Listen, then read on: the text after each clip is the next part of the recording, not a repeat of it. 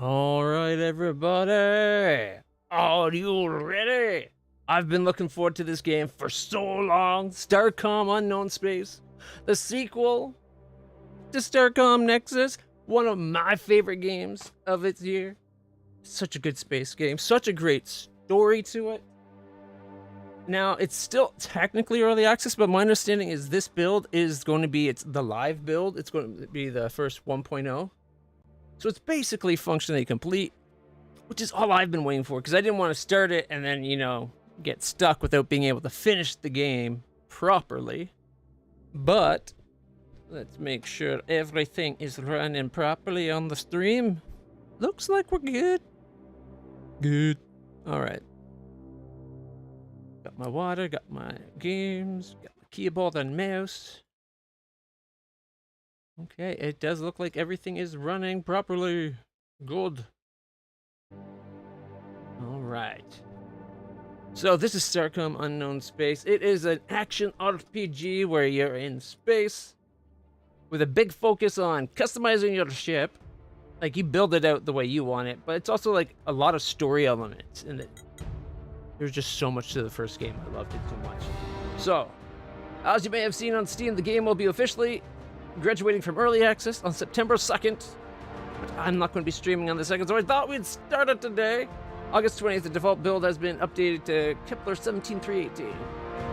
Shown in the lower left corner of this panel. 17318, so we're on the final build. The main change is the professional transition into German. Alright, we got German. As always, you can give feedback. Alright. Let's start a new game, shall we? Alright, Commander's first name is...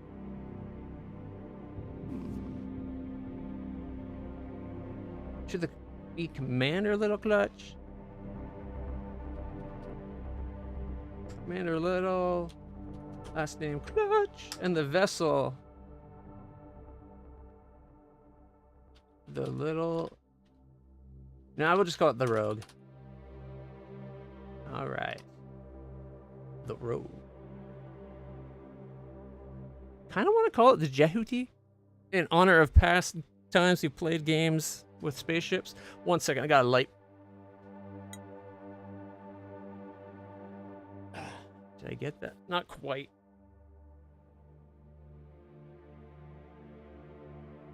There we go. I don't know about you, but I don't like a light bulb shining in my eyes. All right. Vessel name. Ooh, you know what? It could be the Reina after our dearly departed cat.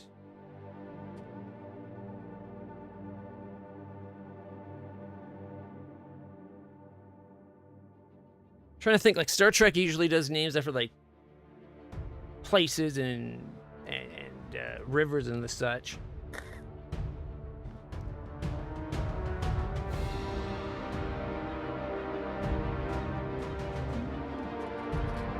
Kitty.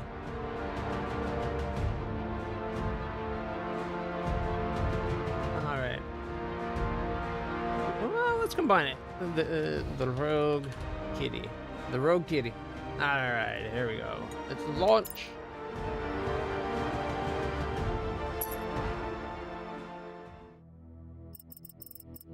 SDS Vessel, the Rogue Kitty, Scout Class. Commanding Officer, Clutch, Little. Commander, 2nd Class. First Officer, Avery Octavia, Lieutenant Commander. Standard Sol Date 2641.11.14. Priority Medium. Redacted for clearance. A service ship departing... Maya station struck debris at -16.6 by -7.7 and sustained moderate damage to port forward deflector. Sensor logs showed a debris field and damaged cargo haulers captured orbit around gas giant J1 all that. No! I might suggest giving us time to actually read that or have it voiced, perhaps. Okay, let's make a quick save. We'll call it the Rogue Kitty. Just started. All right.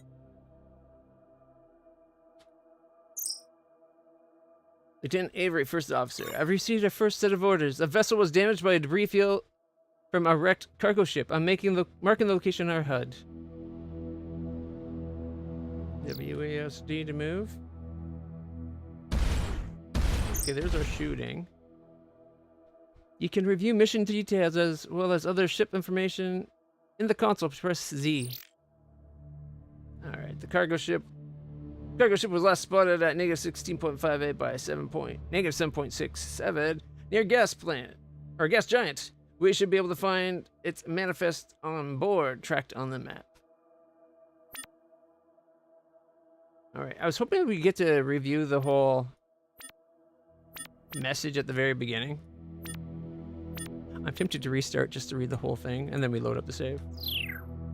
How come WASD? Oh, there we go.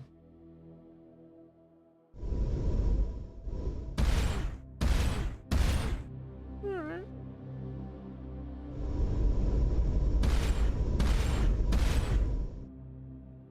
Gonna take some getting used to for the controls. Alright.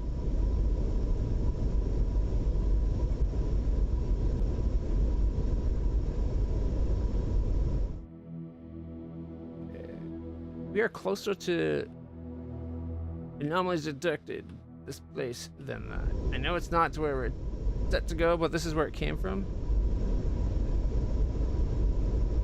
Minus Maya. Maya R944-A. No anomalies detected. But it said anomalies detected. Alright. We don't know a lot about the system as yet.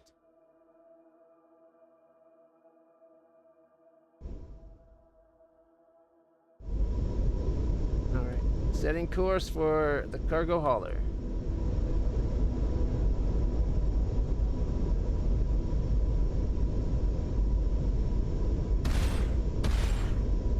The gun doesn't fire very fast.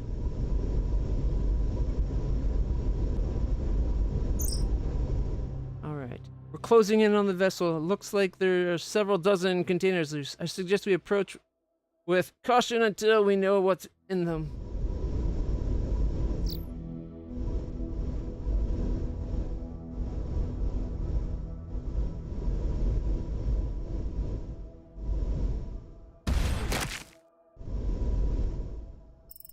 Alright, investigating cargo hauler. Alongside the disabled vessel, the Rogue Kitty downloads the cargo manifest. Cargo contents: miscellaneous waste collected from regional Starcom bases, including abandoned personal effects, growing soil with heavy metallic contaminants, non-recoverable technical equipment, deteriorating xenium from experiments, classified caution, extremely volatile. We can destroy the containers with our plasma cannons.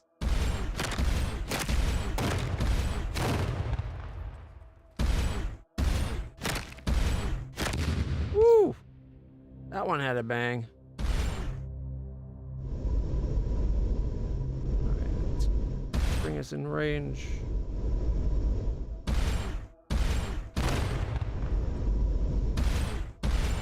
I wish there was a representation of how far our gun would shoot.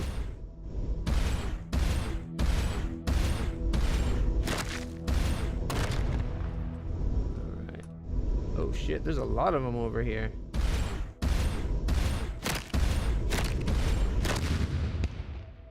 And some of them really have a bang.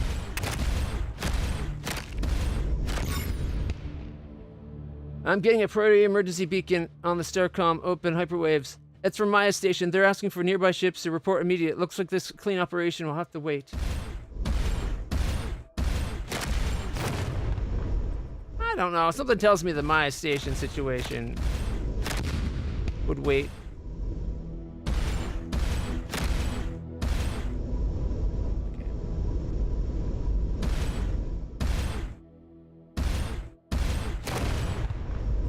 There's a lot of debris here.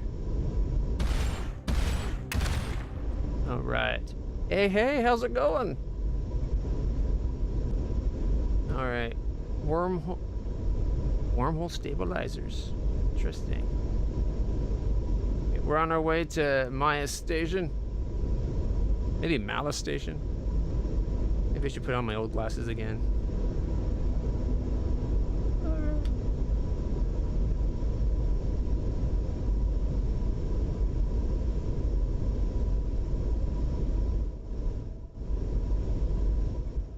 Maya station, hail. Thank you for responding to our priority message. Normally this would go through Starcom Fleet HQ, but we have an urgent situation here. We received an emergency beacon from our outpost on the other side of a quantum wormhole. They must have a critical emergency. I need you to activate the 2 nearby neutrino generators that will expand the wormhole large enough for us to get through them. I know you haven't been briefed on this, but our support ship was damaged by debris and is en route to Merope for repairs. Any questions? I have so many questions. I'm not surprised. This project is classified for reasons I can't go into, but I can't order you to help us, so I'll tell you what I can. What's a quantum wormhole, and where does it lead? It's a primordial wormhole that formed during our universe's inflationary period. Until recently, they were a theoretical solution to certain cosmological models. We believed that if any existed, they would have collapsed billions of years ago. Then we discovered this one. Sci-fi BS, I hear ya. As for where it leads, I can't say. Partly because Starcom Defense Division has classified the information, but also because I don't actually know. So why all the secrecy? The reason for this project being classified are also classified. I'm afraid. Frankly, I think Defense Division haven't had a major project under their control in a while, and it's gone to their heads. Anything you can tell us that we might need to know? According to early research papers, the wormhole may lead to a universe that was separated from ours during the early expansion of the universe. We sent Solano Station through a month ago, and they've begun studying the region. It takes a huge amount of energy to expand the wormhole large enough to send ships through, so normally we only expand it for scheduled supply runs. They do have a way to send a very low bandwidth signal through in case of emergencies, and that's what we received. I'll be able to tell you more once the wormhole is expanded and you've been given clearance.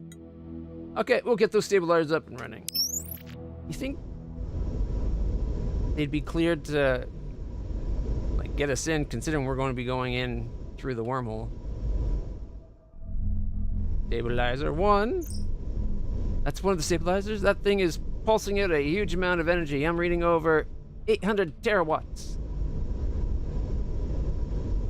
Only 8 terawatts? Like, come on. We could have been dealing with, petawatts.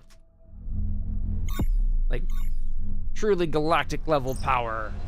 That shockwave knocked out bridge control. I'm trying to restart our systems. Ooh, I like the look of that. Oh, shit. We're under attack! Red alert! Shields up!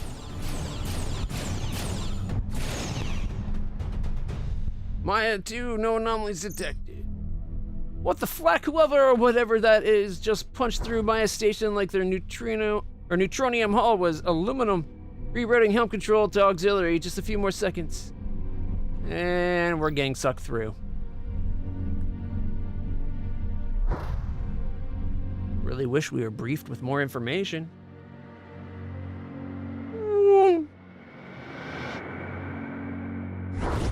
It's a pretty little wormhole.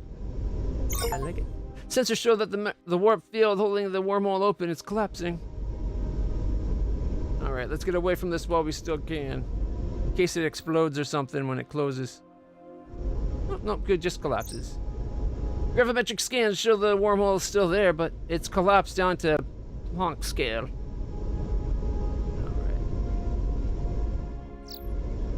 Alright. Let's bring up our map real quick. Solano Station and a yellow star, a rocky planet, and a gas giant. And maybe another gas giant? I've detected a Starcom. Oh, shit. I didn't notice he was talking. I've detected a Starcom beacon on our scanners. It marked its position in your HUD.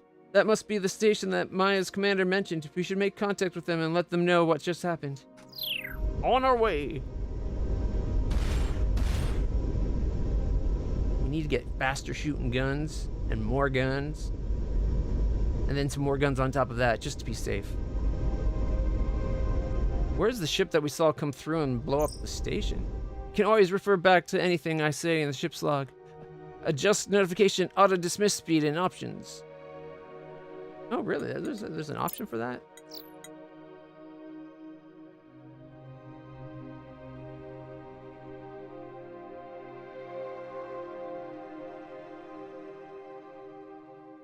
Let's see how that works. Gives us a little more time to read. Solano!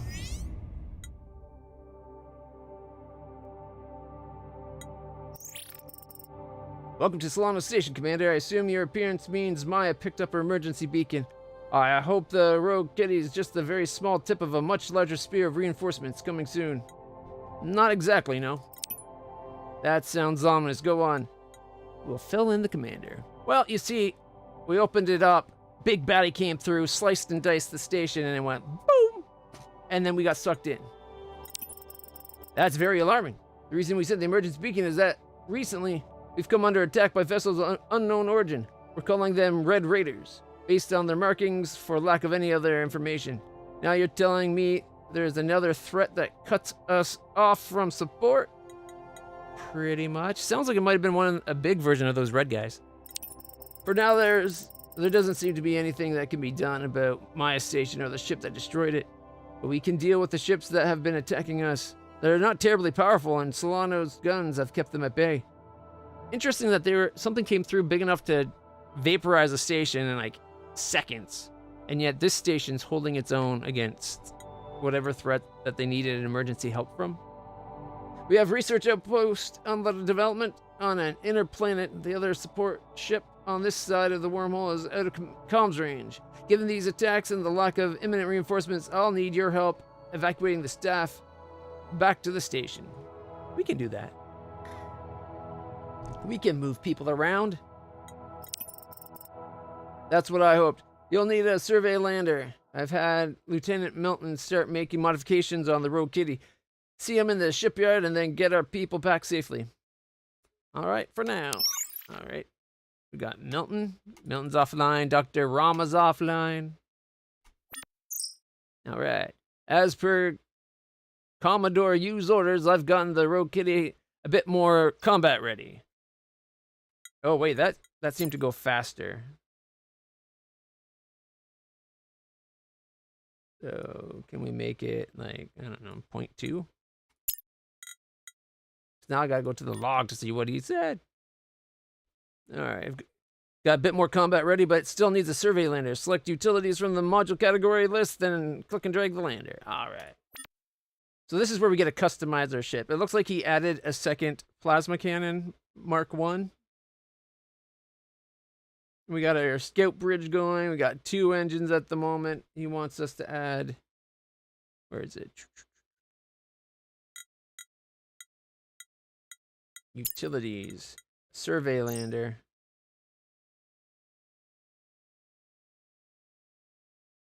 There we go. Add that to the front of the ship. Good, the Rogue Kitty can now conduct planetary survey landings. You should feel free to experiment with different ship designs. We have a lossless reclamator, so you won't lose any resources. Just drag a module off the ship to remove or reposition it. All right. So we know we have plasma cannons. We have deflector, half deflector, mini deflectors. We've got propulsions like thrusters and small wings and engines. All right.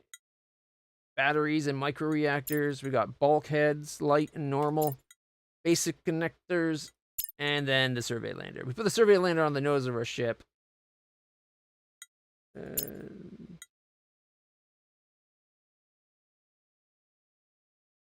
see. All we have right now looks like aluminum, some platinum. All right. And we need copper or chirolite. Okay. Okay, I see that. Titanium for wings. Oh, I want wings. I think this is all we can do for now until we get some yttrium. So we can up our plasma cannons to 3. We are probably going to want more power if we do that. And then, like, maybe shields or something. Alright, but this is what we can do for now. Doubles our fire rate. Gotta admit, like it. You can rotate a module prior to placement by pressing A or D. Asymmetric modules can be mirrored by pressing X. Oh. Why didn't you say so? So if we grab you, we could have it come out our ass.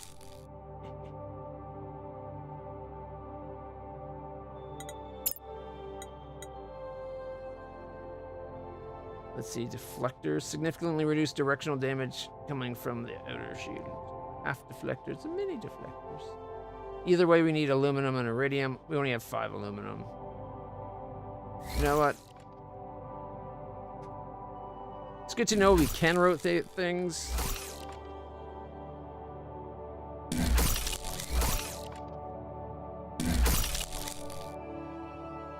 It looks better on the front for now. Once we get more resources, we'll worry about upgrading our ship some more. All right. All right. Emergency evacuation. Oh, okay. I wish escape exited rather than having to press escape, like the exit button. All right. A wormhole gateway. Hostile ships detected. Weapons armed.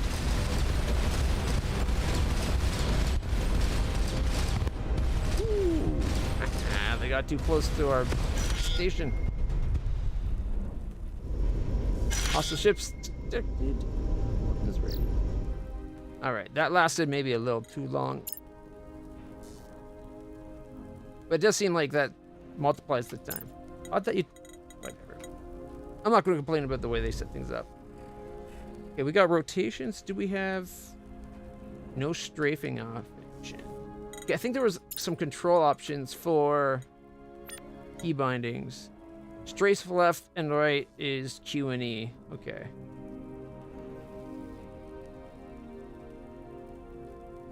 Let's see. Fire secondary spacebar. Do we have like what right click would do?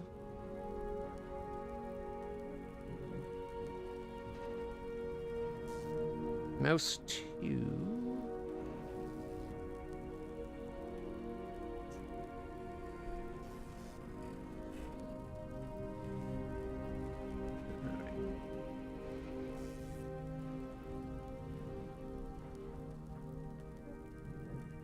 Wait, right click is mouse 1? So I'm guessing left click is mouse 0? As for map, we already got a button for map, okay.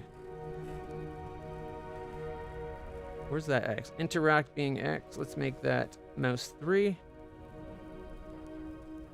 Left shift, turbo can be mouse 4. There we go.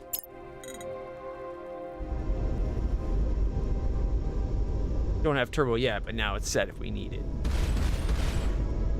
Definitely going to need to get some more power generation.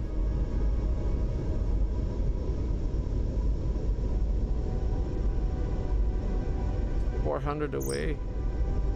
In cruise mode, thrusters will stay engaged. Stepping reverse. Okay.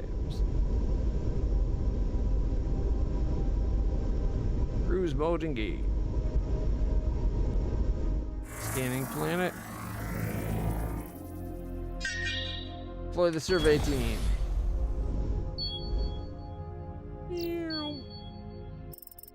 Alright, the ground team is disappointed to abandon the outpost they had been excavating. The ruins of a civilization. Ooh, during a late period of the Fallen Empire. The team had just uncovered an artifact with markings similar to the great structure in space near Solano. But they quickly and professionally evacuate the object and vital material to the lander. Get him back to the ship.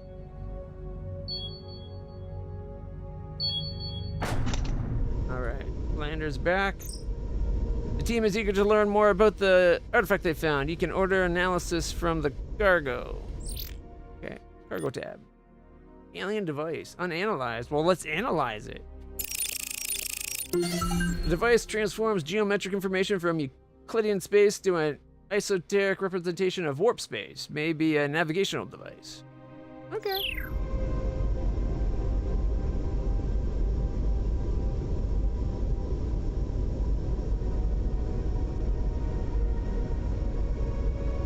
I'm gonna go scan the planet before we go back to the station. Very pretty planet. Disabling cruise, no anomalies. They mentioned something in space near the ship. Is this thing over here? A wormhole gateway. Okay. Stargate. Literally in the space. Aha!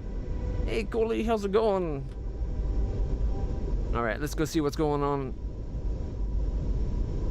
Our station. Commodore, well done, Clutch. Given our shortage of Starcom vessels here, you and your ship will need to take on an outsized role for your experience. Until Starcom reopens the wormhole and sends reinforcements, establishing an outpost is a lower priority than strengthening our defenses. I'm authorizing you to make full use of the resources recovered from the outpost to outfit the Rogue Kitty. I'll talk to our research chief about getting you access to the lab as well. 150 aluminum, 8 copper, 6 yttrium, and 1 chirolite. Unless there's anything else, I'll brief you on our next moves after you've had a chance to upgrade the Rogue Kitty. I kind of have a question. I'm not surprised. I may not have answers, but I'll do my best. Why is this wormhole universe classified? That's a fair question. A whole new universe is a major discovery. We should want all Starcom divisions as well as the civilian sector studying this space. There was a lot of arguing among the division heads on this topic. The final decision, as I've been informed, was that the initial 2-year research phase didn't uncover any serious threats here. Starcom would make a general announcement and expand exploration. I suspect recent events might change that timeline. Okay, all for now. I'm just thinking that maybe they should have made it Starcom military known and then sent more than one station and one ship. And as much as he wants to upgrade our defenses, having a colony that can make resources and defend itself and get more resources to help us defend it and others would be a good idea for doing all that upgrading defense. But what do I know? Oh, you're not feeling great? Well, sorry to hear that. Dr. Rama. I'm Dr. Rama. I'm the head of Solano's research projects. We've spent the past month studying the nearby artifact and looking for clues to its operation on nearby planets. Commodore Yu has just notified me that for defense reasons, we're redirecting our priorities, and I'm to place my lab at your disposal. Incidentally, that's a figure of speech. You are not to break anything.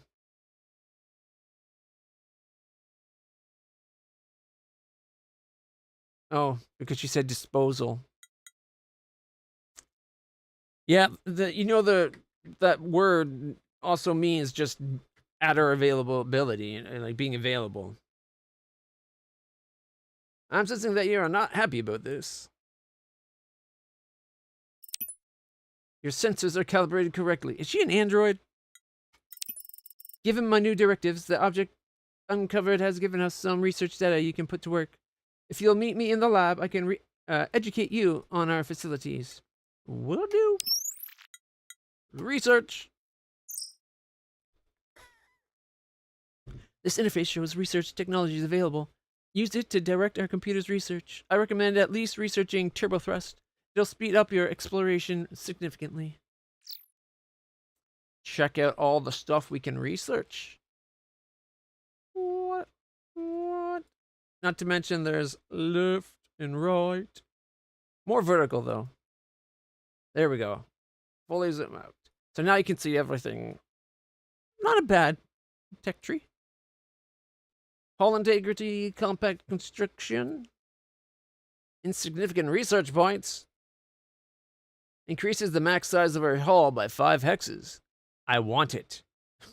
Improved deflectors, thermal analysis. What's this do? Allows simulation of ship's thermal generation for analysis. Which means what? There's some unknown researches. We got engines, turbothrust. Improved handling. Okay. Turbo thrusters allows for our engines to switch to high energy, low efficiency burn for increased speed. It will take 45 of our 70 research points. Plasma coherence. Bolt accelerators. Frictionless bearings. Plasma focusing. Reactors. Chirolite recapture. What's that do? Increases energy production by 7%. Penning cage increases our max energy by 7. So generation and storage. Gotcha. Offers training. Spatial partitioning. Coordinated responses. Resource spotter. Tractor beam. Ooh, what's... This is an unknown... Strange attractors. We're missing some pre-requirements. Universal translation. Missing that. That could come in handy. There's a lot of stuff we got question marks going on. I'd rather the question marks just not be shown. Like maybe just show the first one. Like there's something here, but we don't have enough to determine it. Because showing everything, but just question marks, feels like a bit of a cop-out. I guess we'll start with the thrust thingy. Ooh, ion drives were close. Now just increase max thrust. Alright. Turbo thrust. Research. Impressive. You didn't break anything. Dr. Rama. Stop being a bitch.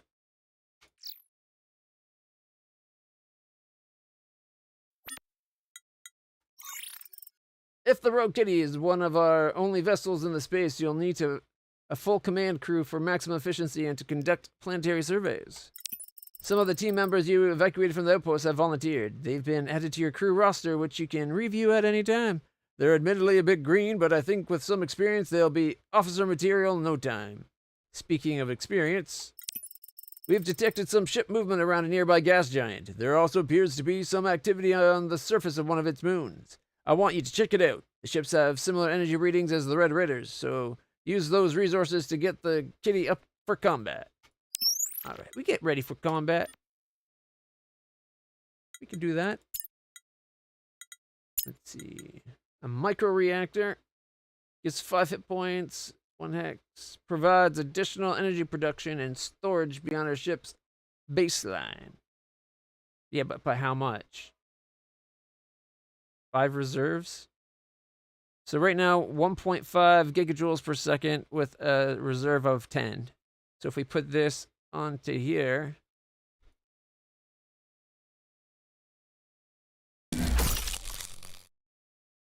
4.5 generation with 15.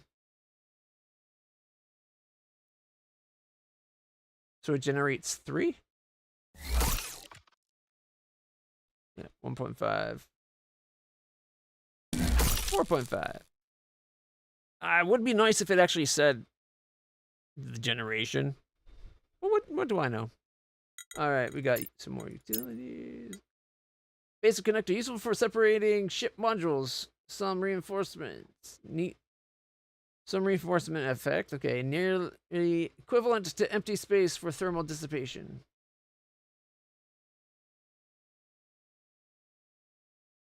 Okay.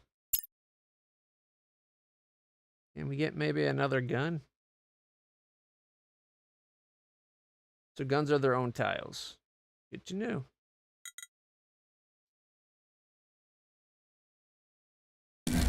What is this? That's just a bulkhead.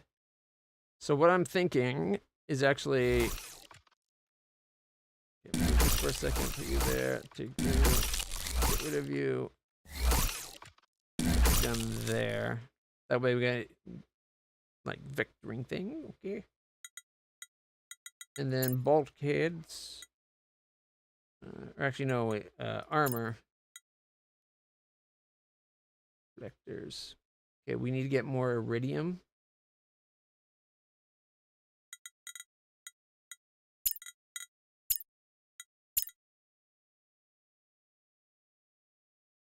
I think this is a good start. Reinforce. So HP 15, 14. Would it be worth maybe blocking this with a bulkhead? Protect the gun, maybe? Got what? Two half deflectors? And then that guy. Okay. That's about all we can do right now, it looks like. Until we get some more iridium. Iridium is what we need to get more of them. We get some armor deflectors up. However, we now have 3 guns, and we're generating 3 more power per second, so...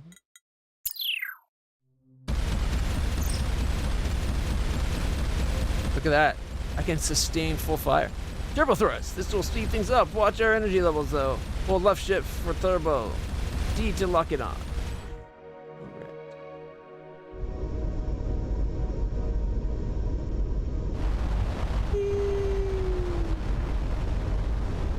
I think even with turbo on, our power generation is okay. Look at that. We're not even going down. This must be the artifact that Dr. Rama talked about. Whoever built it must have very advanced engineering abilities.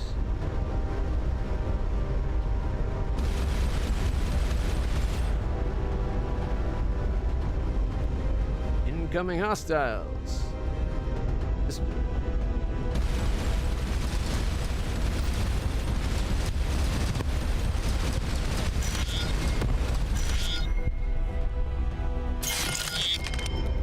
Alright. Those resources. We got aluminum, aluminum, aluminum, and aluminum.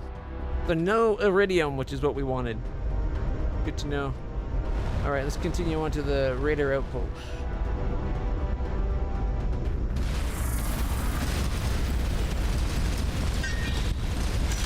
Slice and dice, babies! Yeah! We took 5% damage, but we kicked our ass. Let's do a survey. It's a desert planet. Alright, the anomaly is a partially buried ring-shaped artifact. Roughly 100 meters in diameter. It looks like a Stargate! While technologically advanced, the structure shows signs of a design in progress, suggesting this was an experimental device or prototype. Commander Kepler, observation insight. The rocks and dirt nearby have undergone zero oxidation, so it was excavated quite recently. Alright, Cadet Gleese observes that while the structure is much too large to transport, it has gold connectors leading to what appears to be a data storage component. If provided with power, it might be possible to access the data. Got 5 gold. Have Gleese try to access the data. Engineering plus 10%. Let's go Gleese. 41 plus 10 equals 51%.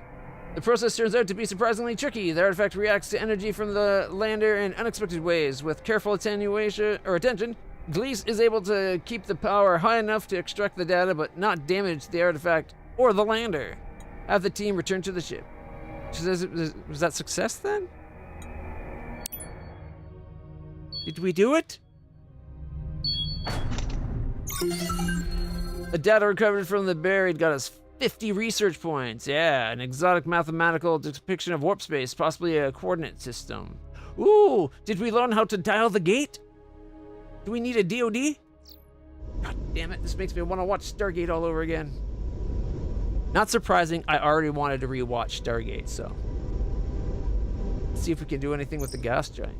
You can get a wider view of known objects, including planets, on our navigational map. Press M or the middle mouse button. Yeah.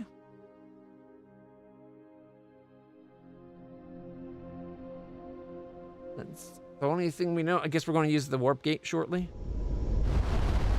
All right, let's scan the gas giant. No anomalies detected. How boring.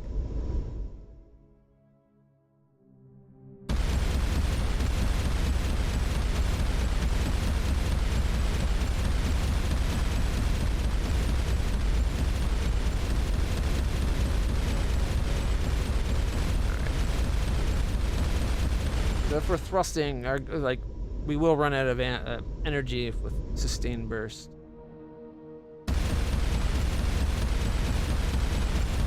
we're not thrusting, it looks like we can continuous fire. Alright.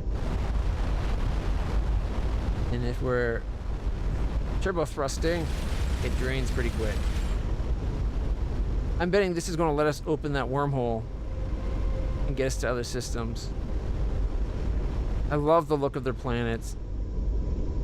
Bringing back Starcom Nexus vibes, which is the previous game, which I love.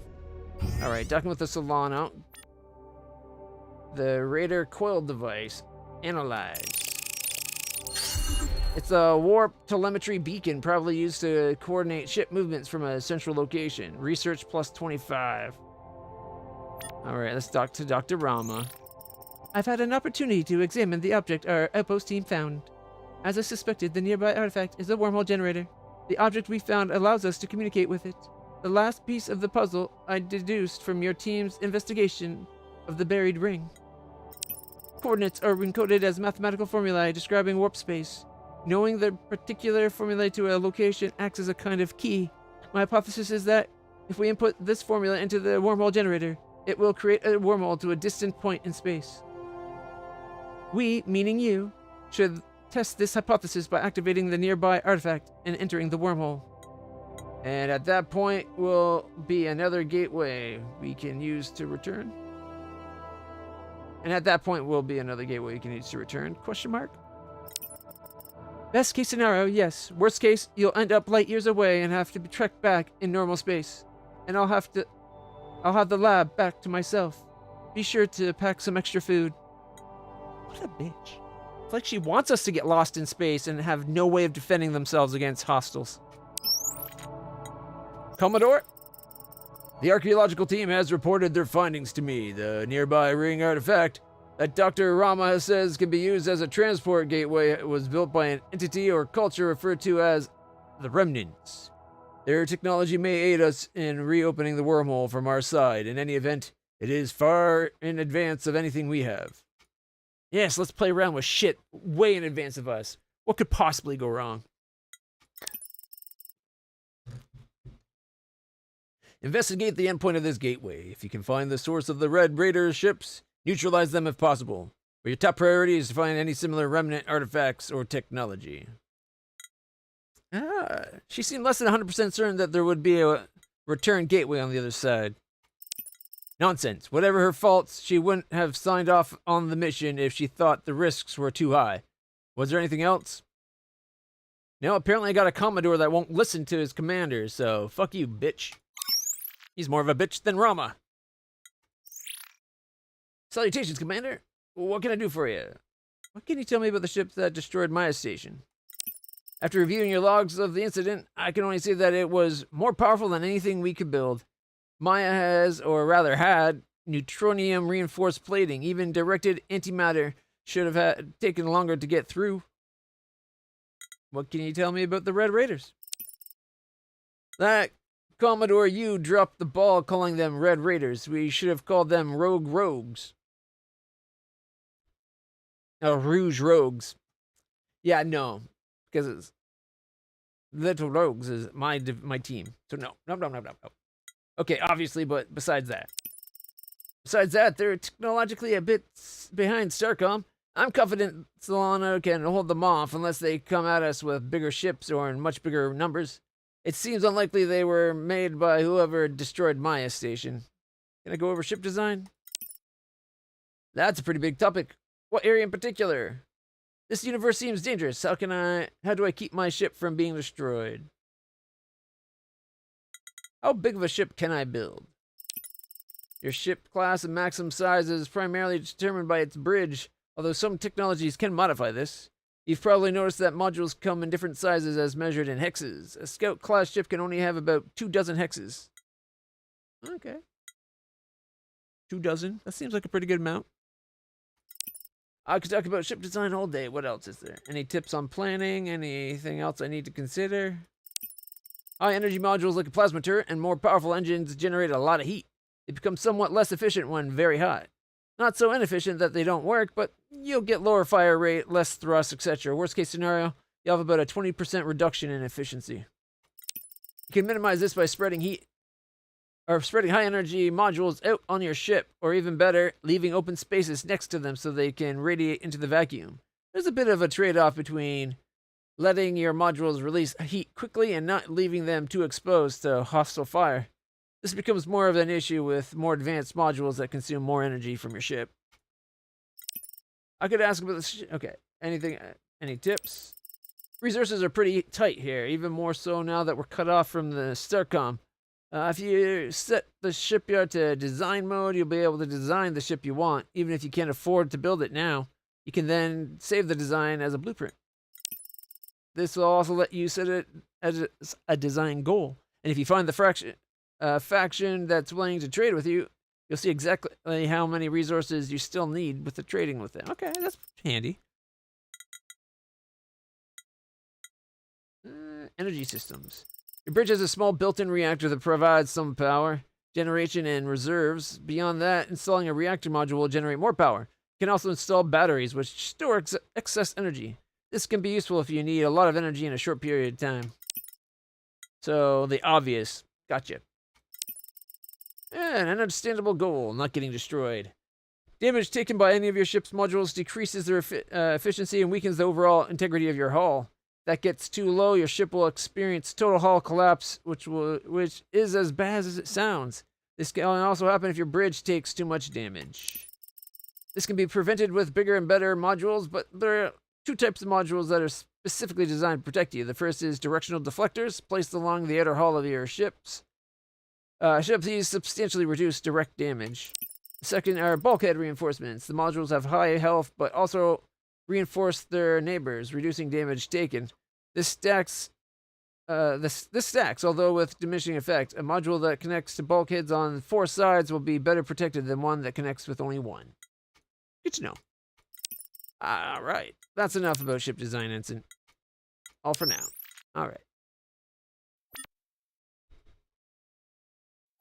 Alright, this is our crew. Alright, we got... Oh, we can rename people. Anybody want to be on the crew? We got engineers. We got Cygnus Lee. We got Chauncey. We got James. Martina. So that's our second in command.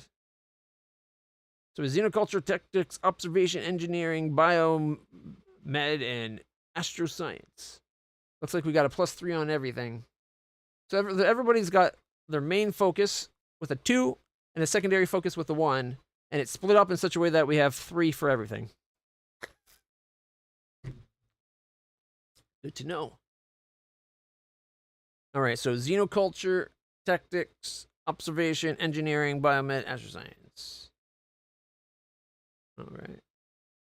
Xenoscience, or xenoculture. Study of alien language, culture, and thought. Officers with high xenoculture are better able to understand alien motivations, make inferences from their artifacts, and conduct negotiations. This is the most frequently used skill for insight and skill checks during anomalies and alien interactions. Then there's tactics, which is tactics. Observations improves skill checks and increases the likelihood of observational insights during anomaly surveys. Includes searching areas or noticing subtle details. Engineering improves engineering skill checks, increases the likelihood of engineering insight during anomaly surveys, alien blah blah blah. Okay. Likely to occur while investigating alien artifacts and technology. Alright, that's our ship systems. Cargo's all analyzed. We got some gold, but that was about it, wasn't it? Yeah, 5 gold. Beyond the gateway. Alright, I guess we're gonna go through the ship point there. Ooh. Gold helps us get an extra engine. Okay. How might we do this?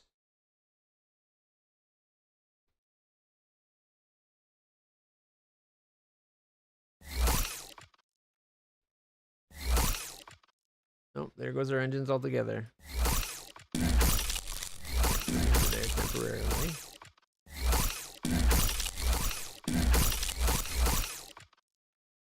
That way there's a bulkhead by each of those. This one doesn't have a bulkhead, but more bulkheads by our bridge and the 2 main guns. Probably a good thing. As for engines, engines have to be direct. Really?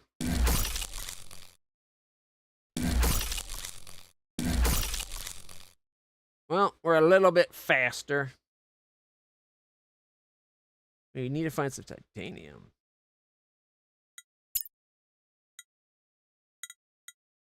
All right.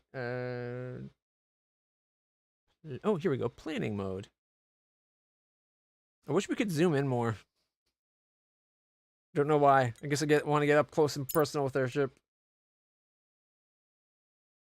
All right.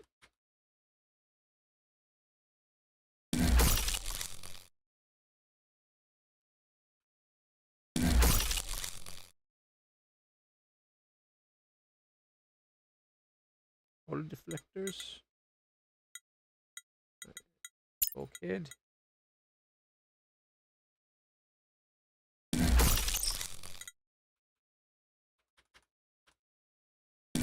In the planning mode, you can design a ship beyond current resources. You can then save the design. Yeah, you told me. Thank you. Oh, there we go. Spread out our engines a wee bit. Where's the propulsion?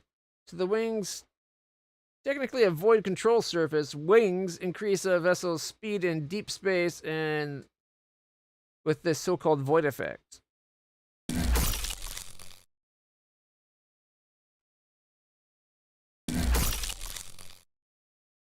All right. Increases turning speed and lateral thrust.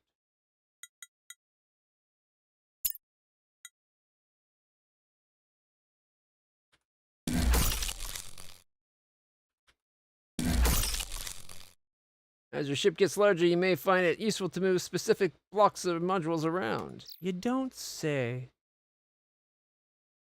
All right, so they each have at least... Oh, no, they don't. So if I took you, swap them around a wee bit.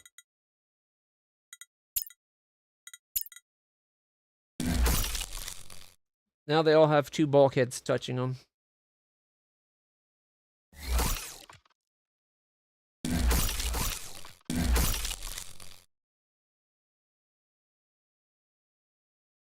Gives us something to work towards.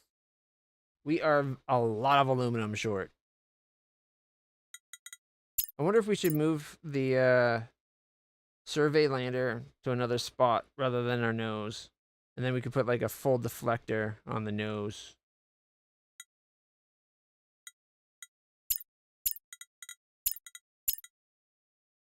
All right, we don't have the battery.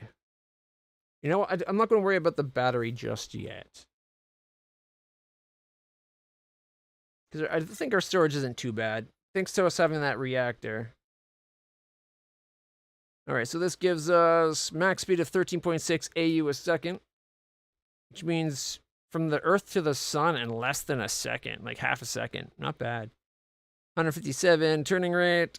Engine draws 1.2 gigajoules. But we get 4.5. Peak draw 5.7. Estimated maximum combat energy draw for all weapons and engines.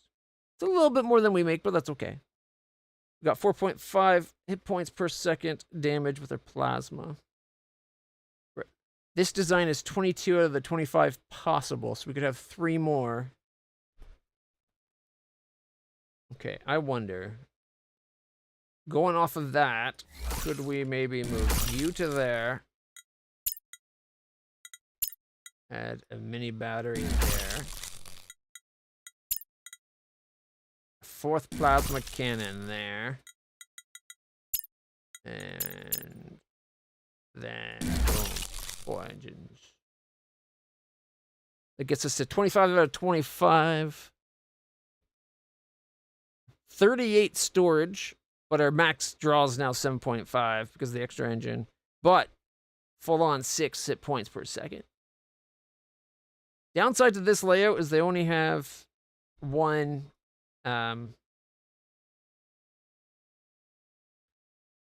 These guys have 3 deflector bulkheads. This guy only has 1. So maybe put our engine there, move him there.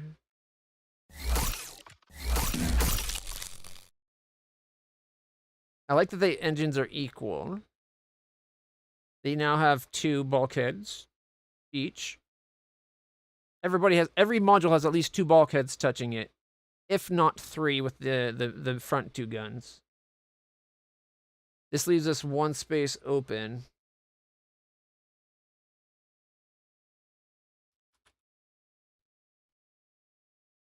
Half deflector, half deflector.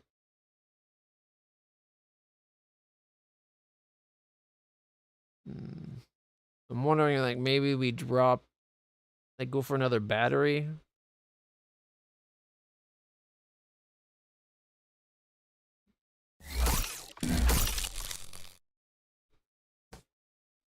Or we could go for the extra propulsion like we were doing before. Ooh, you know what? I like that. That looks pretty good.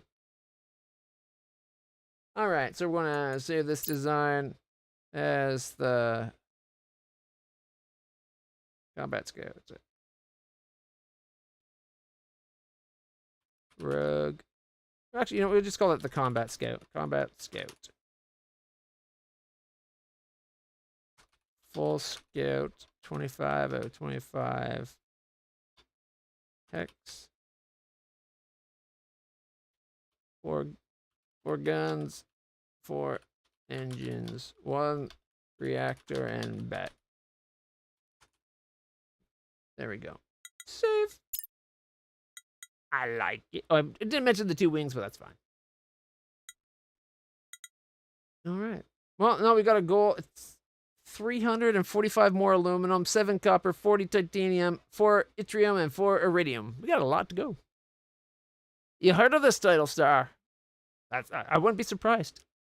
You might have even heard it from me. I've talked about it a bunch. It's the sequel to Starcom Nexus, which I loved. That game was amazing. This is still technically early access, but this build version is the version that will be the build when it goes live for 1.0, which goes live on the 2nd.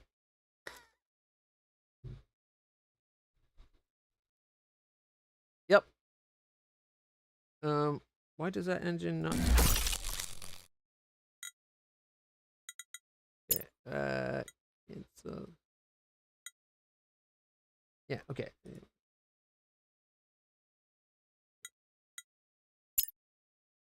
So that's what I'm trying to make my ship. However, we're not there yet. We're like 300 resource, a little over 400 resources shy. All right, let's exit. Current ship design, resource deficient. Okay, yeah, I know. That's silly. If you exit, it should just auto revert. What could we do before we leave with what we have?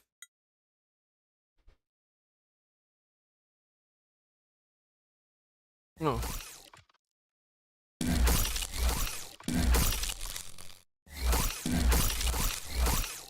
This way, there's 2, whatchamacallit. Actually, no, these guys only have 1. How much?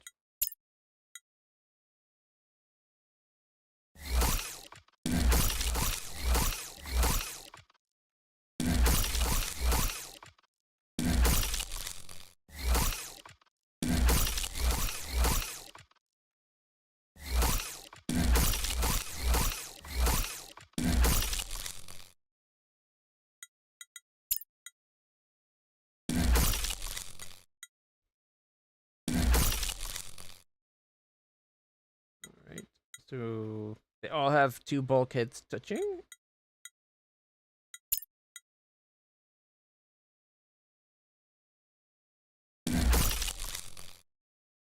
See how much? No, we can't even go that far.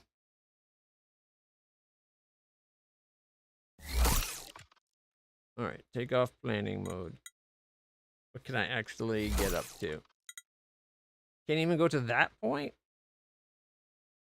Okay, what if we change to light bulkheads instead of full bulkheads? Can't even do that. We can do this, though.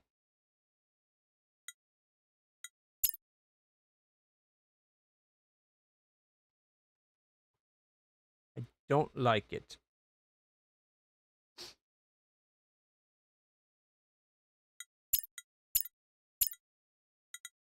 Basically, we can add an extra engine.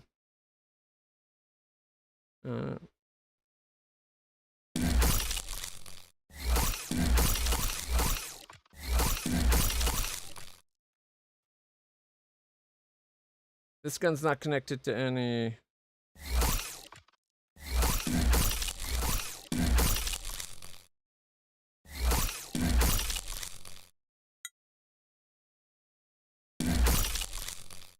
At least gets him one bulkhead. Everything has at least one bulkhead. The reactor has two. And as soon as we can get an extra bulkhead, we will.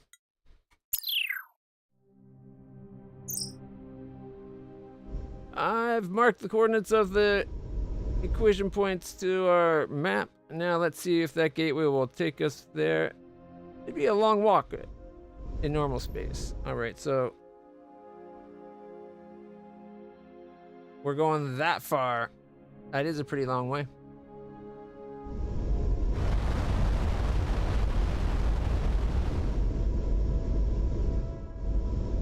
Alright, out of the gate.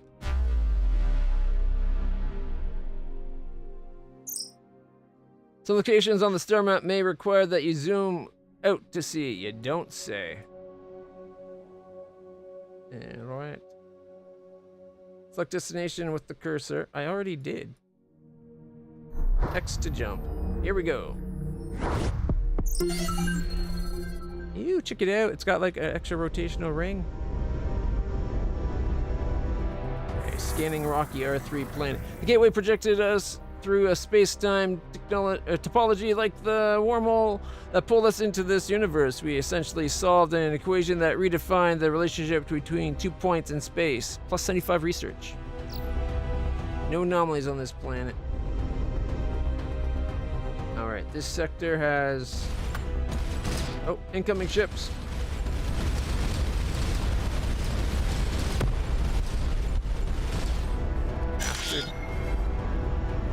Calyptus. Ow. Stop ramming into us. Alright, we're picking up a bunch of aluminum. Ooh. Bigger ship.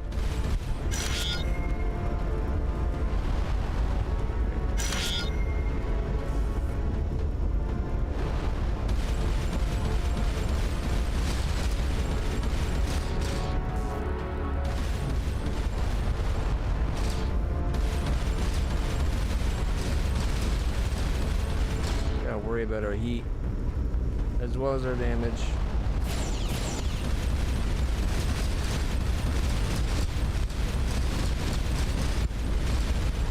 Whoa. Didn't realize I was facing the wrong direction until it was kind of thrusting quite far ways. Ooh, we got him! Yeah. Found another aluminum. Cadet signal. Okay. These appears to be the same ships we encountered near Selena. Commodore Wu wants us to investigate their source. Alright, we will. Let's start scanning more planets. Ooh. Anomaly detected. Sending survey team.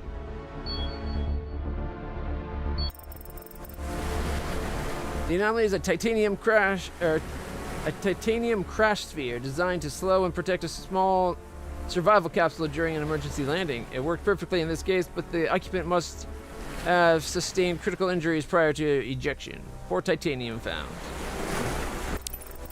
The body has been reduced to a little more than a skeleton, but by local fauna or microfauna. So all the team is able to ascertain is that they were a biped with 2 arm-like appendages and 3 ocular cavities. The structure expands on ejection into an optimal geometry for both dissipating friction, heat, and absorbing impact. Costs another 20 research. Nice. Devout attack group. Course to avoid retrace. Drone production site. Have the team return to the ship.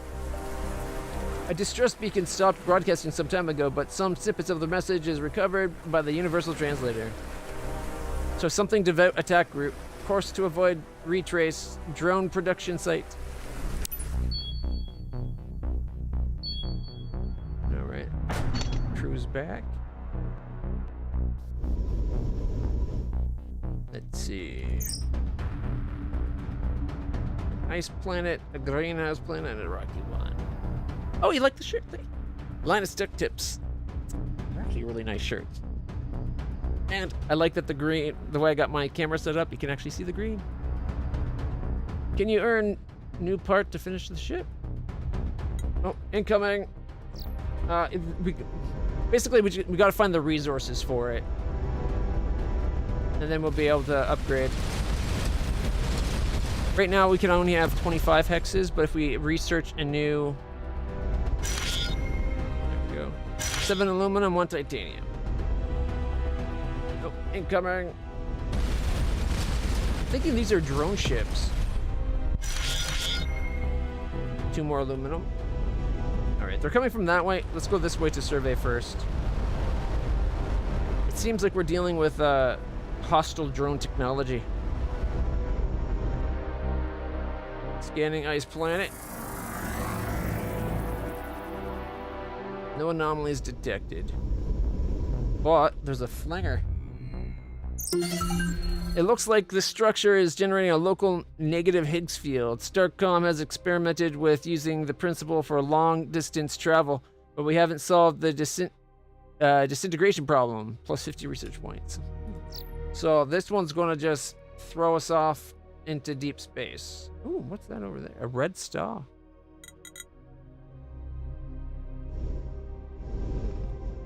I really want... Whoa! Well, I guess whoever made these accelerators solved the disintegration problem.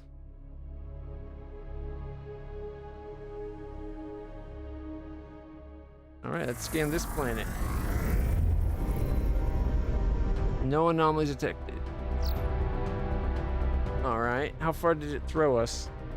Really far. Yellow star, white star, desert, rocky, desert, desert. I guess we'll explore this system a little bit before we go back. Hostiles to the right. A raider, oh, a destroyer. You know what? We'll leave that side after we go this way. Yeah, we took some fire, but our ship is self-repairing. Sending survey team.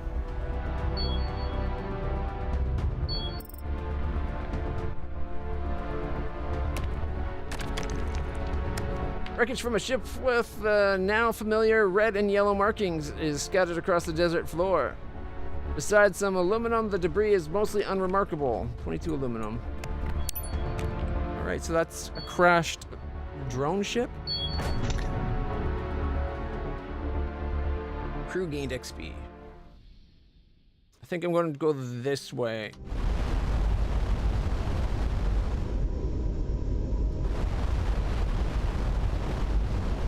Just because there was raiders coming from the right. You can set autopilot destinations by control clicking. Really? Okay, well, control there. Keep wanting to escape out of it, but you have to click the button again.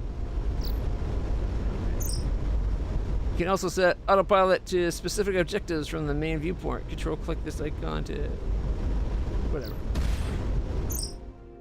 The autopilot destination is far away. I'll try to take advantage of any known fast travel phenomena we've discovered. That's cool. Scan the desert planet. Oh, wrong button. You can always take the direct route if you prefer. Ooh, another anomaly on the surface, deploying a science team. This planet was home to a late pre-industrial civilization in the last 300 to 800 years, based on radiological dating, a mere blink in the geological timescale. There are plentiful resources or sources of text for the universal translator. A dominant theme is the imminent return of a celestial emissary. Descriptions of it vary, although a constant or consistent element is a long blue trailing veil, suggesting it could be a comet. The latest surviving texts are confusing, making it difficult to discern between a religious beliefs and scientific observation. The textual record is incomplete, but it appears the civilization's collapse was very close to the arrival of the emissary. Have the team return. So there could be a comet in system we can find.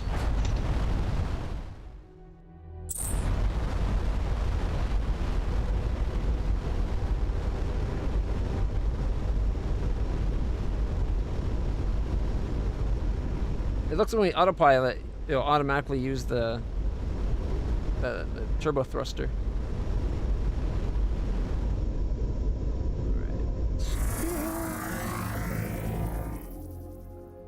No anomalies found. Alright.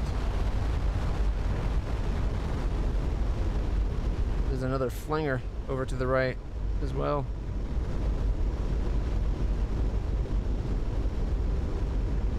After we get this place scanned out, we'll go back to our base to get some research done. Maybe upgrade our ship some more.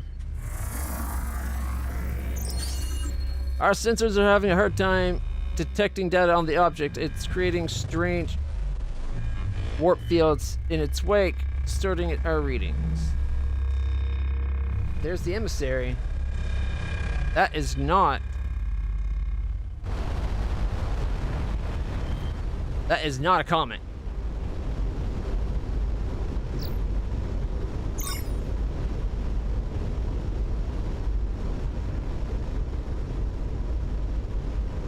Lost it.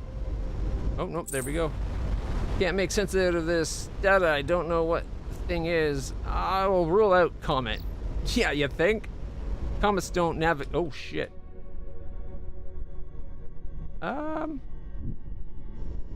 What's this? I don't know if you can scan the stars. I don't think so.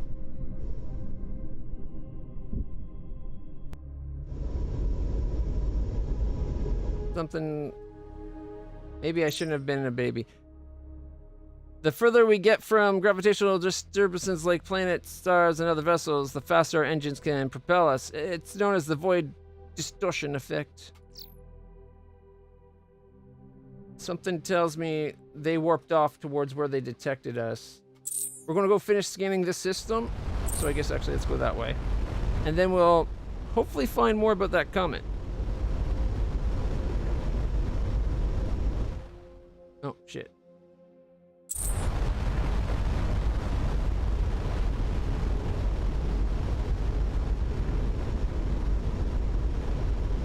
I was trying to move the map and apparently it just tries to move our ship.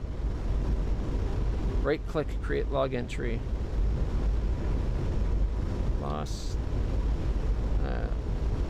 trail of emissary comet ship.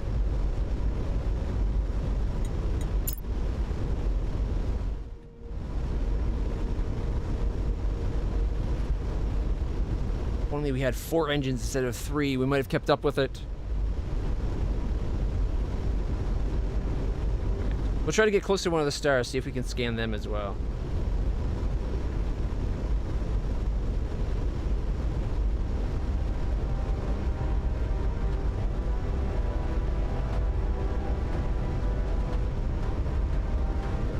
Alright, there's the destroyer.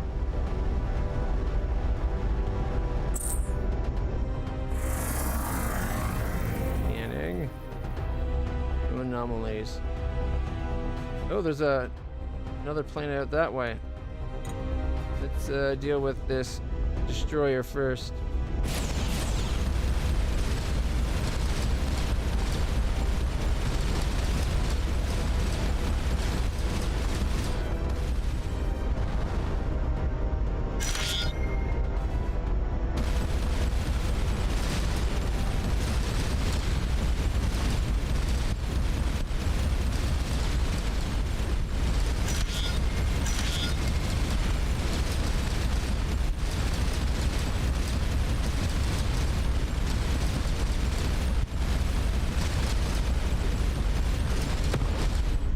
Got him!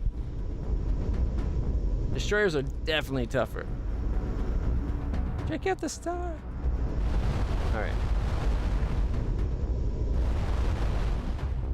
Oh, another incoming. Oh, was that a station? No anomalies detected. Yeah, I was going to see if they wanted to talk, but they want to die. Far be it for me to say no to their death. Suicide by Starcom, I guess? Alright. This programmable nanite superfluid has a very short half-life, but our crew can make use of it to effect quick repairs. 25 research points. Alright. Now that we're over here, we detected an extra planet. I think we'll leave the flinger for when we come back upgraded. So after we do the lunar module thing here, we'll head back to base. After we scan a planet, I can account for its mass entropy in the warp metric equation, reducing the void drag effect on us. Sounds cool. In an explored system with no hostiles, I can create an optimized void solution for our engines. In other words, we'll be able to go faster through systems we've explored. Not as fast as in deep space, but a decent boost. Cool. Cool, cool.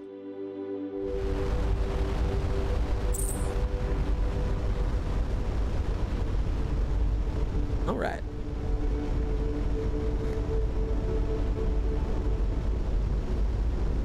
Moonscape. It's a mining and fast speed combat set. Doesn't sound familiar. Definitely we'll have to check it out.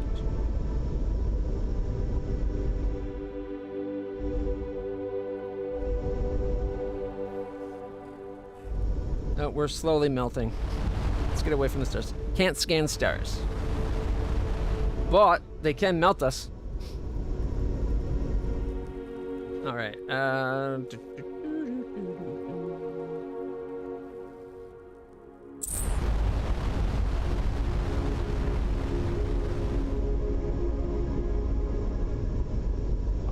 Thank goodness for self-repairing nanostructures. Whee!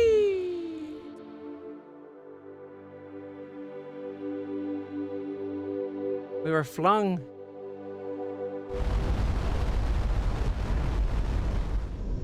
All right, let's go find out what we came here to find out. Which is where the bad guys are coming from. I'm guessing it's from the flinger. Scan these two planets. Oh, greater outpost.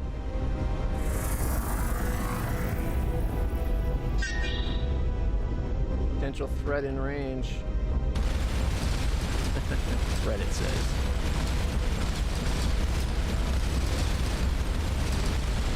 Oh, this one is a lot stronger than the last one we fought.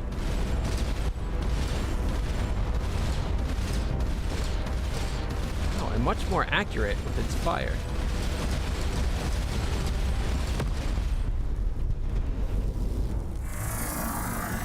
Planet. No anomalies detected.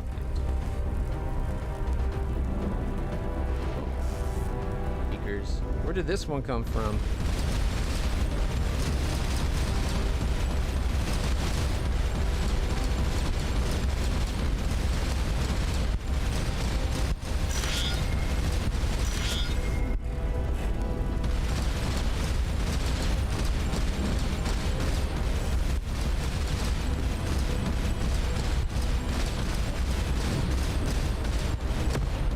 This did not want to go down.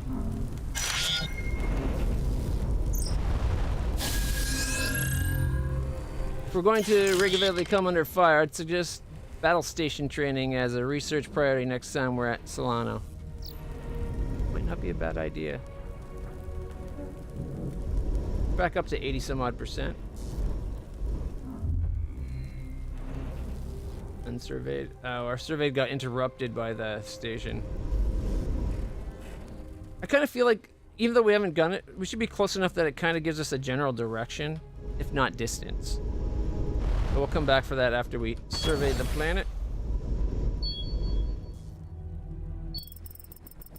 There's little of interest on this methane-choked planet. The most advanced life form is a grass-like fungus. But sometime in the last few centuries, someone fought over this wet rock, as demonstrated by a half-sunken gunship. While nature has stripped away many of its resources, some turrets still have their yttrium capacitors. +3 yttrium. Turn to the ship.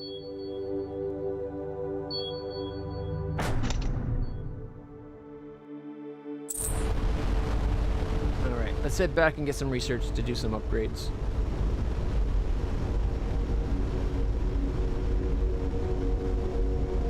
Really pretty planet.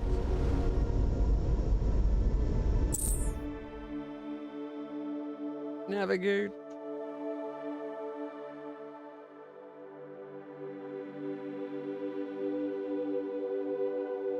Yeah.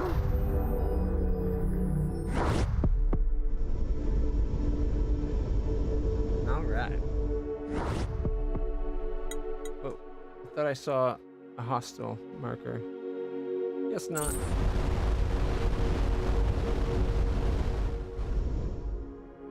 Oh. Hello.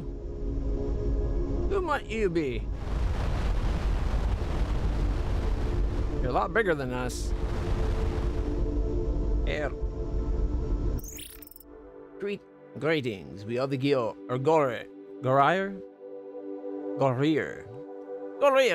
We're the Gorir. We have made contact with our representatives at Solano. You are Commander Clutch of the Rogue Kitty? That's correct.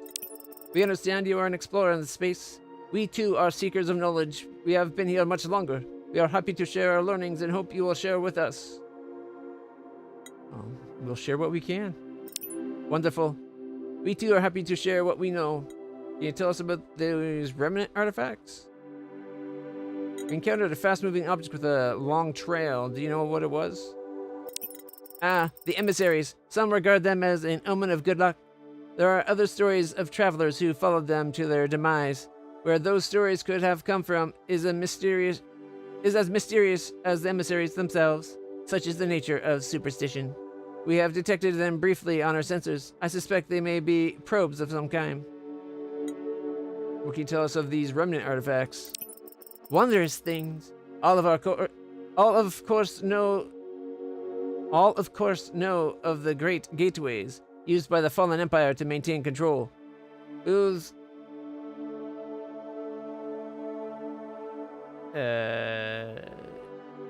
shibboleths are now justly guarded.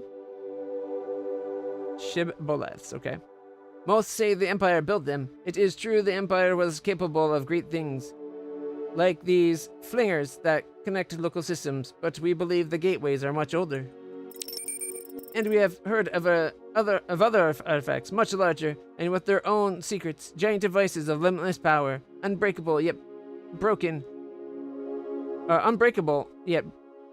broken vessels, worlds surrounding worlds, and more. If you find any such things, we hope you'll share with us. Xenoculture Insight. The pre-translation structure suggests they have not just heard of some of these, but probably observed firsthand. Can we trade? Various factions likely have different base preferences for resources, as well as preferences driven by their current supply. Alright. You can see a reminder of how much resources are needed to build a module by hovering over a resource icon. Containment objects, energy cells, power interfaces. We have no silver right now. So these guys value silver?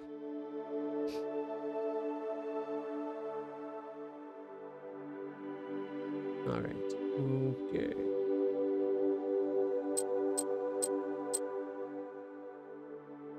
Now, let's see if we try to get enough to complete all of our upgrades. How much silver will we need?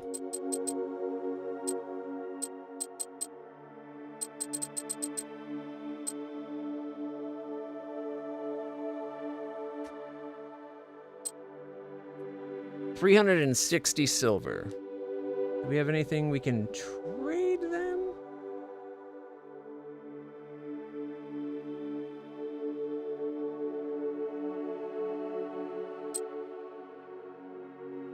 All right.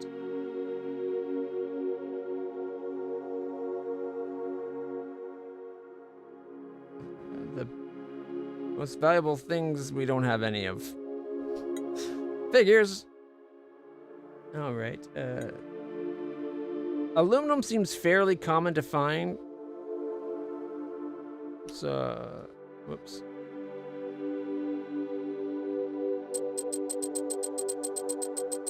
I guess we could reset that. Let's see. I'm not going to trade for things right now, just because I think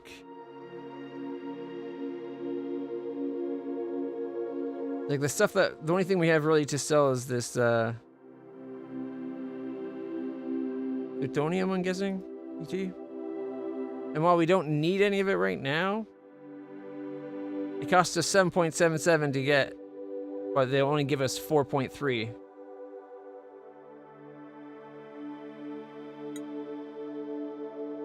All right. And communications. All right. Let's go back to our base. Interesting. So we've met another species. At least one species is friendly. All right. The fixed barrel. Let's analyze the fixed barrel. If we can find additional parts of this weapon, we'll be able to research building it ourselves. Nice. How about the fixed accelerator? Parts of a fixed plasma weapon. Similar to our turret, but designed for a fixed gun with longer range, more power. Sweet. I take it we only got 2 of maybe 3 pieces needed.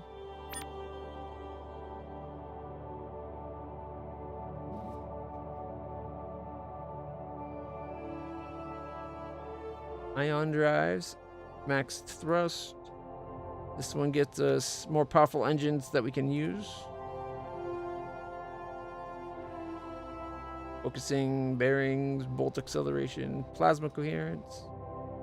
I'm guessing damage and such. All right, let's see. Officer training. Ooh, tractor beam splitter. Allows our tractor beam systems to collect 2 items at once. Yeah, get that going. Wave deflector. An additional tractor beam. Stranger tractor. Increase the speed and range of our tractors. I really want those. I'm going to hold off for a second just to see what else there is we can get. Sensor calibrations. Increases our detection range by 10%. Minor boost to max viewport range. It's only 35 points. Could be worth it. Further extends the maximum range. Allows construction of a scanner module, which will increase max detection range. All right. And then we get survey efficiencies. Increase the speed of planetary scans and survey landings. Increases the range at which we can detect other vessels by 30%. That's pretty good. Connects sensor archive data with nav computer, showing exploration fog overlay on map. Ooh, I kind of want to get all the sensor stuff.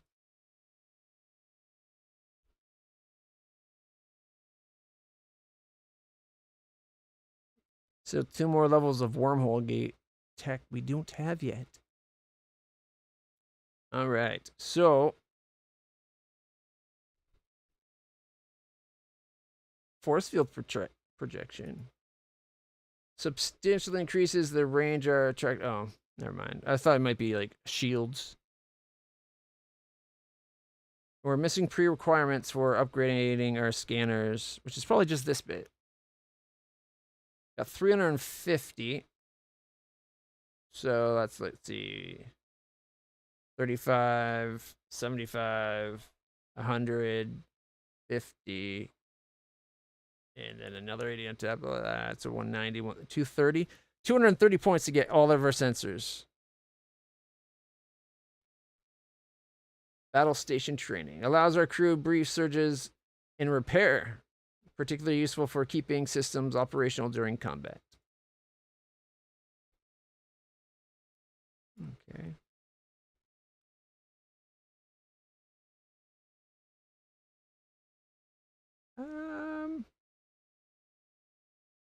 Improved deflectors, bulkheads, thermal analysis. Allows simulation of ships' thermal generation for analysis. What does that get us in game? That's what I'm curious about. Improved handling. Engines and ions. Chi rate recapture. Increases energy production 7%, and that's 7% of storage.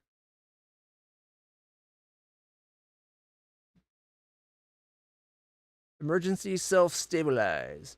Any crew with at least one biomed will quickly stabilize themselves up to 20% health when back aboard the ship. That could be good. Resource spotters. Every crew with at least one Astro increases the expected value of resource drops 15%.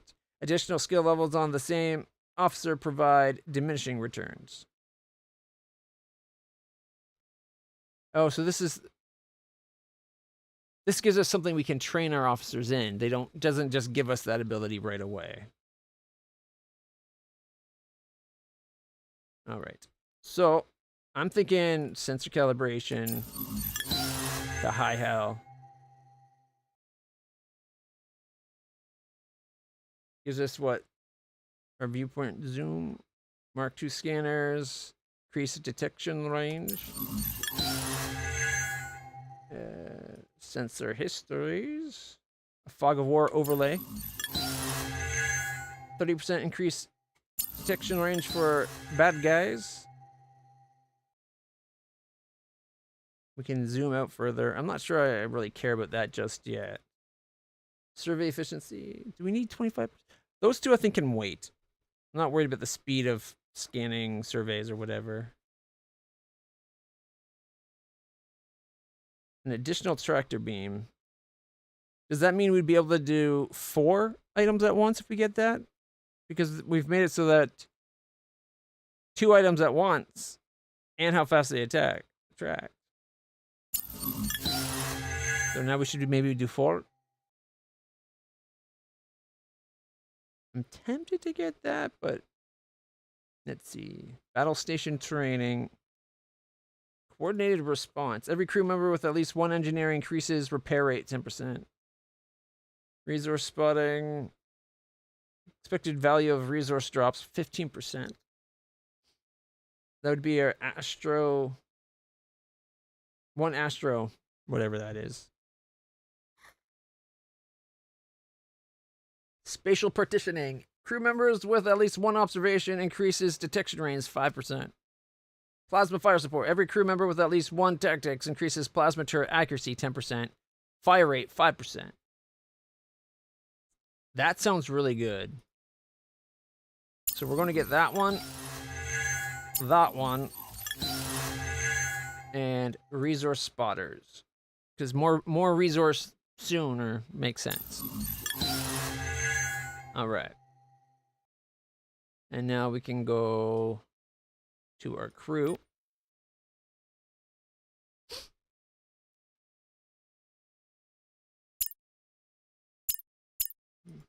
I'm guessing that maybe those do take effect right away. All right. You've been watching SG-1? I've been watching SG-1, bits and pieces of it anyway. In the mornings when on CTV Space, which is the Canadian Space Channel in Ontario. Channel 50 in my zone. And it's on at like 6 o'clock and 7 o'clock in the morning. On Tuesday, Wednesday, Thursdays at least. I don't know about Mondays. So I watch it while I basically put the Space Channel on whenever I go to work. I get a bunch of Star Trek, all the Star Treks really, but depends on the days. Every day has OG Star Trek 2 episodes, 2 episodes of Next Generation, and then it goes 2 episodes of Stargate SG-1. I haven't seen any Atlantis, which is unfortunate because I prefer Stargate Atlantis to SG-1, but I do love them both.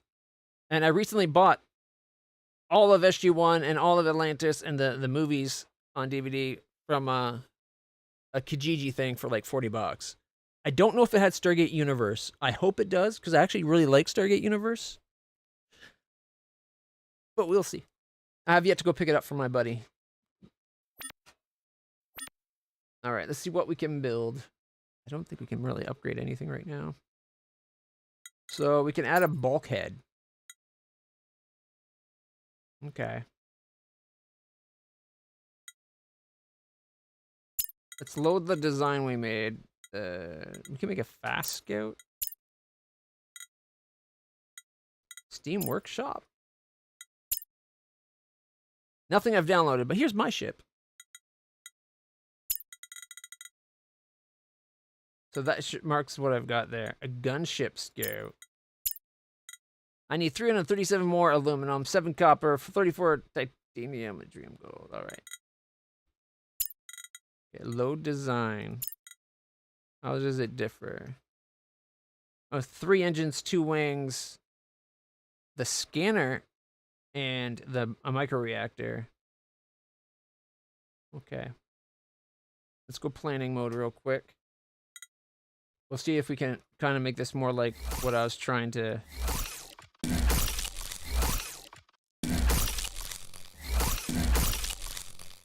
have. Alright, let's see. Reactor there. Temporarily. Scanner. Gun. There we go. I do want to keep the scanner, but I'm not losing a cannon. Alright, get the battery.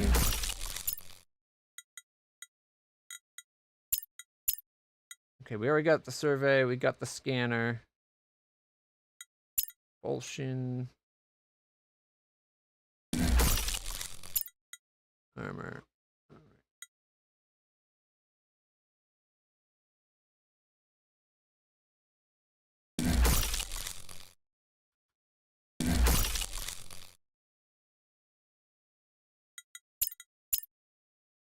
Actually, if I take this off planning, can we still...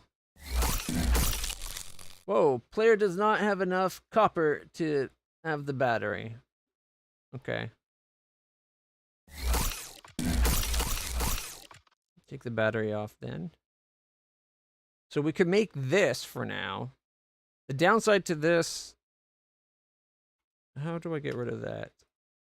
F11? Alright. So the downside to this is we don't have the bulkheads. So I think it's reduced damage. Or like we don't get the benefit that bulkheads give to things. Okay. The only thing we could add to this would be another scanner or basic connectors. Useful for separating ship modules, some reinforcements. I'm worried about how much heat would be generating with this layout.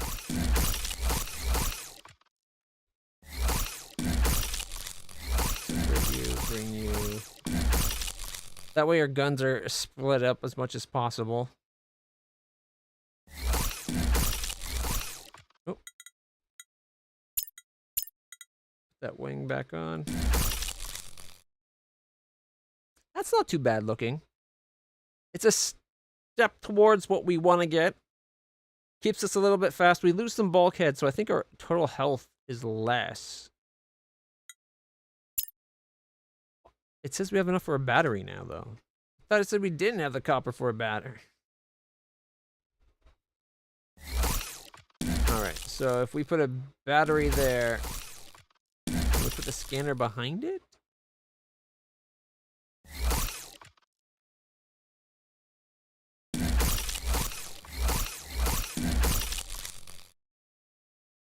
Yeah, I don't love that. I don't mind that.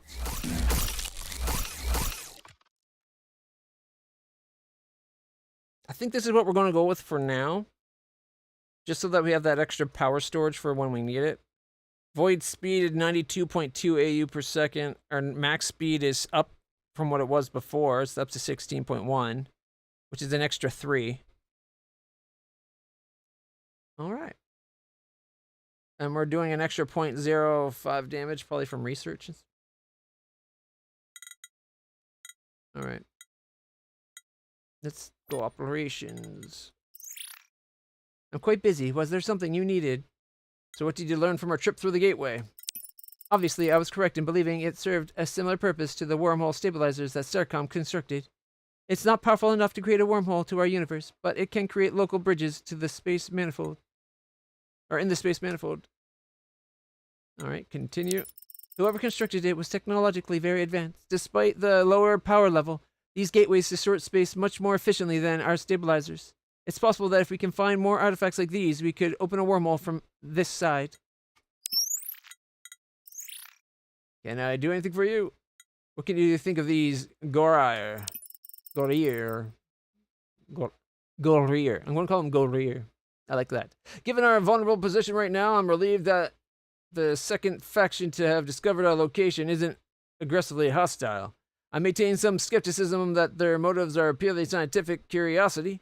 For now, consider them a source of potential information, but with caution. Alright. Hopefully we can find one more of these fixed barrel thingies.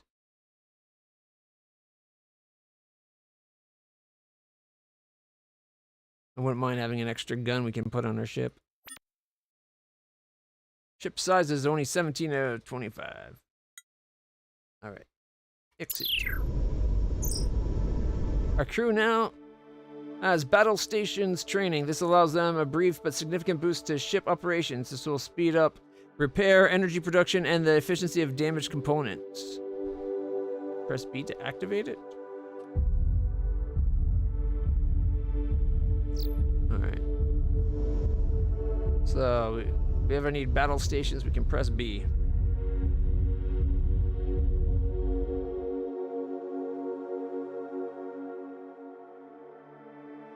Hey, look, we detected another star. Actually, let's maybe not go to the star itself.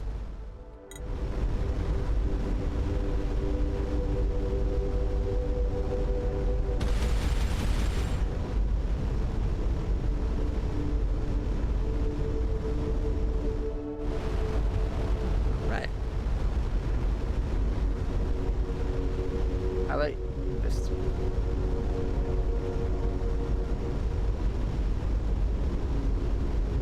It would be nice if it gave you an ETA. We're going 8,000 AU. Ah, that's not that far, right? What's a few thousand AU between friends? Besides, we speed up.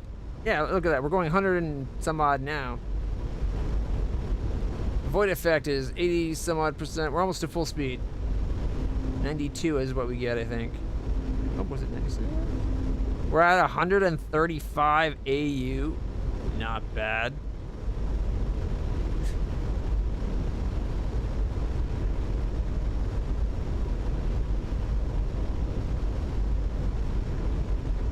Oh, is that battle station's cooldown? Cool. By the time we get there, battle stations will be ready again.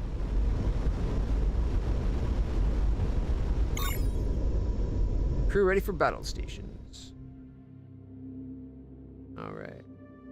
There's a gas giant, an oceanic, and a rocky planet around this star. Plus, we now found another star.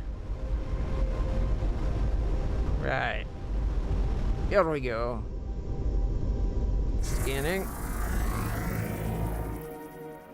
No anomalies. Ooh, look, there's another wormhole. Or another jump gate.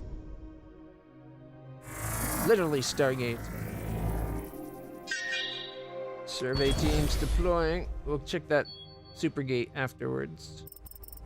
After we finish the system. It seems some climate disaster in the past century caused much of the surface of this planet to flood. Judging from the visible technology, the planet was in pre-space era. The team lands atop one of the few tall structures to protrude above the sea surface within which the anomaly signature originates. As Cadet Gleese examines the architecture, a trapdoor suddenly opens, plunging them into the briny water. Before the team can react, they are dragged off into a submerged building by crab-like creatures, wielding some kind of spear guns. Fortunately, Cadet Gleese's suit telemetry shows they are unhurt and still with several hours of oxygen. Have the team use their superior technology to attempt a rescue? Moderate difficulty, -5%. Or have Cadet Triton tried to negotiate with the aliens for the release? We have better chances of that. 43%. Cost us 11 aluminum. Cadet Triton's initial efforts to secure Glee's release are unsuccessful. They resort to a classic trick of diplomacy, a bribe. Boo. I wish the way it's set up, I don't mind, but I wish it told you not just the modifier, what you will get, like, the modifier you get based on your skills, but like what you need to succeed, the actual value we need to succeed. I'm guessing we need above 50, but... Oh.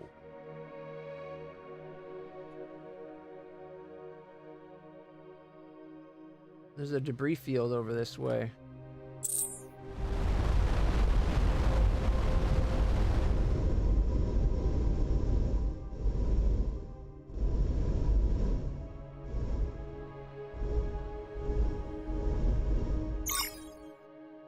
Deja vu, these containers have a similar marking to the ones spilled by that cargo ship near Maya.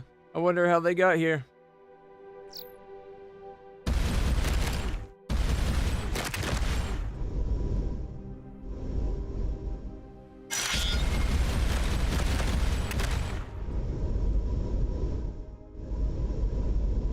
You know, as long as I get resources, I'm okay.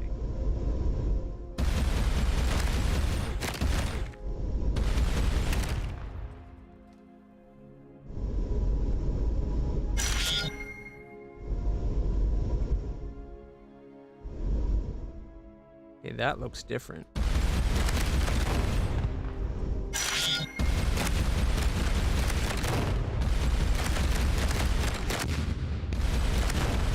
Note to self, red ones cause big bada booms.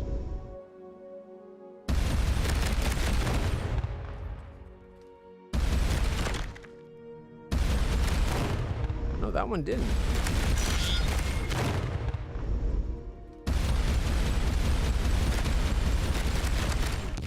That one did. Oh, very sorry. We got some yttrium. Aluminum. Good, because we need to recover what we've lost from that last mission. Alright, scan the planet. Oh, there's an anomaly on the planet's surface. Ooh, Starcom component. Interesting. We found a piece of tech from our own peoples.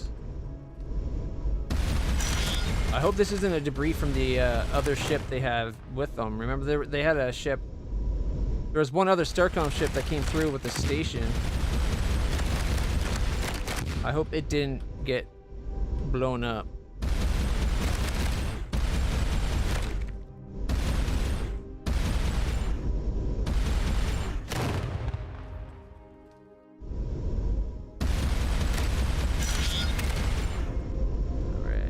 Aluminum. Alright, before we go down to the planet, let's check our cargo. Analyze the components we get here. A device for controlling xenium reactors. Since this is our own technology, we're not likely to learn much scientifically from this debris.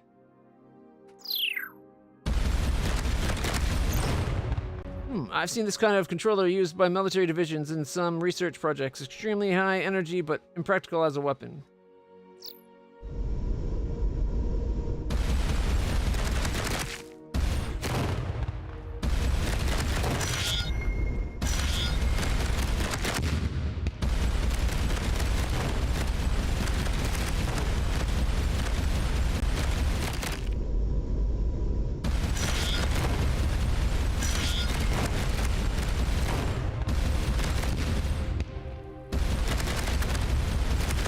shockwave actually hit us?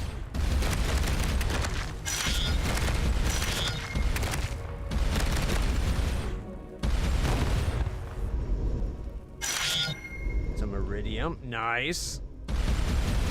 Very nice.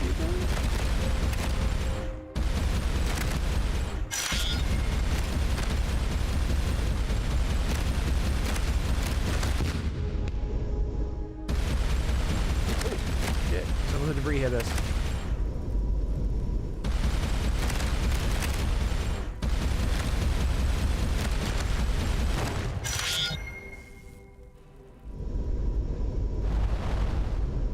Any other debris to get?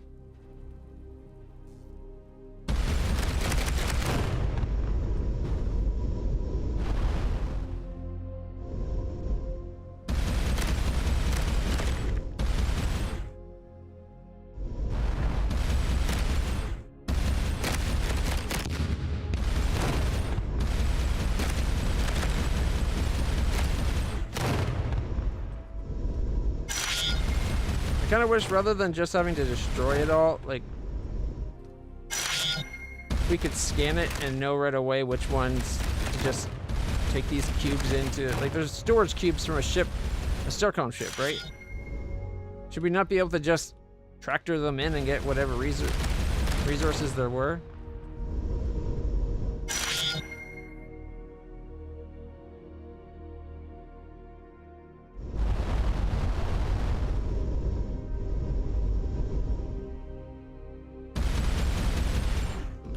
The last piece.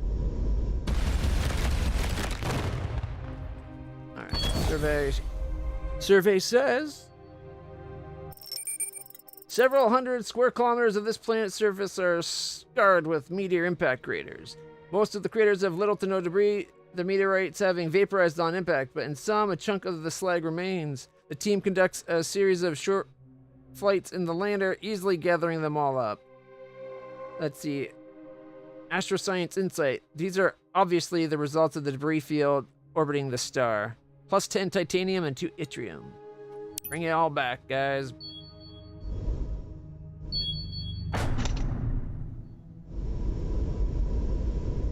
I would have thought that once we cleared the debris field, those marks would be gone. Unless... is there still a little bit of debris?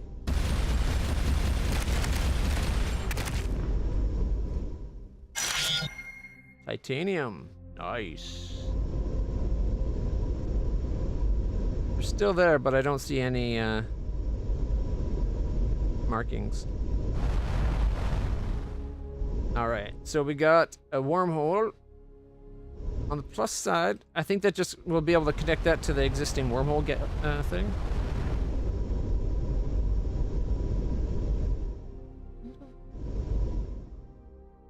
Planet with debris field. So that just lets us get back to what we already know. Alright. However, let's go down to this star. It's nearby.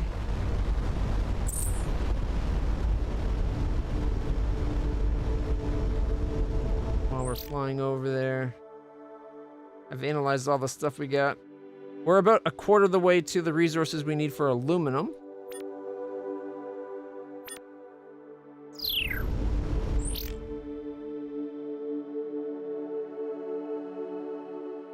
It says in progress. Have I missed part of the debris field? We'll double check on our way back.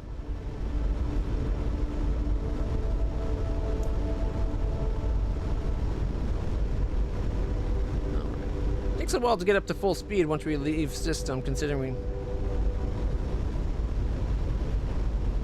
why are we only going to 67.5%?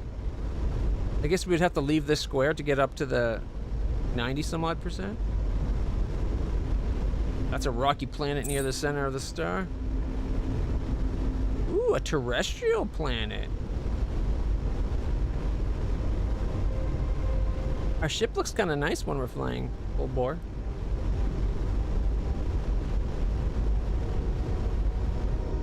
Oh, and a flinger.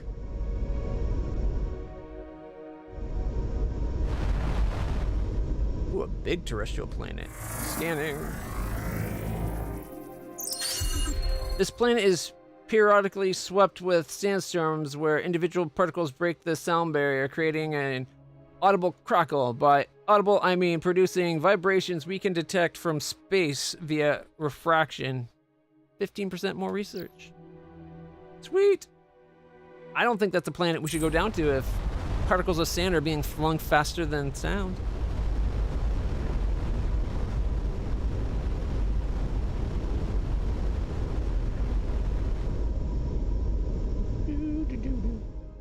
Scanning planet. Ooh, anomaly says something sweet. Can I get some tech or resources? An ancient stone pyramid rises out of the thick mountain jungle. Its entrance is mostly overgrown, but easily detected by the lander's scanners. Have the team explore the structure.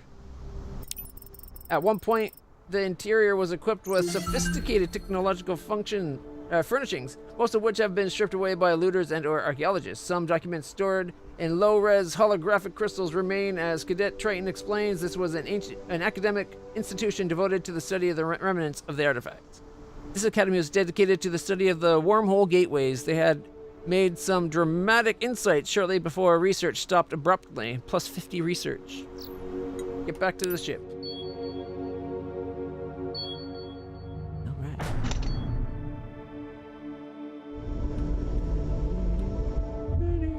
Oh, we got another flinger. Before we...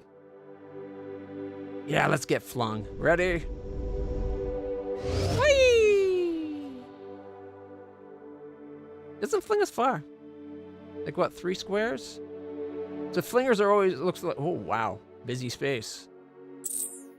Flingers seem to get us about 3 squares. Alright. We got another flinger. 4 solid planets and 1 gas giant. Scanner says. Ooh, survey. Survey says. A century-old wreck lies smashed on the rocky desert floor. A clean hole lasered through its side. The most valuable resources have been roughly stripped, but the ship's titanium backbone joist is largely intact. Plus 13 titanium. Cadet Cygnus Lee.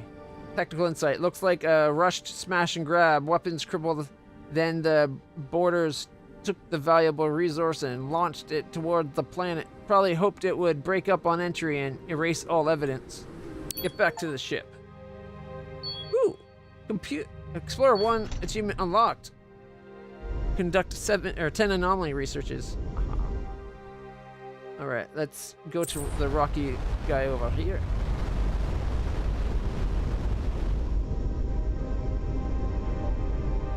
Scanning. There are pockets of uranium beneath the planet's surface that periodically can sustain runaway fission reactions. Unfortunately, far too deep for us to access. 20 research. It's got pockets of uranium so pure and so large that there's natural uranium reactions, like reactors going on. That's crazy. Let's go this way down, around. Oh, what's that? That's new. Ooh, look how pretty this planet is. J2 gas giant. Scanning. No anomalies.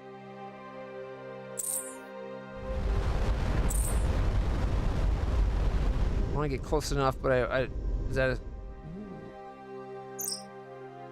The structure is a crude facsimile of the remnant gateways. Crude compared to the remnants, I mean, it would be a major engineering feat for Starcom. Alright, scan this planet. Whoa, what are you doing? It's a portal. Go and investigate the portal. Go down on the ice planet. Stop moving. Alright, Cadet Perks notes that that several million years ago, this frozen planet experienced an unusually warm period. During that period, a short-lived civilization progressed to the equivalents of our late Iron Age. They were more advanced in some areas, leading to the production of some titanium artifacts, some of which survive till today. Plus 8 titanium. I guess we're just looting the titanium. Some of our command crew are now experienced enough for a promotion. You can assign their skill points from the crew page. Cool. I wonder if we can use that warp gate to go to the other warp gates. Or is that like a one-way portal?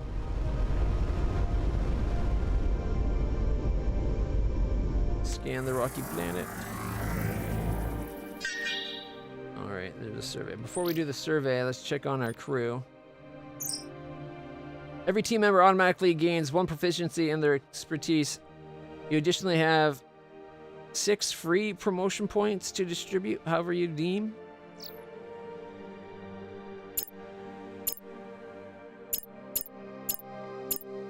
Wow, okay.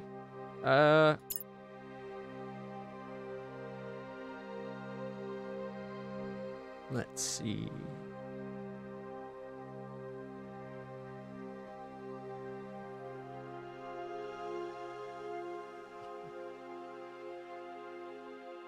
Observation.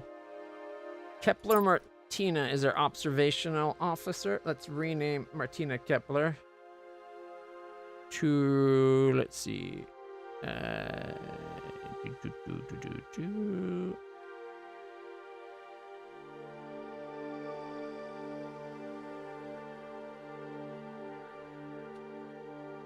Inky Diaz, otherwise known as Inky Diaz. No, Ink Ideas. There, we got my sister on the group. Star, do you want to be an officer?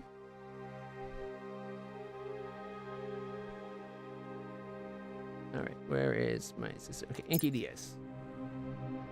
Ink Ideas. All right. Let's see. 6 points.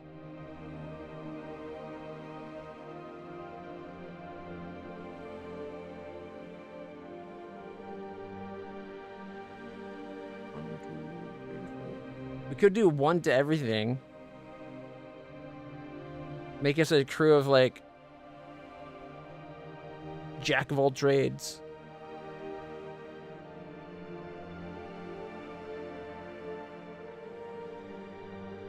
Was it the biomed thing that got them the healing? That 1 skill?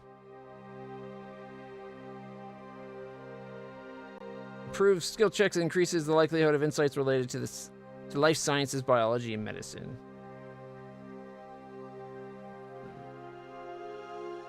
I think that's the one. The biomed was that one where if we train, we get that 1 skill. They get back to the ship, it helps them get to 20% really quickly. So I think everybody should have 1 biomed. Everybody has to have basic emergency health, so right? And then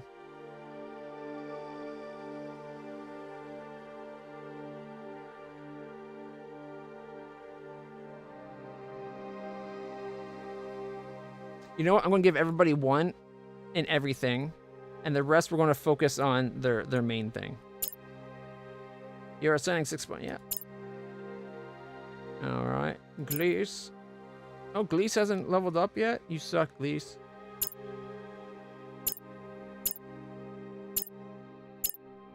Or is it that we had 1 crew member level up and we could have spread it across all crew? Now I'm not sure how that works. XP for next level is at 10 out of 25. Yeah, I think that is shared by the whole crew. Now I know. But I did only ensign first class. Everyone else is still cadets.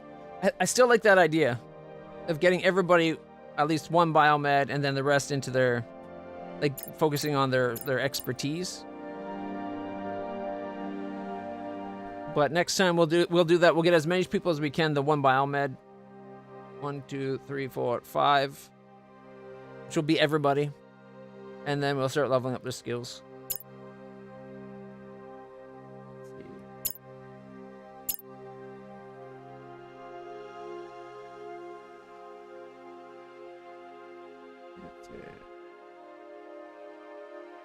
Let's see, engineer,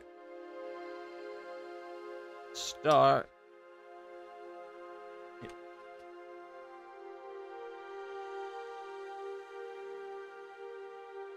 Or maybe engineer gamer the star.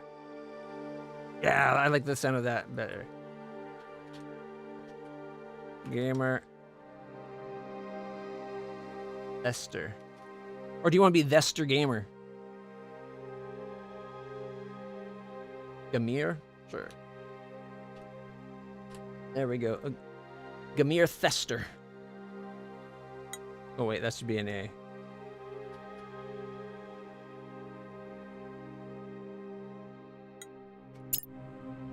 There you go.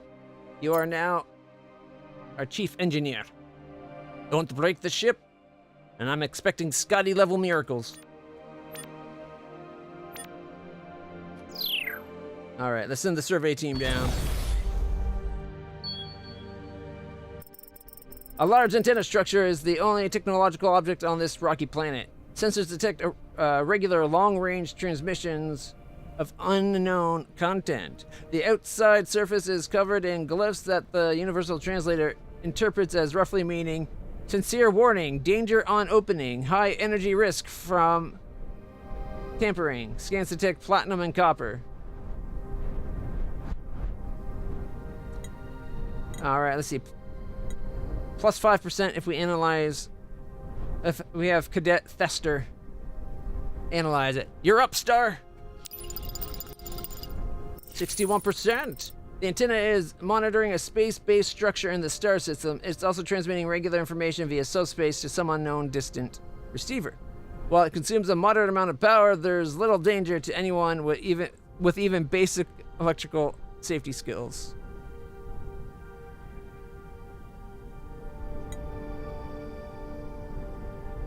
Now, I kind of want to dismantle it, but my wondering is this related to those people we already know, or is this like a faction we haven't met yet?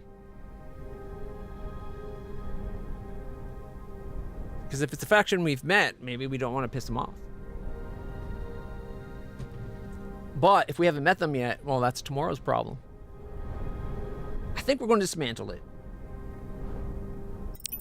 The team gets us 20 copper and 1 platinum. Nice. Return to ship.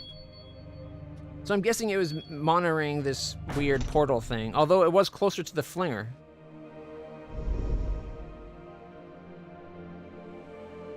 Okay, let's see. The flinger looked like it was aiming that way.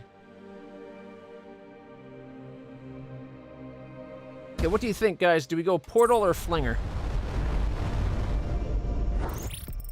Oh. You have the markings of the blasphemer who scrapped forbidden relics from sacred worlds. You are condemned as heretics of the Empire. As heretics of the Empire to burn.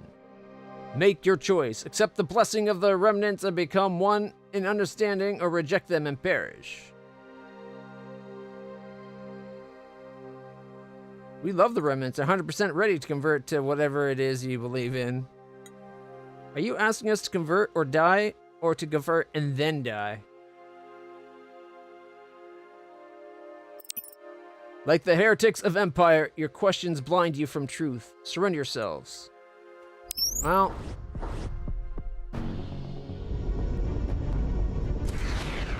That went wonderfully.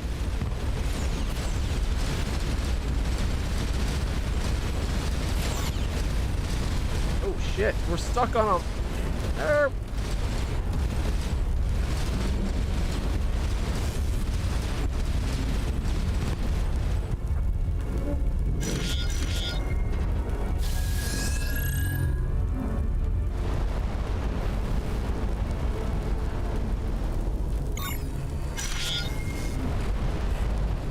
We're gonna let them get away.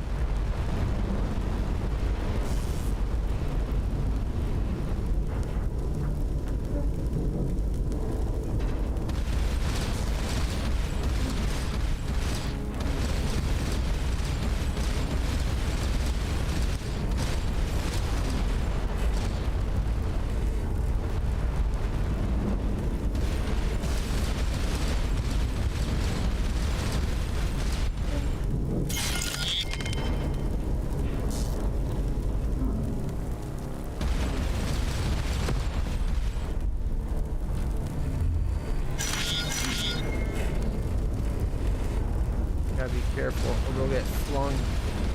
How they're not getting flung is beyond me. Alright. Better power generate a bit.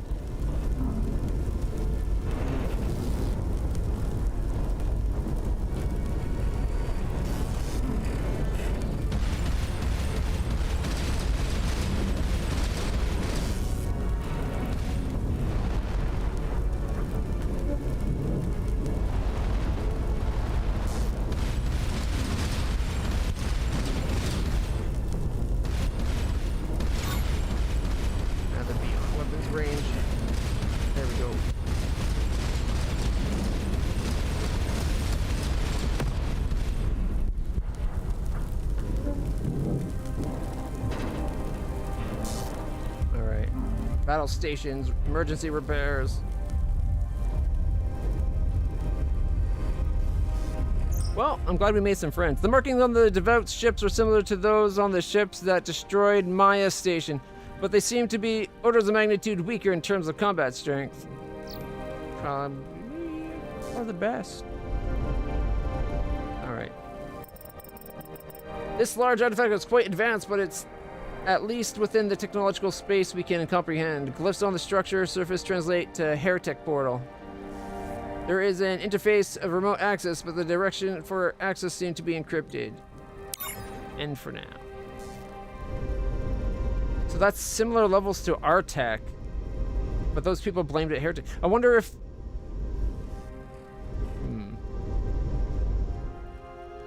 Should we take the flinger? Like, we're still... No, we're at 99%. Whee! Alonzi?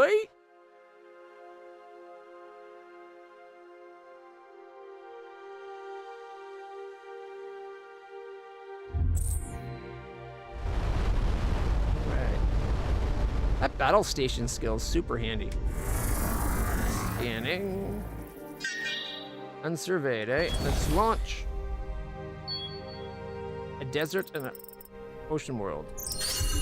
Okay, the material is incredibly hard, but interior monomolecular fibers allow it to flex under stress. The macrostructure was probably reconfigurable. In short, nearly the perfect building material, plus 20 research. No idea how it was made.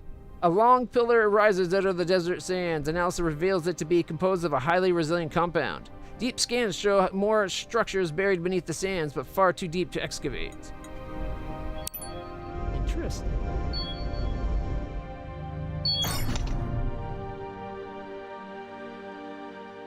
Based on our prior studies, I think that might be the first example of late Fallen Empire architecture we've seen. I hope we find more examples for comparison. Nice note, Star. NETs or ETs?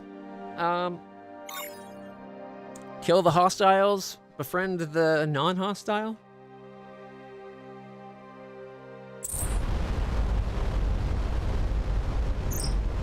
I've now sufficiently studied the economies in this region that we can research trade analysis.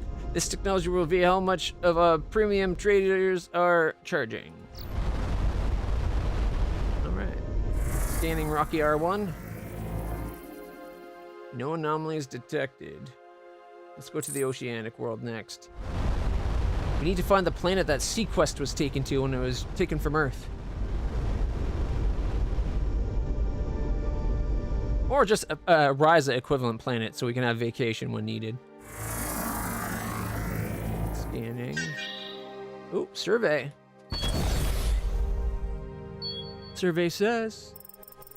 An island archipelago is dotted with settlements that defy standard technological progression analysis. They have not achieved spaceflight or any flight beyond simple gliders, but they have other technologies only a few decades behind our own. Despite their lack of rocketry, they give the survey landers' arrival only modest attention. Representative of local potentate greets the team. Ooh. Via the translator, she explains that they have access to resources they know star travelers prize greatly and are happily used to trade. While their monetary base is silver, they particularly need aluminum for their gliders, which is the primary form of transportation. See their prices. They like aluminum. We like the other stuff. All right. So we got enough titanium and iridium. We need 5 gold. 4 iridiums. All right. And let's see.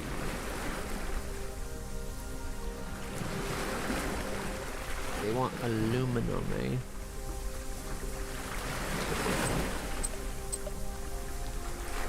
They don't give us the best rates for aluminum. They give us 0.46.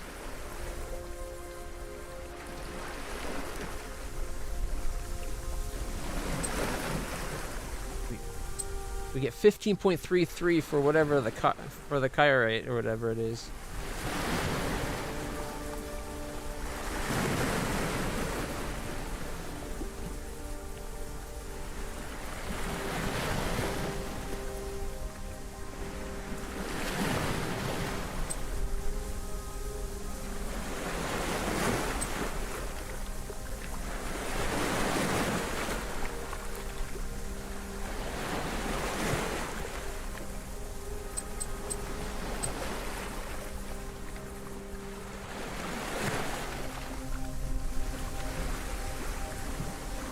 Need like 50.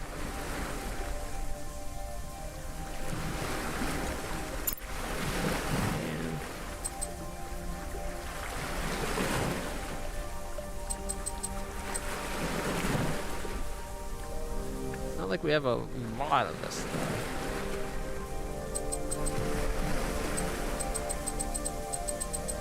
Okay, what if we give them all the copper we have? That gets us what? 11? Still leaves us off by like 40. We give the kyrite we have.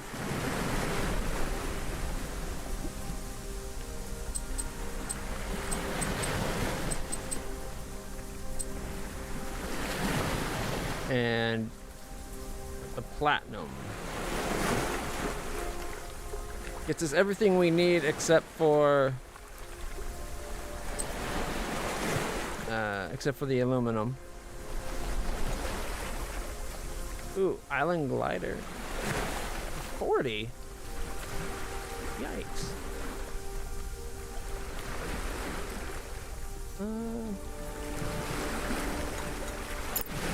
We saw the prices. We know what we need. We can come back later. I don't want to give up everything we have of 2 different resources, like the kyrite crystals and the copper, just to get a little bit of iridium and gold. I did. Good game. Strange Adventures in Infinite Space. I believe there was like a modern remake of that too. I don't have the modern remake, I don't think. Well, maybe I did.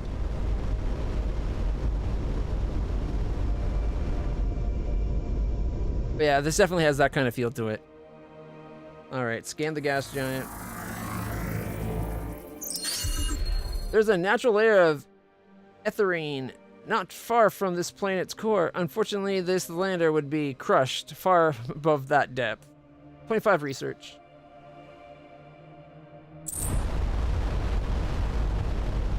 And then there's another flinger. Alright, scan the rocky planet.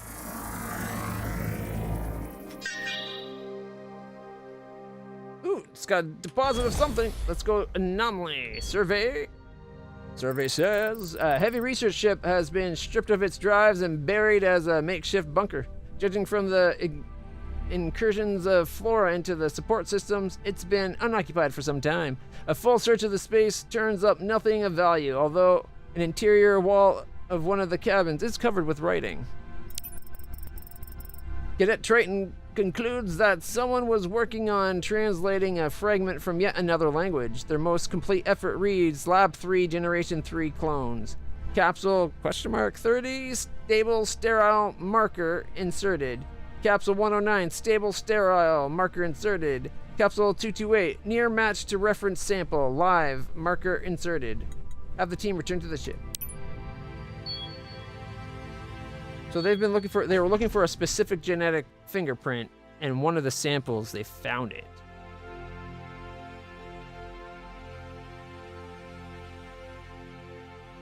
Return to infinite space. And infinite space 3, Sea of Stars.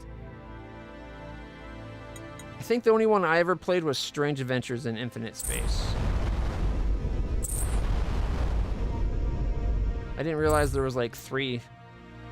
All right, we're getting flung. Whee! I was kind of thinking about maybe flying down to that orange star. Ooh, this flinger flung us more than 3. This is the longest fling we flung. Oh, what's that? A lunar, okay. Ooh.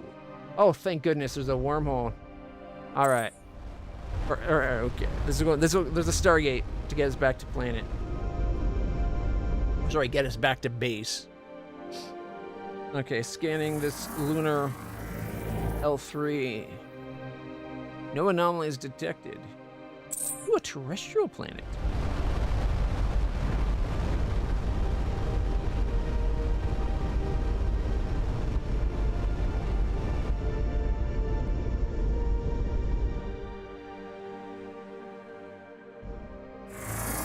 Scanning. Anomaly. Flying survey team. The remaining strontium 90 is the fallout reveals some interesting variations in the beta decay rates here. 25% research, or 25 research points. Decaying isotopes mark the unmistakable epitaph of a late industrial civilization. It seems that in this universe too, some civilizations snuff themselves out just before they are capable of spreading into the stars.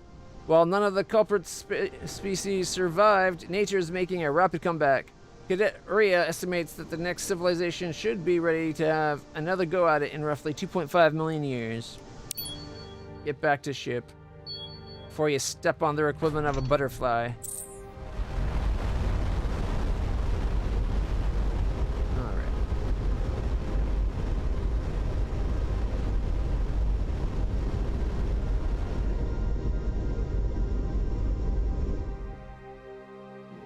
Scanning.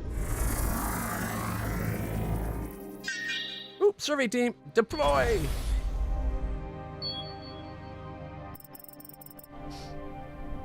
Ooh, another pyramid?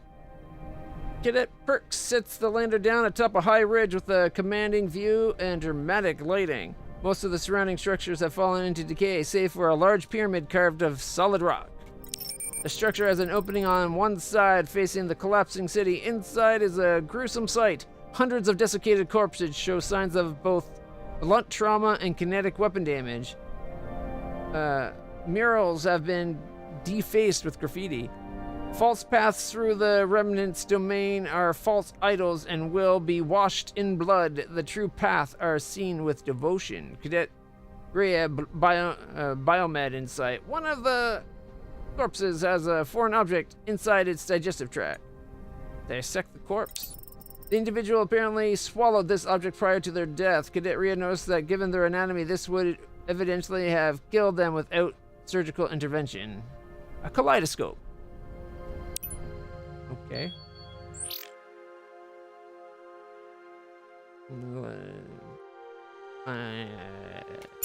Let's analyze the kaleidoscope.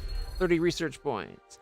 This device ingeniously stores fairly high density data in a crystalline structure. Shining a bright light through one end reveals a consistent binary pattern through the other with an error correction mechanism. Oddly, the data seems completely random.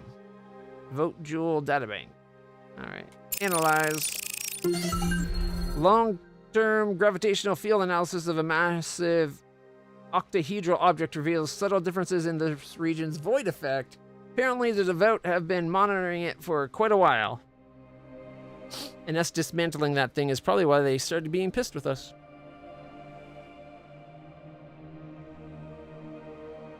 Alright.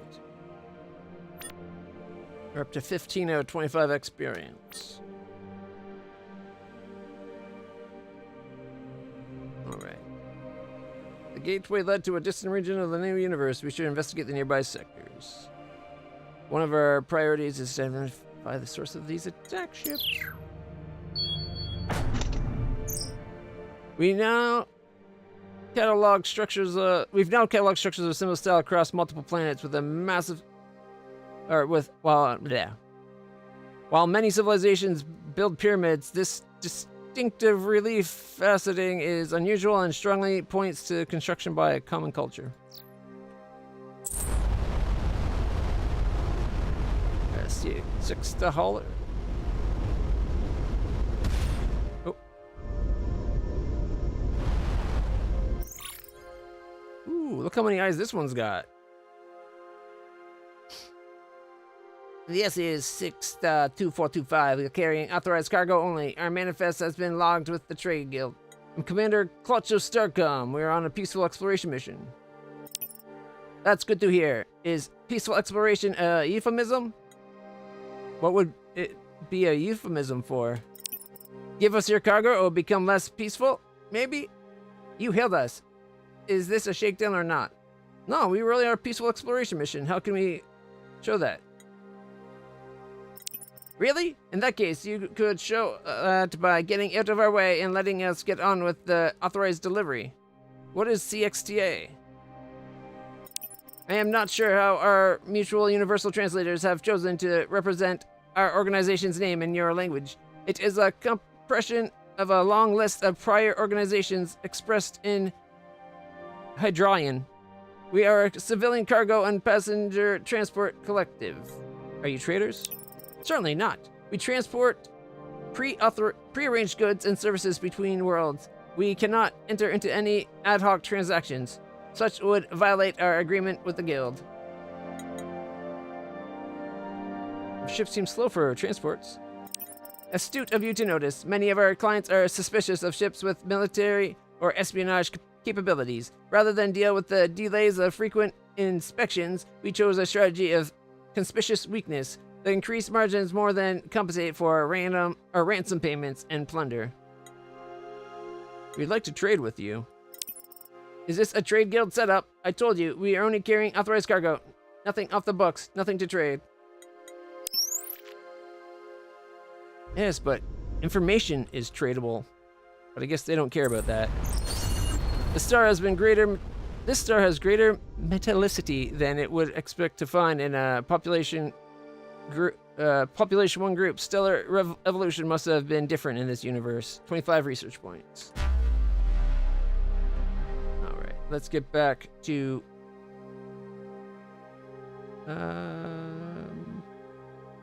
where was the debris field again? Okay, control wheel to zoom to cursor. There we go. Wasn't that place.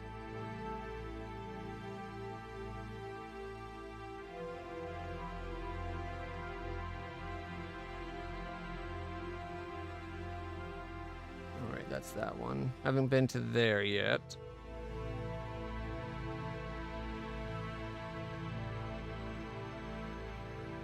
There it is. I think I've missed one of the, at least one debris piece. Let's see if we can find the remaining debris.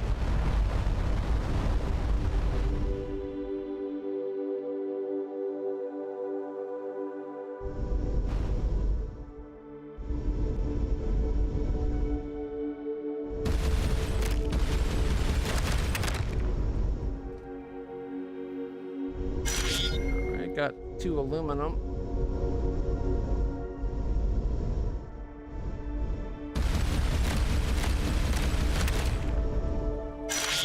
One aluminum.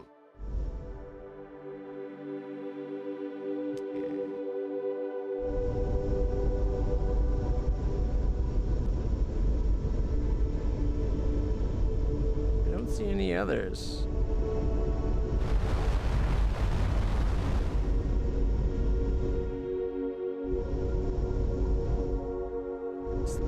Fruit fly is driving me bonkers.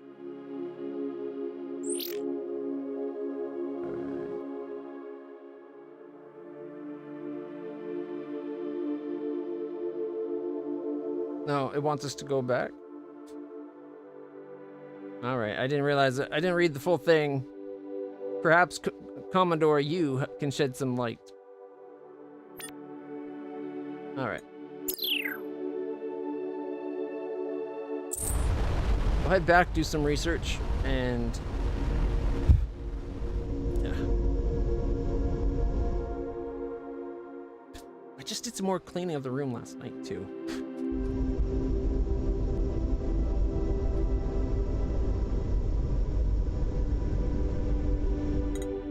Wait. Oh. What the heck? Why did we sail past it? I set my thing to there, and then I said execute jump.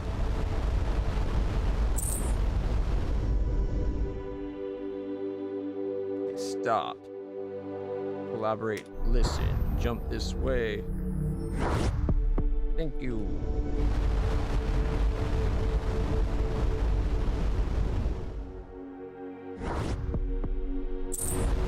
Go to the salon. Yeah, look who it is. Interesting timing on their part.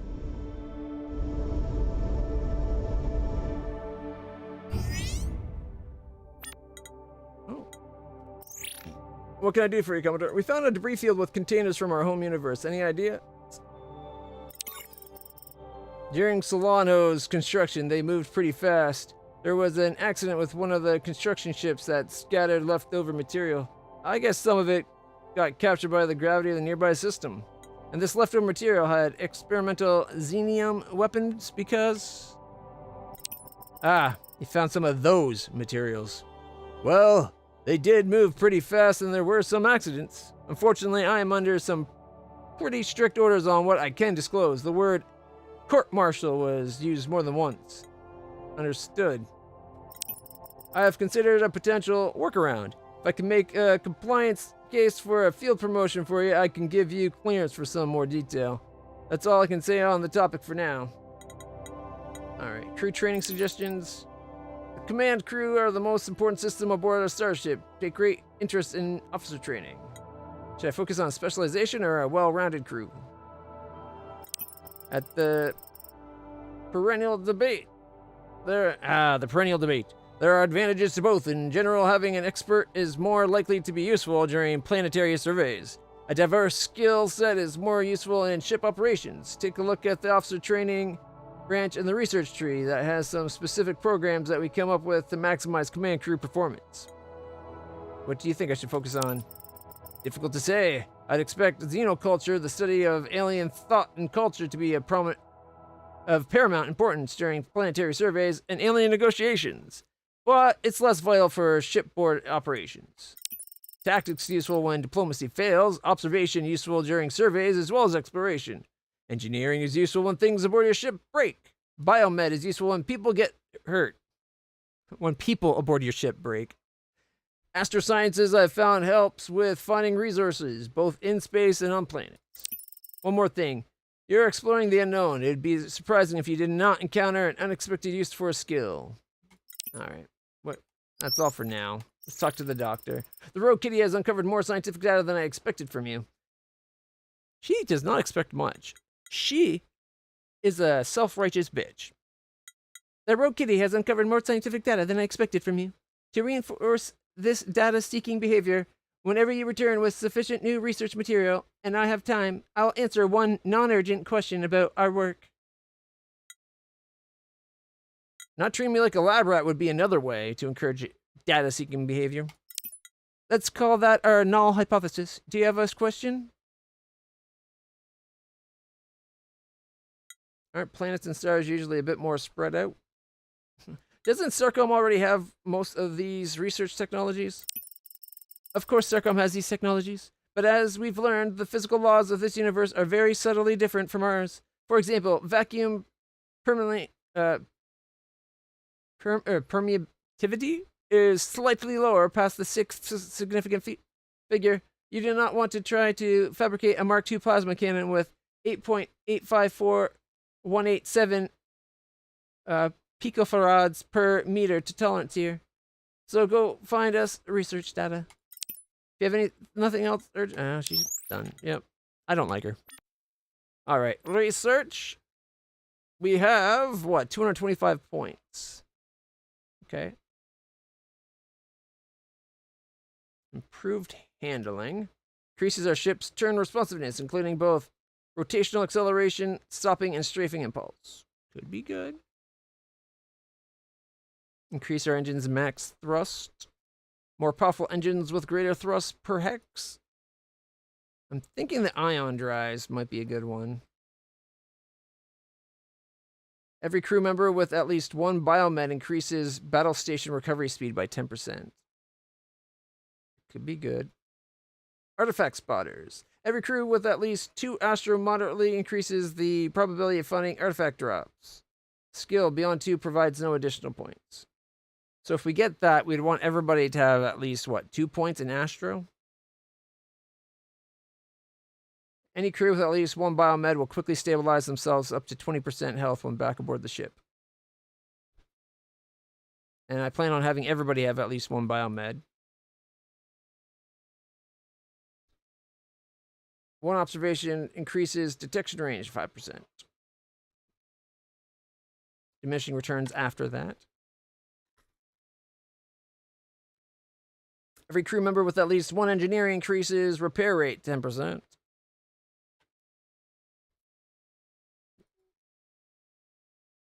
Each command crew member with at least 1 observation increases the maximum viewport range 5%. Miracle Worker. Each crew with at least 5 engineering has a chance of saving ship from catastrophic damage at great personal peril. I like it. All right, let's see. Trade analysis shows the relative pricing of resources in trade relative to their base value. Okay. Alright. How far we can zoom out. Increase speed and range of our tractor beams. Substantially increases the range of our tractors. Additional boost to the speed of our tractors, followed by ultra fast long range tractor beams. Ooh. So for 200 points, we could get these if we had another 35. So we're like 20 points shy of getting the rest of tractor beam.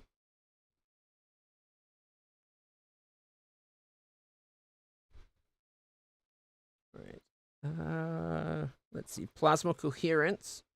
Range of our weapons. Increase the damage per unit of energy by 15%. Increase the speed of our plasma projectiles. Increases the turn rate of our turrets. Ooh, that's probably good. And increases the accuracy of our plasma weapons. Go at 215, so that's 40, 70, 105, 170, 280. What's this one do? That's the damage. Ironically, damage is the thing I'm least interested in. I want range and bolt speed. And let's see, the accuracy as well. Increases the base fire rate 10%. That's tempting. But I wanted ion drives. So I got exactly what I wanted. All right, what do we have points for? We could add some deflectors.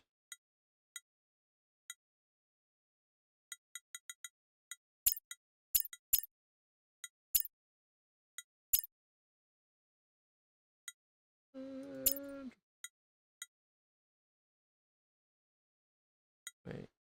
We can get what? 1 takes iridium. Yeah, we got enough for 1 half deflector. I think I'd rather gun. Bulkheads are what? Titanium. We could add a couple bulkheads.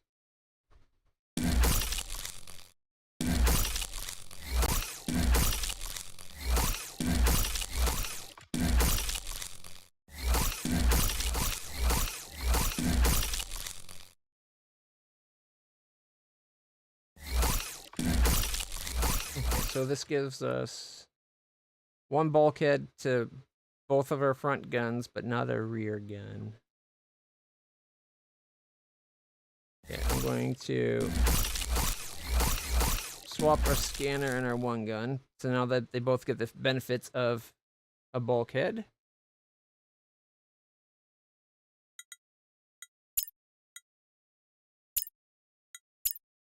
I think that's all we're going to do for now. Because that gives us more max hit points as well. And should also help cool us from heat. Our plasma DPS is up to 5.34 from 5.06. So the science has paid off. Let's see, max speed is still only 16.6. Reserves 38, 6.7 max draw. I would have thought our max speed would have gone up. My though. What you doing, Bubbas? Come here. That's a good boy. Yeah. Good boy. You're such a good boy.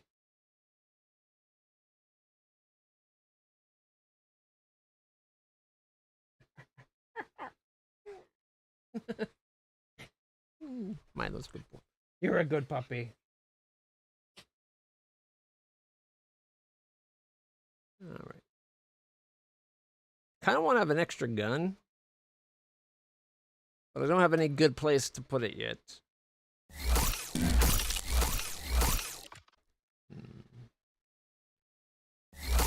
I think I like him up front better.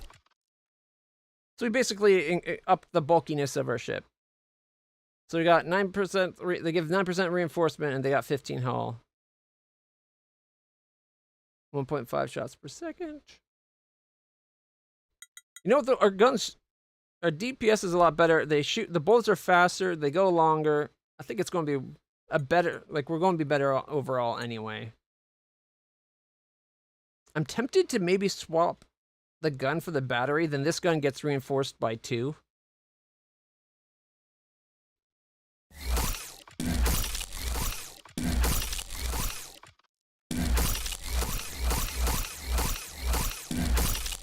Only thing, let's have the battery in the center.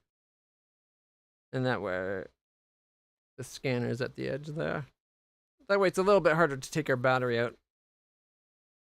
Although maybe the reactor would be better than the battery. Except for it's reinforced this way. Never mind. Yeah, let's do it this way. Okay. Our turn rate's 183.9. Max hull's up to 127.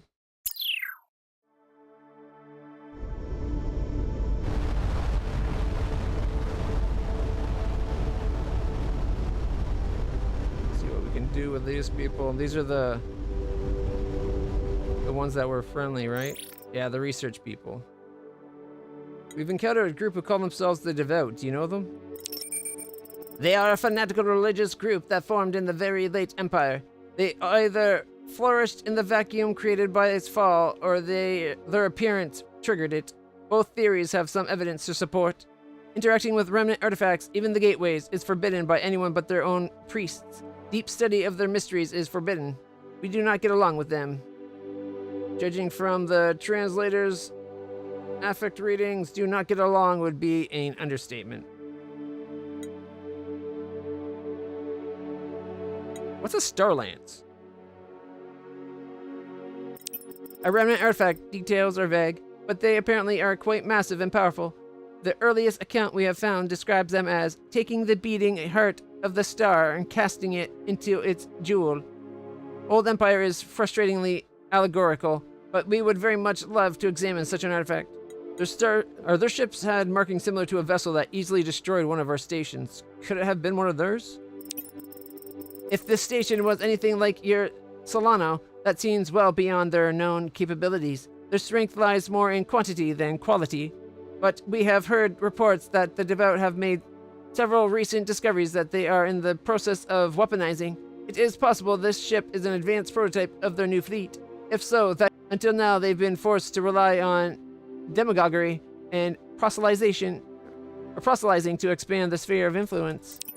Is there anything else we can do for you? We found a ring portal. What can you tell us about this? The academics of the Fallen Empire learned much about the remnants. For their quest to preserve knowledge, they were named heretics by the devout and purged from the galaxy. They used these portals to flee into the void and took the secrets of their workings with them.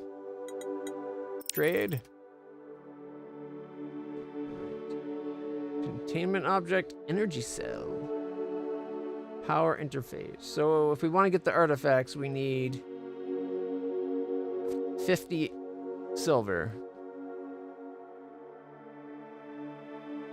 Yeah, they give us, let's see, plus 10 on the buy. So some of these guys, the platinum might not be too bad an option. And what is this? Quantum crystals capable of focusing high energy EM radiation. It gives plus 6. Alright.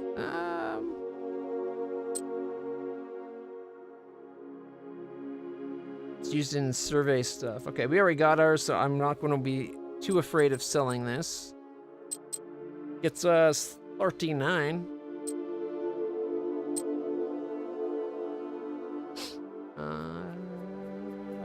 I'm thinking getting the energy cell.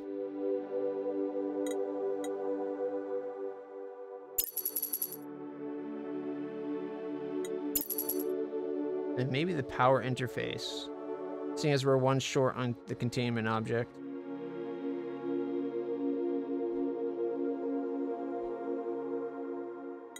Yep, all right. Thank you for the trade.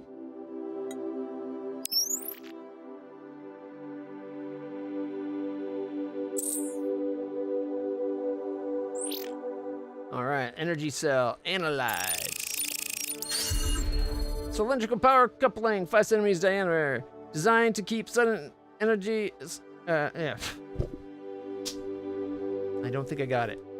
Sudden energy surges from dangerously overloading bridge controls. Our systems obviously have a similar component, but there's some interesting new ideas from this one. 15 research. Analyzing energy cell. Probably used to keep very low energy usage components powered for long periods of time. 25 research points. Boo. I was hoping one of those would relate to the fixed accelerator. That was what? An extra 40 some odd energy research?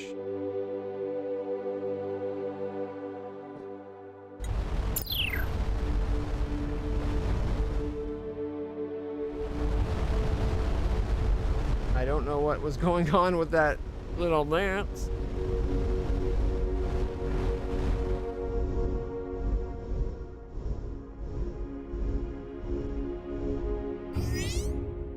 Alright. Cargo's already done. Research. We're up to 40 points. I don't think that gets us anything we were looking for. A thermal analysis. Oh, right. We don't know how heat builds up right now. Okay, let's get it. So now when we go to shipyard, should the thermal analysis not be up here? Oh, heat profile. All right, let's see. Green, yellow, systems nominal, moderate efficiency loss. Apparently we're good. We're nominal. Simulates real-time maximum heat production with all systems at maximum. So our guns aren't going to overheat us. Sweet. Good to know.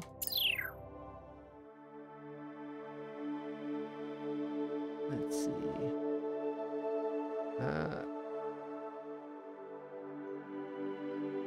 I think we're going to go... That's the fastest way to get there? On that case...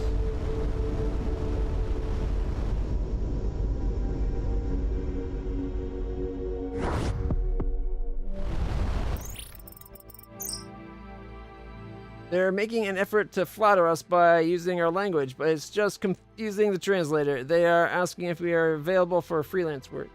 Commander Clutch, we have heard that the Rogue Kitty explores many sectors, even off the main routes. We have a replacement delivery for a carrier that has gone missing and the destination is off our route. Is your Lance unhired? What's the delivery? Medical supplies, nothing restricted, all above the table, as you say. A colony has had an outbreak of gallium crystal parasites. Not dangerous to carbon life. No deception indicators in the translation matrix, but I'm 90% sure fear of infection is the reason they don't want to go make the delivery. How much would you pay us? 50% of our commission, 10 units of gold. We could negotiate a better percentage, but we have a minus 10% chance. I think I'll do it. We'll do that. Very good. Transferring cargo to your hold now and transmitting delivery coordinates. Find any CXTA agent after delivery for payment. All right. Hey, it's kind of along where we're going anyway. Perfect. We'll come down to this system and fly on over. Whee! I'm loving this game. This is so good.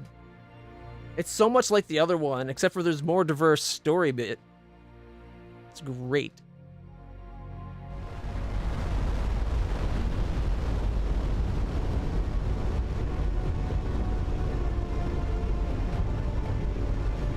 Oh.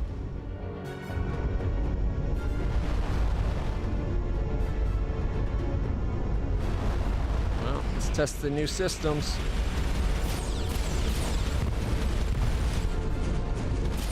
Oh, shit. Whoa, whoa, whoa. I'm stuck on a... Nope, nope, nope, nope, nope. That went horribly.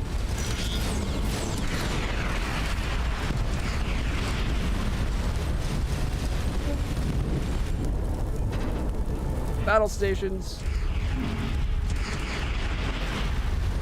Oh, shit. I don't think I got that last one.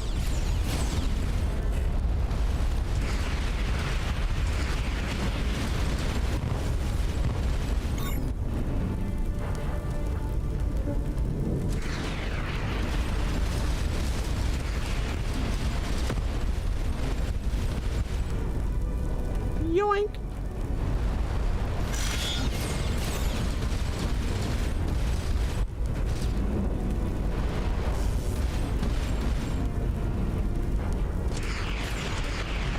They got him. Hit the missile! Ah, I don't...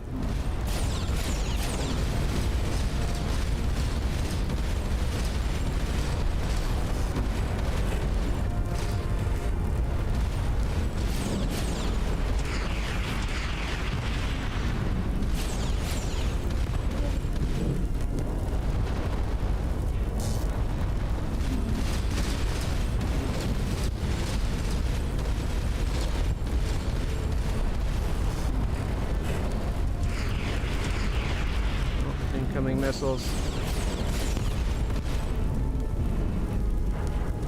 You can just hold out. You can just hold out until we get battle stations up and ready again.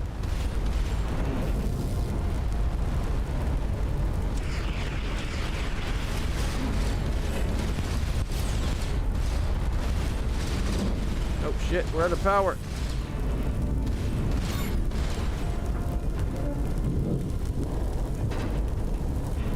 Battle stations.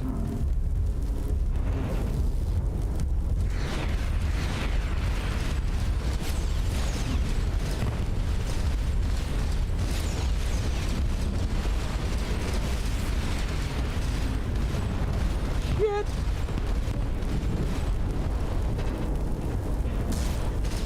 I think they hit our reactor.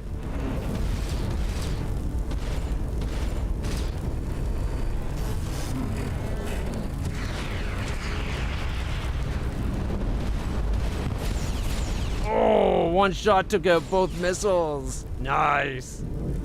Yeah, our reactor's definitely down right now.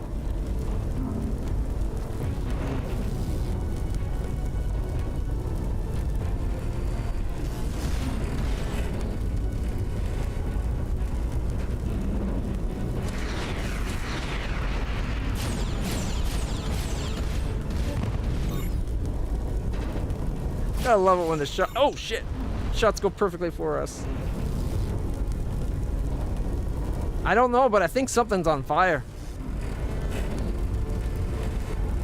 We gotta go.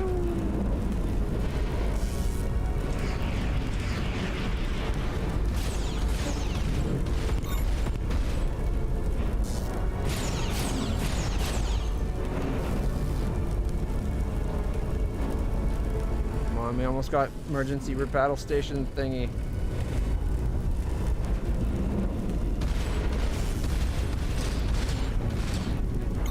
Battle stations.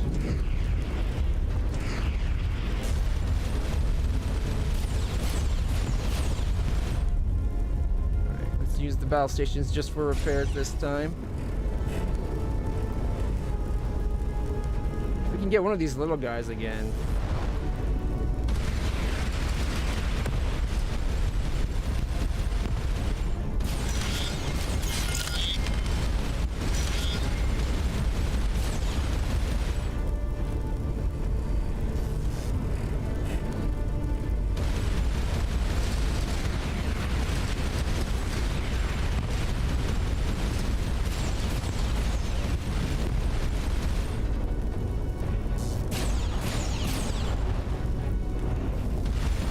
Beyond our weapons range. 7 aluminum, 2 aluminum.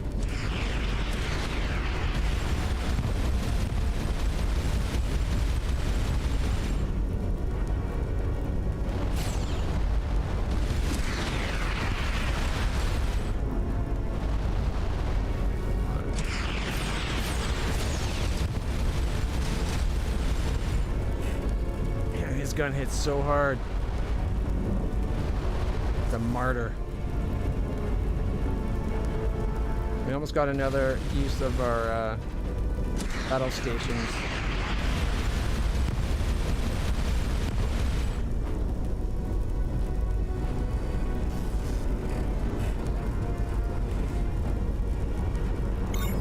Battle station. Missed.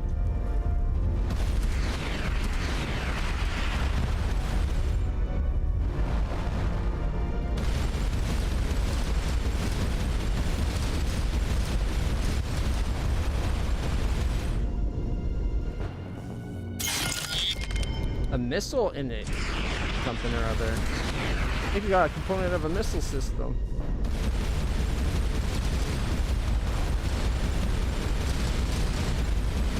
Oh shit! I gotta stop colliding with ships.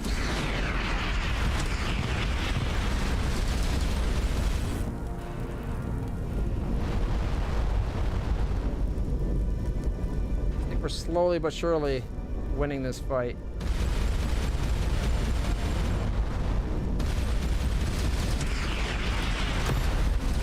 Ow.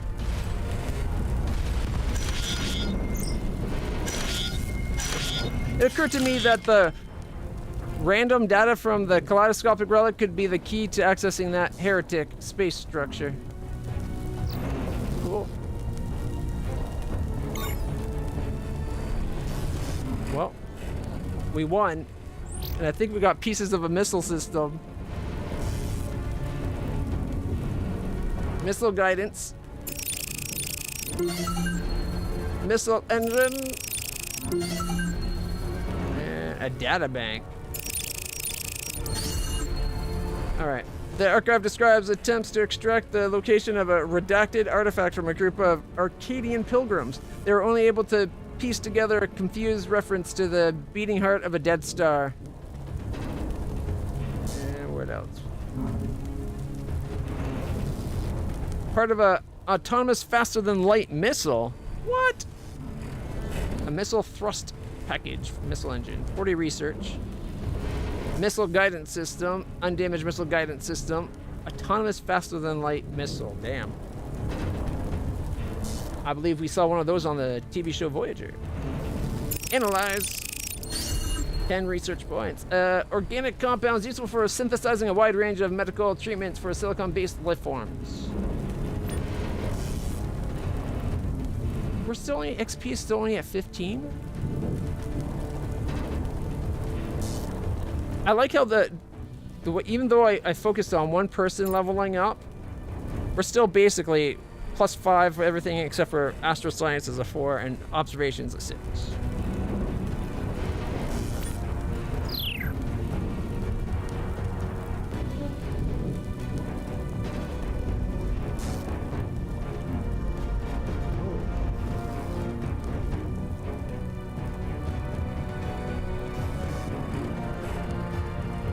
They have 3 more ships again? Not as big though.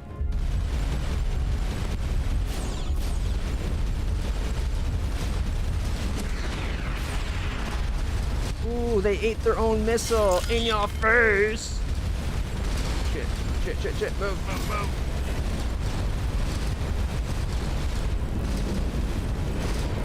Yikes, we're almost dead. And they're at the edge of our rage.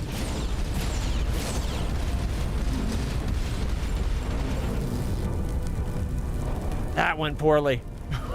We're down to like 8%. Oh.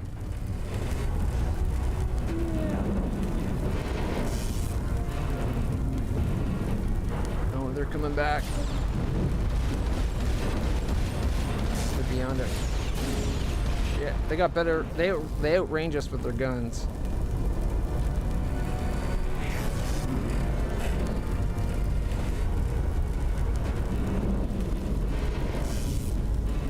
That big guy is going to keep us away from the little guy.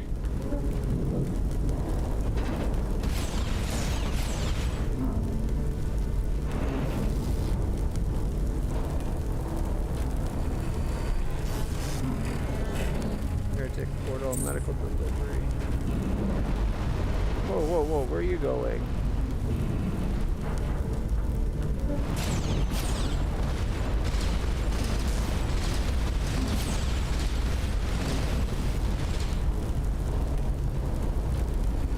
We almost got emergency repairs. Battle stations. Come on, battle stations. Is that one of theirs? Still out of range, though. Not worried about it for now. We're back up to 49%.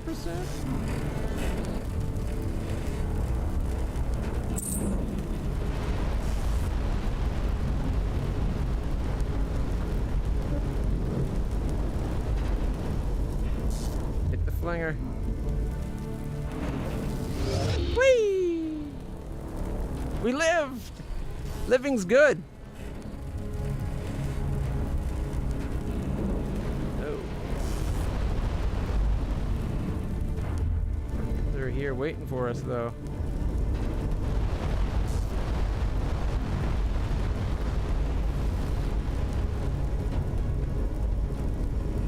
We got what? Faithful, faithful, and faithfuls. Oh, and it looks like a station that can fire missiles.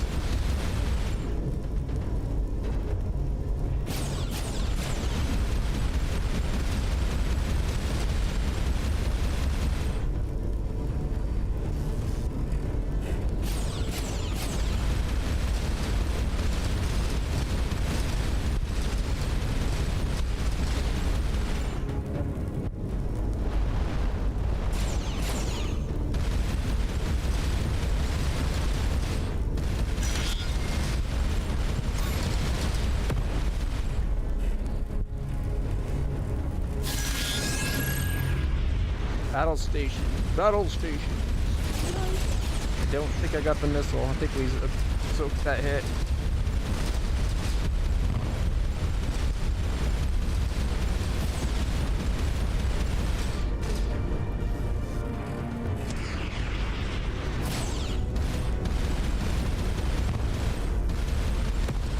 Oh, another one down, another one down, another one bites the dust. Actually turns to dust still. Both are good for us. Whew. Their weapons have some serious range on us. Especially the missiles.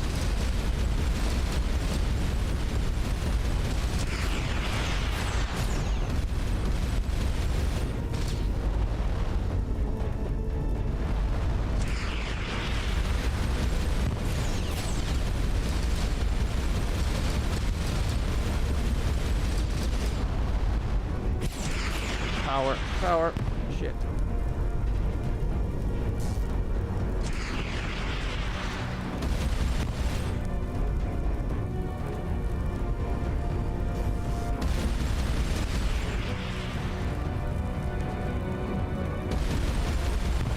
As long as we're not thrusting, we can shoot at full speed, but for thrusting, we can't.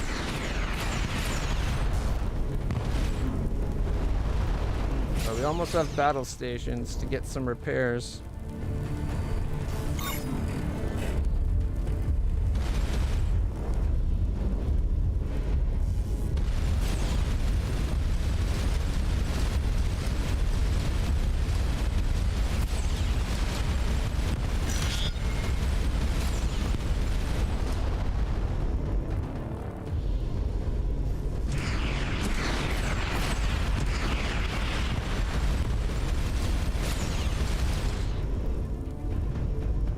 Like 80%.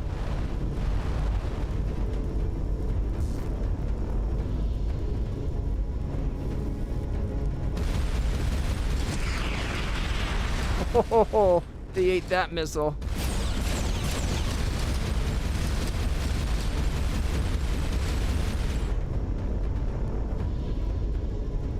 A few more exchanges like that and they're dead. They're able to out-thrust us, outgun, outrange us.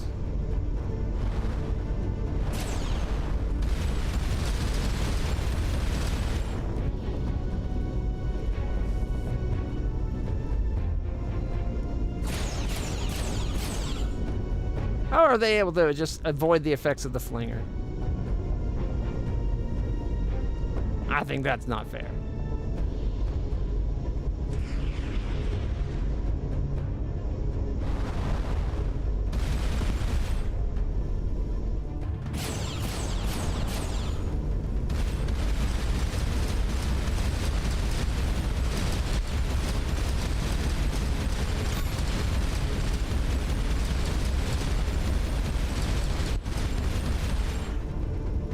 Battle stations. I think I took out their missile launcher.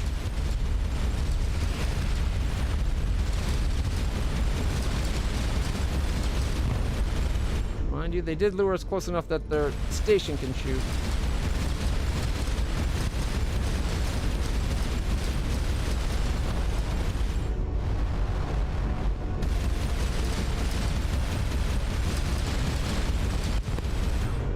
Yeah! Ha ha!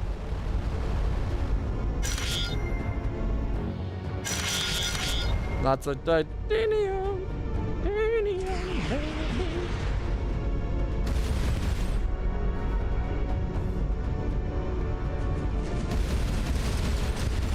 Oh shit! Yep. Their flat cannons are scary. Let's go deal with the ship on the far side of the system first.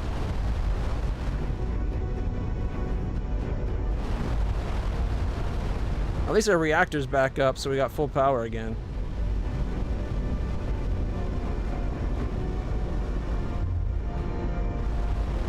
They're about 200 away.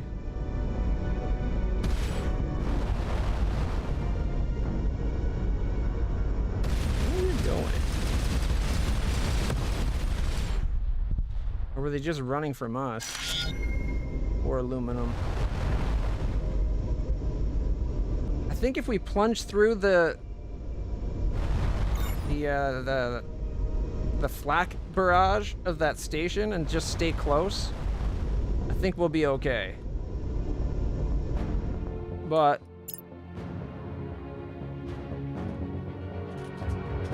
let's get a trouble save set up just in case.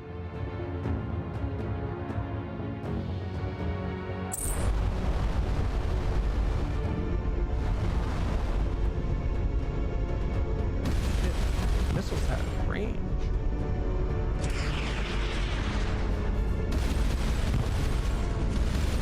Battle station.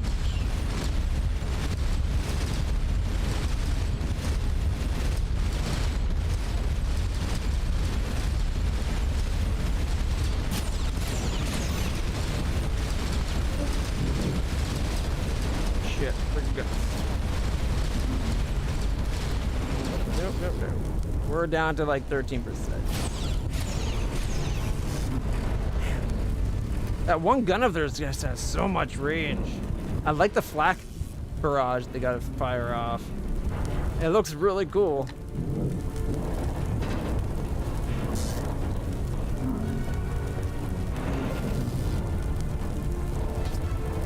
I did not get it.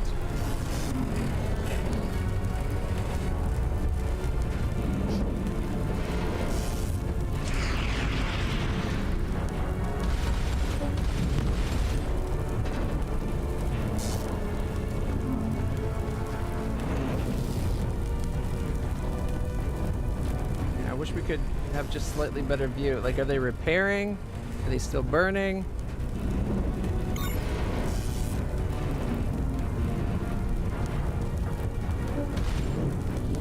Not even close. Alright. They're still messed up, though. I think if we get a battle stations and going hot, I think we might be able to get them. Or at least destroy a part of them.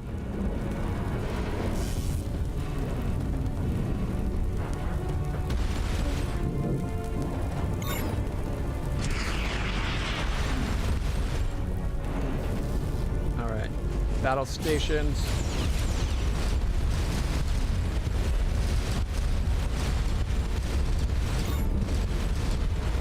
Alright, we got something blowing off.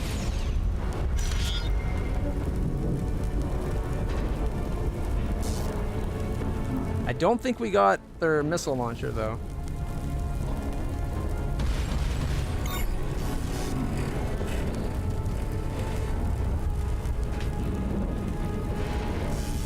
Did not get it.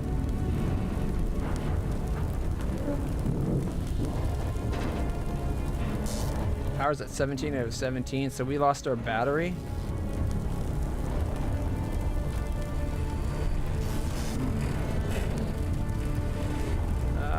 Part of them stopped burning.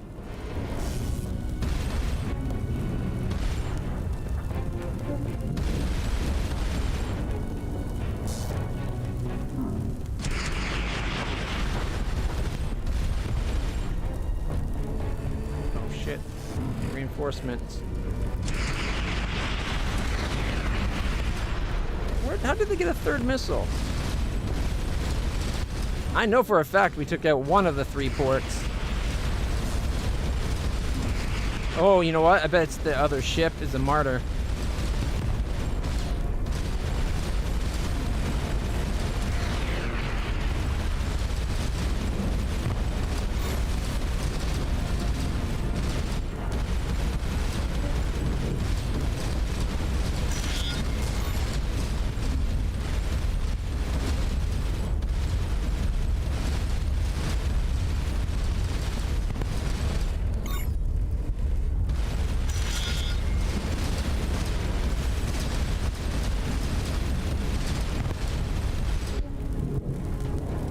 Little guys, we can pick off like nothing. They're bigger guys that are the problem.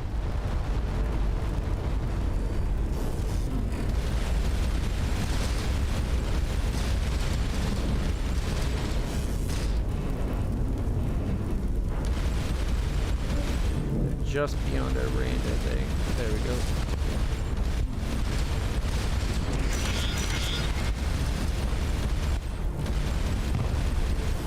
That was close.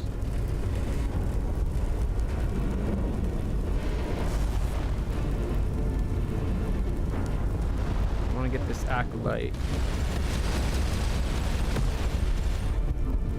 Acolyte taken down. We got another aluminum. If they still only have 2, where was that third missile coming from? Because there's not another ship, so they didn't have a ship with a missile launcher.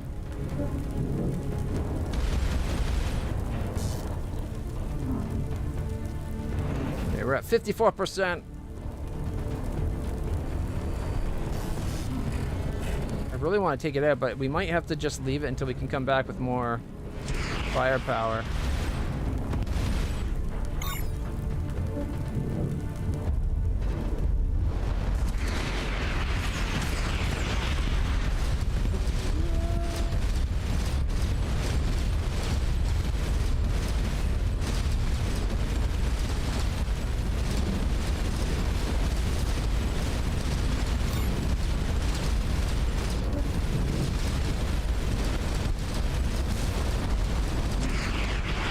Nope.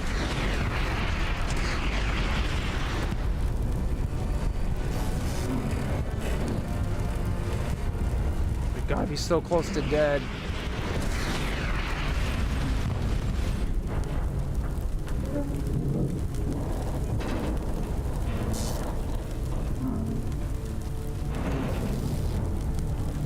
We're so close to dead too, though, so I don't know if that's a good thing or a bad thing.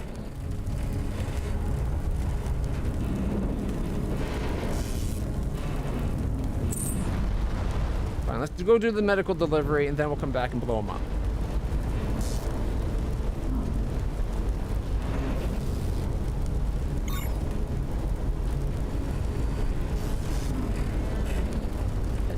I might grab a pop.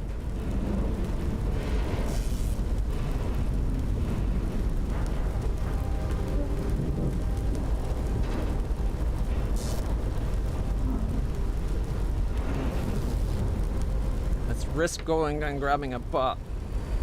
Wow. En route.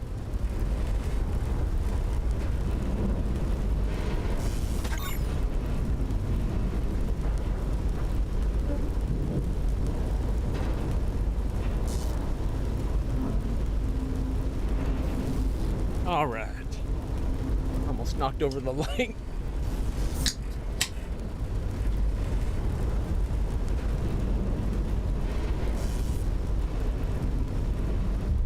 Battle stations. Get our repairs going faster.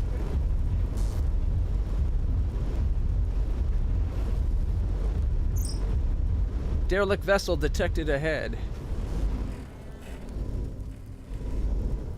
Ooh, yes, look at this. Investigate. The derelict's in remarkably good condition, particularly since neutrino decay readings on the reactor show it's been dead in space for decades, if not longer. It's the Marie Curie Celeste. Radiation levels are quite elevated, but still safe enough for a short investigation. There's no sign of crew or passengers, and the ship's logs are blank. Is that one of ours? Sorry, that was funnier in my head.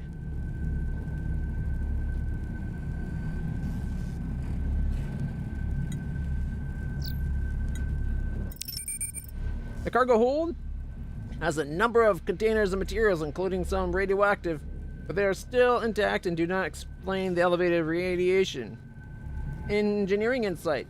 Given the data storage medium, the radiation probably erased the ship's logs, although I cannot explain the radiation. Which should have decayed by now. We got 2 uranium, 1 kyrite, 1 xenium, and 6 titanium. Could we not, like, take the ship back? Can we not, like, tow it back into... I'm gonna mark this just in... Whoops. Commander's log. Found derelict.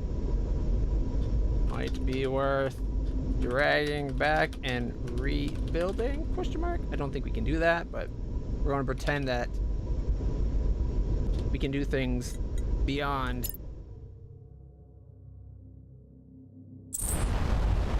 the obvious game stuff.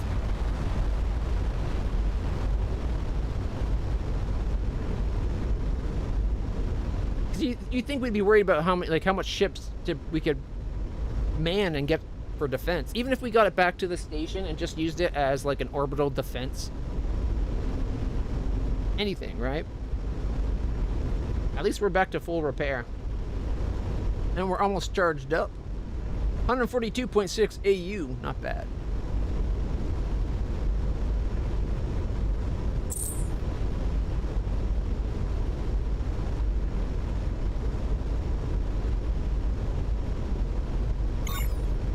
System has a single rocky world really close to the star. We got this.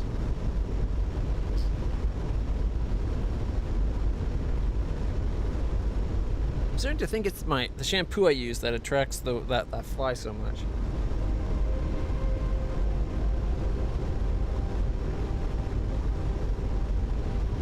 because I didn't shower yesterday, and it didn't bother me nearly as much as it is today.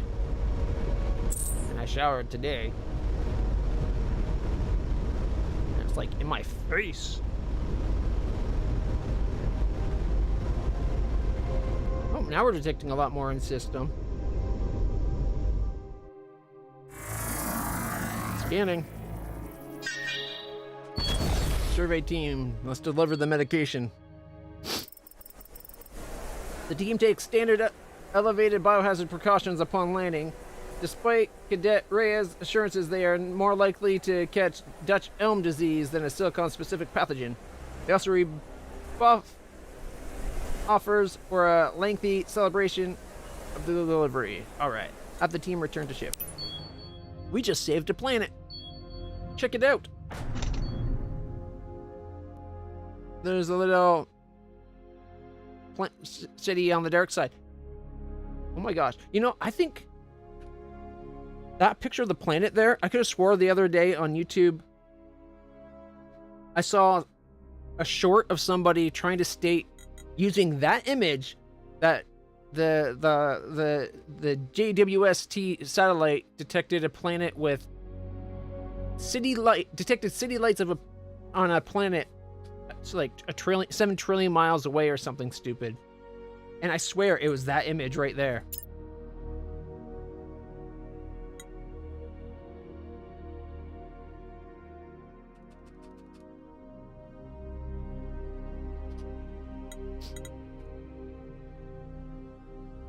Like, this is a great picture, but it's kind of funny that someone would try to use a picture from a game to make such claims. Ooh, a wormhole gateway. That's great.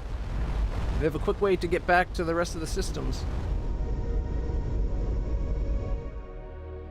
The derelict was that far out? Interesting. Scanning planet. No anomalies detected?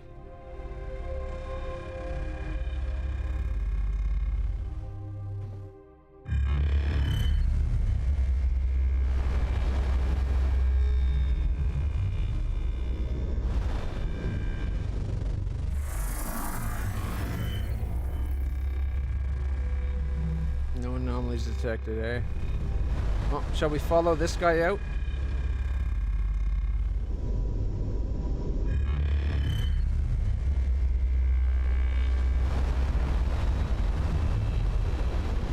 I think we startled them. I was kind of hoping with 3 engines we could outpace them, but I guess not.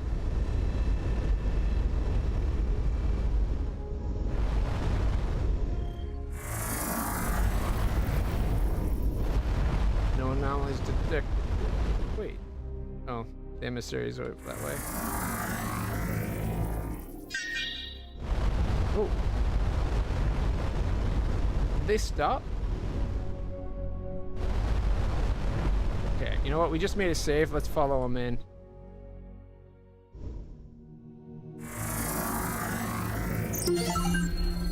Very interesting. The warp metrics of the wormhole we just passed through matches the one that brought us to this universe, but on a much smaller scale, plus 50 research. I've checked nav computer. The bad news is that didn't take us home. The good news is we're still in the same universe as the Solano. Yeah, way off to the left. Alright. Well, let's go to...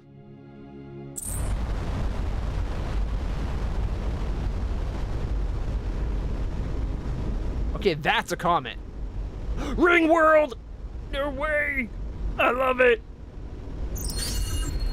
The massive structure is an incredible feat of engineering. Based on the composition, looks like remnant tech, plus 35 research. Scan, not the structure. I want to scan the planet first. I guess that's all we can do.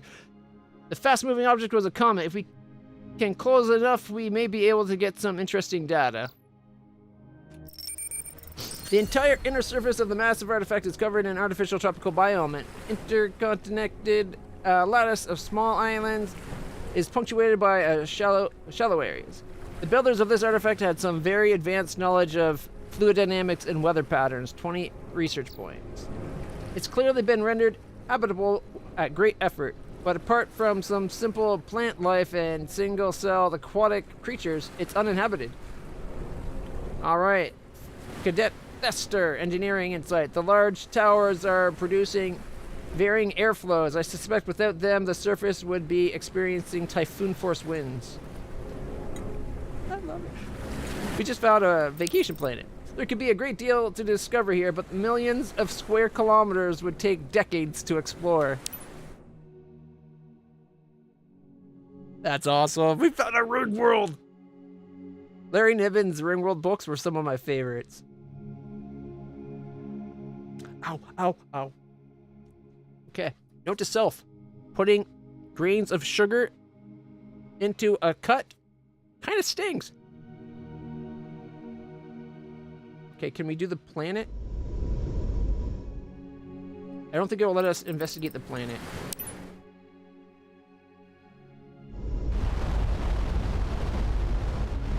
Oh.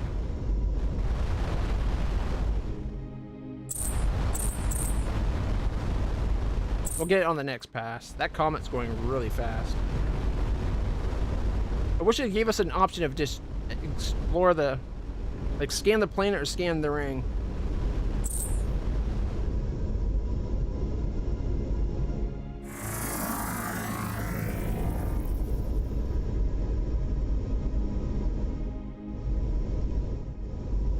Look, a wormhole gateway.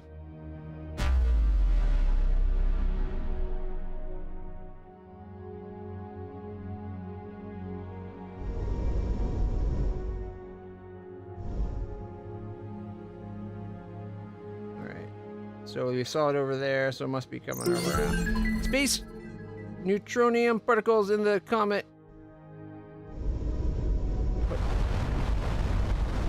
Environment of the system is not natural, influenced by engineering on a massive scale. Okay, the neutronium particles in this comet suggest the environment of the system is not natural. Okay.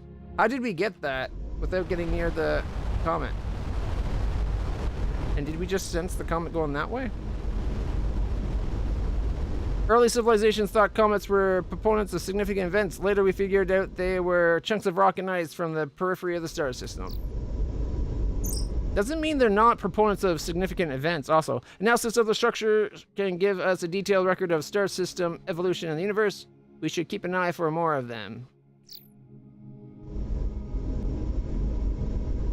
Why do I feel like we just got the bonus for getting close enough to the comet, even though we didn't get close to the comet?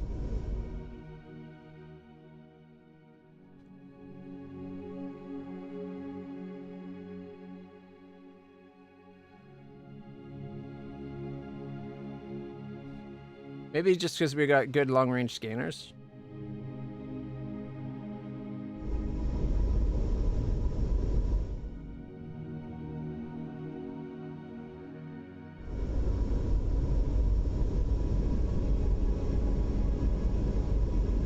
All right. Trying to get near its orbit.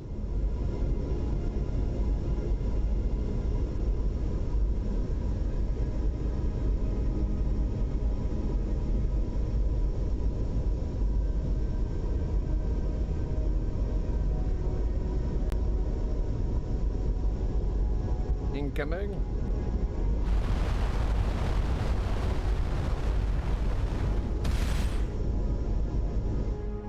Oh, there's something out here. A giant derelict. Look at this one.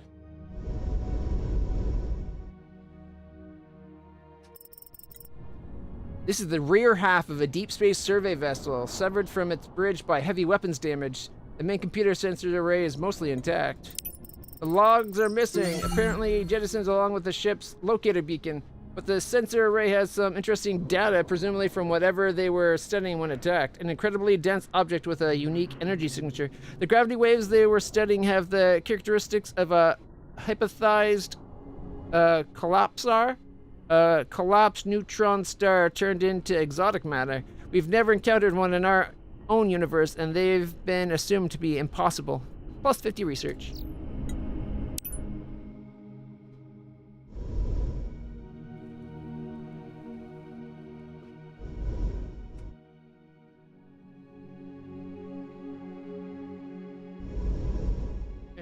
Well, I'm glad we followed that thing. Oh, you know what? It did pass close to us. It just passed so quickly that we didn't realize. All right. We'll try one more time to see if we can scan the desert planet that the ring world's built around.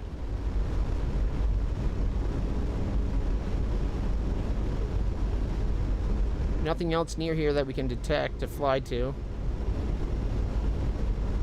Let's see. 1, 2, 3, 4, 5, 6, 7, 8, 9, 10, 11, 12, 13, 14, 15, 16, 17, 18, 19. About 20 away from our home system.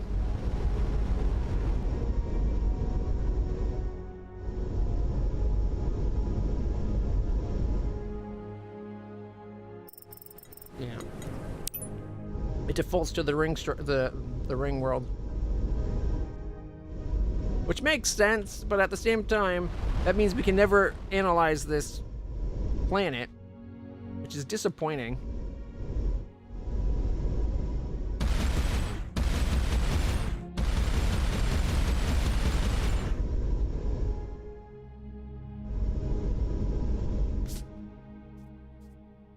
Don't know if I got it.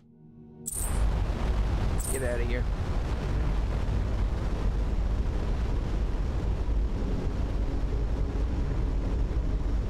It'd be nice if you could like set up a go to this spot and analyze. Control Alt click direct autopilot control. Okay, all right. Let's see.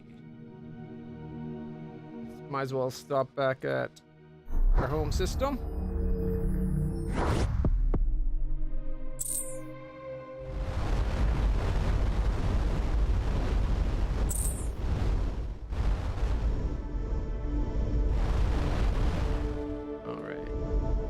Docked with the Solano. Let's check our cargo. The missile warhead. Analyze. We have analyzed enough missile components that we can research our own missiles. Plus 40 research too as well. Not bad. All right. Go research. Entropic shunts. What's this do? Increase the rate at which modules dissipate heat to neighbors and or radiate into space. Module hardening. Decrease the performance penalty of damaged modules. Okay. Let's see.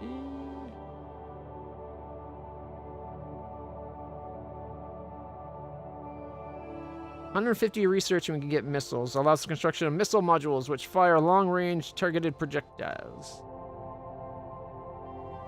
Tier propellants, gimbaled thrust, improved yields, ablative casing or casings.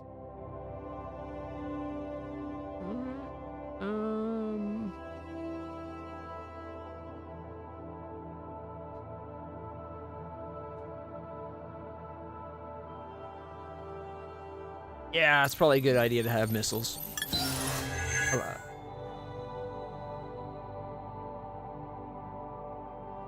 Increased damage 10%. Improves our missiles' turn rate, allowing for better target tracking. Yep. Increases the range and speed 10%. Eh. Gives our missiles an ablative shell that has a chance of stopping incoming damage. Nano Vernier stabilizers. Faster missile turning. Not for 130. Not unless it's something that they could then apply also to our ships.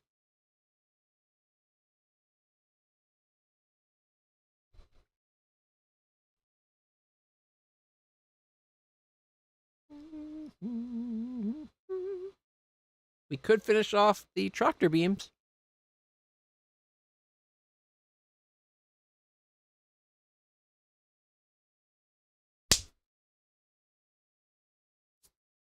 Sounded impressive.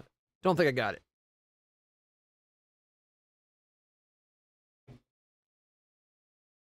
Every crew member with at least one observation increases detection range.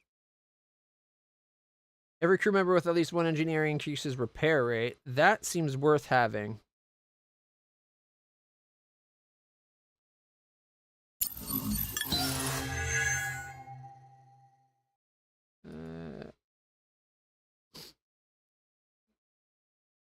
Astro 2 moderately increases probability finding artifact drops.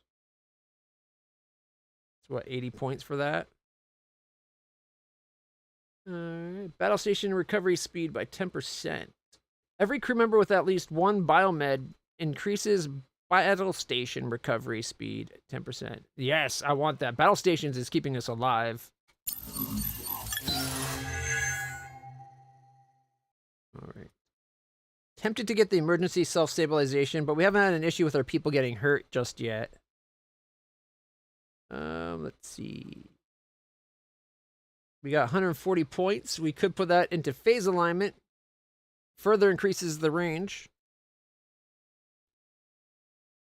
Ooh, faster firing by 10. 10% faster fire rate of fire is pretty nice too. We can either do plasma phase alignment and increase our range, or we can get turret repeater and accuracy. I'm leaning that way.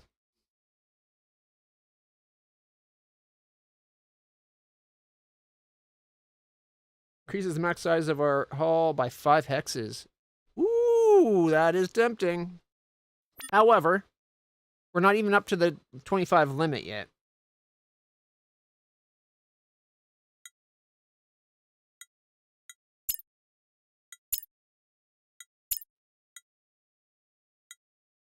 It takes what? 2 iridium. We still only have 2 iridium.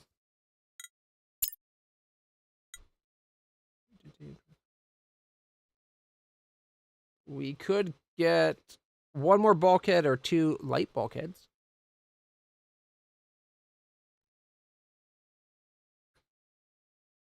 Would give us more hit points for our max hit points.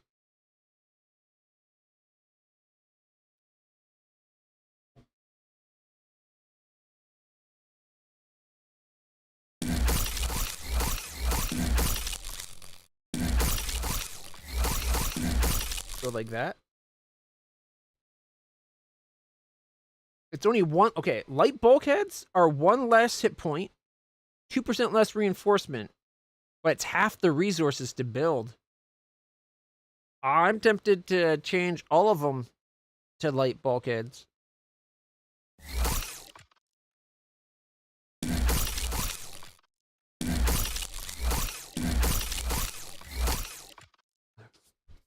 I hope I get that thing one of these days.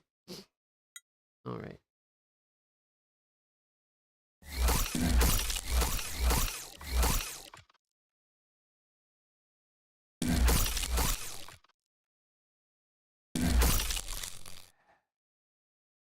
Now everything has 2. I like the way it spread things out as well. We need 12 uranium to get missiles. We only have 2. All right, planning mode. It's a double hexer. Do we have like 2 missiles? Which way does it shoot, I wonder?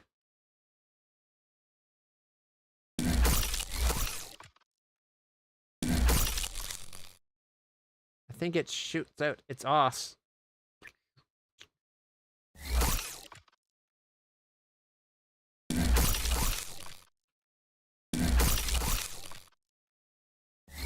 What if we went like that? That way they shoot out on an angle.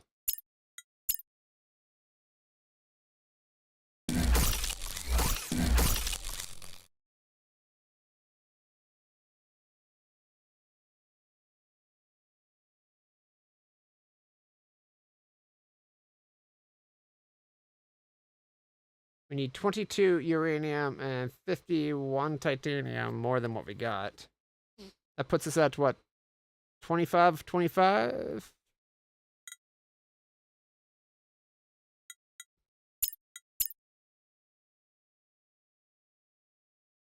Although maybe it's better to have just like 1 missile and another gun. I really like our plasma guns. We've got them upgraded.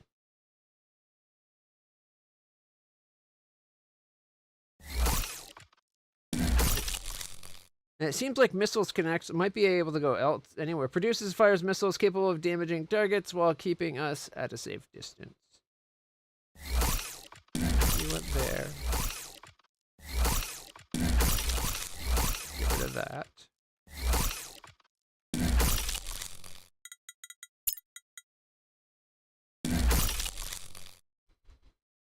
I kind of like the design of it. It has a missile firing out the ass at a weird angle. The one engine does have horrible heat, though. That's our scanner. Move that there.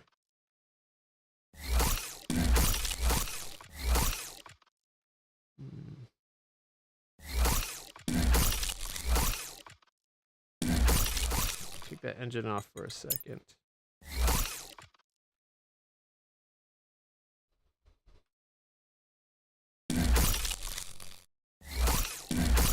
Okay. And that's what, 2 engines? 23. We have 2 spaces we can add on, right? So if we do another light bulkhead right down the center, and then have the engine off of that.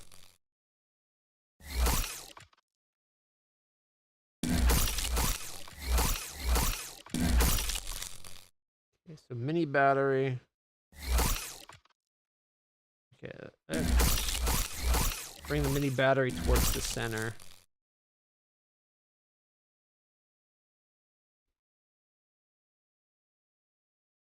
So we got a reactor and our battery, then our engine. We got a light bulkhead. Got missiles. That's our scanner. You know what? Let's take the scanner.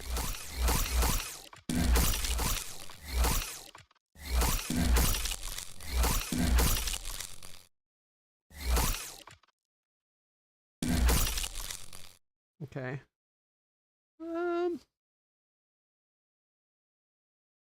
I like that this guy now has 3 things reinforcing him.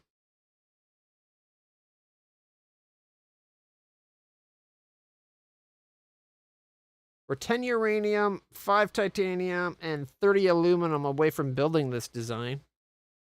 It's got 183 max health, 6.83 hit points per second damage. So it's pretty good. Pretty good.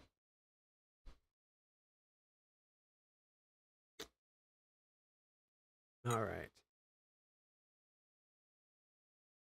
Save that as the combat scout. Yeah, we'll override the one we were doing before. It's basically the same thing. We have less armor panels on it, like the deflector thingies. We have less half deflectors, but more hit points because we got more the bulkheads, and then we got the missile thing as well. So I think it's a good trade. I think.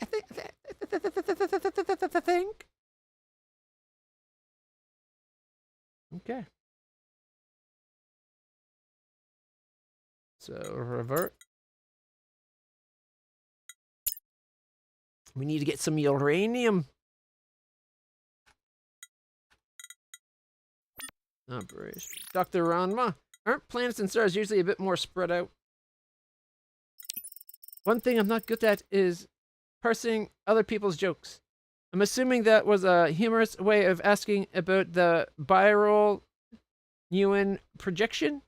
The holographic interface by which you perceive your ship's space is a projection of Trillian space, which most humans have great difficulty visualizing. The Biral Neuen projection is the most common way of representing the Biral Wind projection is the most common way of representing space-time curves for navigation. I have heard it derisively called the Mercator projection of space, which in some ways is accurate. It distorts some objects for facilitating navigation, but it is inaccurate since the Mercator projection does nothing to temporal vectors. Admiral Desjardins is famous for saying, "I don't care if the sun looks smaller than the Europa station, as long as my ships don't fly into either." It's kind of funny. If you have nothing more urgent, I need to return to my work. All for now. All right. And we're at 16 of 25, so we didn't level up again. All right, I think the next one we'll level up is probably Cadet Gamma Thester, and see what Cadet Thester can do with oh wait, what was that skill research thing? What was it?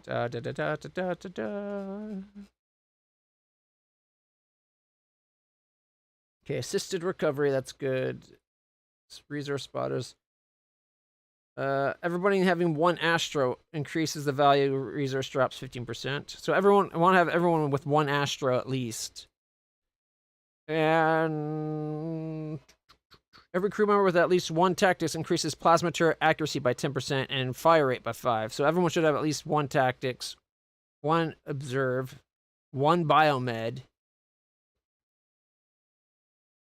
So one Astro, one tactics. One biomed. Astro, biomed, and tactics.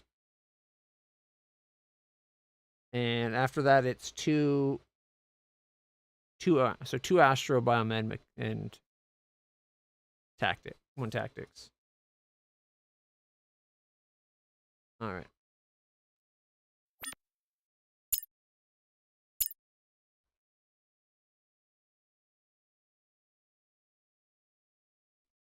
Okay, so we could get Inky DS to one more point into the Astro Science, and everything else would be good for now. Which would be one of the 6 of these 5 points. 4, 3, 2, 1, 0. So we'll be able to hope if it does work where we can put 6 points and then 1 point, we can maybe do one of the points to Astro Science for Inky Ideas, and then Thester can get 1 to everything, but 2 to Astro Science. And then we'll be kind of caught up. But that's if it lets us do the points that way, or if it makes us do all points on one person, we'll follow the whole Inky Ideas setup, I think. Except for 1 less engineering. We'll only go to 4 engineering so that we can have 2 Astro Science to follow that new minimum that we now have. All right. Let's get out there.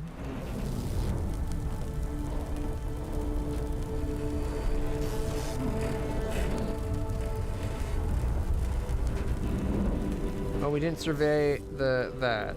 Okay, let's...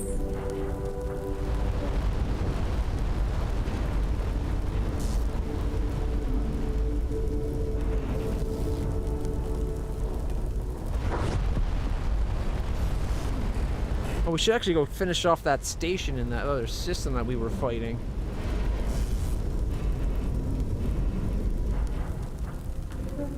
Alright, sending the survey.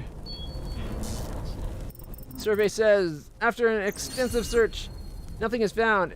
Evidently, Cadet Thester discovers the anomaly is not on the planet's surface, but in the way the ship scanner stores data. Have the team return to the ship. Due to a failure to calibrate our memory crystals for the physical constant difference in this universe, our scanners failed to completely clear a previous anomaly detection. Plus 15 research.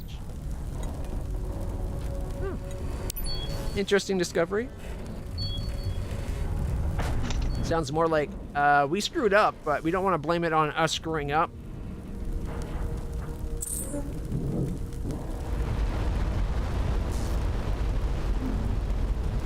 Alright. Let's go over here and check what's going on. We didn't survey the planet because we were chasing the whatchamacallit guy. No anomalies detected. The legendary steed Whiskamug.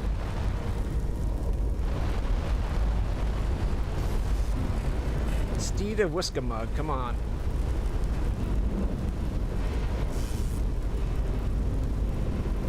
How come our hull's so low?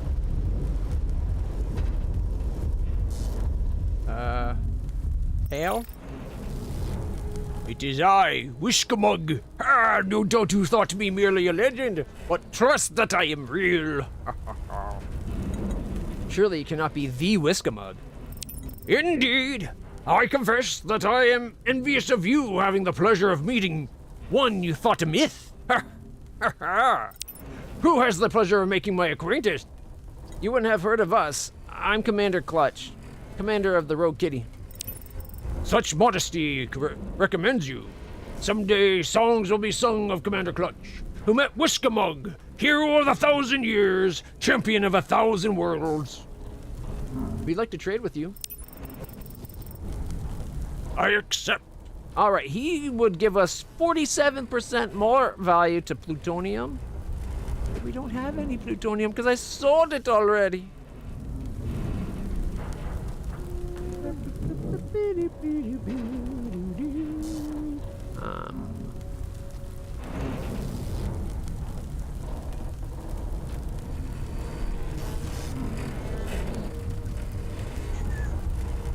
It's expensive on the uranium. Oh, he trades with yttrium. Really? So not silver. Okay. Yttrium's the stuff we needed for something else, isn't it?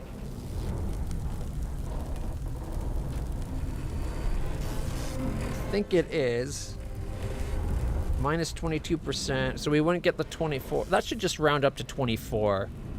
23.99 should just be 24. It should do nearest neighbor rounding, right?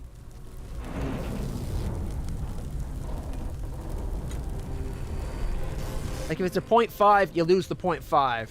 But otherwise, it goes to the nearest. Oh. We have 8 yttriums at the moment. So we could maybe...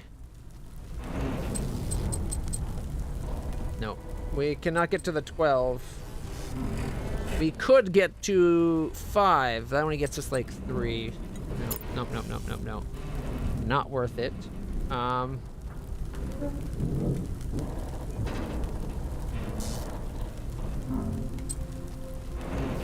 23.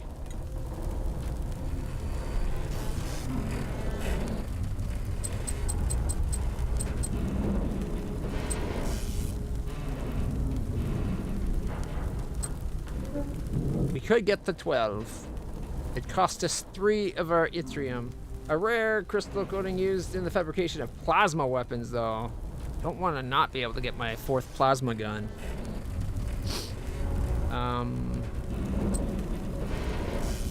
Mind you, we'd be 1 uranium shy with just that 1 Zen.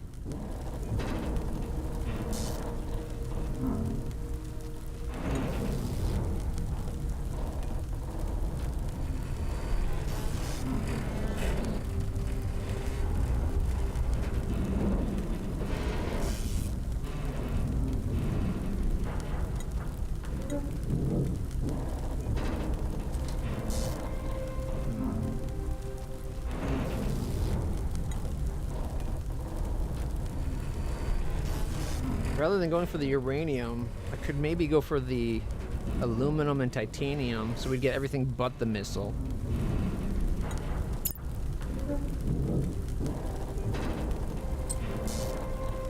Let's see how much that will get us. We go up to the 85 and 50, oh, 51. Okay, only 10. So it gives us some wiggle room after that to get us as much uranium as we can. So it costs us 1 yttrium.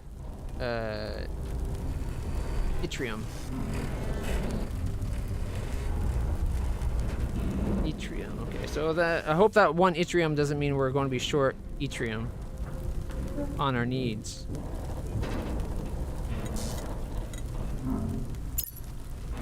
Alright. Of course, Whiskmus is a hero of many battles. He often has prizes to sell. The weapons of those foolish to do evil within his sight. If not now, then return soon to complete your collection. The prices are steep, for those components are collectibles. They are once owned by Whiskamug. I like Whiskamug. Look at the size of his ship. What a peculiar individual.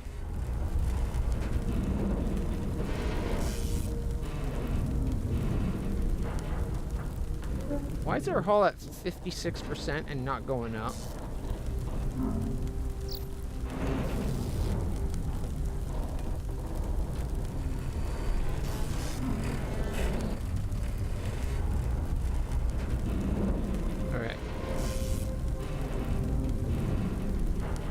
Well, let's go check this place out since we're close by.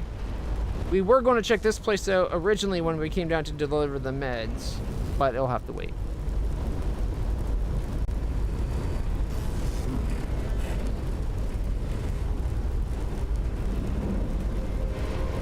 I'm a little nervous about the fact that we're at 56% hit points, and it's steady 56. Like, we should have been repairing, and we're not burning or anything.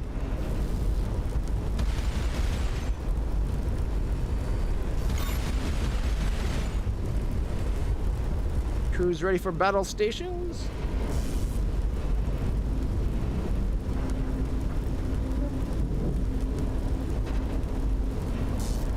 All right.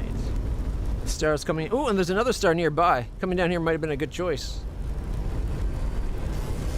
Whoa. Break.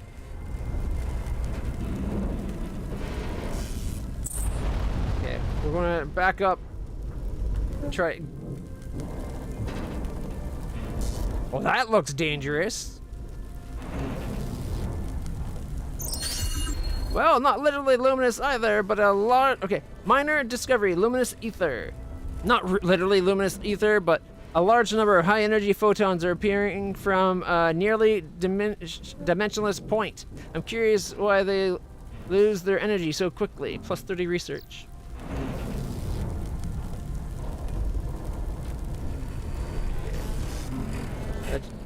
Edge closer. Oh, we're dying. We're dying. Whoop, whoop, whoop. Red alert. Red alert.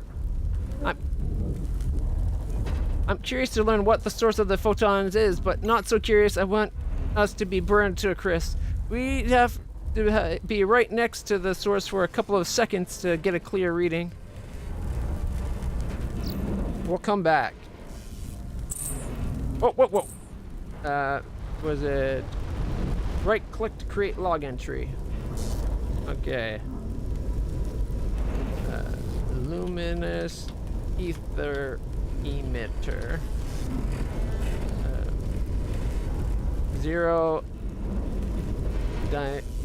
dimensional emitter of burning hot photons.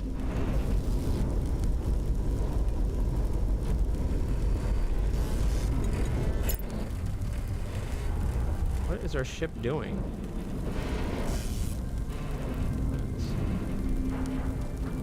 To stay floats for several seconds, but currently we die.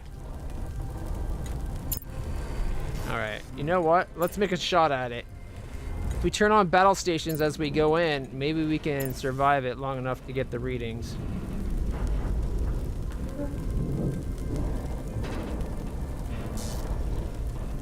Alright, going in. Taking damage, battle stations. Nope.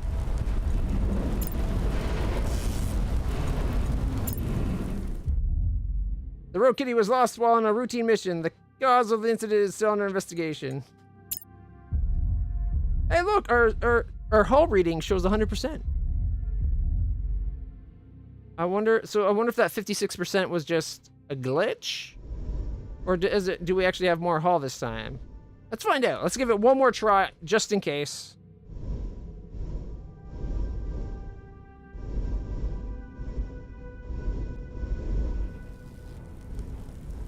Taking damage. Battle stations. Cannot cope.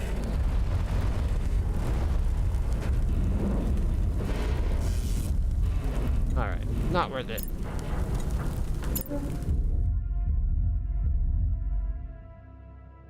Alright, let's go check out this blue star. Ironic that it's blue.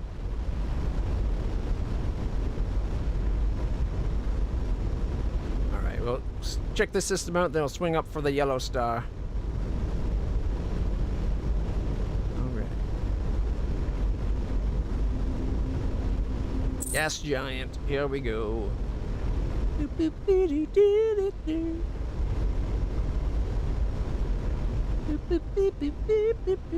Oh, there's a Rocky R2 here as well. Look at that. This little collection of dust looks like it's watching us with its mouth open, like it's ready to eat us. All right.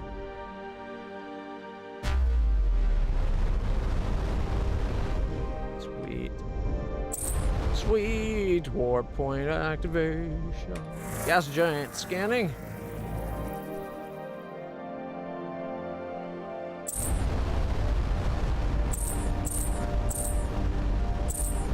Ooh, there's a flinger over here.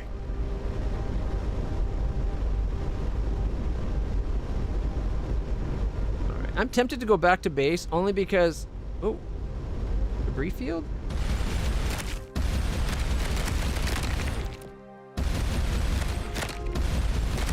Like a...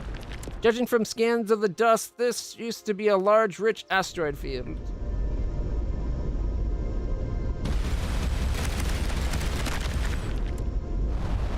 Oh, there's like a ship there.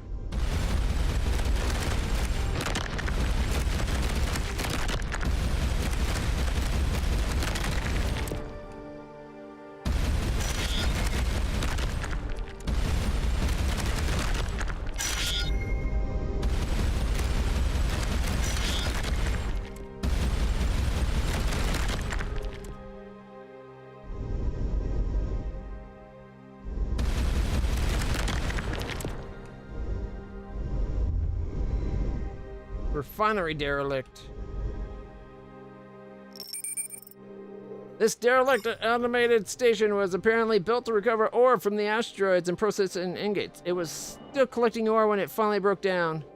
Xenoculture insight. It probably became uneconomical to maintain this facility once the asteroid field was mined out. We got 7 titanium, 1 platinum. The core equipment is intact with some resources and an elbow grease. We could get going again. Repair the refinery. It would take 80 units of aluminum, 25 titanium, and 1 kyrite to repair the facility. We'll leave it for now. So that's a lot of resources for us. Well, it might be worth it. Scanning the planet. Deploy survey team. Oh, okay. Wrong button. A lonely solar power radio antenna points to the sky. After examining the control unit, Cadet Thester notes that its antenna is transmitting, repeating data towards the nearby flinger. Have the team return to the ship for now. Can data be flung through a flinger?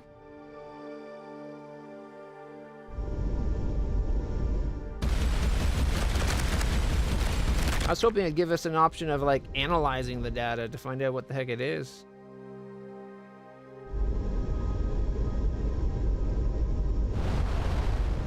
Is there anything else we can shoot down? It's going off this way somewhere, not towards the yellow star. Oh, actually, it's going further this way. Okay. I think the data being transmitted are the coordinates of the antennae. This must be a failure mode that redirects the flinger to a known location. Alright, let's go down, see if we can turn that off. Have Cadet Thester update the antenna's coordinate. Thester enters in a known set of coordinates, the warp gate at Solano. Is it going to fling us back to our base now?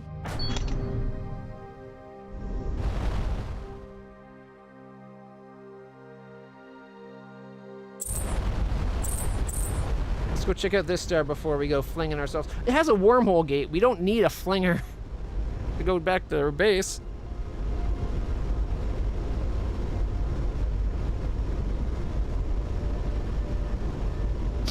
But okay.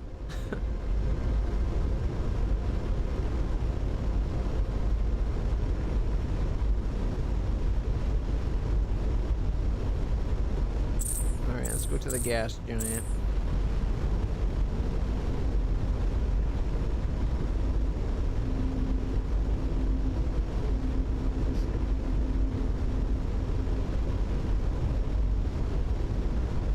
Is there anything around this star?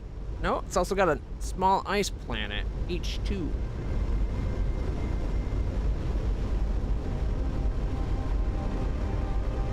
Terrestrial. Whoa, here we go. Small gas giant, a desert planet, and a terrestrial planet. An M1 class. Ooh. Scan.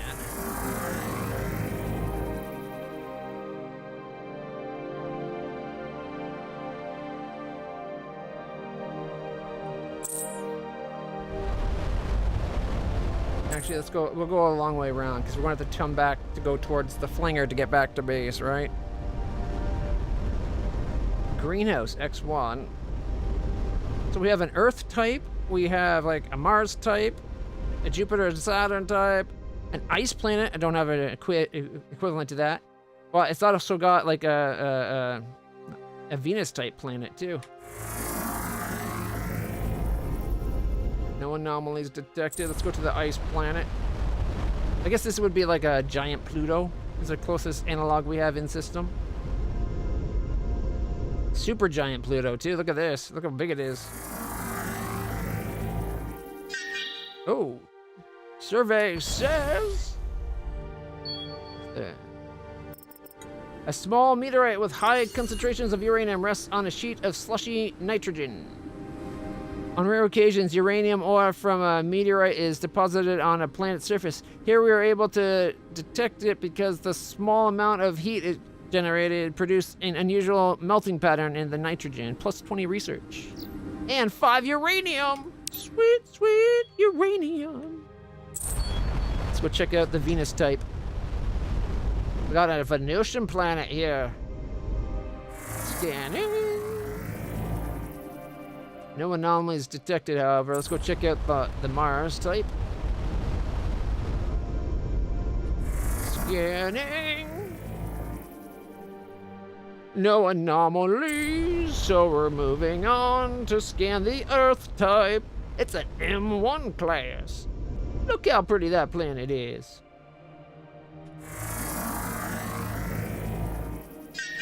Ooh, survey! The small colony has been abandoned for at least a century. Cadet Triton observes it was a slow economic collapse, possibly due to decline of some local industry. As the team investigates the structures, they became aware that several entities are following them, concealed by the trees. Cygnus Lee modifier minus 5%. Oh.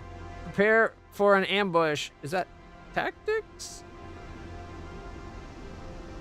Difficulty is 20%. Minus 5 is the total modifier because we have plus 15 from tactic skills. Execute. Come on, come on, come on. Ouch.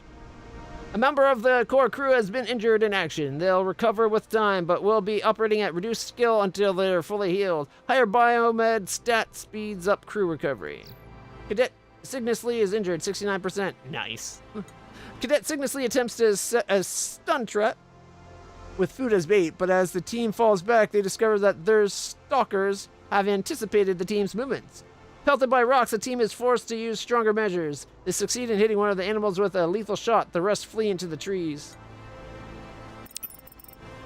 It is a furry six-limbed, agile creature, looking something between a rhesus and a tabby cat. It has exceptionally large brain capacity for its size.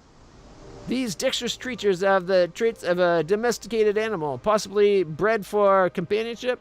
They have evolved remarkably quickly. I would not be surprised if they develop language and tool use within the next 1,000 years. Plus 65 research. Nice.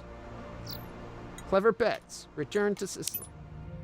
Too bad we couldn't teach them, like, capture some and bring them back as pets.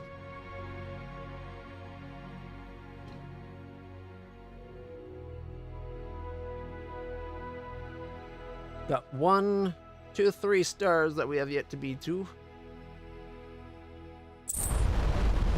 Alright. No, we're not going to take the wormhole. We're going to take the flinger. The wormhole would be quicker, but I want to take the flinger so we can see if anything's along this path.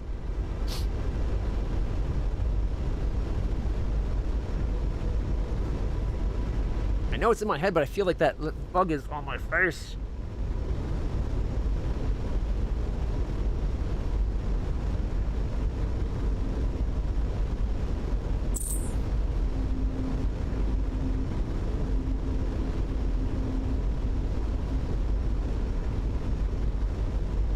I would like it when, if you're on the map, that it overrides ship controls WASD to move the map around.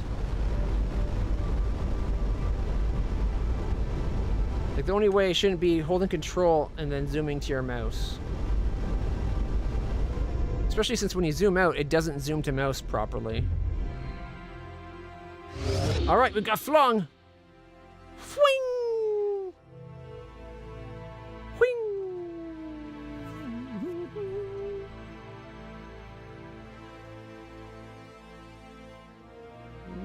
Nothing detected, but maybe you can't detect things when you're being flung.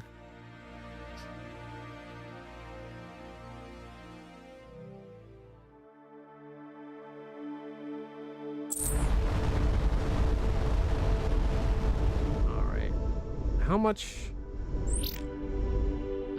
cargo?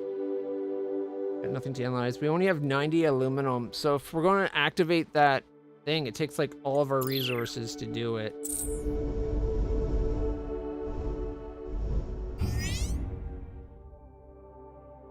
All right, got lots of research points, so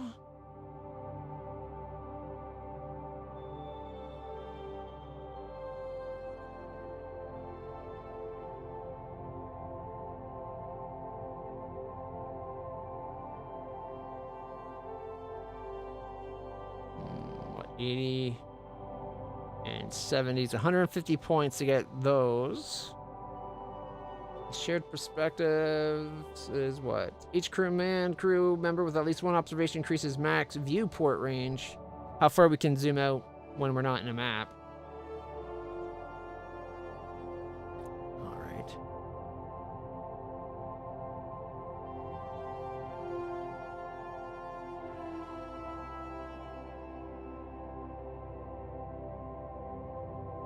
All right, that cools faster.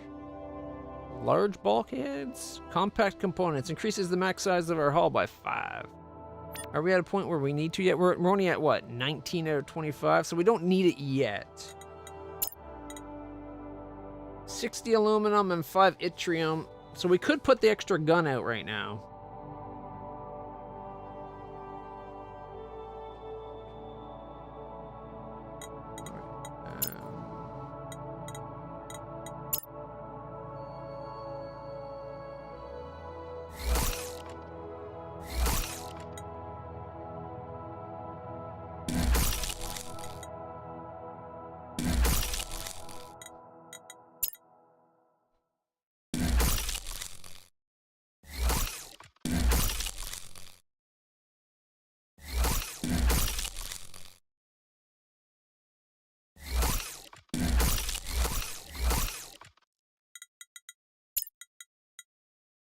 We could do, what, mini deflectors? Okay, they don't quite fit the way a half deflector would, which would allow us to continue that arch right down into the wing.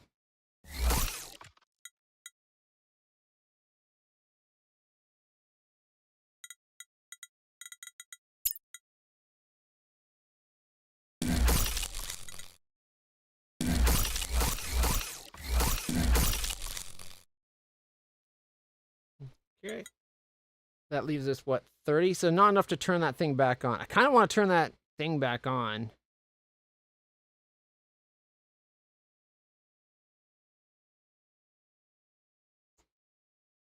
So if we get rid of the... okay, get the small wings back. I think we'd still have enough. And we're up to 4 guns again. Third engine is kind of struggling, it looks like. So if we spread the engines out, how's that go? Any better? Nope. Not really.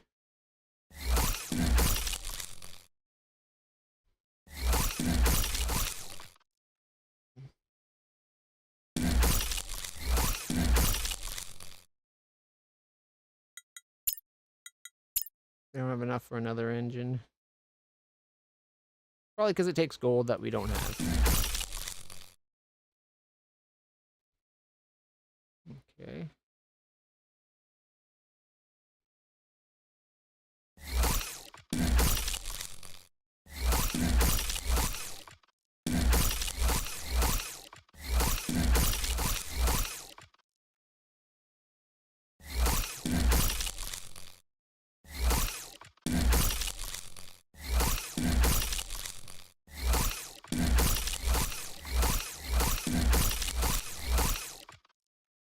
Those are thermals that way.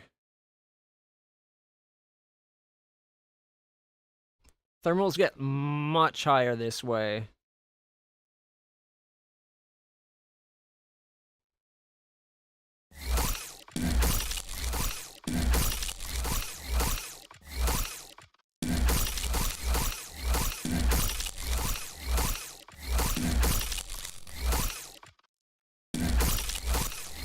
Now that engine completely overheats. They share the reinforcement at least.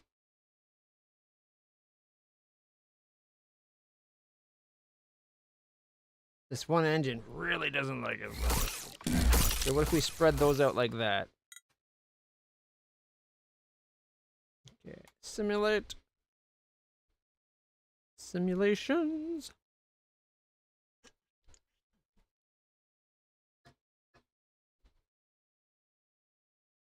That's actually better. However, I'm going to swap the reactor and the battery. Just because I'd rather the reactor live more than the battery. Having a lot of stored power is great, but better than stored power is generating power so that we can keep our guns firing full bore. We're up to 7 damage. Let's see. 8.4 gigajoules per second with everything running now. Engine draw is 1.3. So it's 7.1 energy draw from our weapons.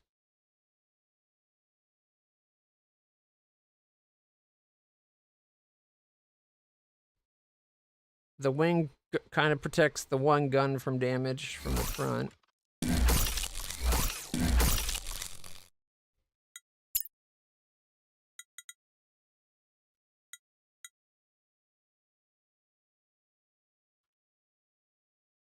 Put a deflector on there, on both sides.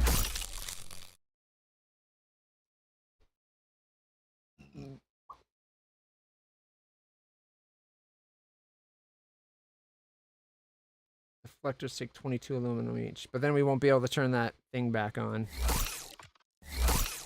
I want that, but not until we have more. Not until we have more aluminum. All right. So research. Let's see. Module hardening. Decrease the performance penalty of damaged modules. That could be very handy. Max size of a ship. Again, I'll do that once we need it. We're at 20 out of 25.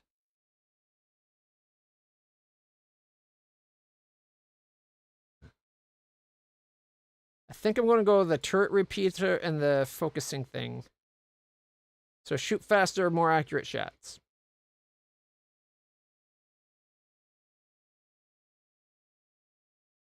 10% faster firing rate. Oh, I didn't. And the accuracy further increases the accuracy of our plasma weapons. This is the turn rate. Okay, 130. Oops. Astro 2 Astro moderately increases the chance of artifact drops. I want that.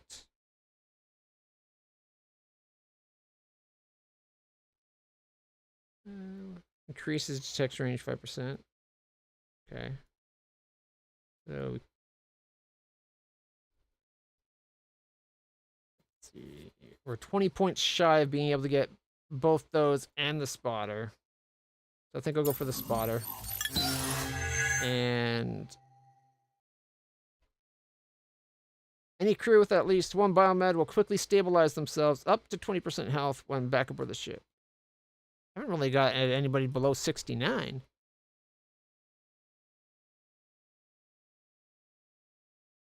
I'm tempted to get that. We'd have a 10% increased detection range. Could increase the speed and range of our tractor beam, though.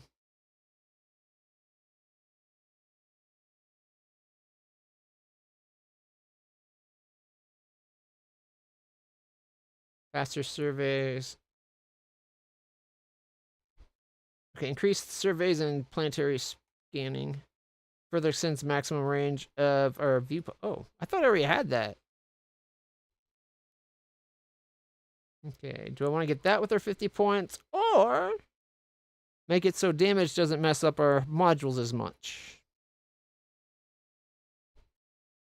Thinking this one.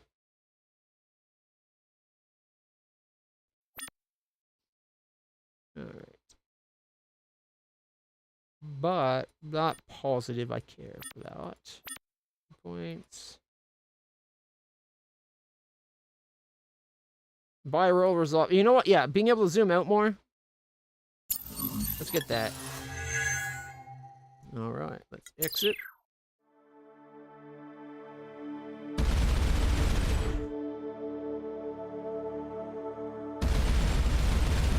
Look at all that gunfire. We can really use up the energy now. Alright, let's see.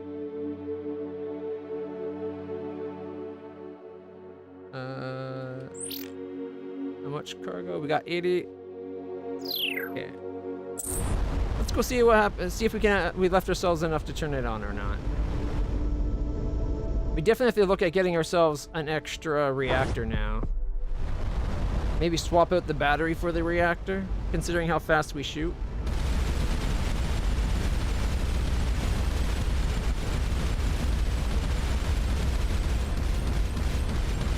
Not bad, sustained fire rate.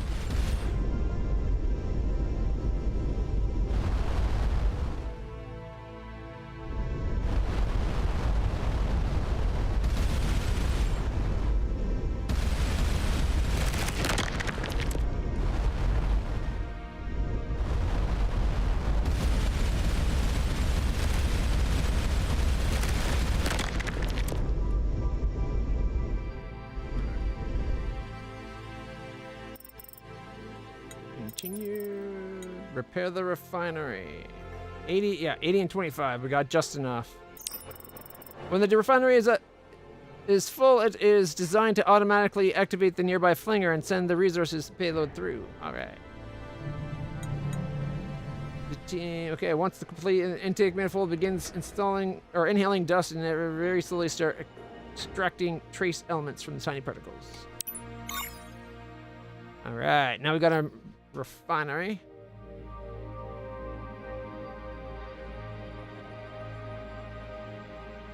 I'm assuming that gets us a continued supply of resources. All right.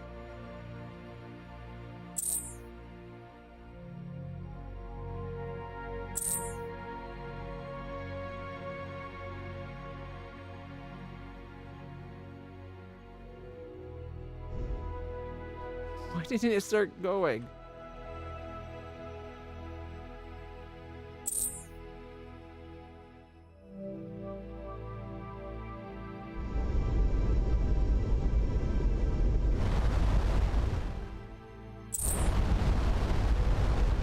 weird.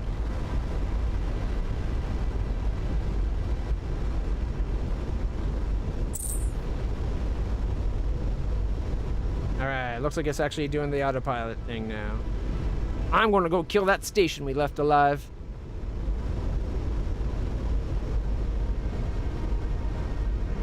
After all, it's kind of close to our base. And it's stopping us from using that portal. Oh. Hey, hauler. This is 6-2425. We are carrying authorized cargo only. Our manifest has been logged. We delivered the medical supplies as promised. And they transmitted confirmation of delivery. I have noted in the CXTA network that the Rogue Kitty is a reliable carrier and that I would make use of your services again. Sweet! 10 gold.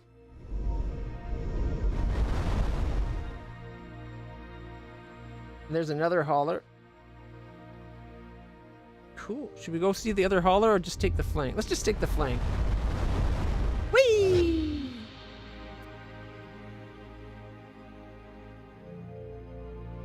Bum, bum, bum, bum, bum, bum. Bum, bum, bum, bum.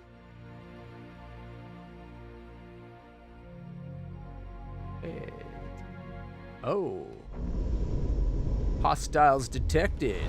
Let's go blow them to hell. Yeah, see, I think they've expanded. That's another pariah. Or, sorry, another parish and a martyr.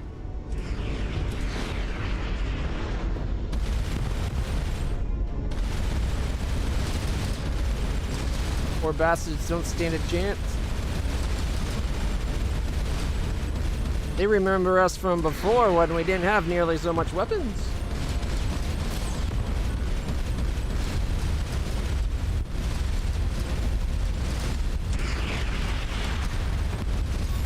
Oh, I gotta stop rammings.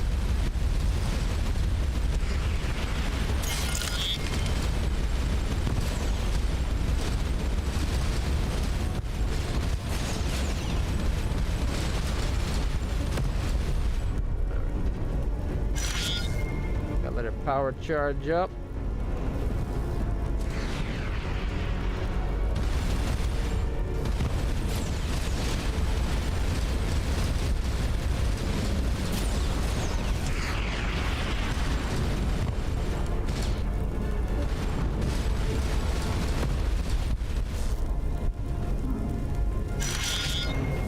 Eight aluminums. Nice.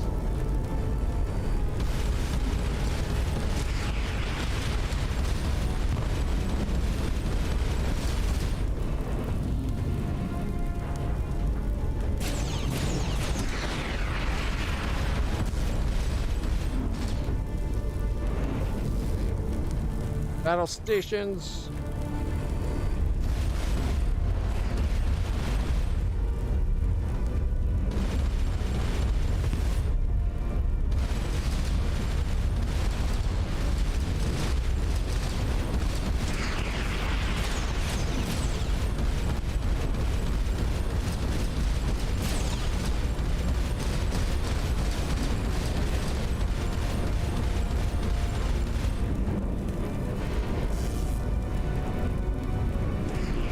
We're down to 2 guns.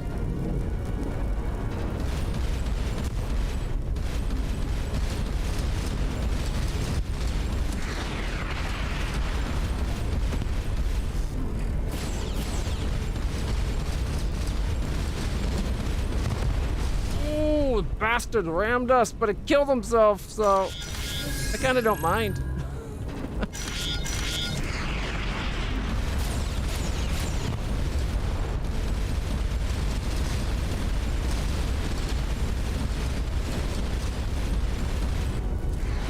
We almost got battle stations ready again.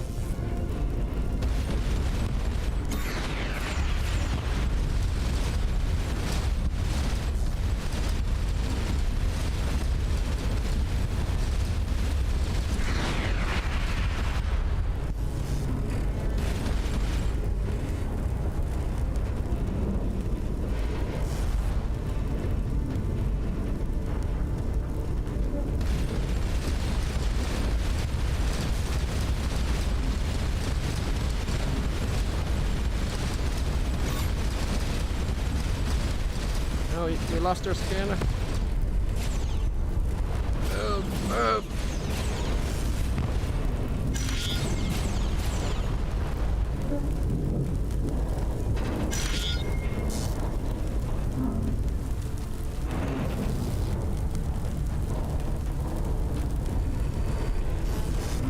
That last missile, I think, actually hit us. We were at like 7% health for a second there.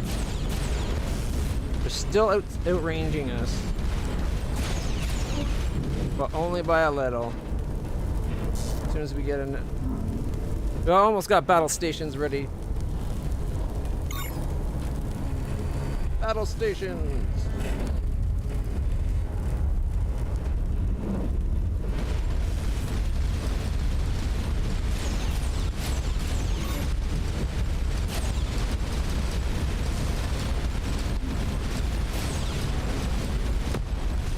Yeah! Ha ha ha!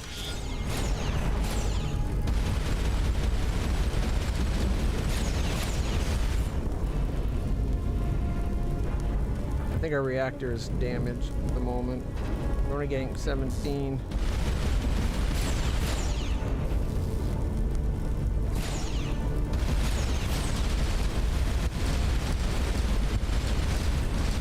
Oh, he rammed us! Bastard!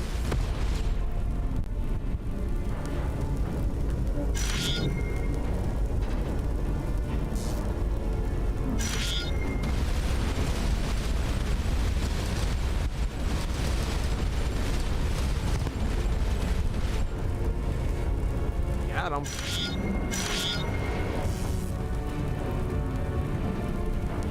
Battle stations ready. Let's do some repair. Okay, we got our battery back up and running. The parish? Is the parish the same size station we were fighting before? It's not firing missiles at us, so maybe it's not. Shit. What timing? Just as I was about to go into attack, 3 more guys show up. Are they just acolytes?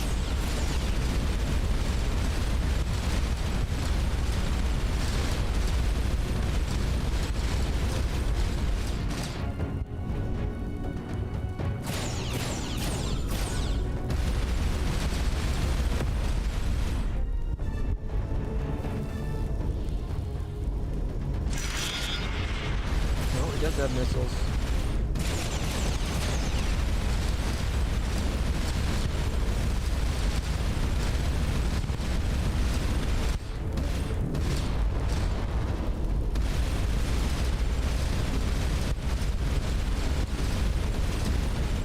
Knock something off it.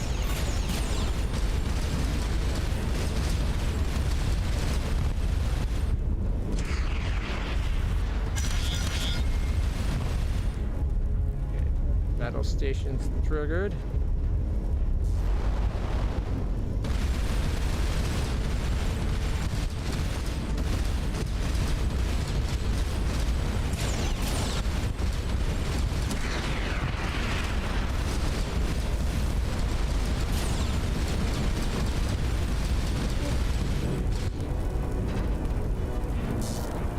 I did not take off one of the modules, unfortunately. We'll just hover here until either more guys teleport in, or we can battle stations. I think one more good run and we'll be able to take them out. Like, stuff is burning on them. Admittedly, a lot more is burning on us, but we repair so much better. They don't have the advanced nano repair things that our species does.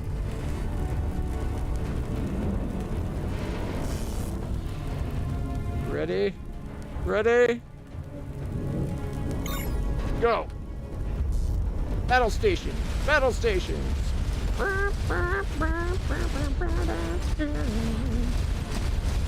Yeah, baby, that's 2 down.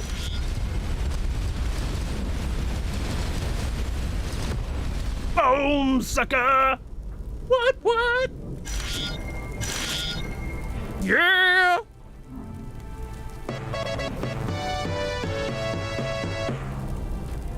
Boom, we won. Survey incomplete. An island archipelago. Oh, it's the ones with the aluminum. These island traders prices. They want 40 for their glider. Okay. They're giving us an extra 16%, but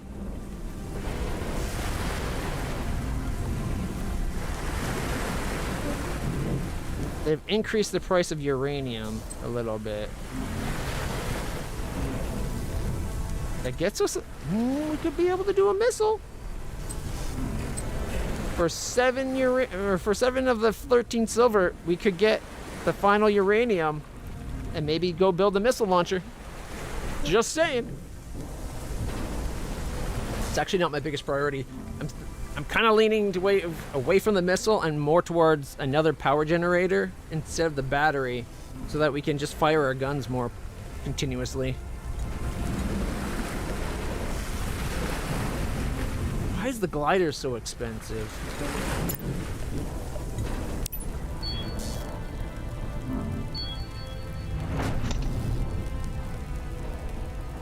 $6 to hauler. Maybe we can get a delivery mission. We have heard the rogue kitty is now mentioned in the devout command, and not with fondness. We cannot afford their ire, but a purchaser has expressed a strong interest in a delivery that carries some risk. What's the delivery? We respect you enough not to torture the shrubbery. We want you to collect for us a databank from a planet in devout space. We do not know or care what is on it, but our buyer is offering us 100 silver for it. It is likely then that the devout would object to its transport. We divide the price equally? We had minus 15% chance of us succeeding on better odds. We'll do it. 50-50. I'd rather us get like 67 or 60 or 70%, but we're not good enough with the xenoculture yet.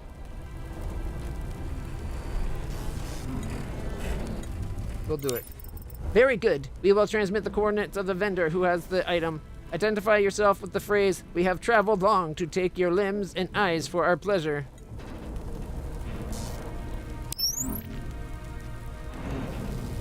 Okay. So they want us to go up there to the smuggler? Alright, we are here. The other station we know about, 1 second, zooming out, is here. I still want to get this place checked out. Okay, battle stations. Get repairs going. Tell you what, we're going to come down and try to get the other pariah station that was, or parish or whatever that was there. Alright, all fires have been put out.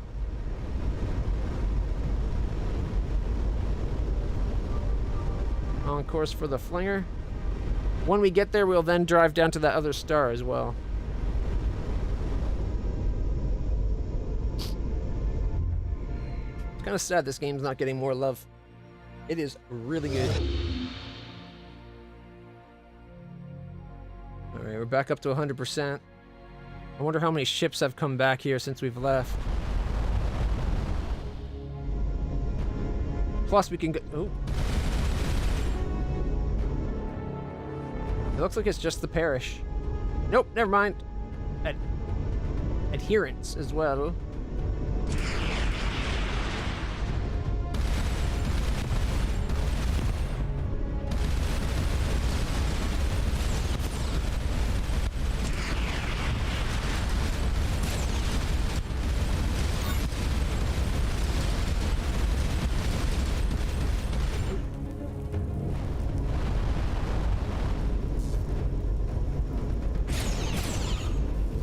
Battle station.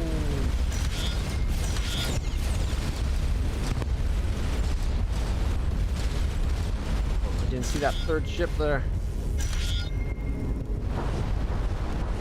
Did they just warp more people in? I think they did.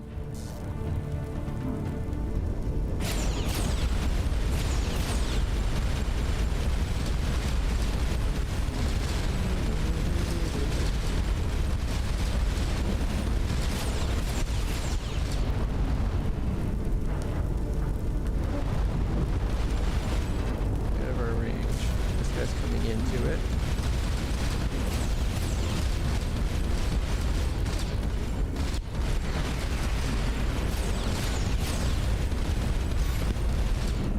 Oof, we did not get that interception that time.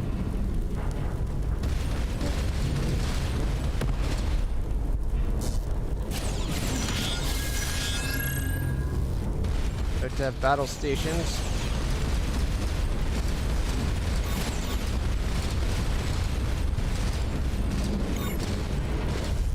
Battle stations, battle stations.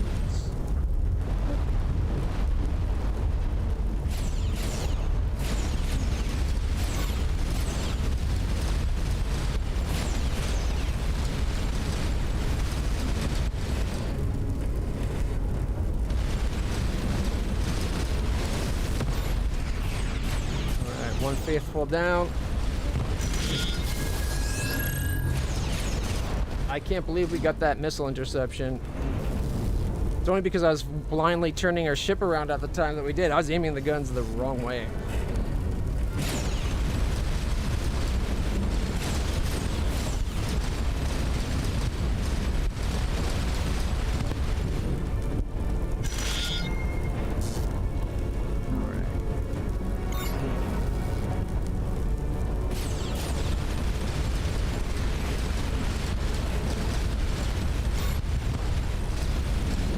Nailed that missile.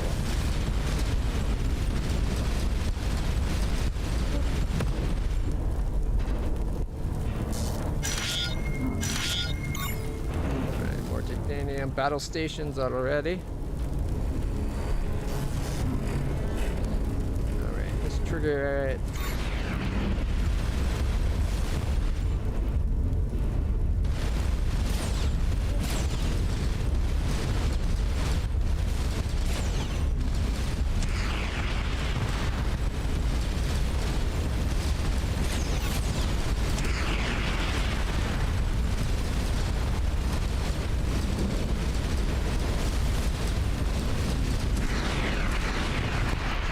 Oh, they got us.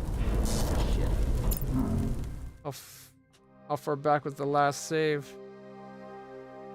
Okay, it was right after we took the mission on.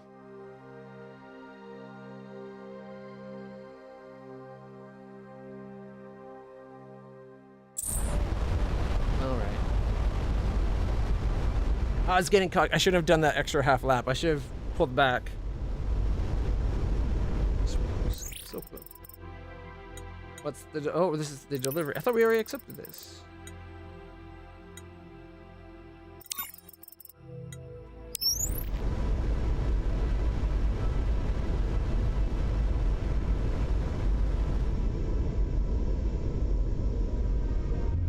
Maybe I should have just went down to explore this star.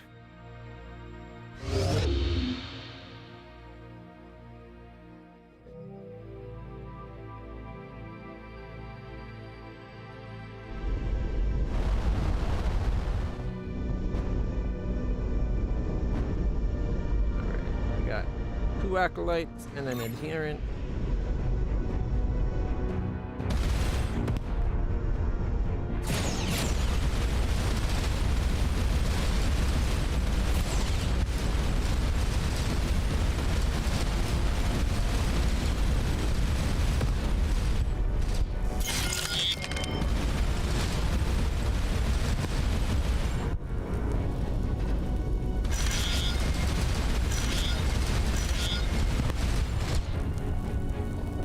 Battle stations up.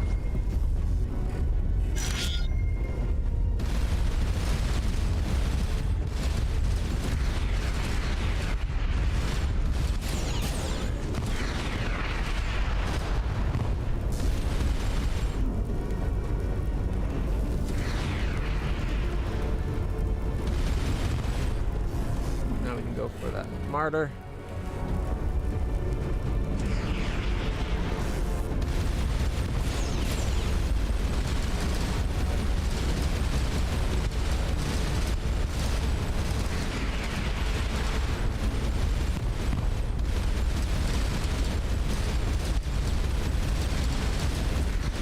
That one. perfectly for us, I think.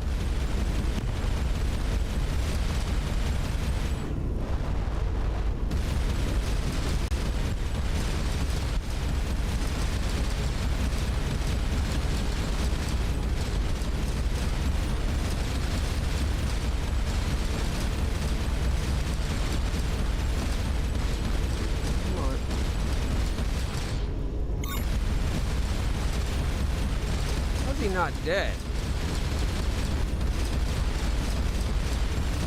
Oh. 4 aluminum and 3 titanium. Battle stations.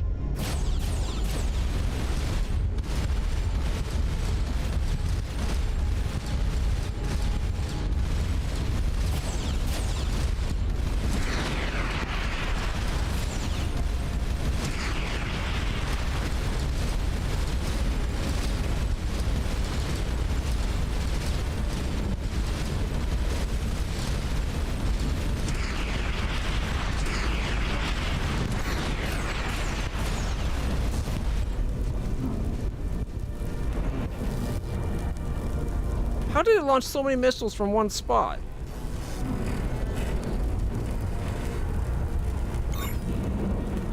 Like I took out 2 of its missile launchers.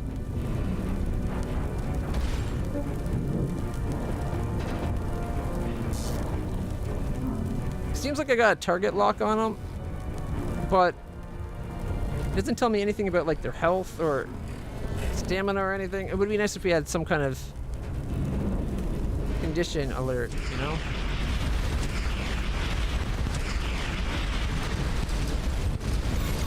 No, shit. I didn't mean to ramming speed, okay? It wasn't my intention. Just sort of happened. It seemed to have worked. I don't know if we lived through that, though. We did just collide. I'm hoping we lived. Oh, we did! With 13 or 40% hull. Thank goodness for the battle stations. Fix us up quick. Woo, boy.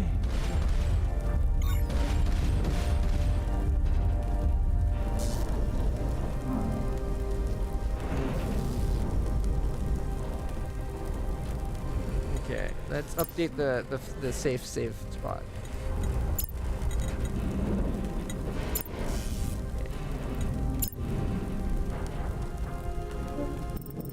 The large artifact is quite advanced, but it's at least within the technological space we can comprehend. Ghost on the surface. Heretic portal. Try using the data stored on the device key we found. The rogue kitty detects a sudden increase in energy levels within the structure, along with a shift in local warp space. It worked.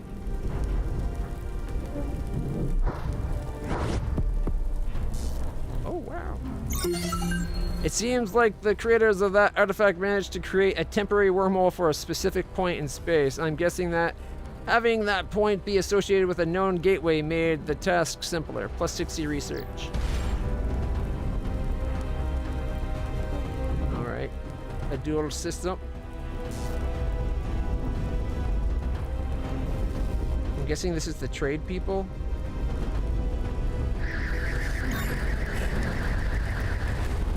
Ouch!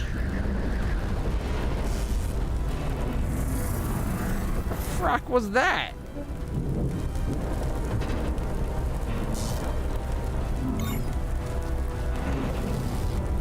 Damn near killed us.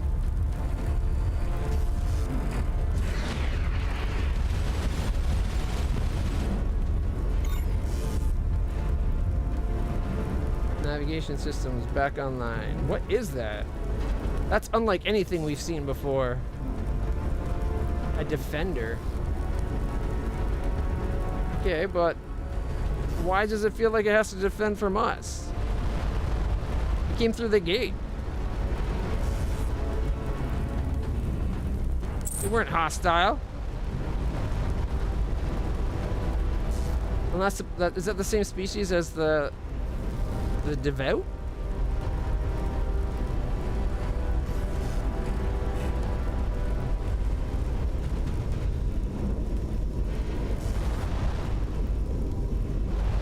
beam weapon was nasty. Scanning planet. No anomalies detected. I want to scan the planet. What's that? Is it the legendary steed of Wiskamog? Okay. We've met him before. He doesn't seem to be following us now that we're heading out system. Alright, let's go to the rocky planet.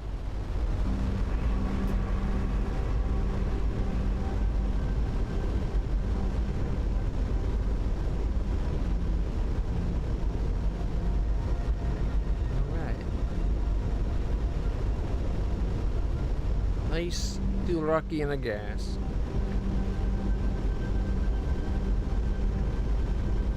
At least we're fully repaired. How's our crew, actually? Previously unknown object closing. What? From where?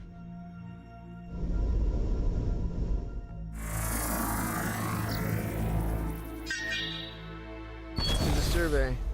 I don't see anything closing on us. This component may be tricky to analyze. I'm pretty sure there's some chirolite inside if we just want to break it apart. Distinctive markings clearly announce that this is a large fragment of a devout ship. While it sustained some superficial damage, Cadet Pre notes it is in surprisingly good shape for if it impacted from orbit. Keep it intact for examination on board the Kitty. Alright, it's a devout debris. The team carefully loads the bulky object aboard the lander for examination aboard ship.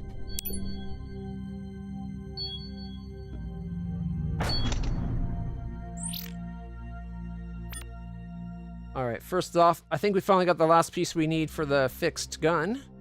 The mount. 30 research. Part of a fixed plasma weapon, similar to our turrets, but designed for a fixed gun with longer range and more power. We have found enough components that we should be able to research the building type. Alright. Alright, the data pad. Devout data pad. Whirlpool is apparently what the Devout call wormholes. They were using something called whispers to try to locate a specific one. And the debris we just found... Is this a whisper? Apart from being definitely Devout, initial exam is disappointingly unfruitful. +10. This is a weird component. Despite the chirolite core, there's no energy output. I'll need some time to analyze. Alright. Thought we just told you to analyze it. Okay. We're at 21 out of 25. So 4 more should get us another level. They mentioned something about an unknown object inbound. I don't see anything on radar. Scanning this moon. Survey team. Survey says this planet is okay. The planet is roughly on par with Starcom space was perhaps a century ago. Judging from area scans of architecture and environment, the entire planet fell into a deep decay several centuries ago, sort of a modernized Dark Ages. It has since rebounded and is now rapidly industrializing. Normally, this sort of world is eager for extraplanetary exchanges, but the team's overtures are a rebuff. The planet's development has a direction that points out... Dude. Get him back on board. Okay. Log.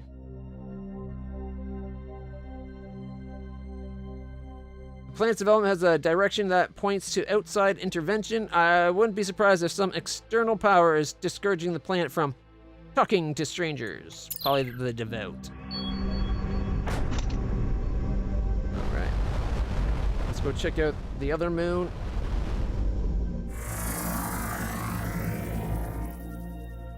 No anomalies on the gas giant. We'll go check out this smaller rocky moon.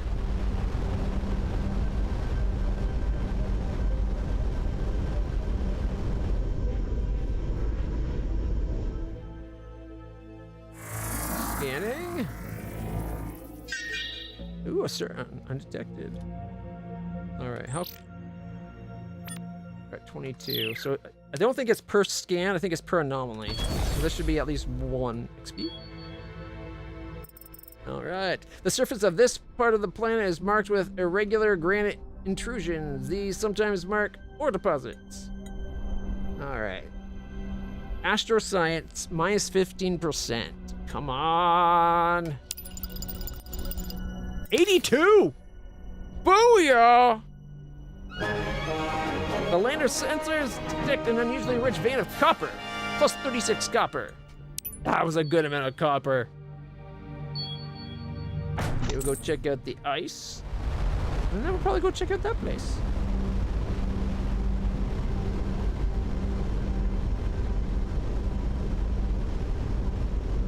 Those planet moons were very eventful. Scanning the ice planet. The upper layers of ice act as a prism, allowing us to better analyze its chemical composition. Plus 20 points. Ice prisms. Cool. All right, let's go find out what's over in this system here.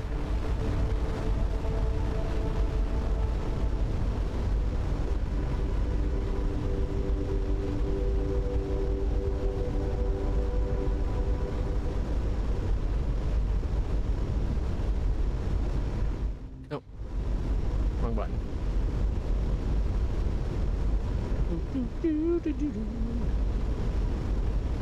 It would be nice if it gave you an ETA on your to your destination. Distress beacon detected ahead. Is it this one? It's a tanker. This is CXTA 3363. A reactor has experienced an inversion chain cascade. Batteries are sufficient only for life support. Can you assist? What do you need? Our engineer had to be quarantined at our last port of call with septal conjunctivitis. We lack the technical expertise to make the repairs. The chirate core is intact but unstable. I could replace the chirate or try an alternate coil configuration with some of our copper. The first is easier and safer. Do I have chirate? It'd be nice if it told me the amounts that I have. Like this -1 chirate. Do I have it?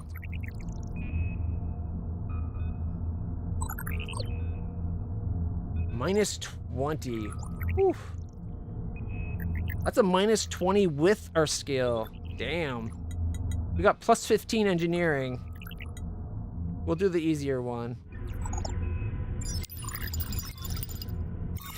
Oh, we could have got away with the copper. Thank you. Reactor is within safe active tolerance. We should be able to make to our destination now. We do not have resource on board to compensate you, but we'll submit a positive report on your behavior. It would be nice if we could have accepted the damaged chirate. Like there was chirate in there. We exchanged it for a functional chirate crystal that we had.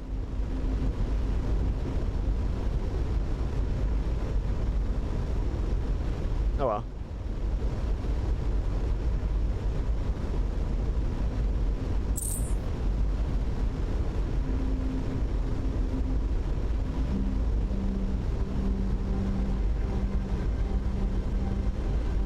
But it would be nice, like, when you do those difficulty rolls, rather than just saying plus -20, just say the number we need to win. Oh. Scanning this planet. Survey. This planet was devastated by war in the past few hundred years. Judging from the ages of the ruin, it was not a single cataclysmic attack, but a long series that spanned decades and gradually eroded the civilization's ability to recover. It looks like the ruins have been thoroughly picked over by scavengers, but there may still be something worthwhile inside. -5, so I think we need 55 or better. Nope. The team's initial impressions were correct. Scavengers have a long opportunity to remove anything of value. Damn it.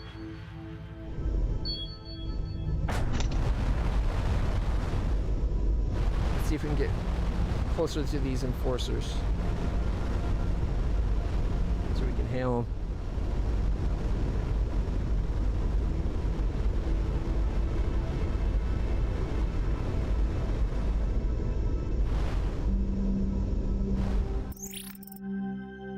We have watched your ships appear near the Sham and wondered when you would venture here.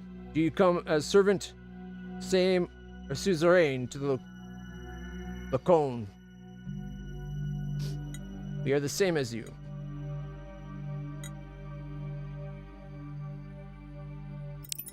Perhaps similar in strength, but not in number, as we have observed. But if you do not challenge us, we will not challenge you. Tread softly here. What do you know about the devout? What happened in this region? We've seen signs of a terrible war.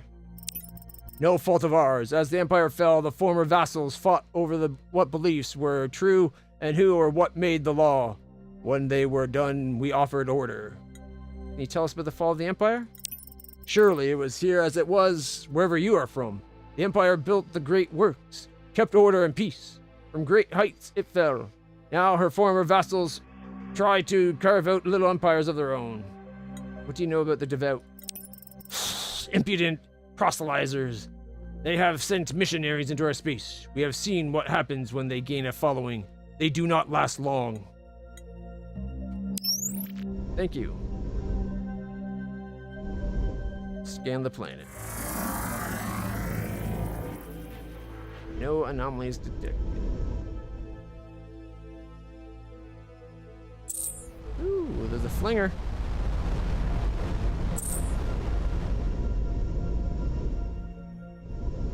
Scanning the planet. And survey! Woohoo! Launch survey team. This planet was devastated by war the past few hundred years, judging from the ages of the ruin, blah, blah, blah, blah, blah. Okay, let's see if we can do better this time than a 27. Come on! 60! Nope. Oh, wait, hey. One area that scavengers spent little time in were the refuse dumps. While they mostly contain heterogeneous junk, some small amounts of aluminum have been separated out, presumably for recycling. Sweet! That's a good find for us, actually. Plus 1 XP. That gets us to a level. Nice. All right. So, do we level up our engineer?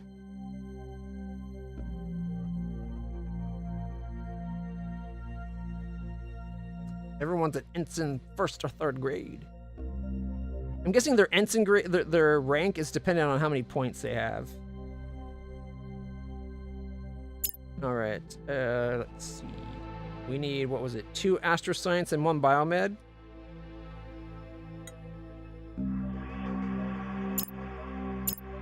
Okay.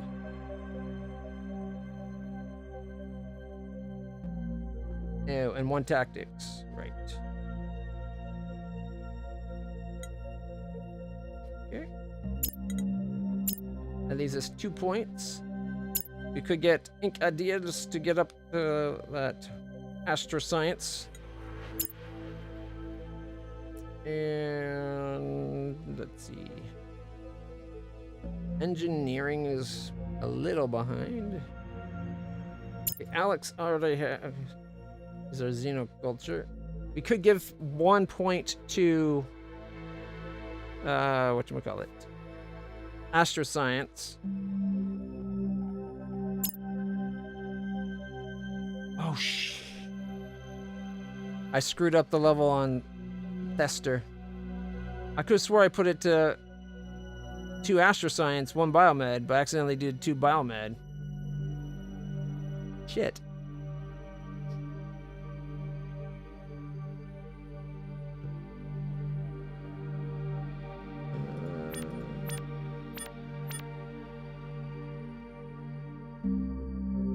I wish there was a point here where we could see all the crew skills we have, so that we could go in here and see all the benefits from our skills. Because there's no spot in here where we can see that. I think it should be listed on crew. There should be a list of all the officer training we have. Because then we could be like, oh, we're getting these benefits. Either list it under the crew totals or just in general have a list of all crew training.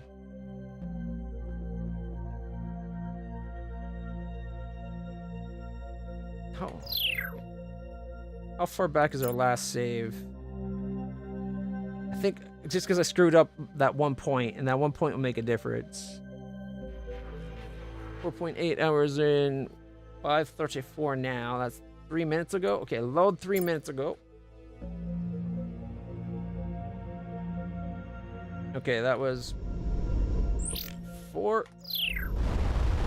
That was before we talked to these guys.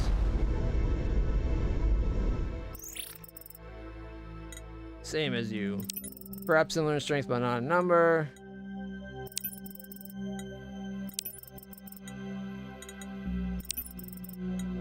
Alright, there. We're caught back up after that point. If we don't get the aluminum this time, it's gonna kinda suck. But what can you do? Maybe learn to press quick save more often.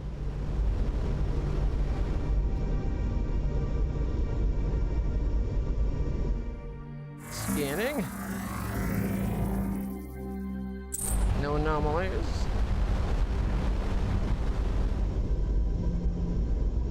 Alright. Quick save, scan. Alright, let's deploy. This will get us the level. Alright.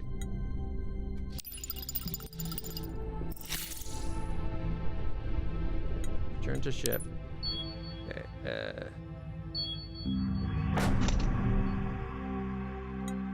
whoop.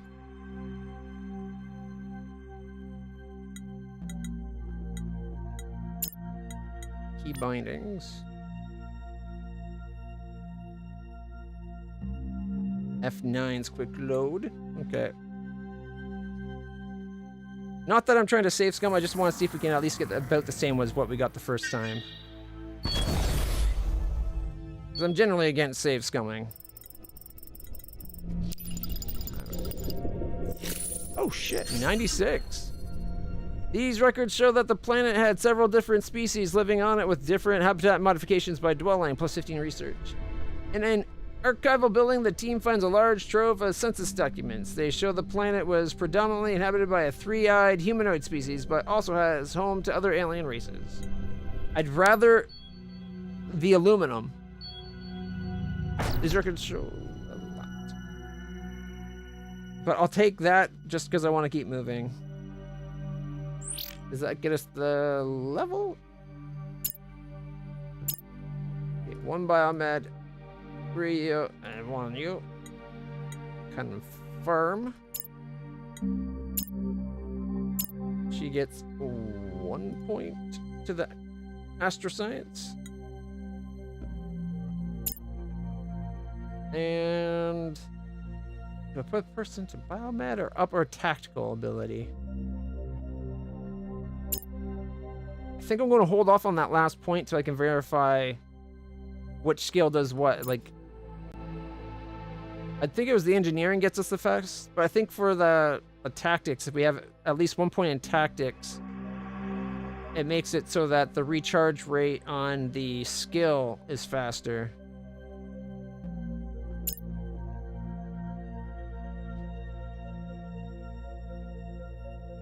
And I'd rather the skill recharge faster than the repair rate. But we'll figure it out later. And we got a flinger.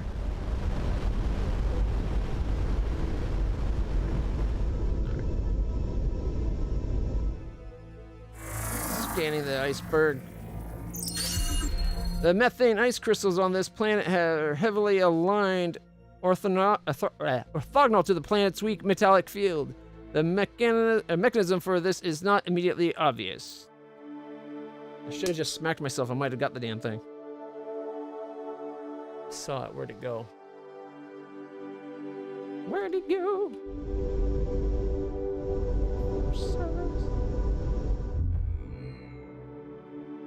Alright, fling us!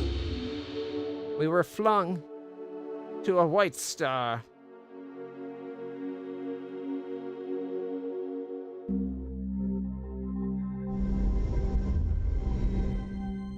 Scanning this lunar planet type.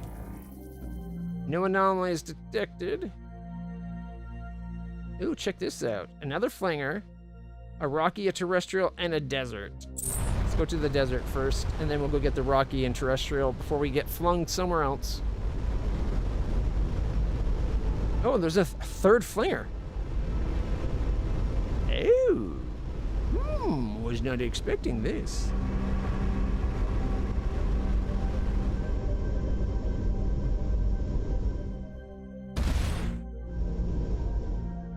Scan the planet. No anomalies detected. All right, you know what? Since we're here, let's quickly hop in the flinger. Yeah. Ooh, this flinger sends you pretty far. Over 1, up 4. Most only go over 1, up 3.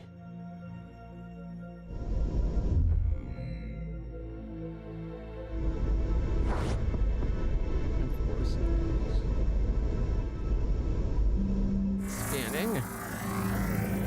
That's a big enforcer. All right, sending a survey team. A single communication tower is the only artificial structure on the planet. Despite its age, it's still mostly intact. Ensign Thruster notes the tower is very similar to the ones the team encountered earlier near the dust refinery. One unusual point is that while there are the normal redundancy circuits, the data in them doesn't match the primary. Replace the primary data with the redundancy? This is going to change where the thruster goes.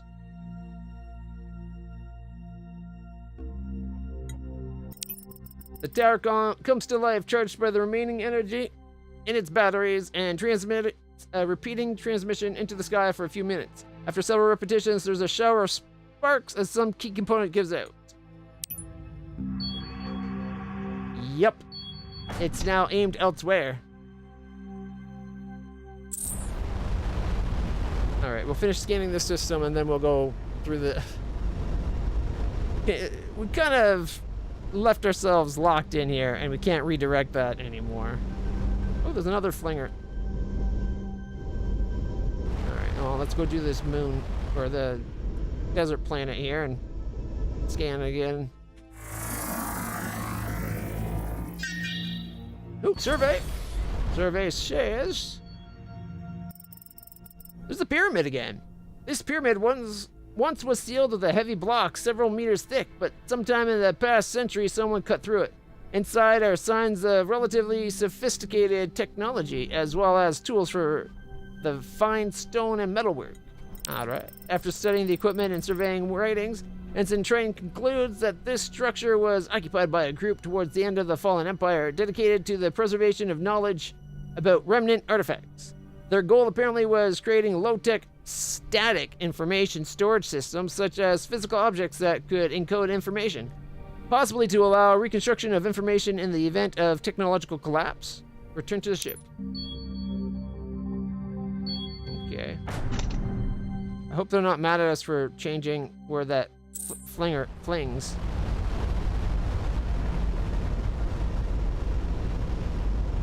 We're slightly faster, but only probably because we're slightly smaller.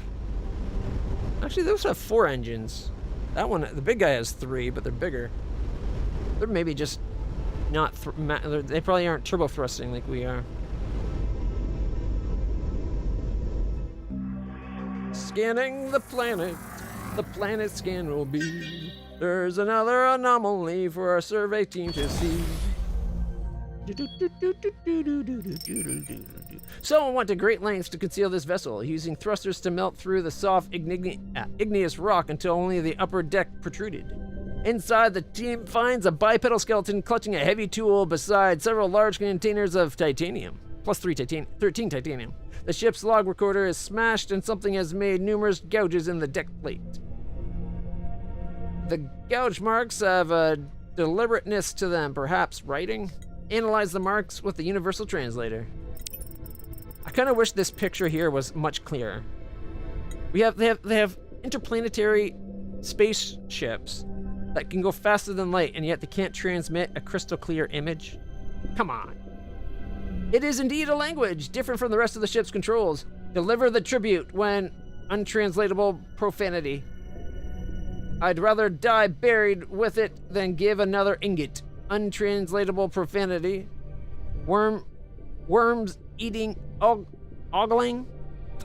Alright. This is followed by a longer passage which is entirely untranslatable. Profanity. Ensign Train explains that this is not prudishness on his part, or on the part of the universal translator. It simply cannot tell from the context what their vulgarity is based on. Deliver the tribute when wrecking something or other. I'd rather die buried with the ingot thing, or than give another ingot. All right. Return to the ship. Do we get what he was? Do we have what he was holding? Cargo. No new device. So whatever he was holding, we didn't bring it.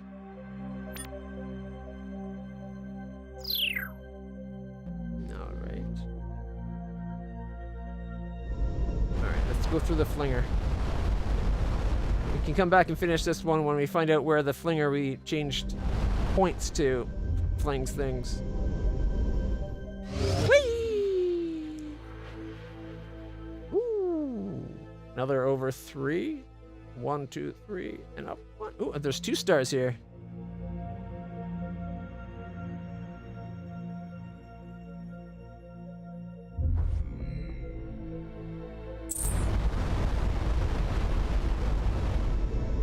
Greenhouse, 2 deserts, and another star. Scanning planet. No anomalies detected. Let's go to the greenhouse planet. Interesting that there's no second flinger. Although I'm guessing we'll find another flinger maybe off this star, or ooh, there's a 3rd star. Or off that one. Alright, let's scan this planet. The atmosphere of this planet has some unusual dimethyl compounds we've never seen before. Definitely want to double check the seals on our environmental suits before landing. Alright. Dimethyl, what now? Let's go find out. Dimethyl die now, hopefully not, but... The fog is probably a bioweapon intended to eliminate the population, but leave the infrastructure intact. A handful of broken skyscrapers rise out of an unnaturally thick yellow fog like decaying tree stumps in a swamp. After Ensign Perks perches the lander atop one of the more stable-looking buildings, analysis of the fog shows that it is a complex molecule that wreaks havoc on anything organic, potentially including the seals in the team suits.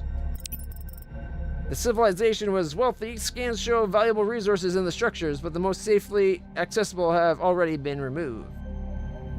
Minus 10. Okay, so we need a 60 above. Ooh!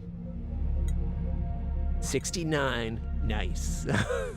Or, as nice as an injury can go. The other 2, oh my god. As the team explores a level with some aluminum scraps, the floor gives way, dropping half of the crew several meters into the upper mist. Those safely above quickly pull them up, writhing in pain from the deadly vapors. Plus 42 aluminum. There are still 8 structures that may hold valuable resources. Have the team return for now.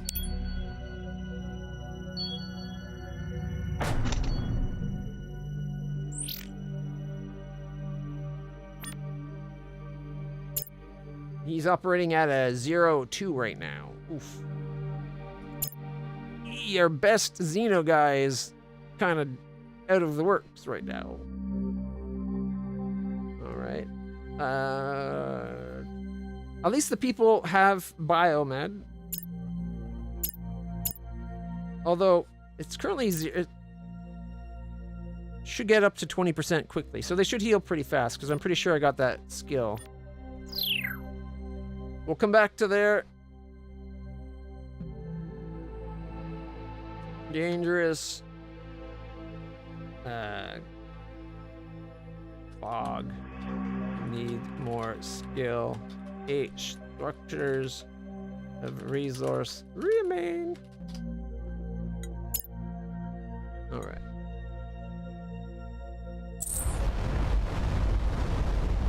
come back after our people have healed up. Like right now, we're effectively at 3 for xenoculture.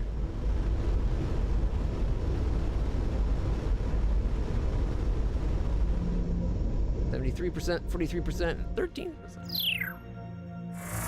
Scan the planet. No anomalies detected.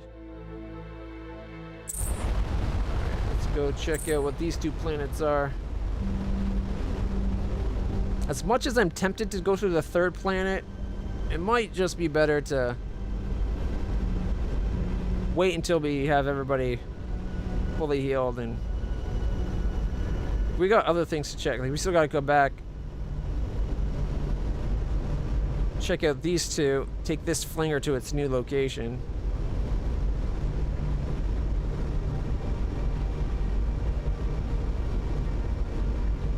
Ooh, Lakoan base. Lakoan. Are the Lakoans the enforcers or the people the enforcers follow?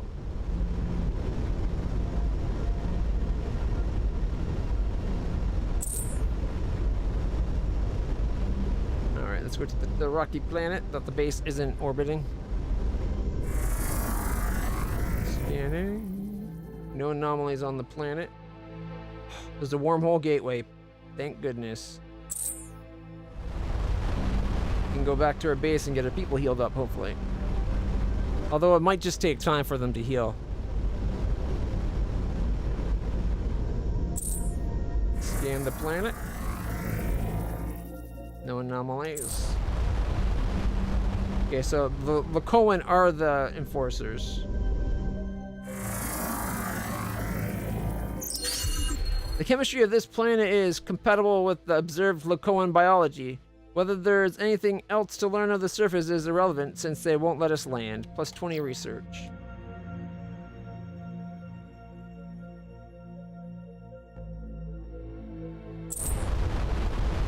There's a hauler. A CXTA hauler.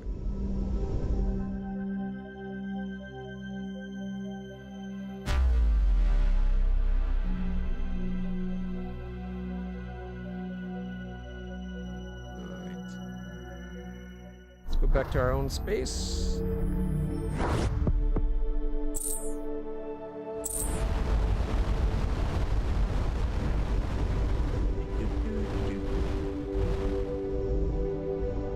Banjo on my knee. How's our people doing? 30%, 60, 90. Alright, well, at least the ensign 3rd grade is, you know, up and about.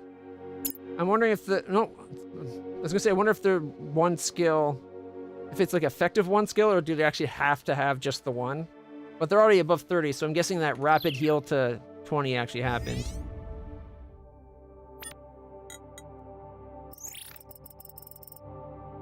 While you were away, some refined resources just randomly appeared nearby. After searching through our log archives, I saw that a while ago you activated an automated dust refinery. They must have come from that. I used some to make some repairs and saved half for the rogue kitty. Nice job. Sweet, 18 silver, 8 titanium, and 5 platinum. Nice. Anything else I can do? Got some prior parts of a new weapon design. Any suggestions? Ask nicely isn't on the table. Some parts can't be obtained from ship debris. Assuming ask nicely isn't on the table, some parts can be obtained through ship debris. There's a bit of luck involved. The chances of sensitive components surviving catastrophic collapse isn't high. If you can remove the module before that happens, odds improve. Okay.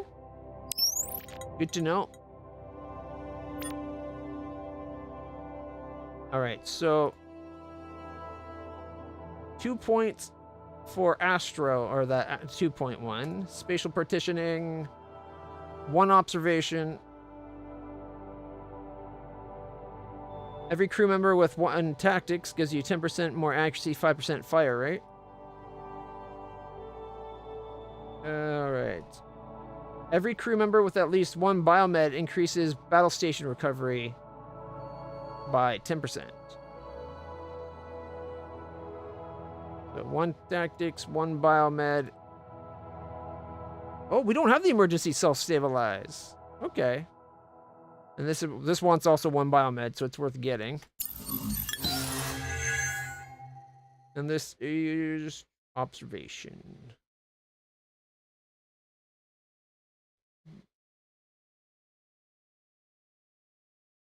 One engineering increases repair rate by 10%. Okay. Anyone don't have engineering? Rhea James doesn't have engineering. Nor does Alex Triton. All right. I think we'll give that 1 point. Oh, but we need 2 astroscience as well. You know what? No, repairs are more important. So our tactical officer doesn't have biomed or astronom. Boy. Okay.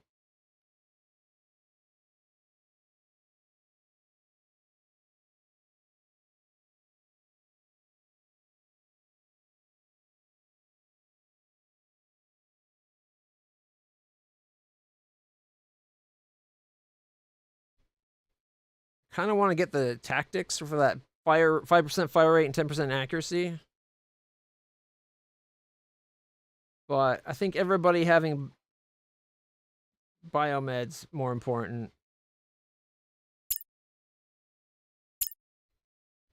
So you're missing your biomed. We'll get you your biomed.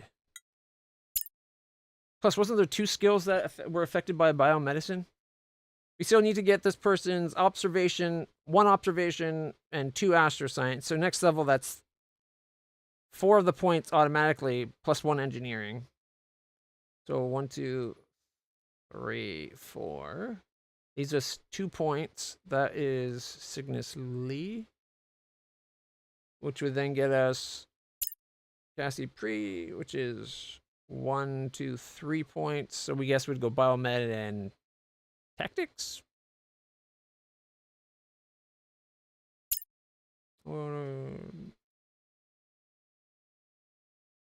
Yeah. All right. I want everybody to have the base minimum for the skills to be effective before I start working on things beyond that. Crew with at least 5 engineering has a chance of saving the ship from catastrophic damage at great personal peril. That can wait.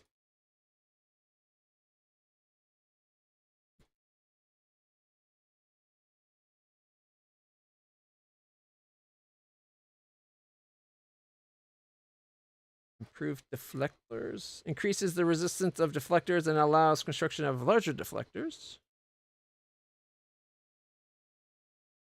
Module hardening. I think I want module hardening just because they don't go down as much. We're really close to our max size right now, aren't we? We're at 20 of 25.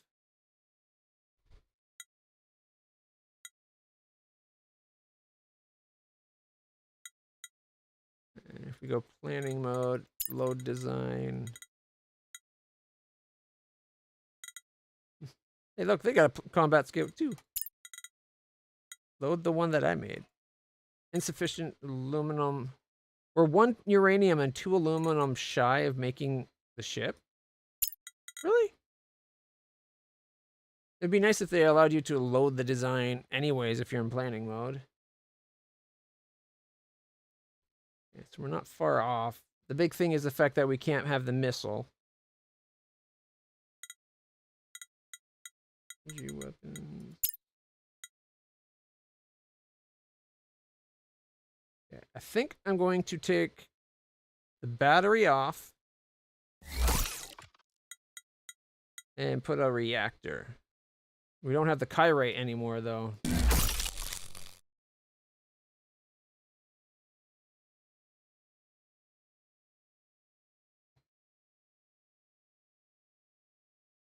Okay, revert. Take off planning. We could throw on another battery.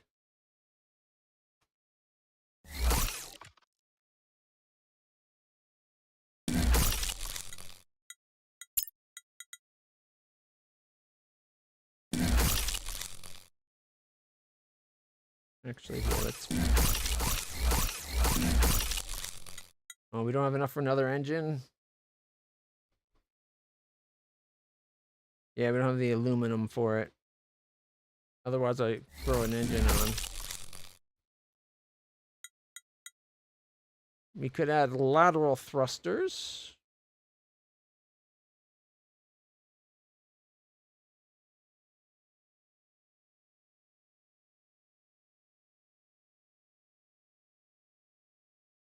All right, so it'd be... Move you down for a second. Then we could throw the lateral thruster in that little concavity. That gives us some strafing potential. Puts us to 21.5 on the size index.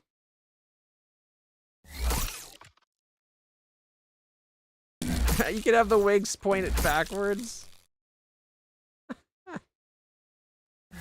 I dig it. Ooh, let's have them point forwards. There we go. Now we got a reversed wing design. Doesn't work great in the atmosphere. Makes it very unstable and quick to like go in any direction. But in the old Macross series, I think it was, that had a... There's in one of the movies in Macross where there's two prototype planes with like the two hero characters. And one of them was a reverse swept wing, and it looks so badass. It could also like manipulate the shape of its hull, but that was beside the point. It was the fact that it had the reverse swept wings. I just thought, I've always loved the design. All right.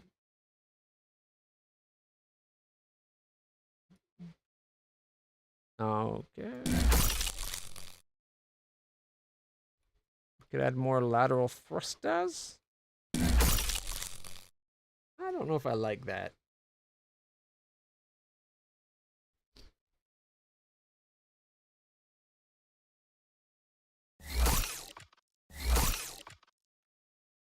Okay, heat's dissipating pretty well if we made it skinnier.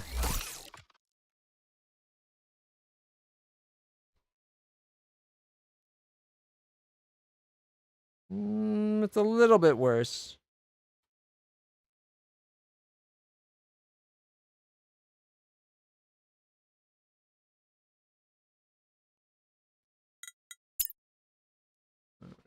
We really need to find some more iridium so we can move the thruster down and have that be a deflector. I guess we could have a deflector on the ass end as well. Keep the thruster there. All right, I guess we'll leave it at that for now.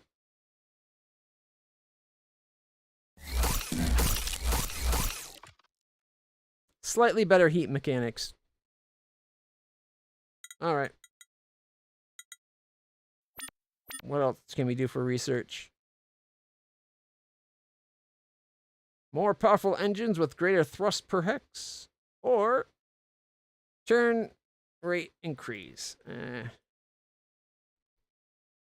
We could up our damage. Faster bolts again. Faster turret aiming. Range. All right, 7% generation isn't a lot. 7% more storage. Is that enough to actually get anything? Our storage right now is what, 38? Max reserves, oh right, no, I put 2 batteries now, so max reserves is 61. 7% more would be...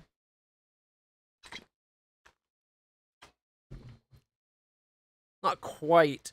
It'd put us up to about 65. Guess about 4-ish. Ooh, but does get us towards batteries too and reactors too. So that's what, 85 points? Screw it, let's get it. I wasn't going to go for both, but let's get both. Mainly because better reactors, better batteries.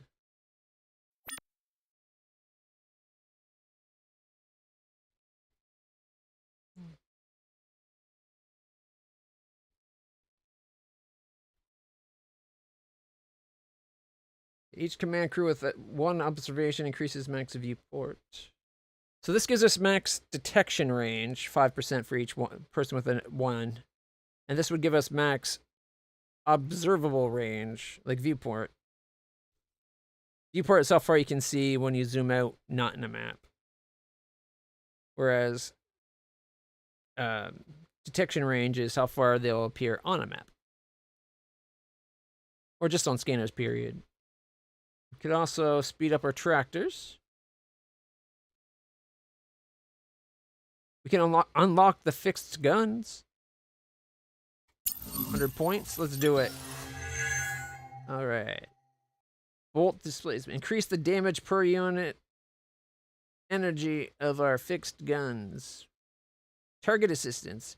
Redirects our fixed gun projectiles by several degrees towards the nearest target. Improved fire accuracy. Ooh. Vorpal bolts. Improves deheading of, like... Do all of a sudden our bolts able to behead targets? Our fixed gunshots hit a module or target below a certain health percentage. They will continue through to whatever is being... Oh, okay. That's actually penetration. That's actually pretty sweet. All right. If we go to shipyard... Fixed gun Mark 1. So it's less aluminum but more yttrium to get it. So 5 yttrium and 60, whereas this would be 40 and 12. That'd only put me to 8. I'd have to lose 2 guns to get 1 gun. It depends on how much damage. It might be worth it. Let's find out.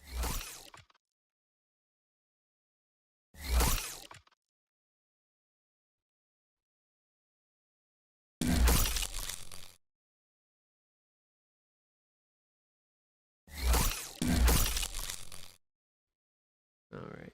Then we can put the gun there.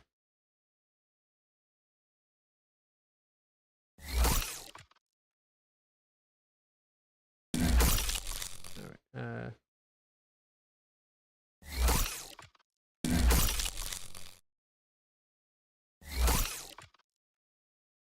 Oh, wait.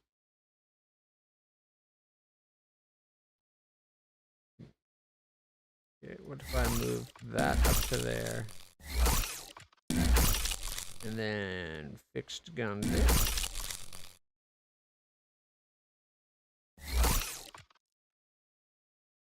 Oh.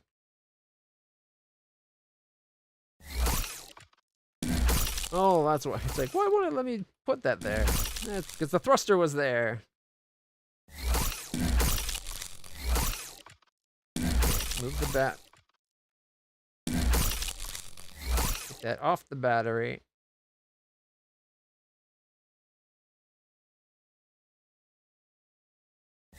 Okay, move the battery to the other side. Move you. Oh, well, let's do that because the thruster. There we go.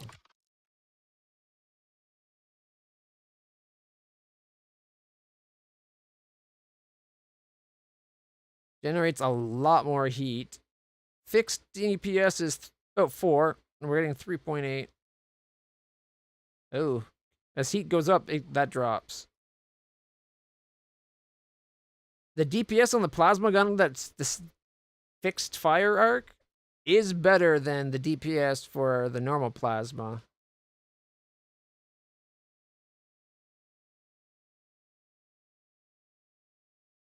By about 50%, roughly. Actually, no, even more than that, actually. One of them is the equivalent 50% more than 2. Yikes.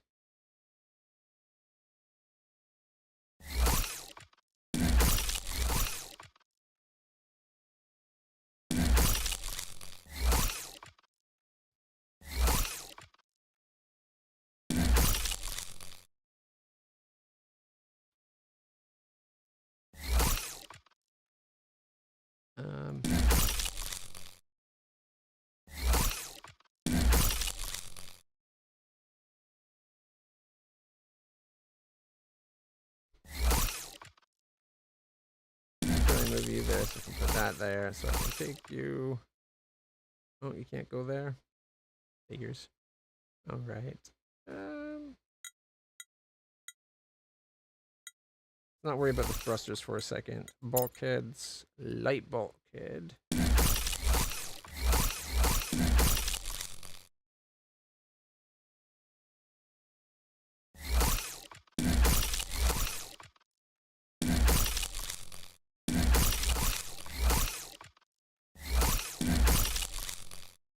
All right.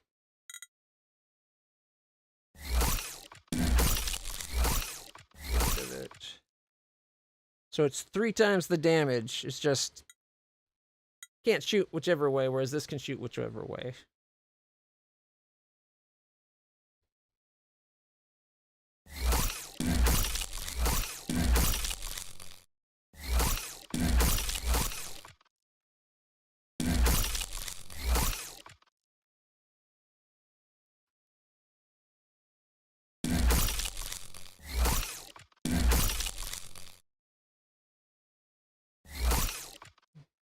What if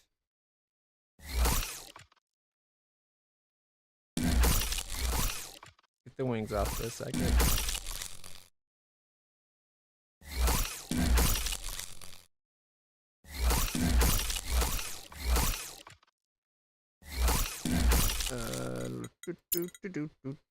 Can't even do another fixed gun. We're 1 yttrium short. 1. I was going to see about like double front barrels, but nope, we can't.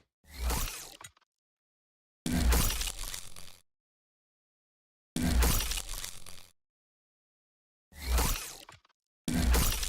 right, in there.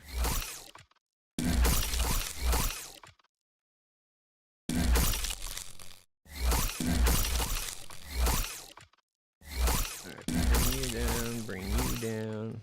Might as well go back to having 4 cannons. Why can't I have?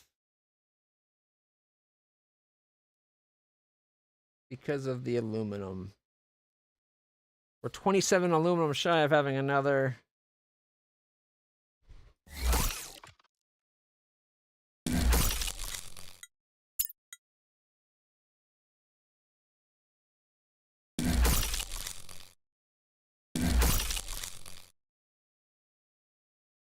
Well, the guns have the benefit of 2 light bulkheads reinforcing them.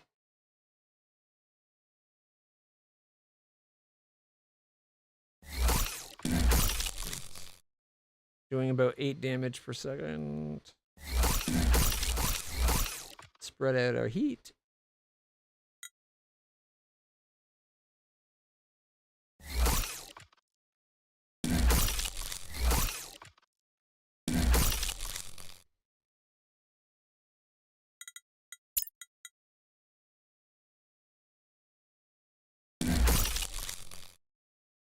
Can't quite get mini deflector on both sides.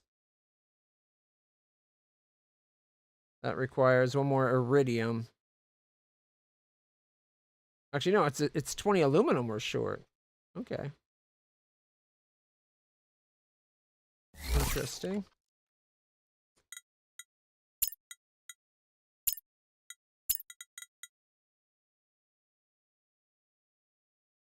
So those extra bulkheads is what's costing me from getting a 3rd engine back.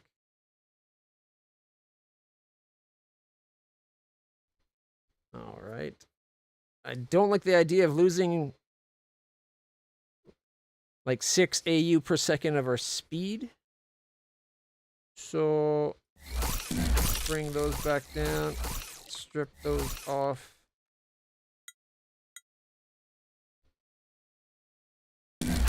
Guess we can do thrusters and an extra engine, get our speed back up.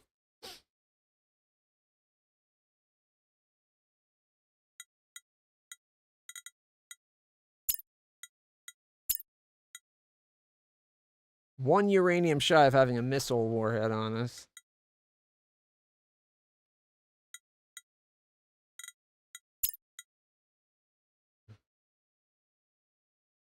And we need another chirolite to get another reactor.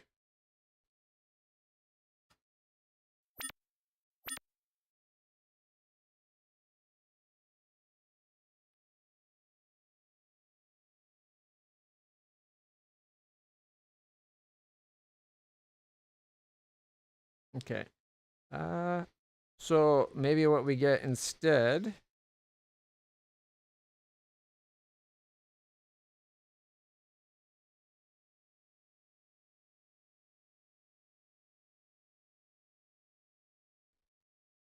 Compact construction, no. Hardened modules decrease the performance of penalty of damaged, no. Oh, 150.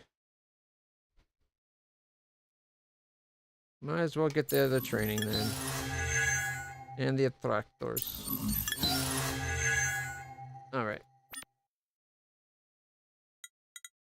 At least our heat's pretty good. We should also be able to strafe now, which we couldn't do before.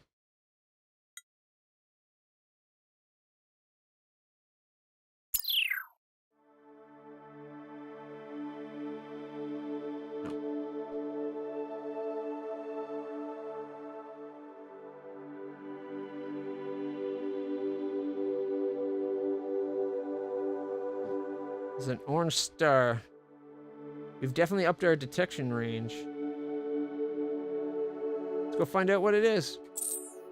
It's this close to our home base. We should know what's nearby.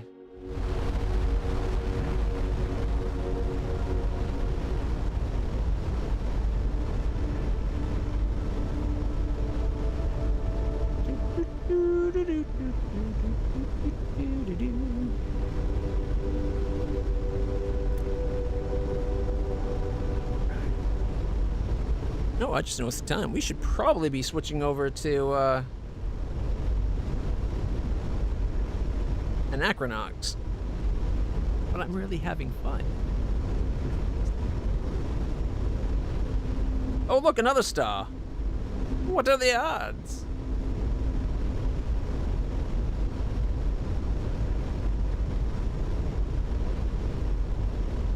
Alright, while we're flying, let's check our missions.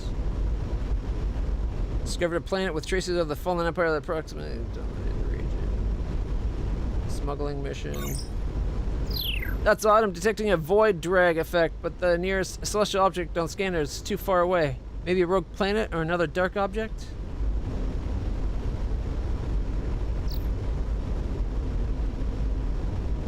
Weird.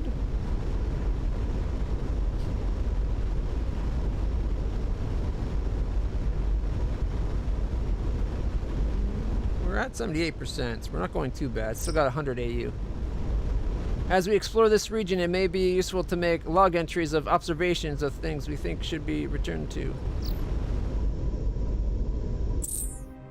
Alright, so was what here? Increased void drag. But no nearby detected planets or celeste or big shit. Big stuff.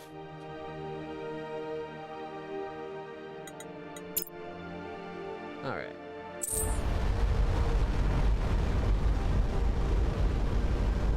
New star. Interesting. A derelict scout. Actually, wait. Activate the gateway.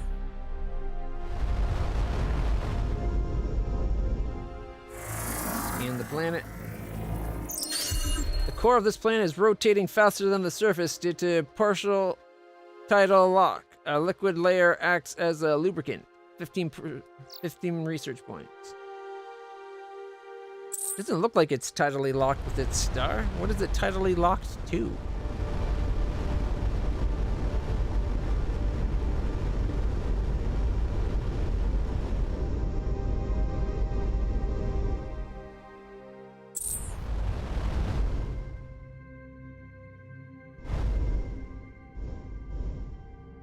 Derelict Scout. This wreck is fairly recent. It looks like it experienced explosive decompression during combat. The scout ship has no armament, so it must have been a one-sided fight. +5 titanium. Kind of cool design to it.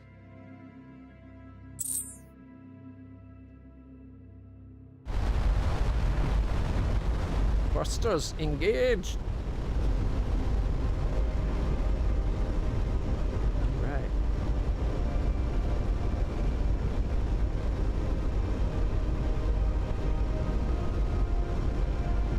A Rocky and a gas giant in the next star system over.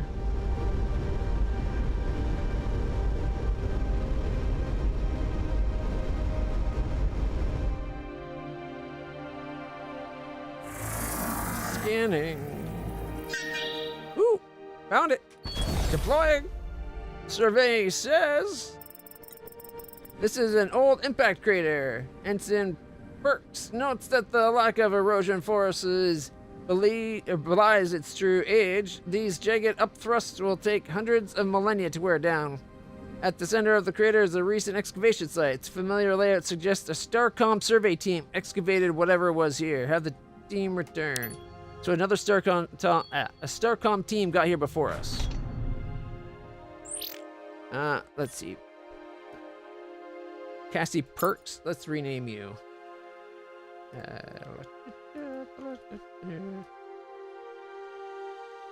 Let's see. What would another good regular? Cheshire. It can be a Cheshire.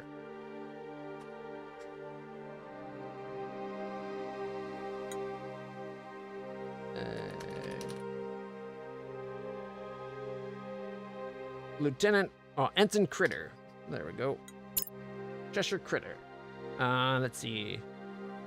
Getting all the names changes to ones I'll remember better. Tactical Officer Cygnus Lee. I don't think so.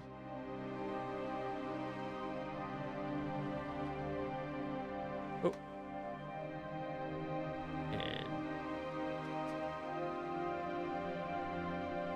Minius Sin. Minius Sin. Ensign Minius Sin. Alright. And Valeria James and Trenton.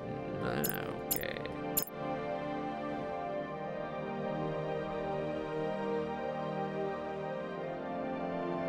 That's what? Biomed?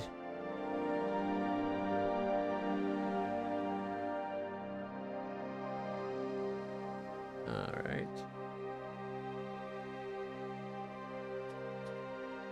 Neko.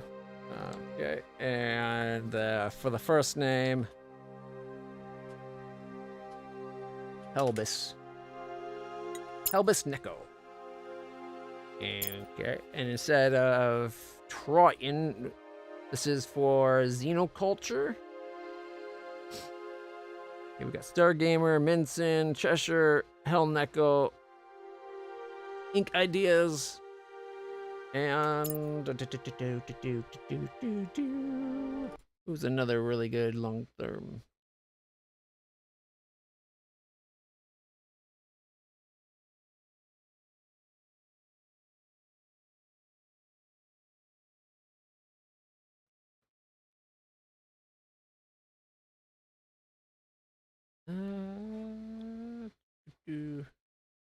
I haven't seen Chris Words and Coffee in forever.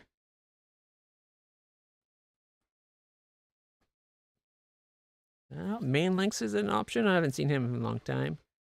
Flow. Flow's an option.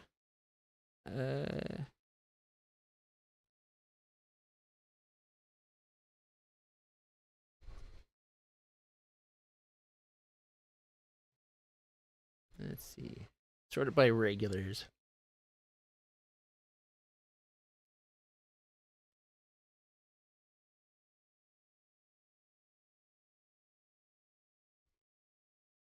Wow, some of these are really old. I guess once you're on the regular list, you get left there.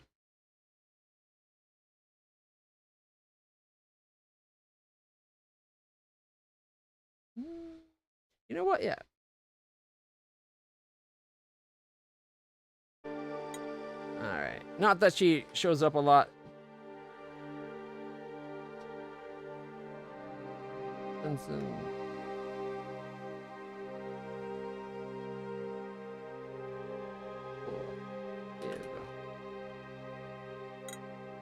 There we go. Ensign Forever Hope.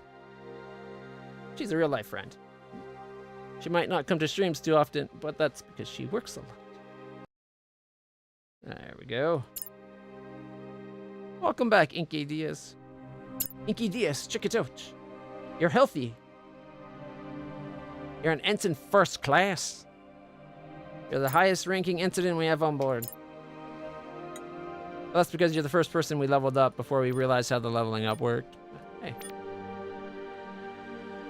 Fixed projectile. Control fixed guns. Smart. Okay. Missile types, you can have normal. That's it. And you haven't been injured yet. Now, admittedly, only Ensign Forever and Deco and Minius Sin were the only ones that got hurt, but they're feeling much better. Ensign Hope almost died.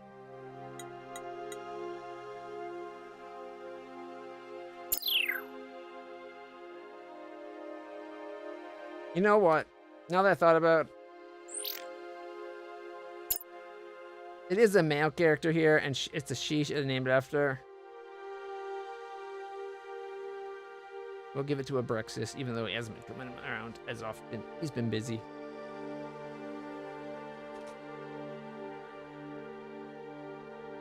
Abyss Rexus. Abyss Rex sounds better. It's named after the person. It's not matching their name perfectly. There. All right.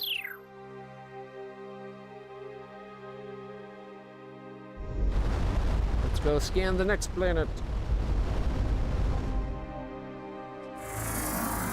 Scanning. No anomalies detected. Okay, we'll go scan these ones before we get that one. And then we'll wormhole off to maybe up here. I don't know. We do have a objective this way, but that's a long way to fly just out in space.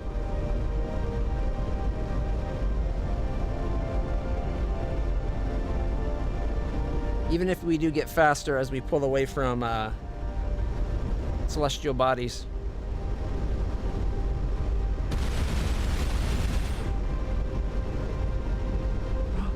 Print's almost done. Print complete! Scanning the gas giant. No anomalies. From what I can tell from the webcam that's on the aimed at my 3D printer, looks like the print turned out pretty good.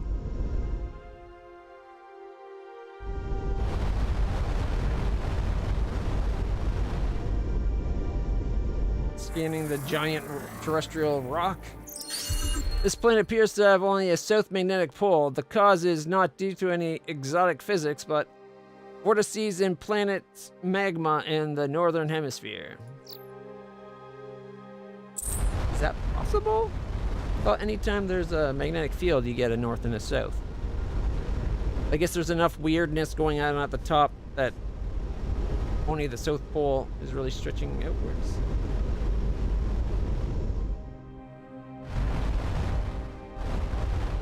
Scanning this tiny little rock. Ooh, survey! Survey says, what's the anomaly? The anomaly is difficult to spot from air. The lantern makes several passes before Ensign... Hey, you found it! Ensign Diaz spots the target. From a distance, it looks like an abandoned outpost that's gradually being erased by the elements. Up close, it appears that the structure surfaces have been camouflaged to the color and texture of the surrounding rock.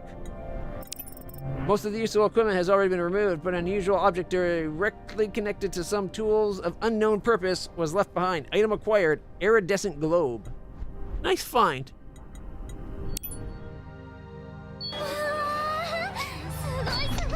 Good job, Inky Diaz.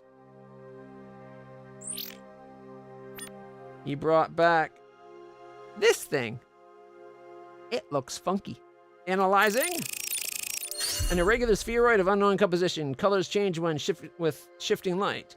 The object has the ability to change the color properties of certain hardened materials. Research plus 25%. Is it part of like a cloaking device, maybe? Or maybe just like a dynamic painting tool.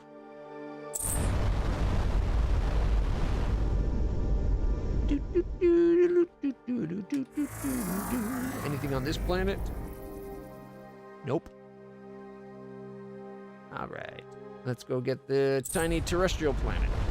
And while it flies up there, I'm going to grab the 3D print.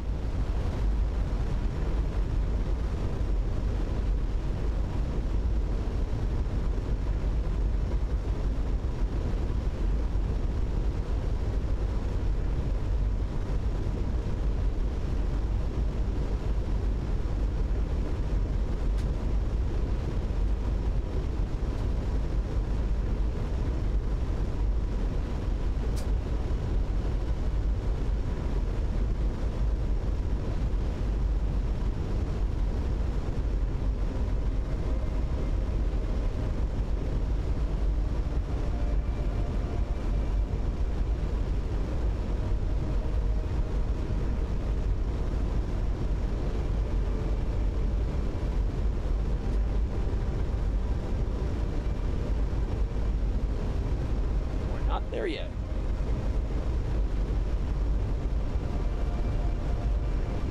Look, it turned out so perfect. 5 little tiny pegs.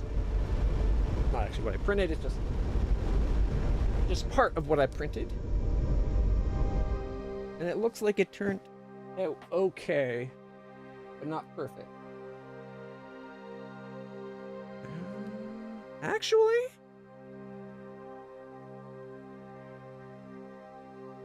It's only off by a tiniest little bit. I'm going to say that that's a success.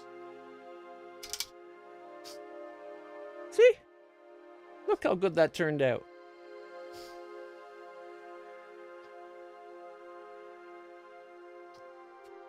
It's the Shenzhou from Star Trek Discovery. It's kind of like a reimagined Miranda class, but with like the Star Trek Discovery stylings. And what I like about it is it's like the only Starfleet ship that has the bridge underneath rather than on top. And you can make it out there pretty good too. It's got like giant, so you got a panoramic view that goes down. The only thing that didn't turn out perfectly is it's got this unique where is it? Sensor dish right there. And there's a little missing spot right behind. You can kind of see it right there on the camera. There's a little tiny hole in it in the circular arch. Which I think that whole thing's supposed to be filled in because it's kind of supposed to be a sensor dish. So the bottom side at the tip is not filled in.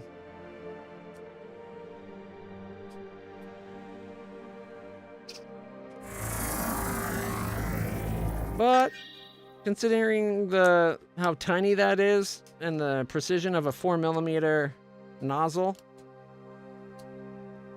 it would have been a much longer print if I swapped out the nozzle to a 0.2mm nozzle and printed this on that.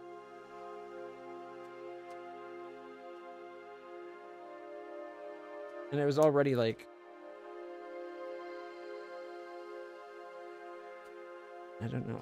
I'm gonna have to double check the time on the print. I think it was only like 7.5 hours. It might have been longer. For some reason I was thinking 16, but then it's like, I haven't been up. Did I start last night or did I start it today? I can't remember. I love these little outlines of the print. And you can't see it, but those little 5 pegs is because there's There's 5 holes that those pegs will stick in here, so that when I put them together, it'll help hold its shape a lot better. Why is this not coming apart as well as the other one did? This is my problem with the perimeters. You want these little thin perimeters to help hold it down, everything together while it's doing its 3D printing. Like as the print goes on, you don't want to bend up, right? Hey, check it out, it's the legendary dude. Ooh, there's a survey. Survey says a cluster of carved stone pyramids are the only markers of a civilization on this planet. Yeah, this one does not want it to come off. Like the other one came off pretty easy.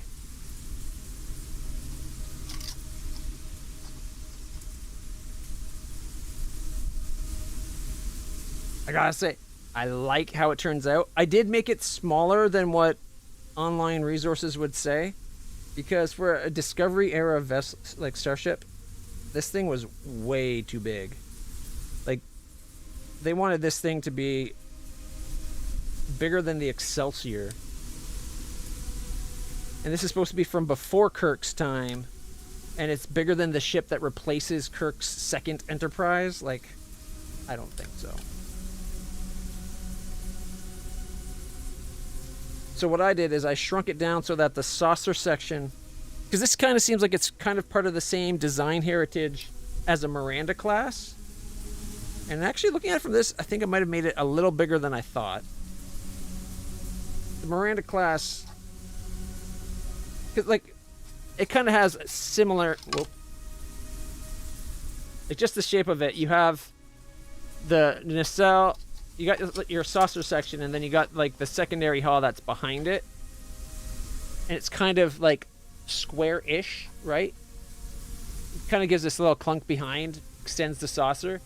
It does have like a triangular thing, but it's very Crossfield-esque, and because it's from Discovery, probably to relate it to the Discovery. But it's supposed to be a more primitive ship, and yet it was supposed to be like 3 times bigger than anything else in its time frame, which made no sense to me. So I made it so the saucer section was about the same as the saucer of the Enterprise A and the Miranda class, which I might grab the Miranda just to verify, because this looks bigger than that to me. This will be a bigger profile than the Miranda, because the Miranda has its nacelles more right here, not these long, spindly nacelles. But I'm happy. I think it turned out really good. Yeah, definitely. Especially once I get the little fringe around it peeled off and get the pegs in there and stick it and glue it together. It's going to look awesome. But for now, we're not here for my 3D printing, as much as I love my 3D printing. We're here for video games. So let me just stash those over there. And we'll get back to saving space. I'm almost out of water. All right, a cluster of pyramids. I think so. Like here. Oh,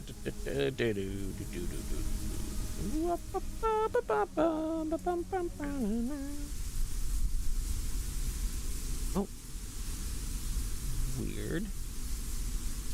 The slicer closed. I was going to show you what it's supposed to look and the size, but for some reason the 3D print slicer closed.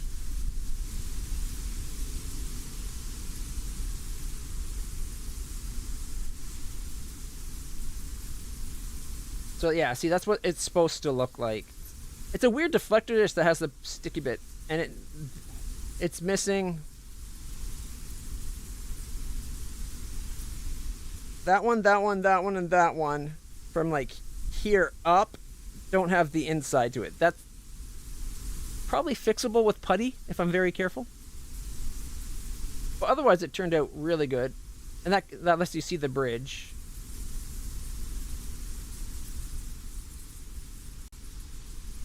I also really like this because it kind of reminds me of a Miranda class and the NX Enterprise with its double pontoon thing. Is it? 174 meters. Okay, that is about the right size then.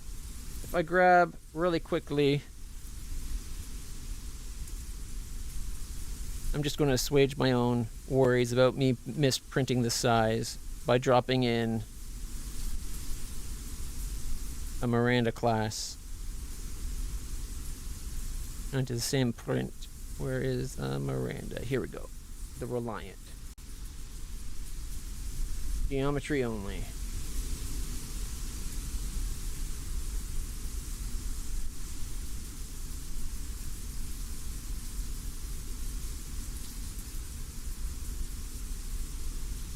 Get rid of those. This is the only piece I need for my comparison. Okay. It's about the right size.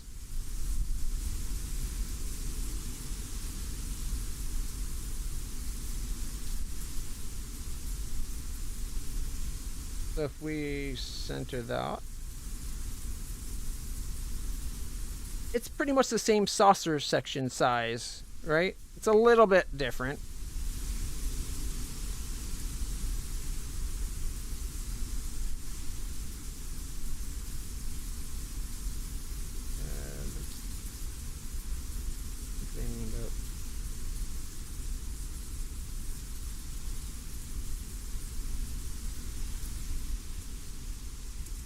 Kind of gives you the right idea.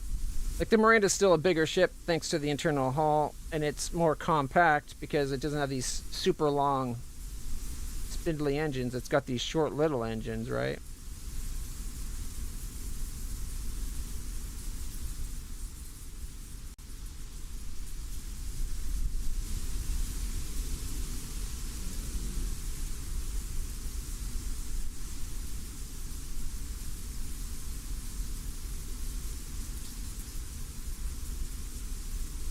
So I think it compares very directly towards a Miranda class. So making it about the same size as a Miranda class to me made sense. I'm thinking maybe I should have made it just a little smaller than Miranda's saucer, which would have probably like if the difference in size between like that, like if this one was that much below the other one. But I think that's mostly due to where they line up with each other. Like if I took this and I lowered it right about there, the saucer sections almost line up perfectly with each other. So I think it turned out pretty good. But its normal size is so much bigger. Like, I can't show you. It would have been about 185-ish, I think. Like, it wanted it to be, like, that big. And I was like, that's way too big. So I shrunk it down. I figured its overall total length being as long as about... it shouldn't be longer than a Voyager class, which is from, like, 250 years in its future. So now it's about the same size as a Miranda, which was... I'm pretty sure it's supposed to be like kind of state-of-the-art, circa Enterprise A, like the Star Trek movies at the end of Kirk's career. And the Shenzhou thing here, the Walker class, the white one, it was from like Kirk's alive in this frame, but he's only an ensign, not a captain. So it's like 15, 20 years behind Kirk's Enterprise era, and on top of that, it would actually even be further behind because the Miranda's from like later. Either way, I think my sizing, my thoughts on it were pretty good.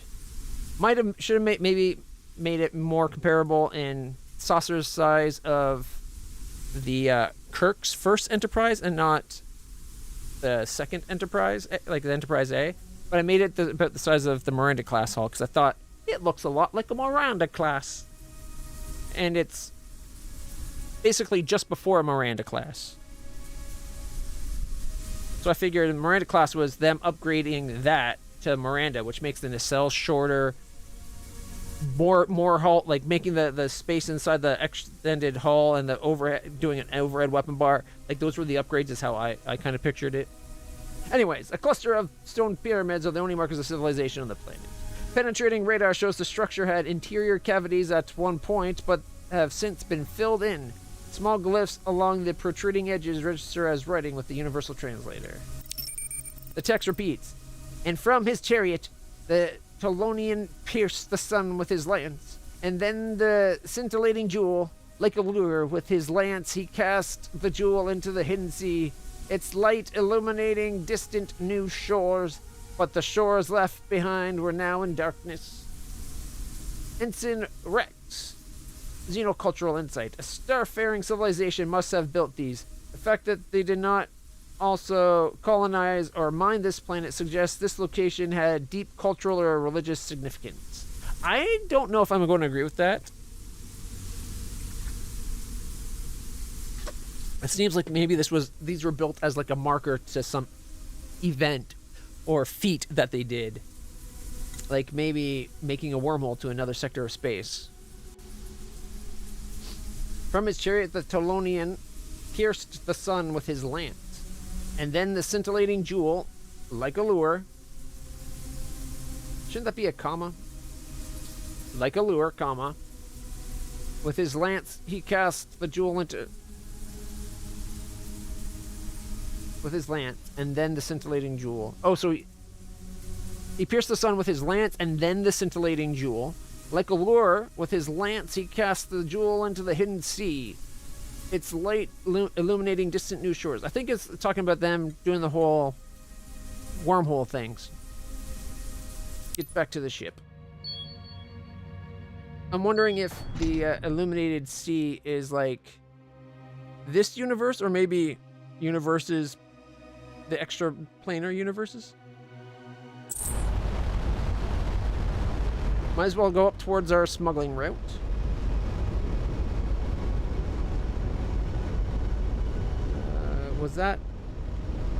Was the guy that we saw back there the guy that we've seen before? Also, we gotta go explore near this space in here. Hey, Milo.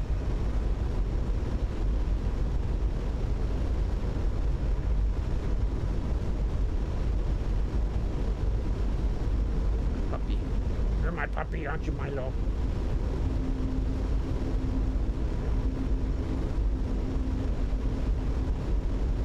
He's an adorable puppy.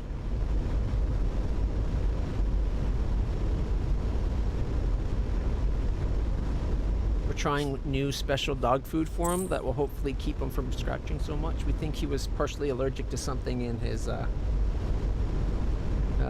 old dog food, because he would scratch a lot, but doesn't have fleas.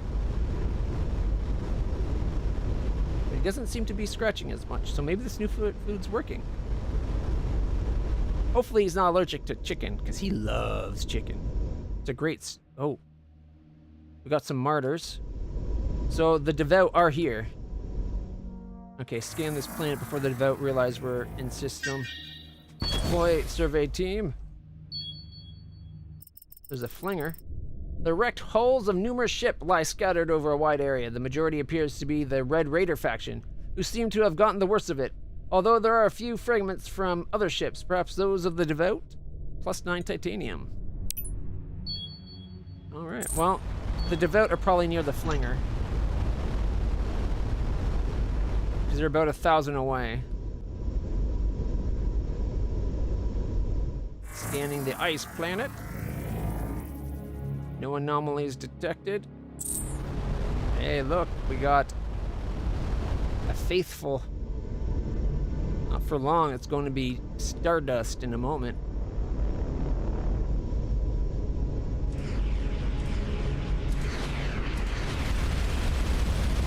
Battle stations!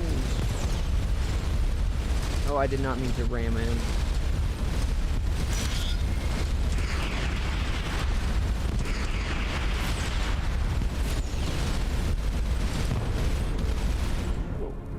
whoa, whoa. I did not mean to get turned around like that either.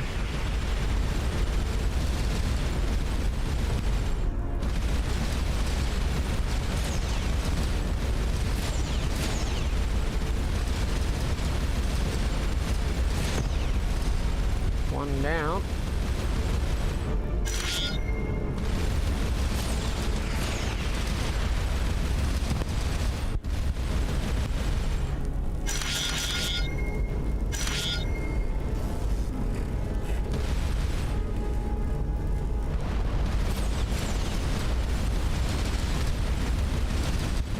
Those thrusters, if I can time it right, are a great way of changing my momentum. Shit. I hit the wrong button. I meant to thruster away from, like, he was coming in, I wanted to thruster down. Accidentally thrustered up, which made me ram right into him. My bad.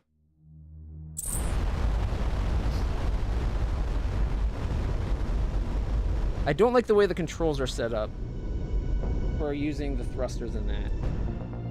Only because it's hard to be controlling where you're flying and you're aiming. Battle station.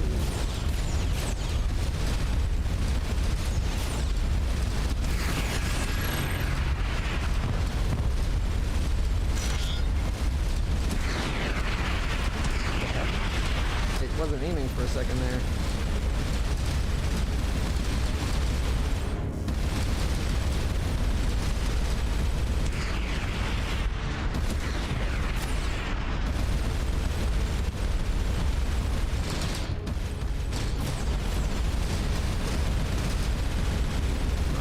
Martyr.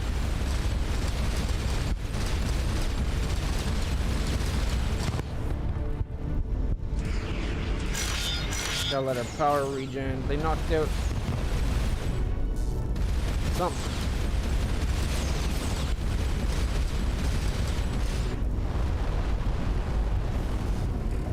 No. I think maybe one of our guns is damaged.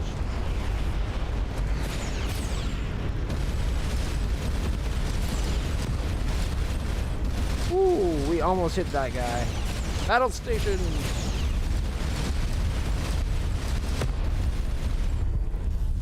Good, we can do some repairs with that now.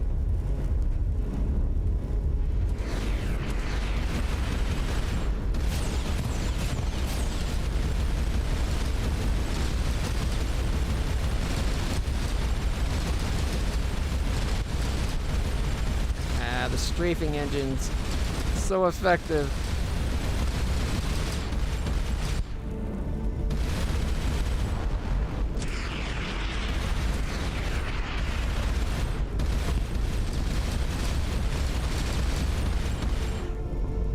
No, we're out of power.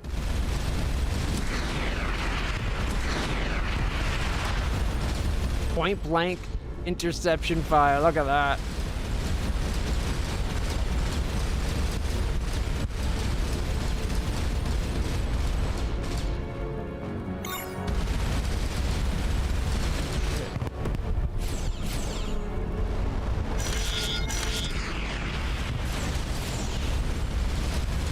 I can move or I can shoot. I can't do both.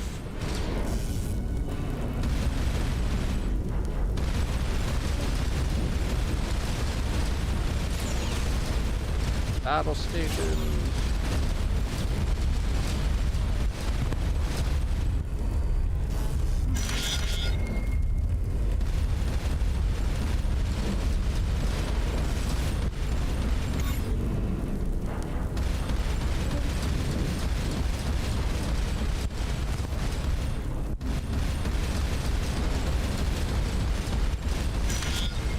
You guys don't want to mess. These little small fry don't want to mess with us. Acolytes are nothing compared to us. We're Messiah level.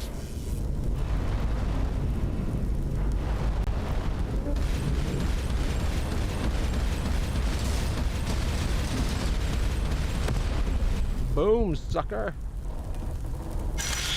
We are, however, at 49% health, so we'll have to let our systems repaired. We almost got Battle station's charged and ready again, though. One of our weapons are completely out. Battle station's ready. Executing battle stations to get the repairs going.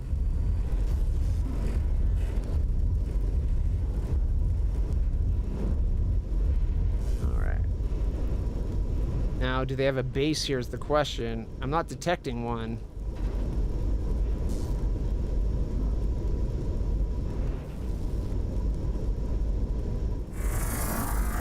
Scanning the gas giant. No anomalies. Let's move over to this planet and then we'll follow the flinger. We are going into devout space. So it could just be that they're patrolling. Planet is presently undergoing an oxygen catastrophe that will soon wipe out 99% of its anaerobic life. Plus 10 research. Is there anything we can do to help? Like, that sounds horrible. This might throw us directly to where we're going, although that far of a fling is farther than any fling we've seen flung thus far.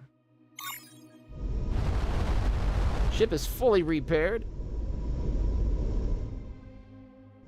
All right, let's go get flung.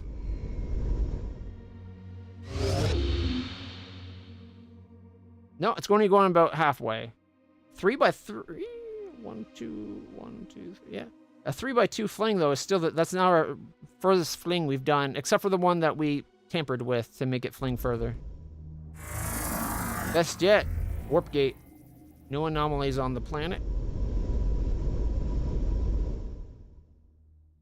Alright, let's see. We got 2 flingers and 3 planets. And then 2 more stars nearby. Alright. Activate the gate.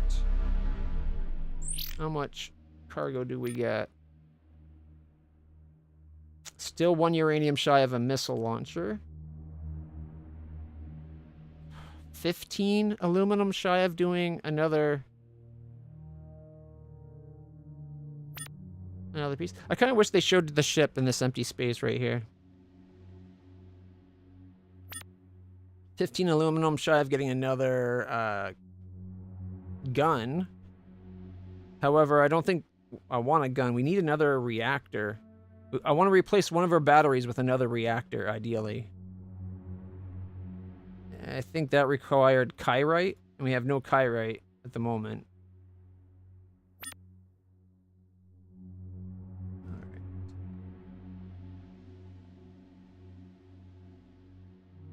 We haven't seen any weapon components from the legendary dude. We're working on this.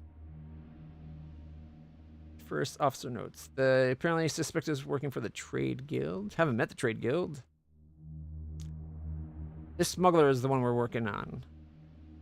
We detected a void drag effect in deep space, far from the nearest stars or planets.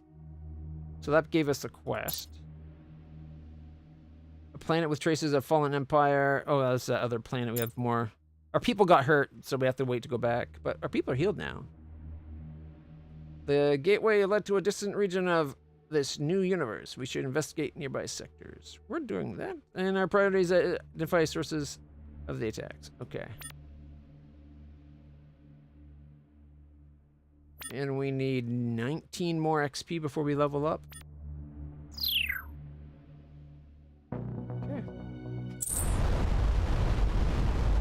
Oh, we got an adherent and 2 faithfuls. Oh, wait. 3 faithfuls? Scanning the desert planet. Survey says... From the debris from a flinger gateway... Okay, the debris from a flinger gateway is embedded in the desert dust. It's been stripped of technical components, but it was a rushed job and some resources were missed. Ensign Thruster. Thester. Ensign Thester, Engineering Insight. There are marks on the structure from mounted thrusters. Someone forced the thing to crash on the planet, possibly to break it up for scavenging. We got 5 platinum and 13 titanium. Get back to the ship. We got inbound.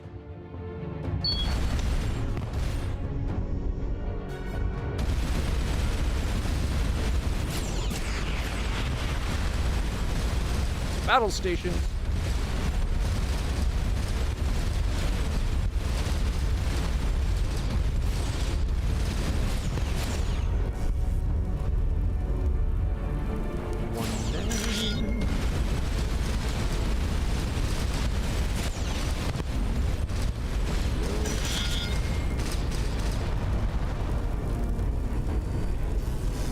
We are messed up right now.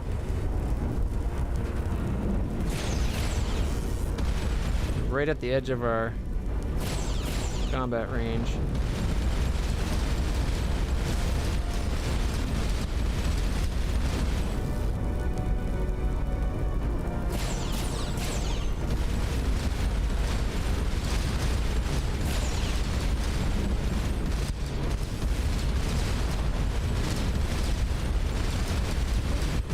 To have battle stations come back up. Nice, we got another of the big ones down. Battle station, battle station. Alright,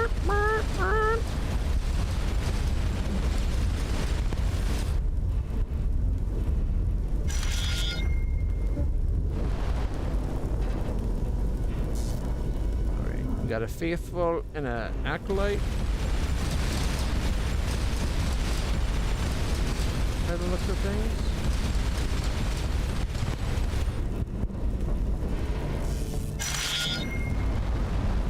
Oh, you're not getting away from me.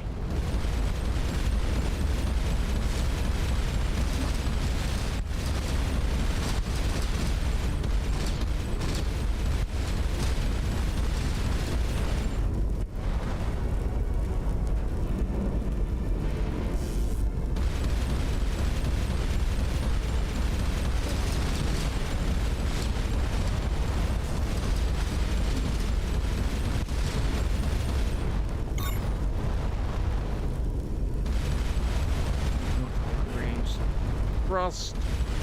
There we go. You got it.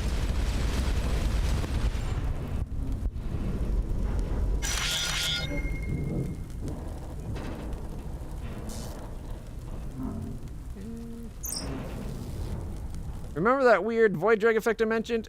I calculated the tangent at peak in Biroll, when space, and marked where I think its origin is. Oh, really? So we are here and we detect it, and she thinks it's there. Alright. That will have to wait.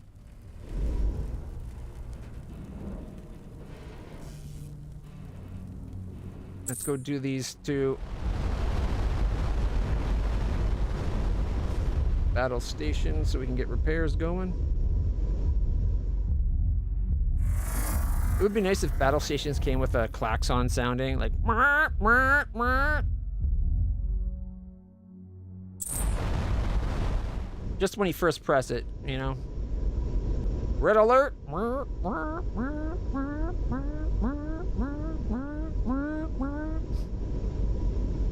You know what I mean.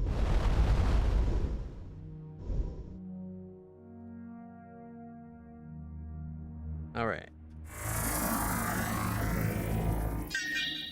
Survey! Woohoo! Anomaly detected. Sending down a survey team. This, for uranium, we got enough for our missiles. Yeah! This antiquated frigate used fission impulse thrusters to propel itself through space. Fortunately, whatever caused its crew to abandon ship wasn't a lack of fuel, to which the team helps themselves. Nice.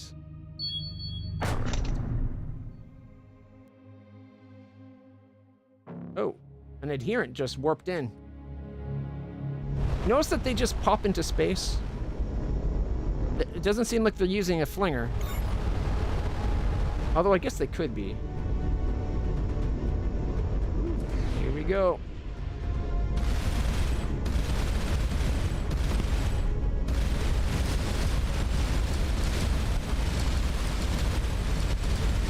Battle station.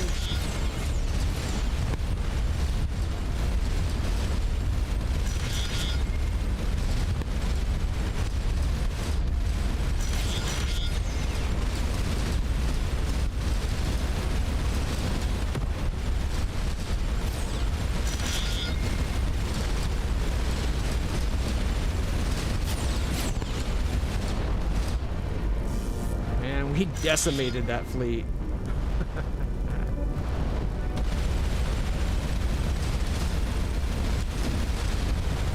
Close to the sun.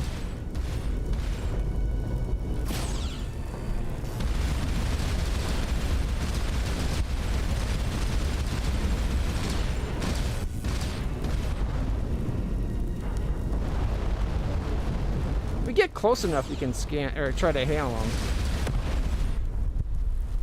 But it's more profitable for us to just kill them.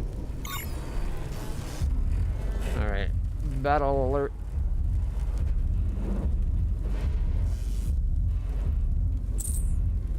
You know what? I was going to say let's go explore these, but it'll be quicker for us to take the flanger up towards our objective. Because maybe we can go do the smuggling mission and give the data pad for the devout data pad to the smuggler. We're at 90% efficiency right now. That's not bad. And it looks like it's not directly to where we wanted to go, but it's close.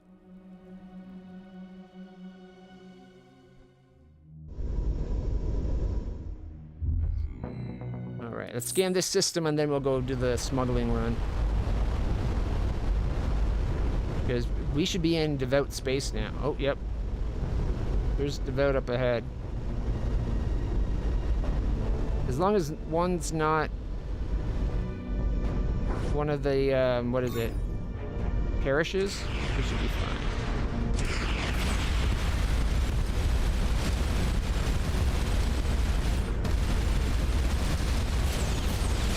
Battle station.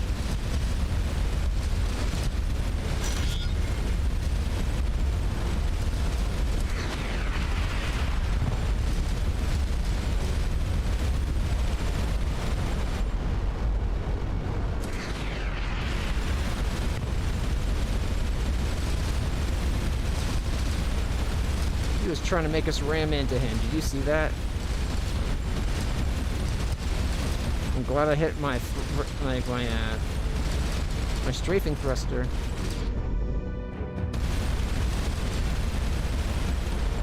Damn murder.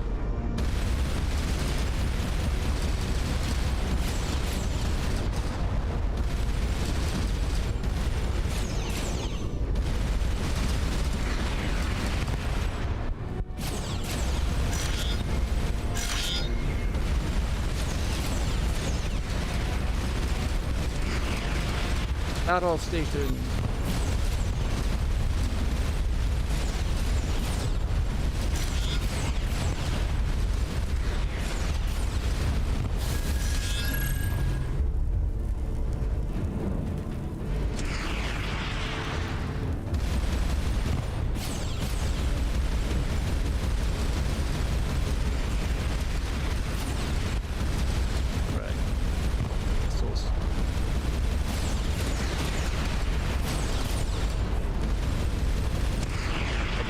To hit up.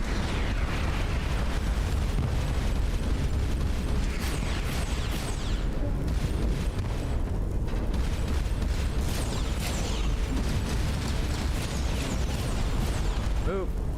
Move, move, move, move, move. Ow, ow, ow.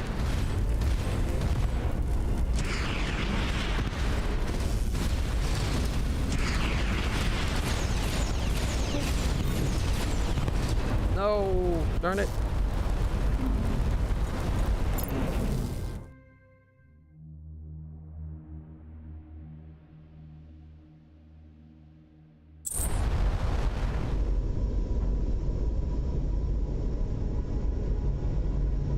When there's that much going on, I have a hard time keeping track where it's going, and I'm not used to using keyboard and mouse for moving around.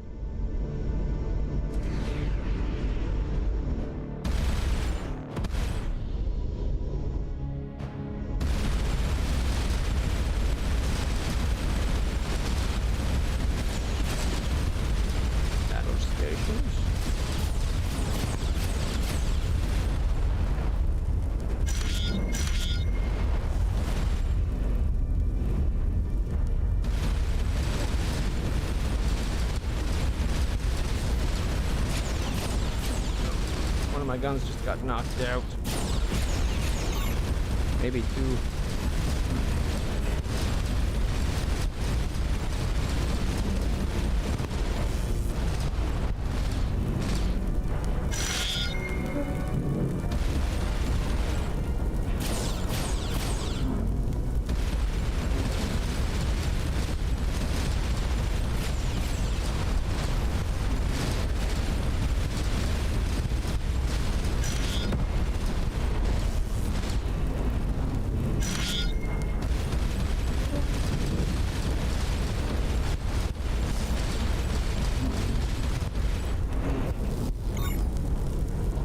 stations.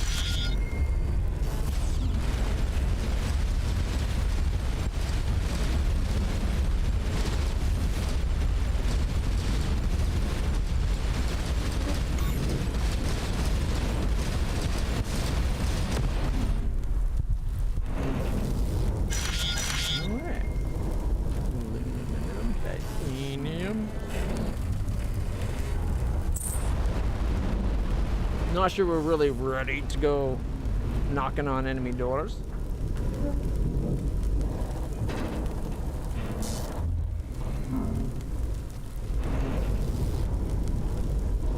But maybe if we just go and do the smuggler and not the whole combat run. Yeah, the ship burns. We're at 50 some odd % haul. I think a little bit of burning's to be expected at that point.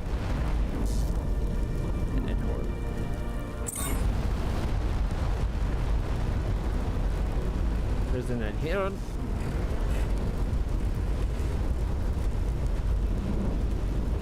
Alright, we're gonna go meet up with the smuggler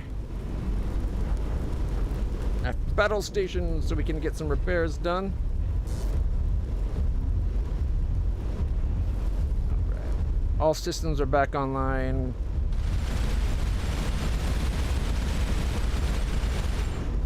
Alright. Want to make sure all of our guns are firing at peak efficiency. However, our power's not at peak.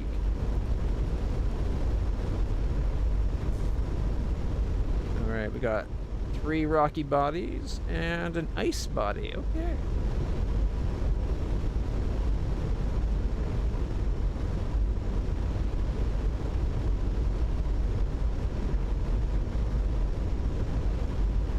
I don't know. Showing up with your ship on fire, I think, is kind of brazen. Sorry. Word fight, I couldn't help it.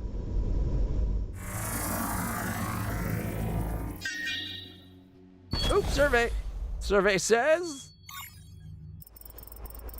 This modest-sized outpost has no features remarkable enough to naturally register as an anomaly on the scanners. At the appointed location in an outdoor market, an aquatic alien in a liquid-filled suit is selling what might be food.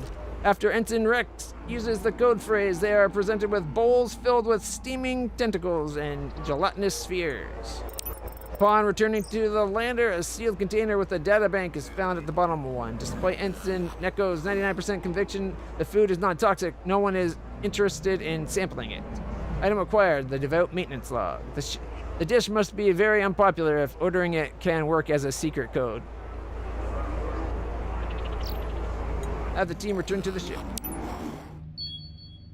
And then we'll meet over here in case there's something else on this planet. But it shows a certain bulginess to show up while burning. Because it's like, we're so crazy, we set ourselves on fire. Right? This area was used as a dumping ground for ship parts someone discarded weren't worth repairing.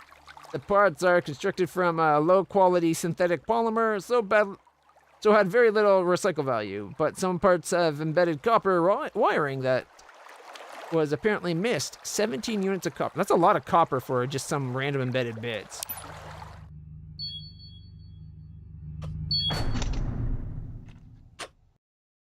Yeah, I'm like out of water.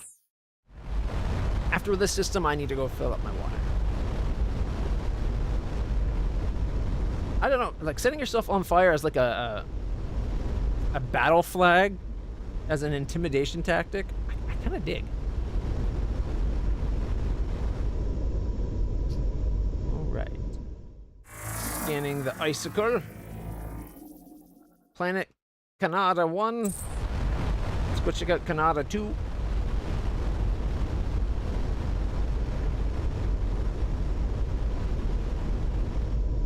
All right, we scanned none of it. Let's go scan Yukon. The Yukon. Oh, survey. Anomaly on the surface of Yukon. Part of a dreadnought has thawed out of the ice due to fluctuations in the planet's orbit. Signs point to it having been critically damaged in some battle centuries ago. Most of the valuable resources were salvaged soon after, but the lander's penetrating radar shows some valuable neutronium that was missed. +1 neutronium. Ensign DS, nice catch there. It looks like there may be additional fragments buried in a nearby ice field. Well, melt through the ice, woman! You can see the ship right there. +8 titanium. Based on Ensign DS's observation, the team melts through several dozen meters of ice to where additional scraps are uncovered. 8 titanium. It made it seem like it was going to be more neutronium, to me. Just saying. So a little disappointed.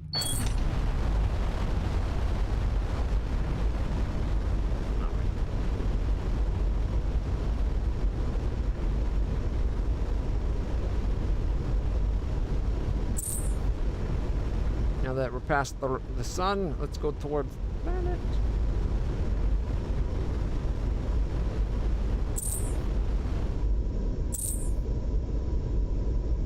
Scanning the planet. Ooh. Anomaly detected. Scanner says, or survey says, this wreck is quite recent. Weathering has yet to erase the fine scoring of plasma blast marks on its hull, which would explain why no one has yet removed the valuable yttrium and aluminum from the hull. 57 aluminum +8 yttrium. Yes! That's what we need for another gun. Although before we add a 5th gun, like plasma cannon, or upgrading 2 of ours to directional ones, we definitely need to get another reactor core.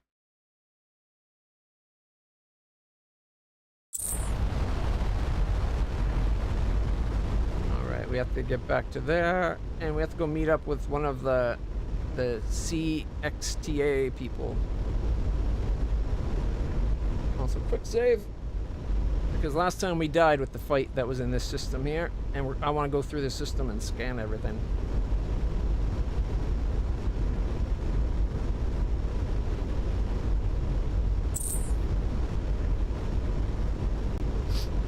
Right.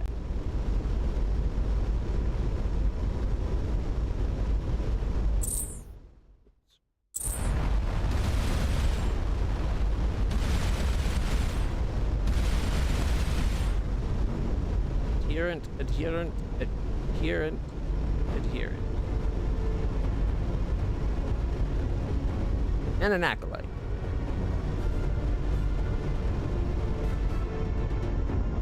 No wonder I had trouble. 2 acolytes and 5 adherents.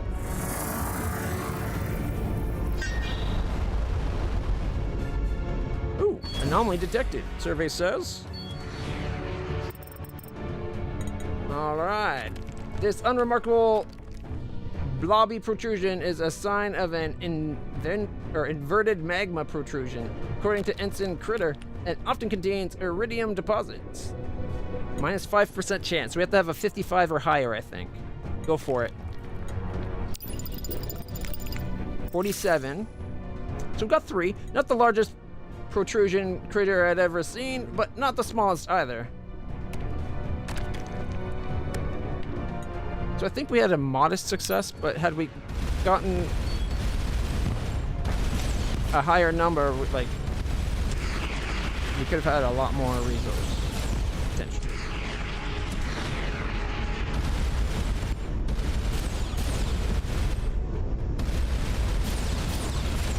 Battle station.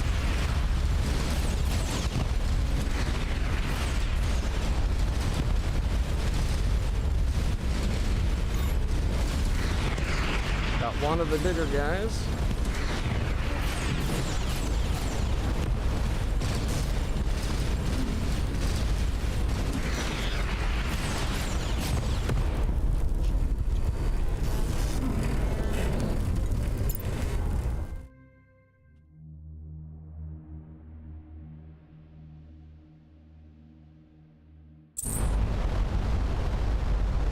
We might be just a little outgunned here.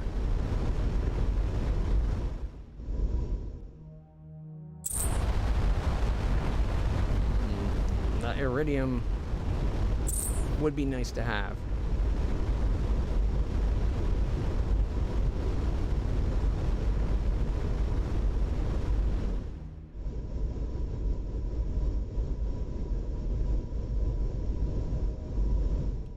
doesn't help that I messed up my flying.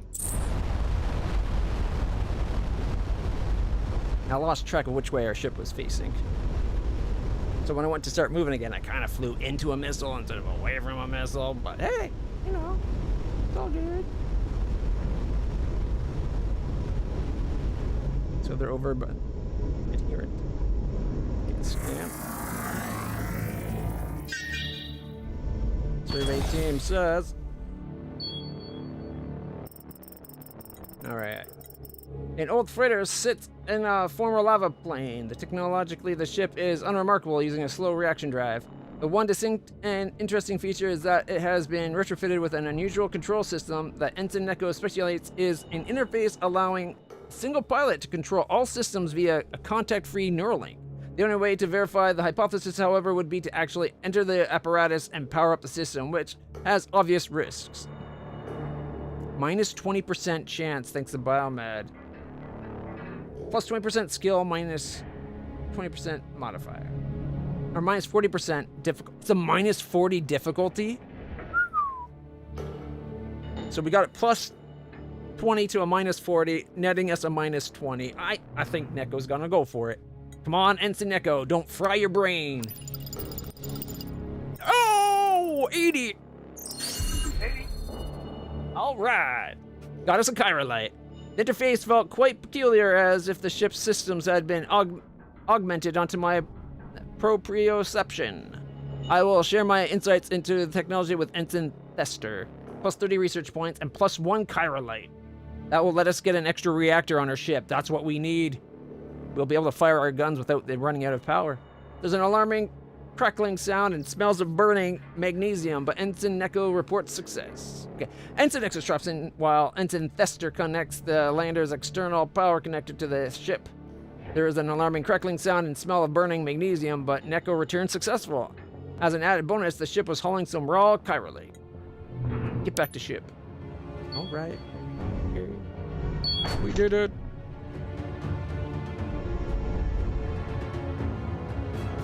Okay. We have 2 of the ships coming inbound. If we can fight them before the others show up.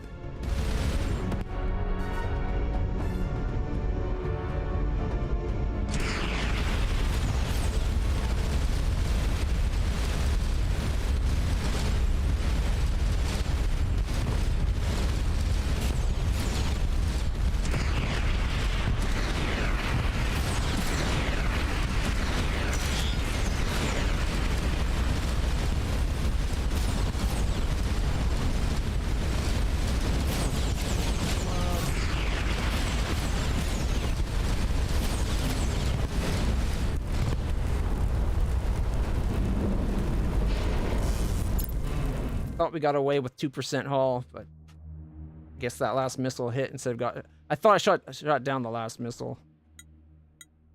That's not where we should be. Yeah, we should be up here. Because we just completed the survey and I hit quick save.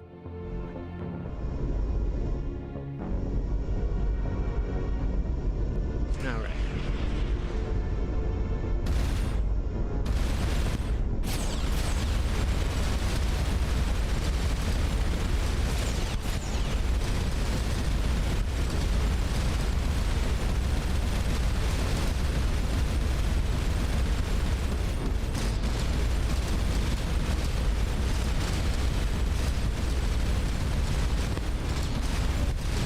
Battle station.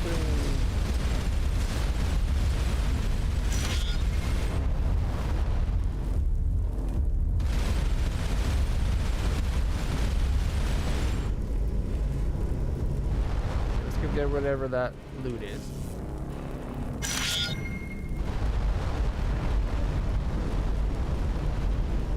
Some of our power drop. I think one of our batteries are out.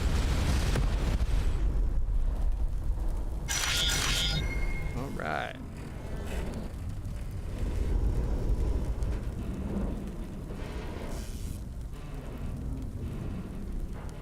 Scanners are back up.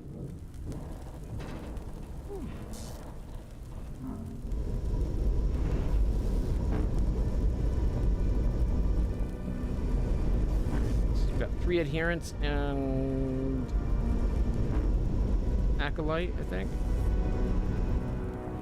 No, 4 adherents. Oh, survey. Survey says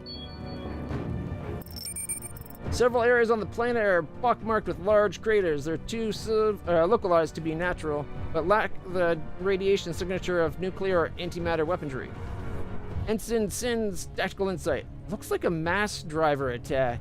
It's rarely used in warfare because if the attacker can maneuver asteroids into orbit, they must have undisputed space superiority. Therefore, no need to resort to such destructive tactics. Have the team return to the ship. What if it was like an accelerator gun?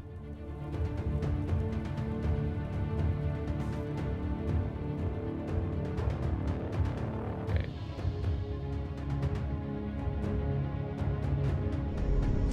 5 missile carriers inbound.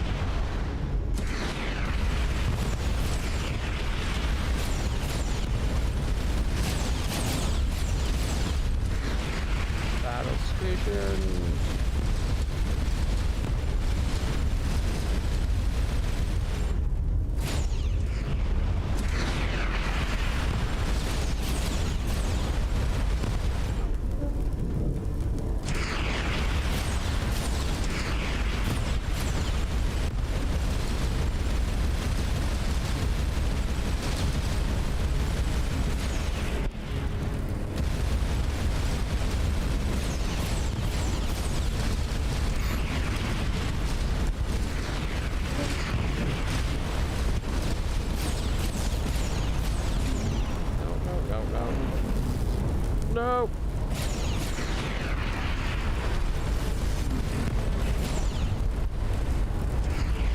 Just live long enough to get me my battle training. No! It just came back right as I died. No! I was so close to living. It keeps trying to force me to be at that other save. We almost had him, guys. We almost had him. If I split, either I was late activating it or it happened. It came up just as like I wasn't ready for it.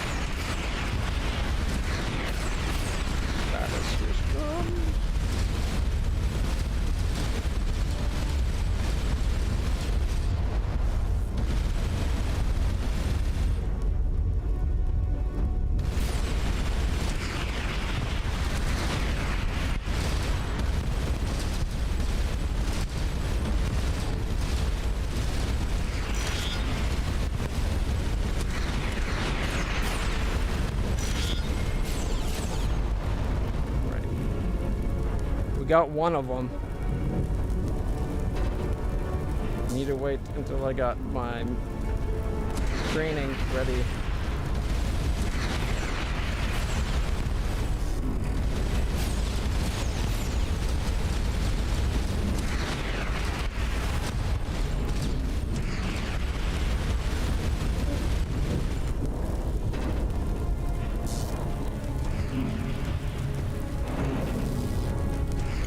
Battle training.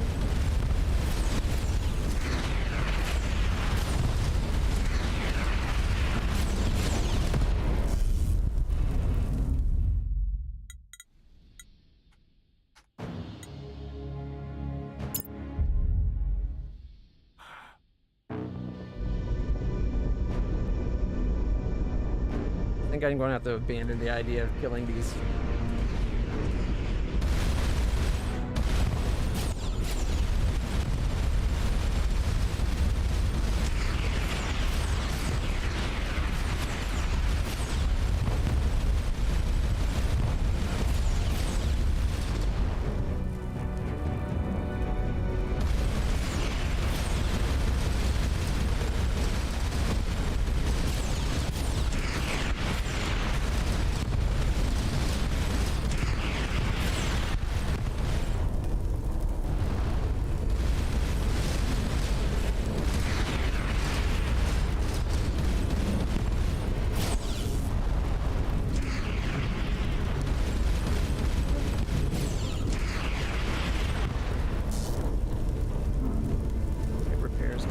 guys, come on.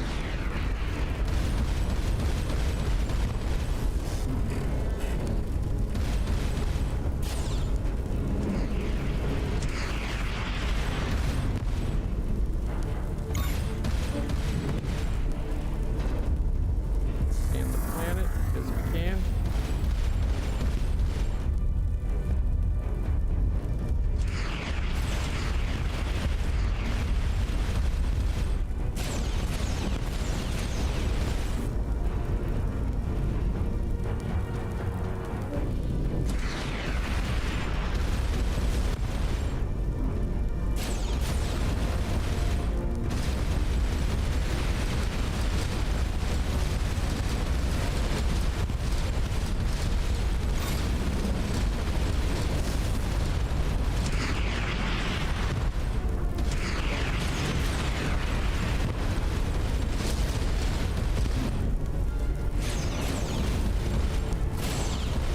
I hate that they outrange us so much with their guns.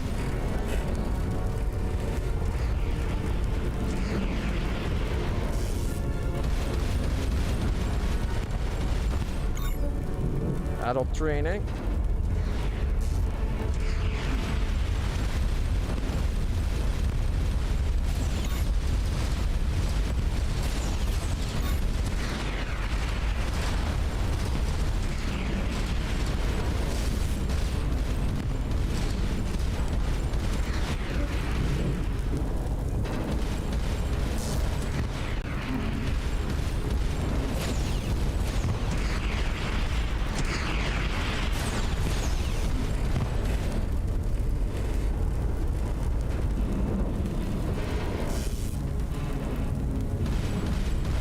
Two of our guns are knocked out right now.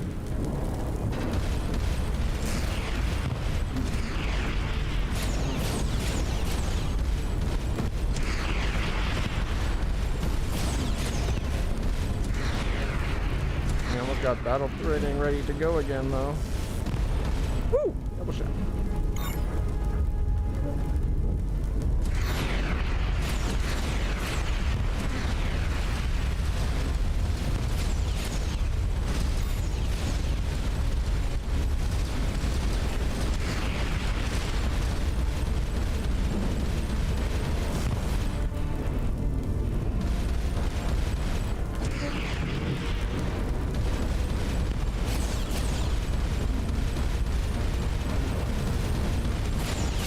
They got reinforcements. Like they're little guys, but they're enough of a nuisance that while I'm trying to deal with the bigger dudes, it might be an issue.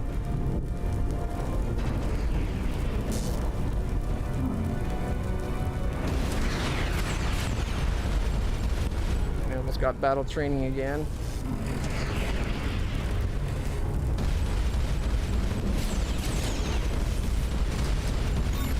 Battle trader.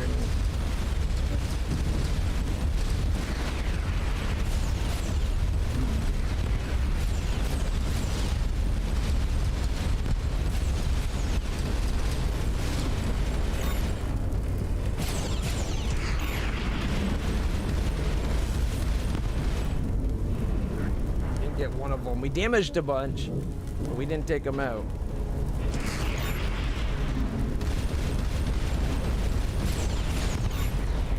That missile got through.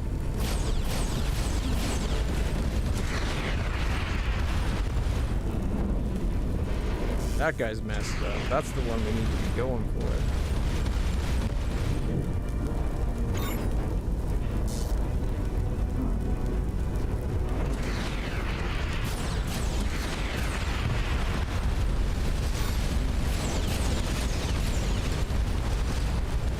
No, that. Come on, quick club. That's up.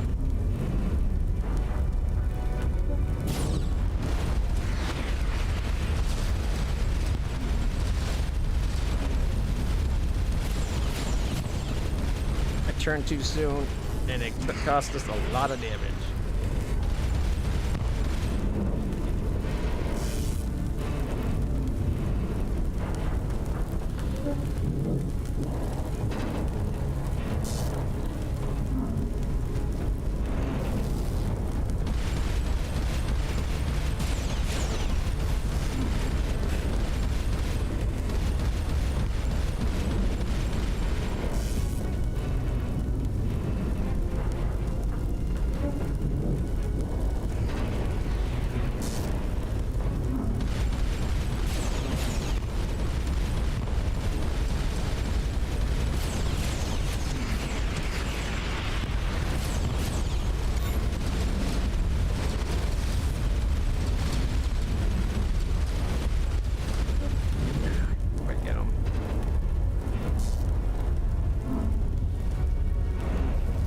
was hoping I could take out one of the little guys that just adds their guns to the whole mix.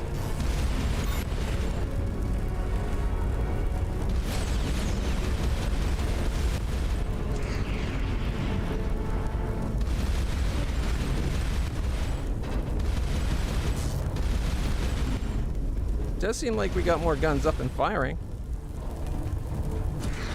Even if we're not in good shape, our guns are alive.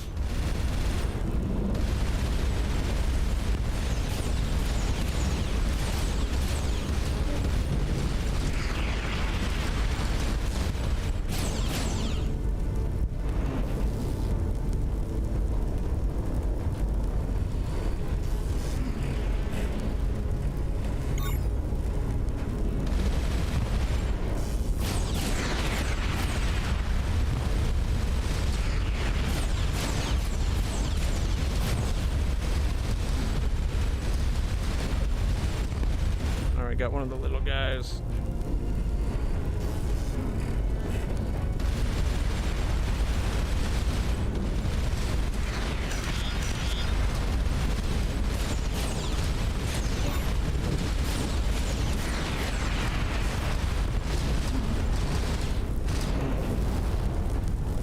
I must have hit the wrong button because my ship didn't turn when I told it to. So instead of turning and getting out of the line of fire, we just took all those shots right up our ass. Not good.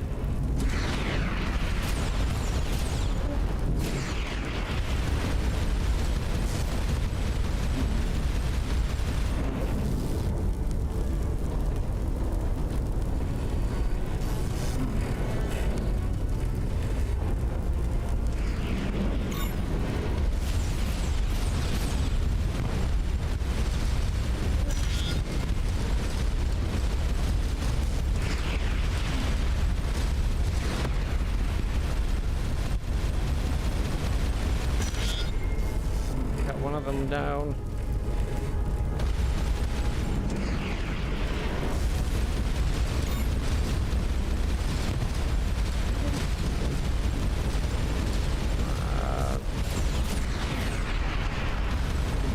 Almost got that second little guy. Did you see that?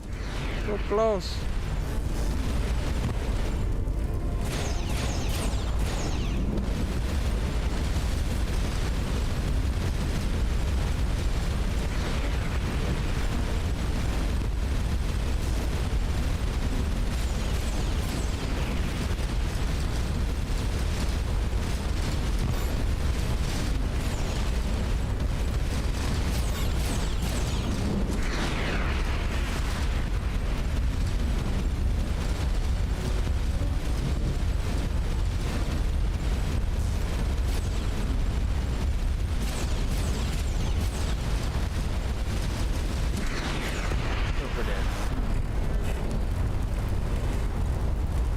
Should've just kept turning. I was turning anyways, but no. Okay, I gotta go get some water. I'll be right back, and we'll kill those guys.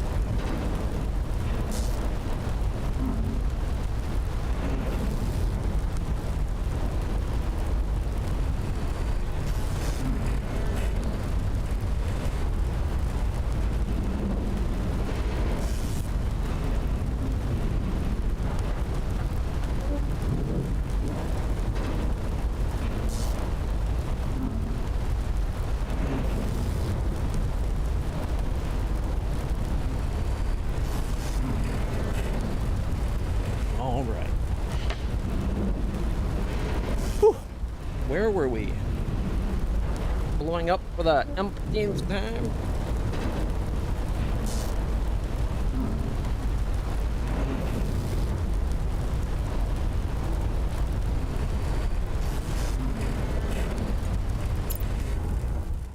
At least loading's really fast. So the problem I have, one, it's complete blind fire. You have no idea where you need to aim. And two, you don't want to be zoomed out, but then it makes aiming harder.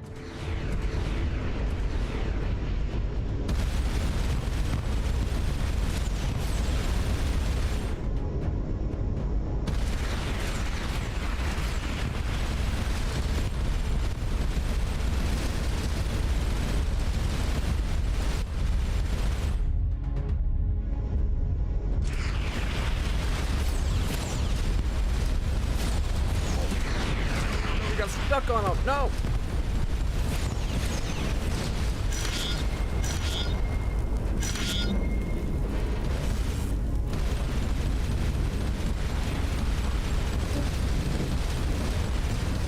Oh, I got the little guy.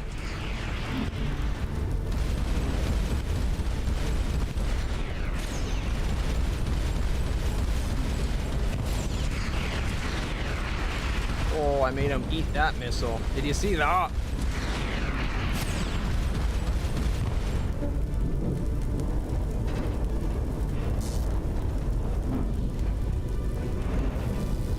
We're doing pretty good. We're at 43%.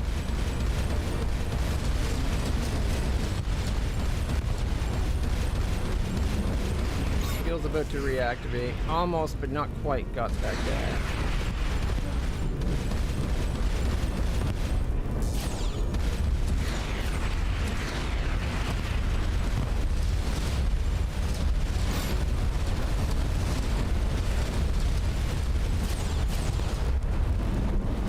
What was my ship even doing? I was telling it to thrust and it was like just rotating.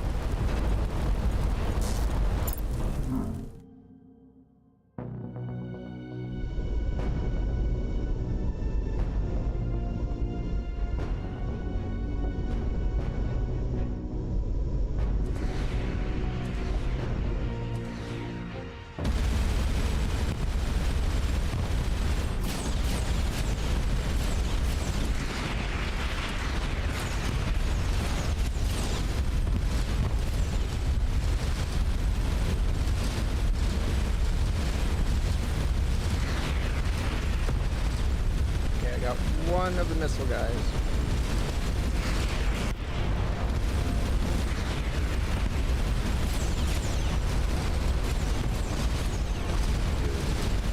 Bye.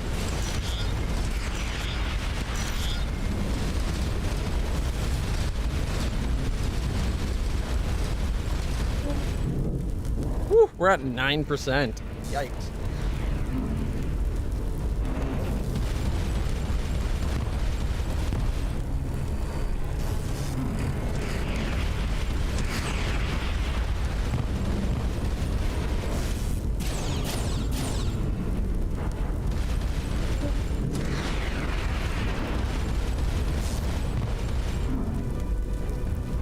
Stations is just about ready.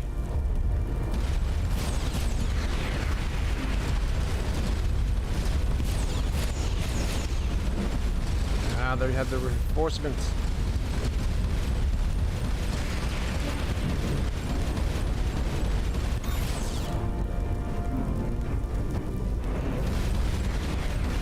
Two of the reinforcements just got seriously scuffed up.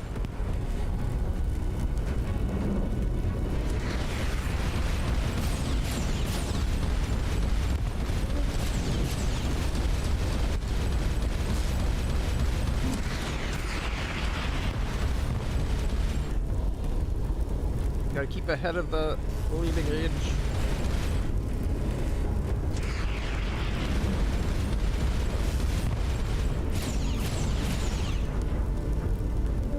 We almost got the skill loaded again.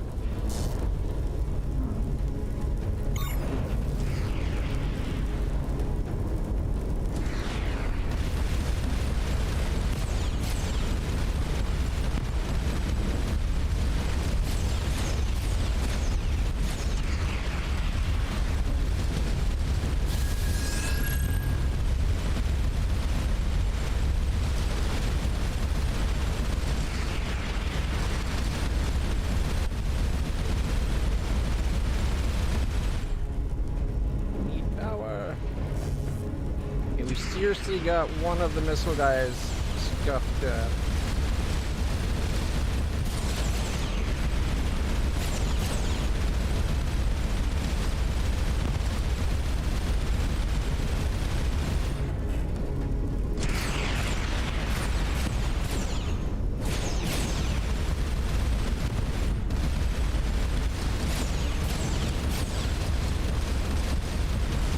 Better run.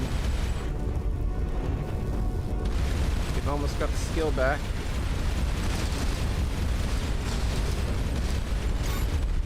Skills back up.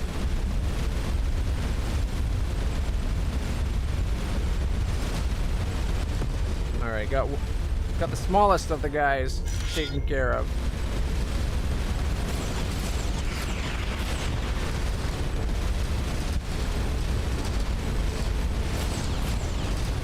No, we're out of power. I could shoot her or I could run, so I decided running was the right choice.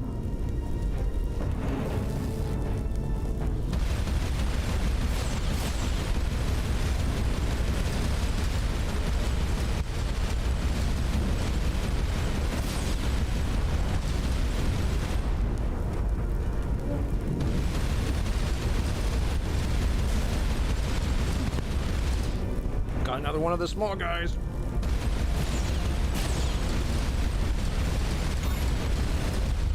Battle repairs.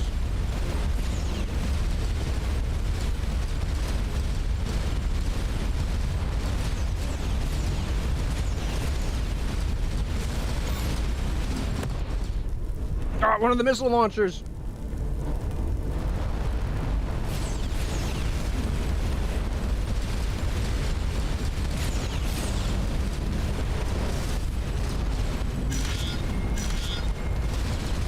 Run, dummy, run! I'm at 3%.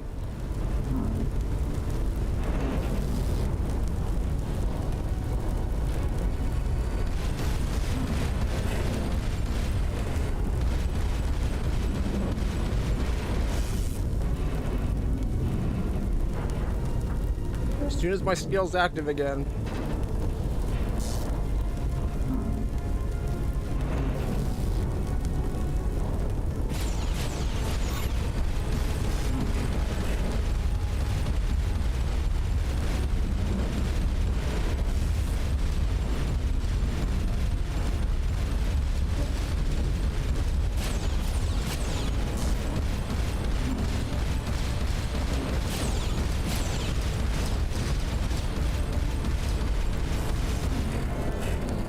Died.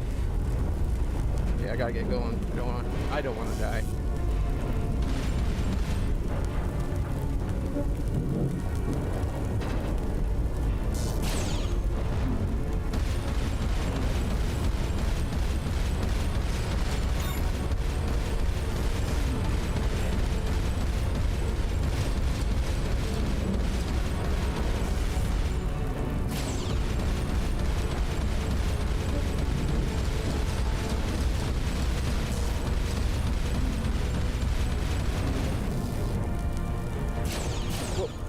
Milo.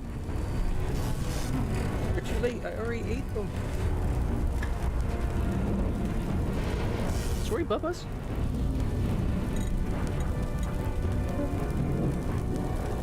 Got nothing to give you? I'm sorry. Can you get off the keyboard and mouse? It's coming to check for himself. Hey, right, Milo. Good boy.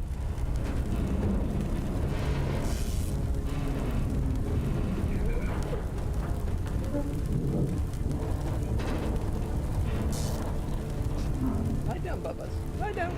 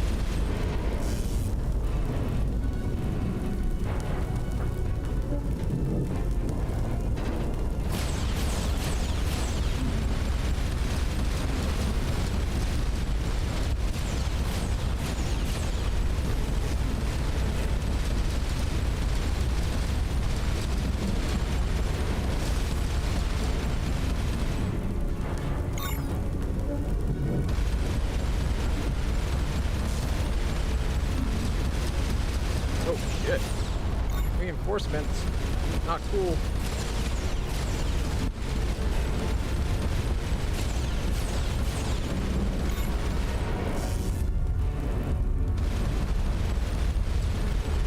Battle further.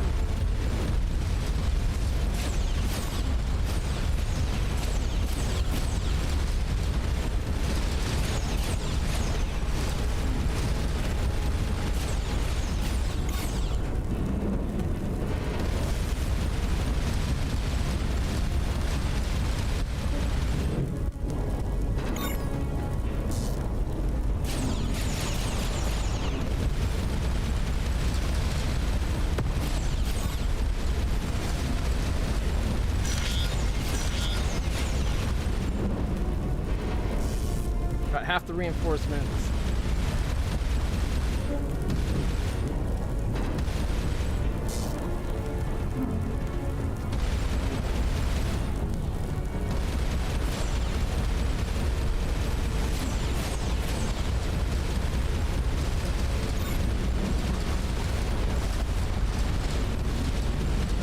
Battle threading.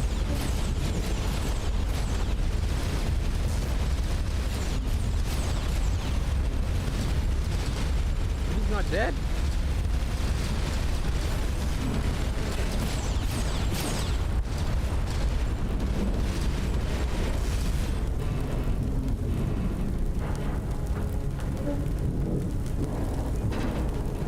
So close. I think we're down to like the last 3 or 4 guys, as long as no more reinforcements show up.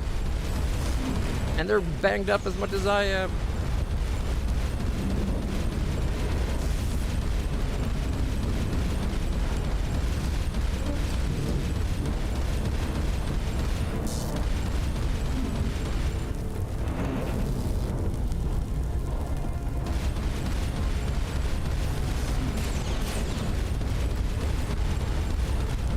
Battle stations.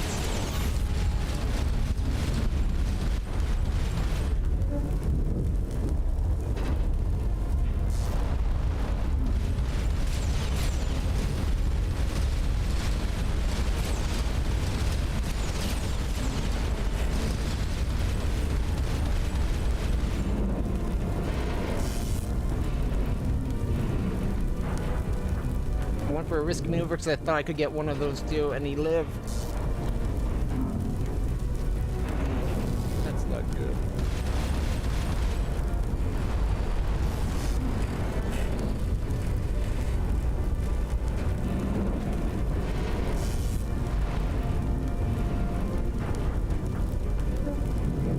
At least we got, I think we've taken out their missiles.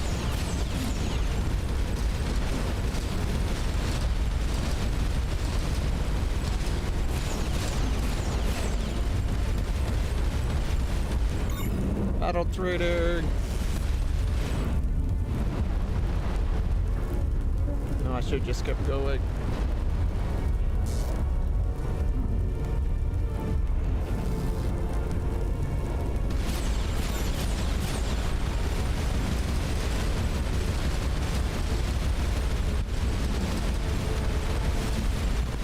Yeah! That's what I'm talking about.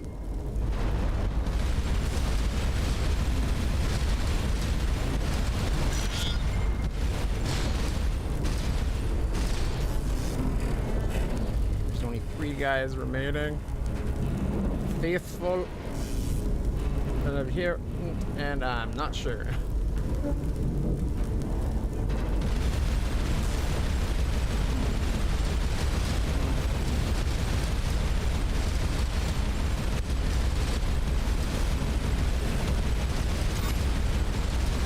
Okay, how bad does it have to be for them that we're in better shape than they are?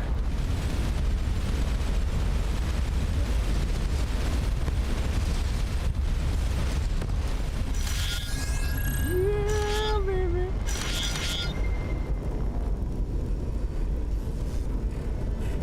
Now we're talking.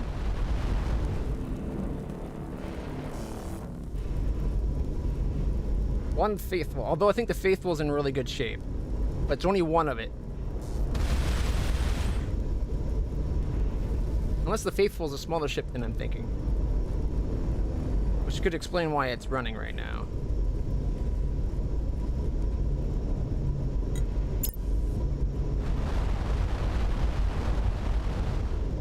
We're back to like full health almost. We're at 94%.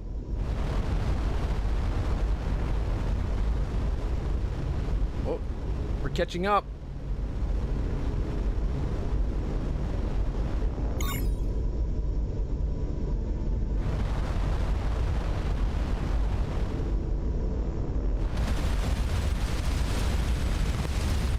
Run away from that, sucker! Yeah! Save. Oh boy. Now, there's probably some more guys that have teleported in, but there shouldn't be that big four or five missile ship or flotilla. So we should be okay. Also, while I was up, I went and grabbed the Miranda class so I can actually compare to the Walker here. Yeah, they're of a size. The only difference is this guy's nacelles go way further down below and they're wider apart.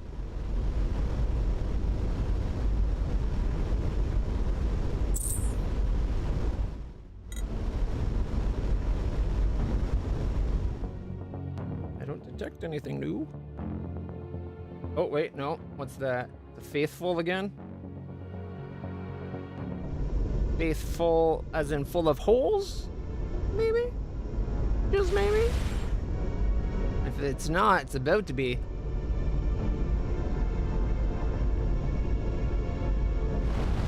It's running from me, isn't it? Yo. Well, let's teach you what happens when things run from me. Scanning planet. No anomaly. Going. Boosters on.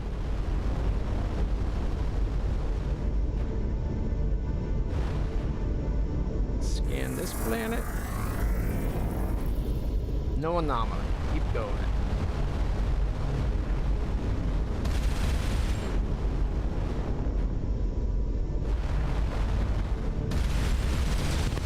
Oh wow, that guy was all but dead.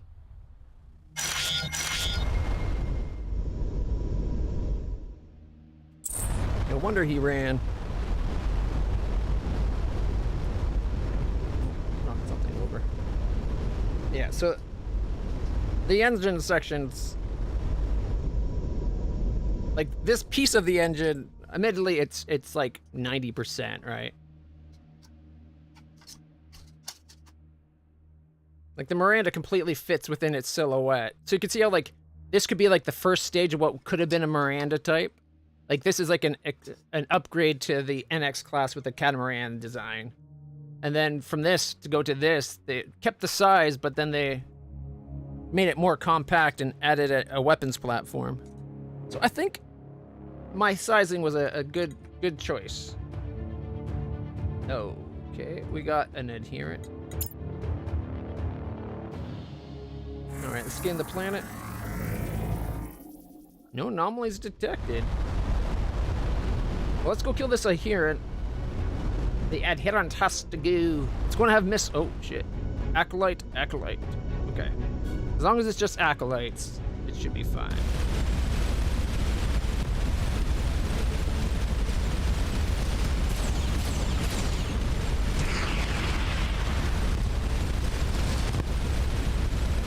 Acolyte down. Haven't even used battle training yet.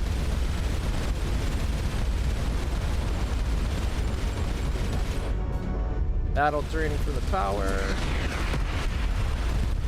Acolyte down.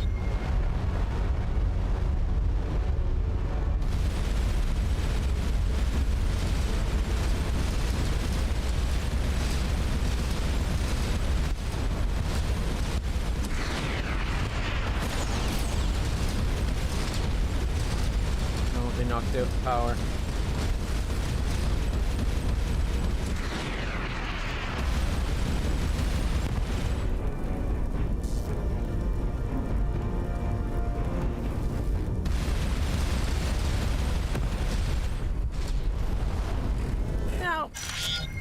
That went so much better.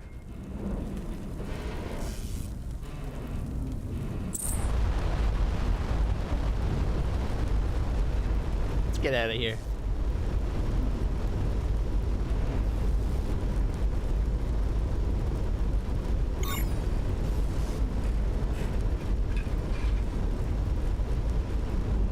Battle training to get our repairs completed.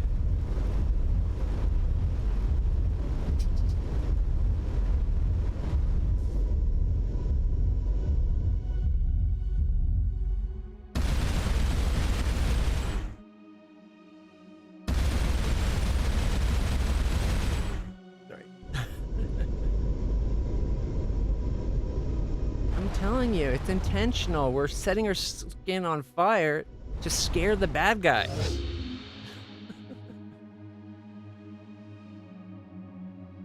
Okay, it wasn't intentional, but we did take out a bunch of baddies. I like that I can aim like right between all my guns.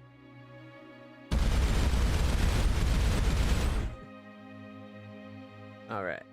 The legendary steed of Whiskama. Actually, let's get back to our base, see if we can actually do any upgrades. Because we can always come and do that fling by warping to this warp gate. This guy would take us, what, down to this star? Plus, I want to find out what's going on between these two planets. Okay.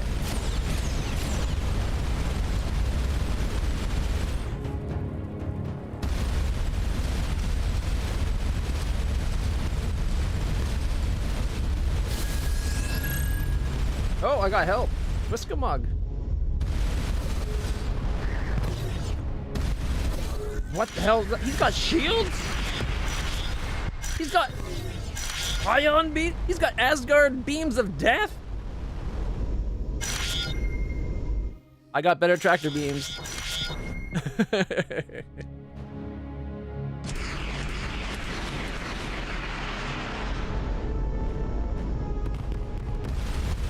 Our man Whiskamug, I tell you.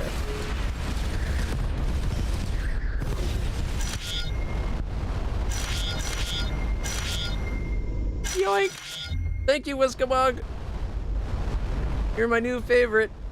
I want Asgard death beams too. Did you see those beams? Woo!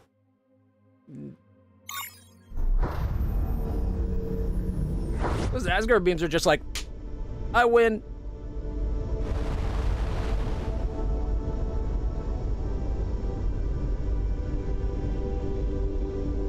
Alright, let's dock with our station. We got some cargo, a devout maintenance log. Analyze it. Plus 25 research. This contains some encoded data that is hard to interpret without a context. Whatever it is, it was concealed within the routine maintenance data of an experimental devout vessel. Hey, more resources arrived from that dust refinery. I saved some for you. You should be saving it all for me, but okay. I'm good for now. What else? I've taken a look at that iridescent artifact you found. I've actually seen something like it at the Gemini shipyards back home. It was used for custom coloring of luxury vessels. Why would it be on a hidden outpost? Camouflaged ship?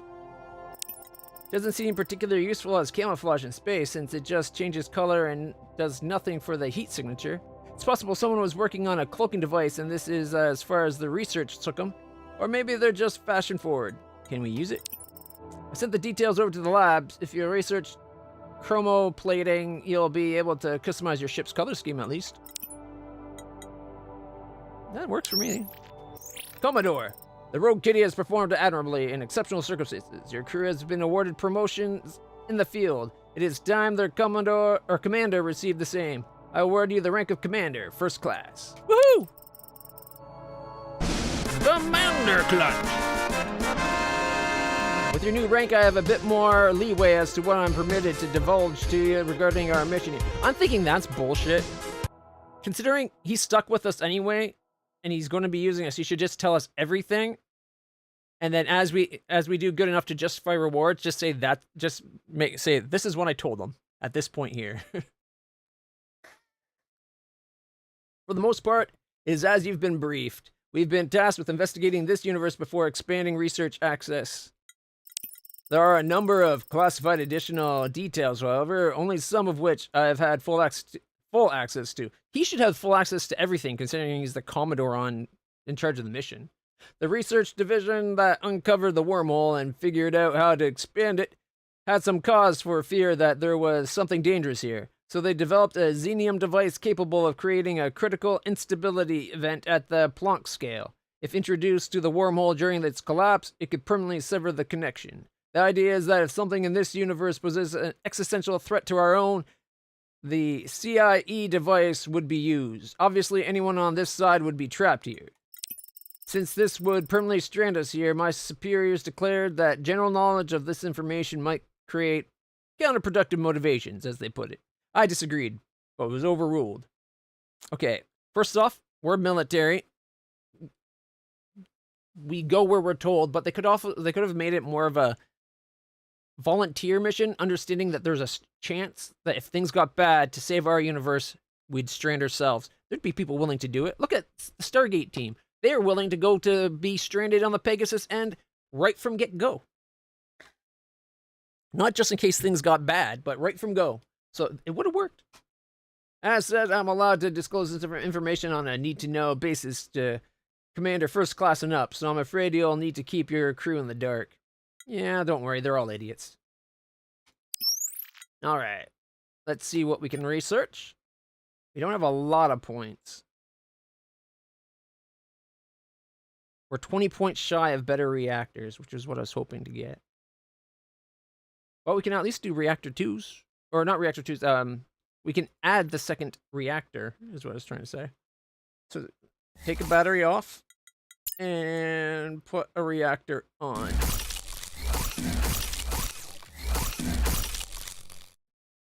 Alright.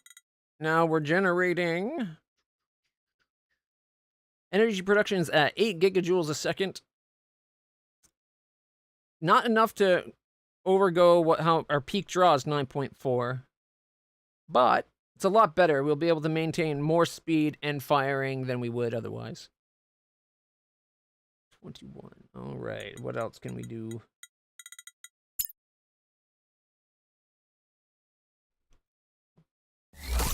We could try to add a missile launcher.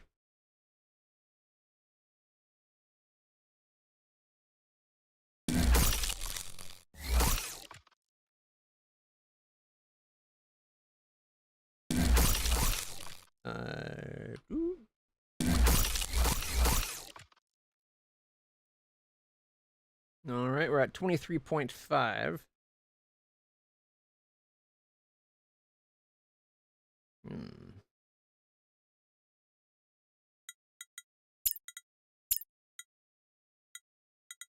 Got enough iridium. We can do 2 mini deflectors or 1 half deflector.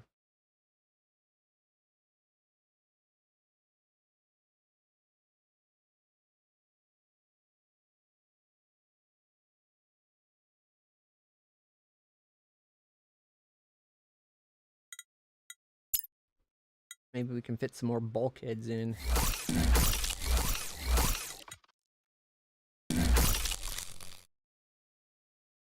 Oh, we're at max. Compact design, 75 points.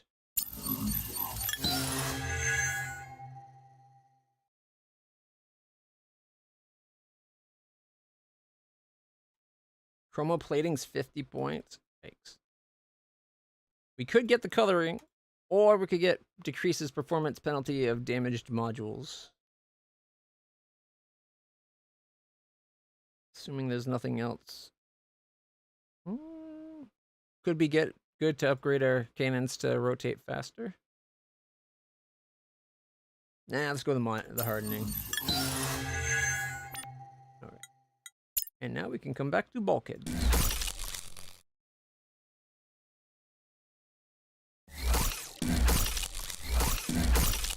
we have enough for some armor?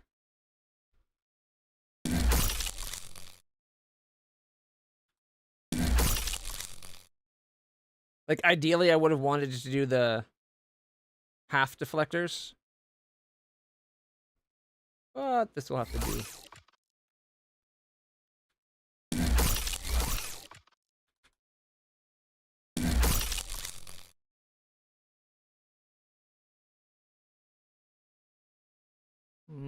You know what? I don't like that, actually.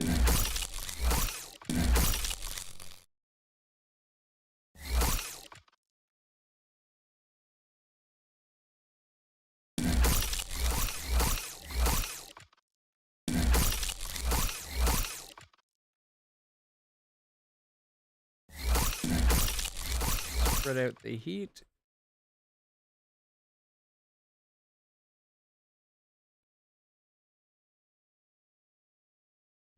All right, looks like we're good for heat. With the extra 2 bulkheads, we got up to 184 instead of 150. I think we actually might have been down to 128. Either way, our health has gone up significantly. 28 points of more health, not bad. And it reinforces. They give +7 reinforcement to adjacent spots, so should be reinforcing the turrets and the engines and that. I like the idea that we got 2 power generators now. All right. We're at what, 26? Or is that 28? Either way, we're doing pretty good.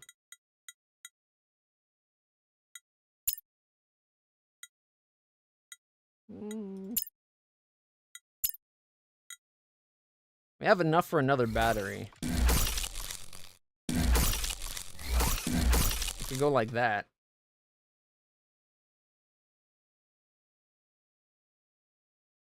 All right, max storage is 70 gigajoules. Peak draw of 9.4, generates 8. Yeah.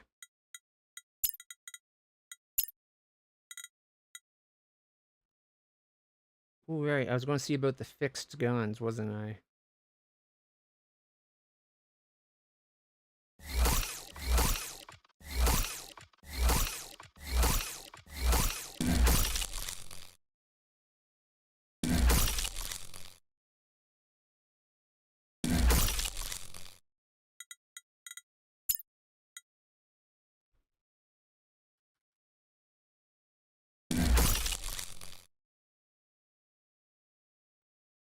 All right, so we got 2 fixed turrets, or we got 2 fixed plant locations and 2 turrets. Not sure I'm going to like that, but let's see what it's like before I... The nature of fixed guns makes targeting harder. When a potential target's close to in range, I'll enable the fire tracers, which will highlight when a hit is possible.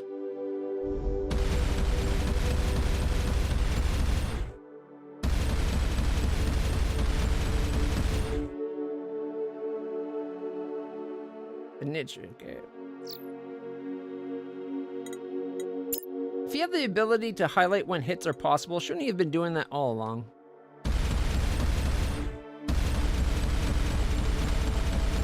Not even shooting. Oh, we only have 3 missiles? I wonder if missiles, like, regenerate missilage, if that makes sense.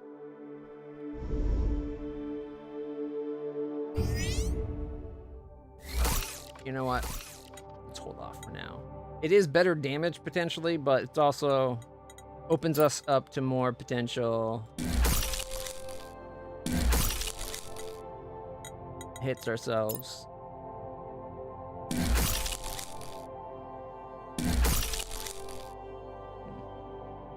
Probably not a great spot for a survey lander.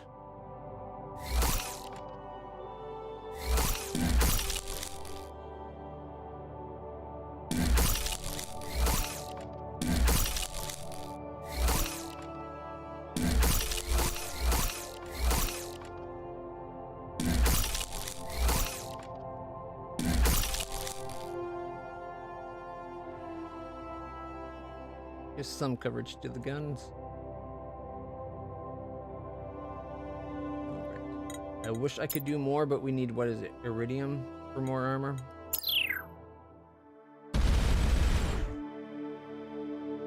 Alright, let's go find out what that thing that slowed us down from interstellar space. Where is it? Okay, sometimes, I swear. Oh, okay, I see what's going on. It's gonna go through the wormhole first. It really should have some kind of, like, faint path showing even when you're not on your map, so you could have an idea of which way your guy is going for what.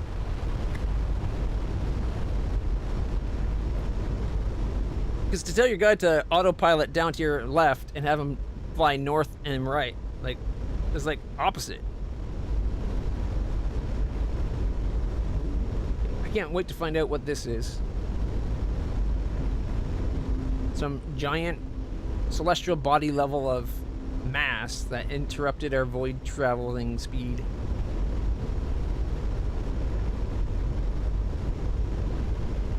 Oh, also, how do I fire missiles? Launch. Oh, we get fighters, lasers, havoc perimeter, missiles at Alpha 2. Okay, so the number 2 fires missiles. Fixed guns number 1. Okay, that explains why they didn't fire before. Plasma auto fire is G. Ooh, I can auto fire? Fire secondary is mouse 1. So right click is fire secondary. I wonder what counts as a secondary. Is it the missile?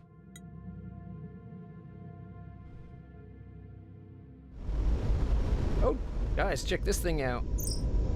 This must be the source of the gravitational distortion. Scanners show it's hundreds of times denser than solid neutronium. This looks kind of familiar from other games.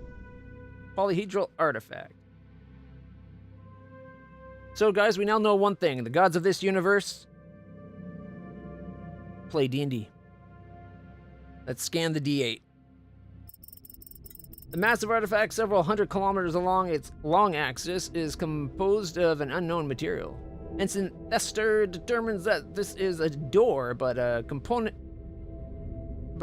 to operate it's missing. Based on the live connections, the required piece is triangular in shape and capable of conducting several hundred terawatts. That's a lot of power. You know what? It's probably not. It might not be in D&D. They could be playing Traveler, which would be much more on point thematically because Traveler's basically space D&D. I don't think it uses D8s though, so that kind of blows hole in that. Maybe it plays that Starfinder, the space-based Pathfinder. All right, let's go to the wormhole. And at least it's on the map now. Oh. Space D8.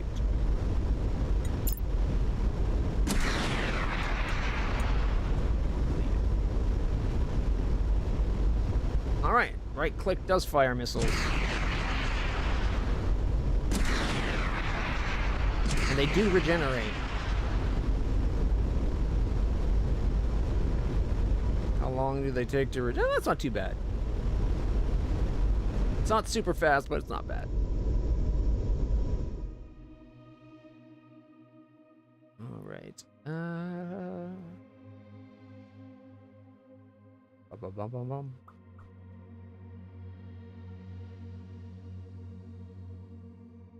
Okay, we had a mission.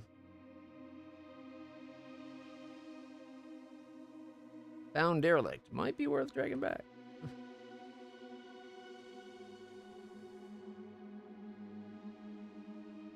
Alright. Okay, that's where we're getting our resources from. We need to find one of those hauler people. Oh, we haven't finished scanning this place?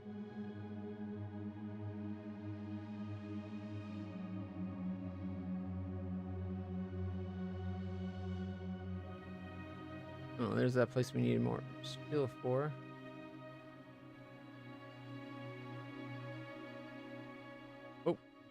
Apparently,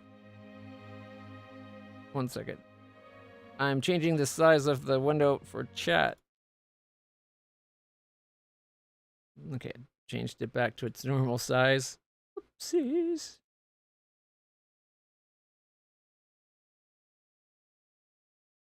Now I need to fix what I broke by accidentally. It's not locking my cursor to the window, so I accidentally controlled zoomed and went from having it be normal size to being like zoomed in by about 1000%.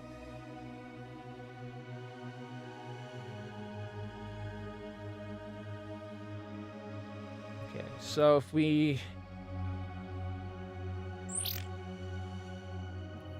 mission. I believe she's figured out how to interface with the gateway artifact. Commander U wants to visit. Okay. The galaxy led to a distant. The gateway led to a distant region. Expand. Okay, we're working on that. One of our priorities is identify the source of the attacks. We're working on it.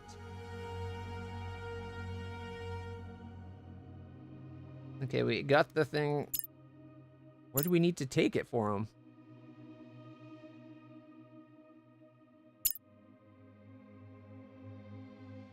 It doesn't say where they want us to take it to. All right.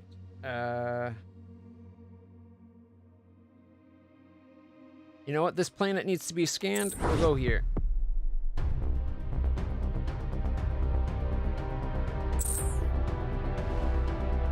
Oh, right. That's that. Okay. Right.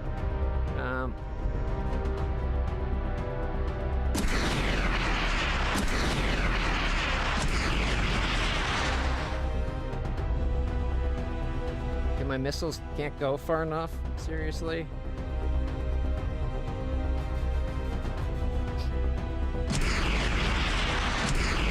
What if I put my ass towards them? I don't know if I'm going to be able to do anything to the defender.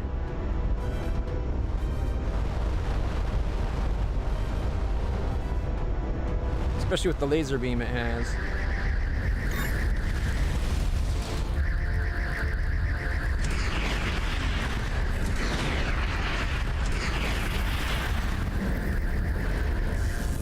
Doesn't seem to be trying to kill us. Potential threat in range, so we can't go down to the planet.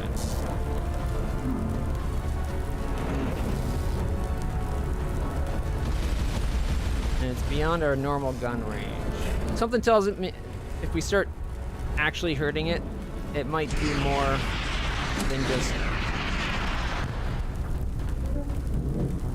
than just stop us.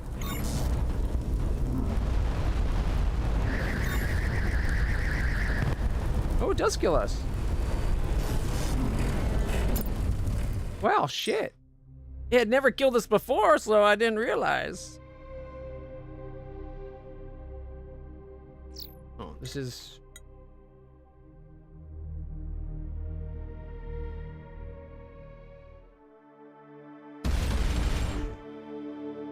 That's still got fixed guns.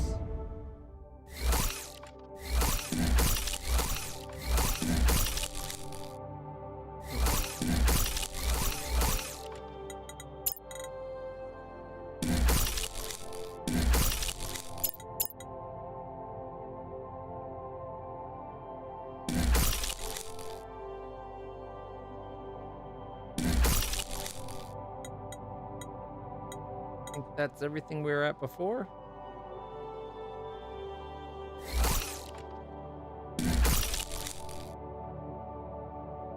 And now the missiles will go out this way? Maybe I should have it just shoot straight up the center. I could move the battery to the side, have the missile be in the...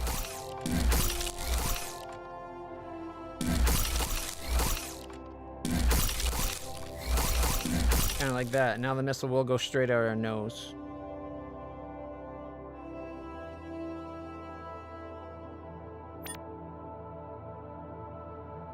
Our missiles are so crazy short range that I'm very disappointed. If we did upgrade the turning, so I guess it's not. Dr. Dharma. How do our universal translators work? Surprisingly well. My lab assistant told me that was a funny answer to the question. I take her word on that. This is more of a xenocultural question, which is not my area of expertise, but the general principle is that a neurolinguistic hermeneutic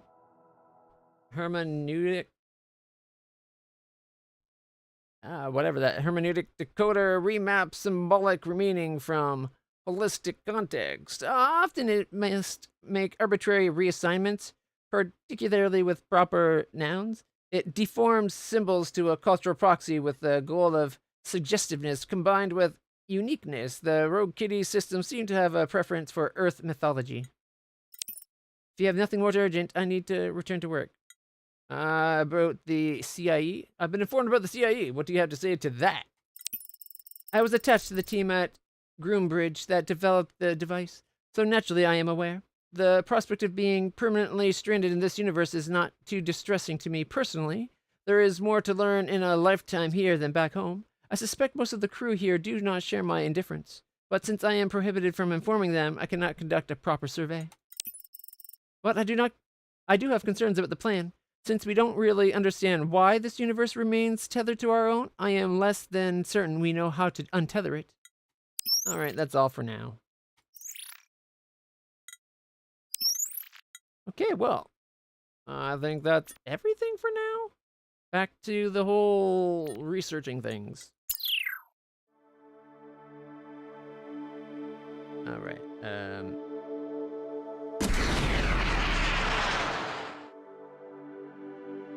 being able to fire guns from in here does not make sense.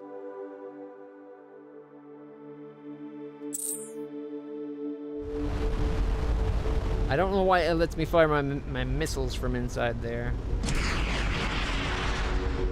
Hey, it works. It goes right up the nose.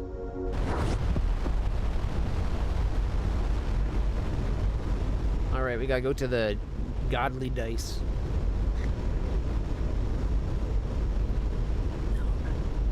Alright. Okay. We're almost certainly on our way.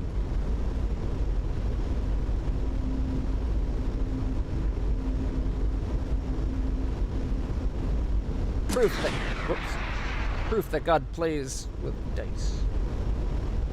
A giant space-sized D8.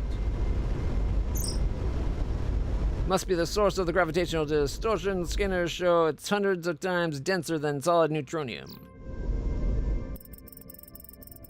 Massive artifact, blah, blah, blah. All the things it said last time we were here 2 seconds ago. Alright.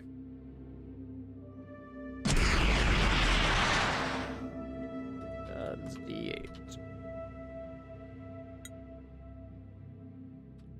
Need triangular artifact that generates hundreds of terawatts.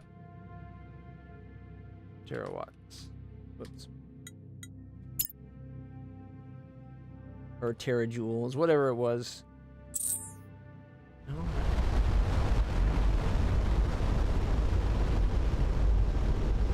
I wouldn't mind having an extra engine. Or engines. I'm thinking 4 engines and more armor, like proper armor.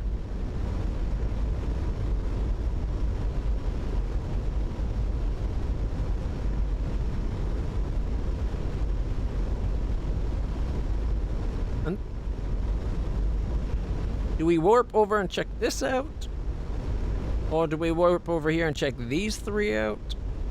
Or do we warp over this way? Like, that's that defender. We know not to go near it.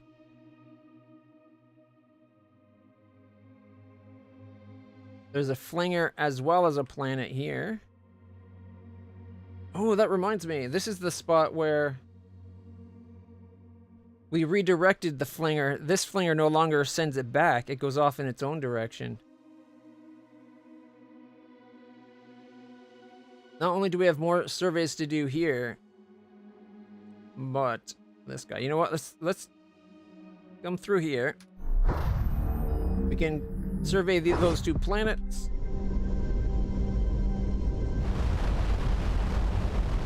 And then we can also check out the flinger that's here, and then go up to the one single direction flinger.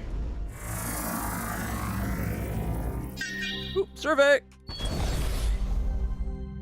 Survey says the planet was devastated by war in the past few hundred years. Judging from the ages of the ruins, it was not a single cataclysmic attack, but a long series that spanned decades and gradually eroded the civilization's ability to recover.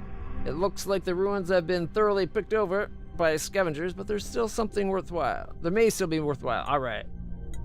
It's a moderate skill. Usually we'd be having minus 35 difficulty, which means it's a hard skill, but we get plus 35% to our observation skills. So let's fingers crossed, everybody.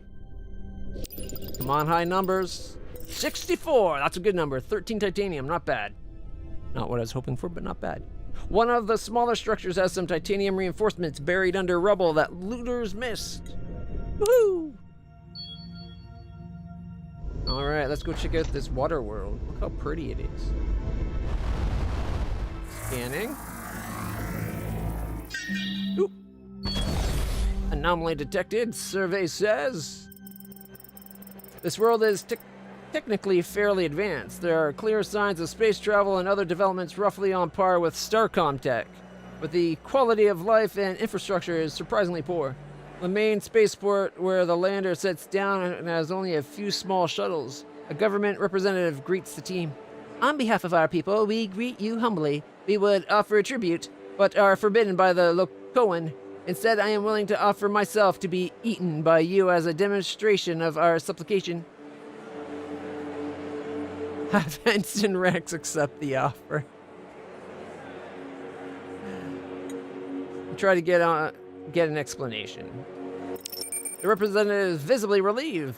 He explains that as subjects of the Locoan, they have strict quotas on resource production, which leaves almost nothing for development or offerings to the visitors. Ensign Thester, Engineering Insight. These quotas must be terribly steep. They should be thriving, but are on the verge of collapse. After Ensign Rex presses for details, the representative explains that after the Empire fell, there was a long struggle between the factions of the region that devastated most of the inhabited worlds. The surviving refugees gathered on this world to rebuild. When the Locoan arrived decades later, they were still far too weak to refuse their demands. Offer to help negotiate with the Locoans.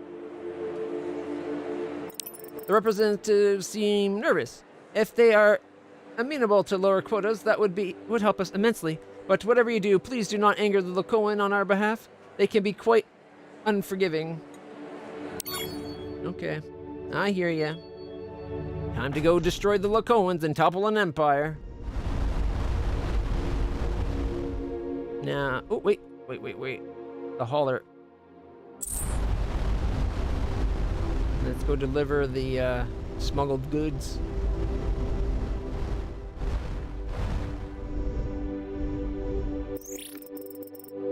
A vessel presumed lost has reported that your engineer repaired their reactor at your own expense.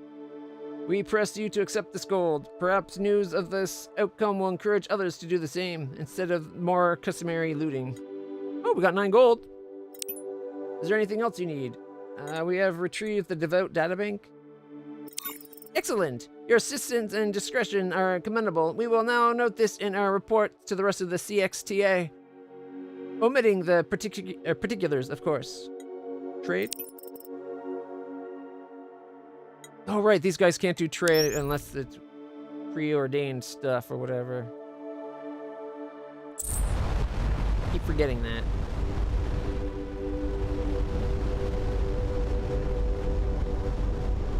Alright, let's go get flung. And flick! Down 2, over 2. Short flick.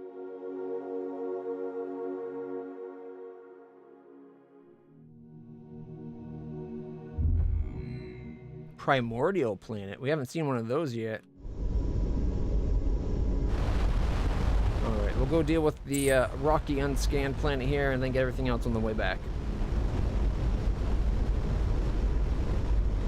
No other stars nearby? That's kind of odd.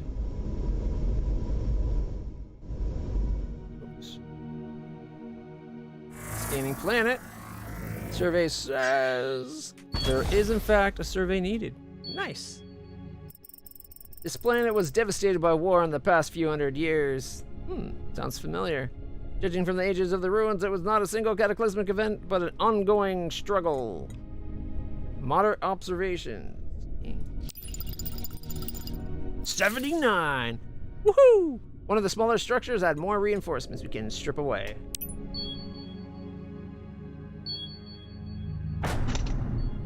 Alright. Zoom out. Is that the one that had the, is this the place with the defender? I think it is.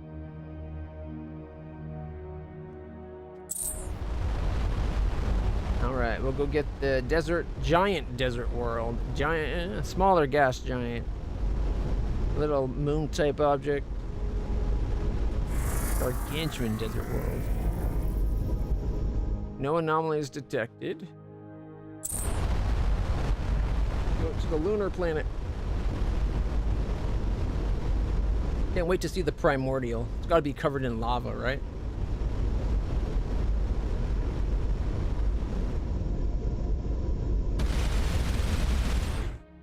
Scanning. No anomalies detected. To the gas giant. As it's slightly closer. If we're going there, might as well go on the side of the primordial so it's quick to get to both. Alright, the gas giant. They don't intend to have too many anomalies. Oh, shit. Boy survey team. The lander is only able to penetrate the lower mesosphere of the... Yeah, where is it? Sorry. The lower mesosphere of the gas giant due to the extreme atmospheric conditions, where they encounter a pod of gaseous squid-like creatures. Ensign Rex attempts to make contact on a variety of EM frequencies, as well as with sounds, lights, and flight patterns. Despite the creature's shy interest, there's no success. They do look kind of freaky. That one looks like it's got holes in it. That gives it the kind of makes it the like the top half of a skull and crossbones. Have the team return to the ship.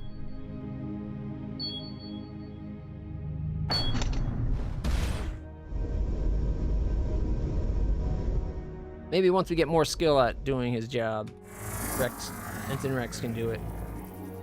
No anomalies on that one.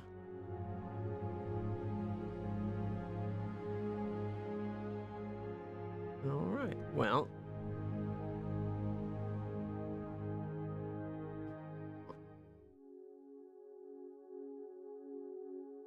Alright, we'll go up this way. This might automatically fling us twice. But we'll say to go to here. This flinger we reprogrammed, so instead of setting it back towards the way it came to be like a two-way highway. So instead of being like one goes this way, one goes back, we redirected the one end to go up this way. I haven't been through it yet though, so I don't know exactly where it goes. I'm sure it'll be fine. How much structural stress could a flinger inflict when you're coming at a fling speed, right?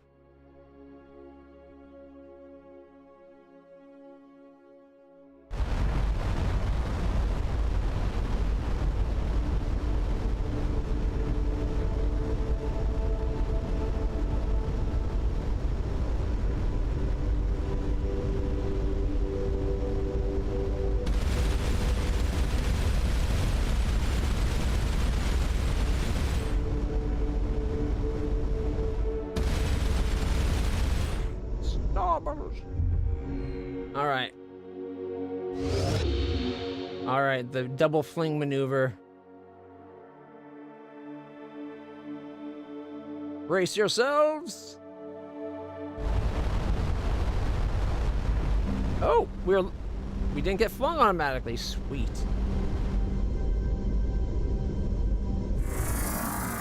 I was expecting to automatically fling us again. Survey! Woohoo! Terrestrial M1 on... Ooh. Sturdy ruins. The dust in these structures is actually the de-energized husks of nanorobotic swarms. 25 research points. Oh, that's kind of terrifying. Sturdy ruins stand in contrast to the otherwise desolate world. Apart from shifts and tilts due to geological activity, the buildings are perfectly intact. Their interiors are filled with dusty, desolate halls and corridors, but no evidence of habitation. And since tactics inside, this world seems to have avoided the conflict that impacted other planets in the region. Whatever ended this civilization wasn't a military attack. Nope, they were absorbed by nanobots. They got gray gooed. That is more terrifying. Given the quantity of the nanodust in the fallen cities, I wonder if these swarms self-assembled to whatever purpose the inhabitants needed. It would explain the minimalist interior aesthetics.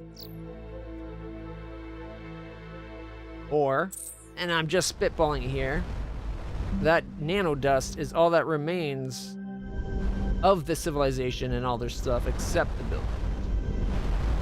My guess is they had like nano cleaning, self-repairing tech, so it would keep the everything naturally clean and in pristine shape.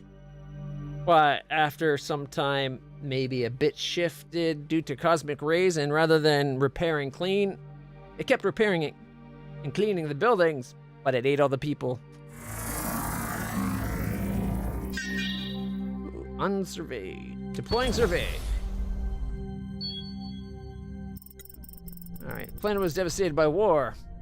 Where have I heard that before? Past 100 years. Alright, come on, good numbers. Ooh, 34. The team's initial impressions were correct. Scavengers have had a long opportunity to remove all the goods.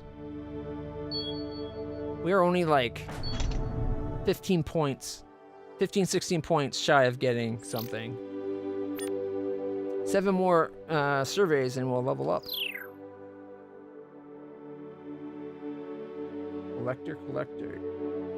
What's a collector? There's an enforcer. Are collectors part of the enforcers? It is same species at least. Greetings, LitlClutch. What do you wish to discuss? We have visited a planet that you are demanding tribute from? Oh shit. Okay, quick save. Now let's try this. We recently visited a planet that's being demanding tribute from. Yes, we collect resources from them and provide security in return. Try to convince them to lower the tribute they demand. Leave them alone from now on. Okay, it's minus 20. The minus 40, but we got plus 20, so it's only a minus 20. You know what? I'm feeling lucky. Fingers and toes, peoples. Fingers and toes. Ho, ho, ho, ho, ho. Yeah, baby. 96. Your suggestion has merit. If they were allowed to prosper a little, their production might improve in the future. Very well. You may tell them their quotas are reduced 20%. Almost a perfect reason. You know, we made a very good point. It probably helped that at the same time we said it, our guns spooled up to being like, you want to do this, right? Although they probably won't respond to that. But hey, okay. Woo! We did it!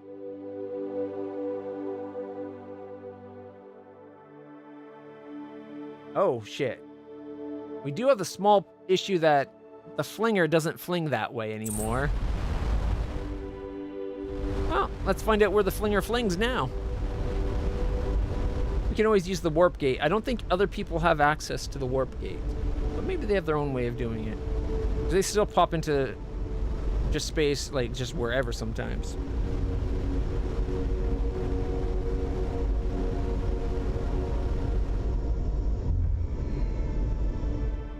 Blick! Wow! Ooh, it flicks a long ways. Look at that. Up 3/1.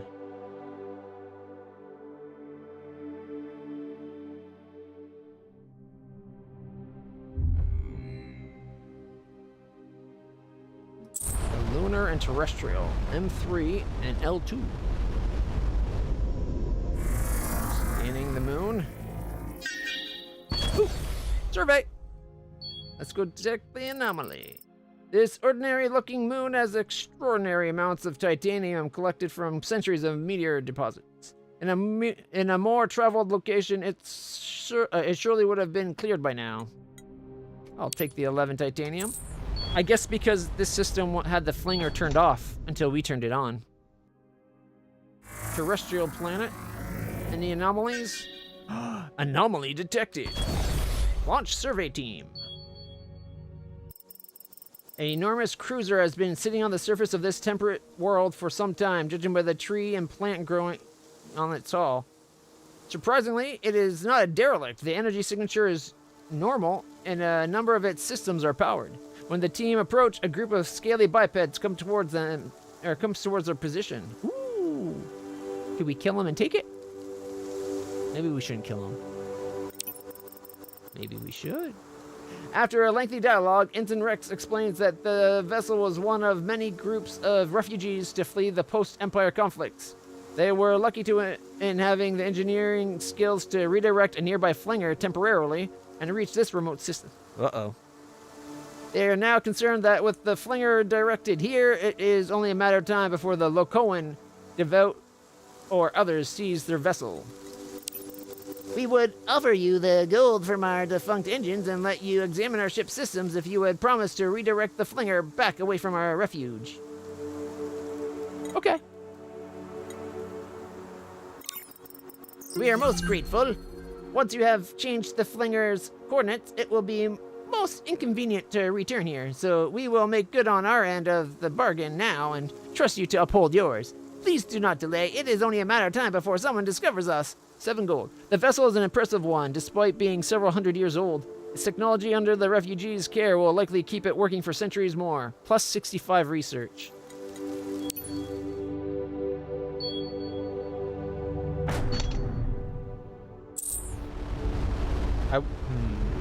Actually, before we do that, we're just going to take a quick pop over to the system here first to make sure we're good, then we'll go do it. Because I'd rather do just a 2-system flight than a, what is it? Let's see, 1, 2, 3, 4, like a 3.5.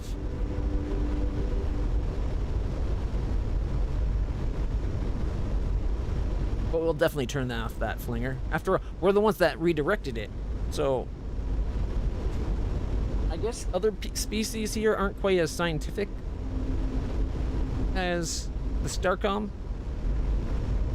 That good old human ingenuity and, you know, sense to tinker and fuck around with shit. Good old human curiosity.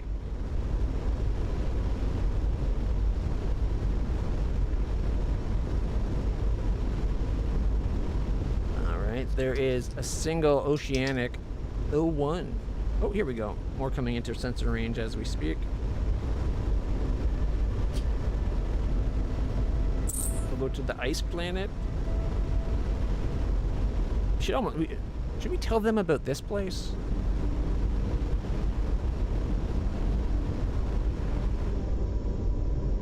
They could expand their empire. We could destroy the other flinger. And then they expand their empire into this system too. The frozen gases on the frigid planet completely obscure the surface from scanners. But an unusual warm period has exposed a large chunk of iridium ore, plus 4 iridium. Nice. We need iridium. That's the armor stuff.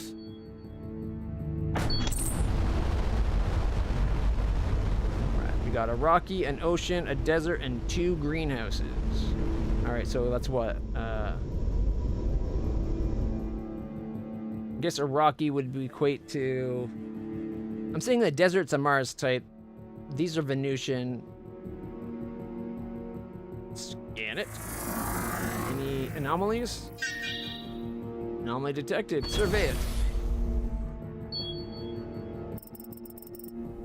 Rain fell on this planet as recently as 100,000 years ago. The canyons it carved have remained relatively unchanged due to the low wind erosion. there may have been some modest mineral deposits. Natural changes in this planet's temperature from orbit shifts have trapped all the water as ice beneath the poles. Plus 15 research.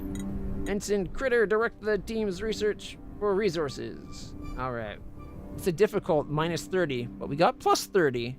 So it balances out. Fingers are crossed. Ooh. We got a 14 and we still got 39 aluminum? Large but low-grade bauxite deposits surrender some modest amounts of aluminum. Alright. I gotta remember to start quick saving before we go down to planets, because if that was a 14, how much was actually on that thing? Like, my gosh.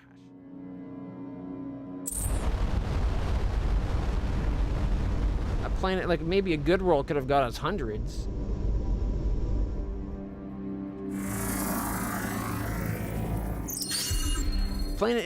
The planet is water almost all the way down. Near its center, the liquid changes to a form of high-temperature ice with unusual properties. Plus 15 research.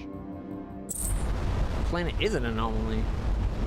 It's basically water all the way down to the point the water solidifies under its own pressure. That's pretty cool. Scanning the Mars type. No anomalies. Let's go check out the Venusian planet.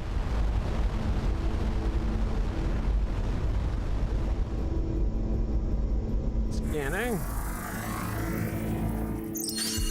The planet has one of the richest and most aggressive biospheres I've ever seen. The biosafety protocols estimate a 95% chance of an opportunistic pathogen eliminating the survey team within the first hour. Only 30% if they stayed in the surveyor, plus 30 research points. Okay, why are you not giving me the option of sending you down? I want to send the survey team down. I think those are pretty good odds. Just stay in the surveyor.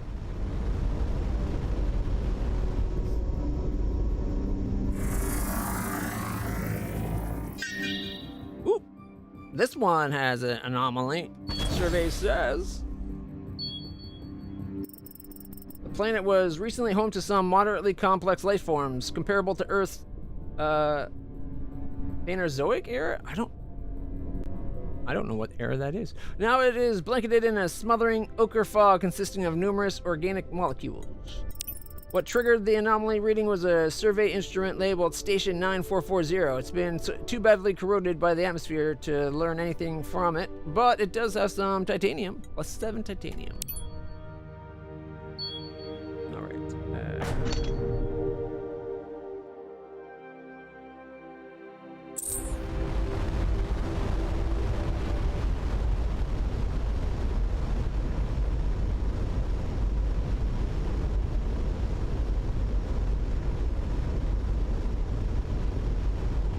What was that?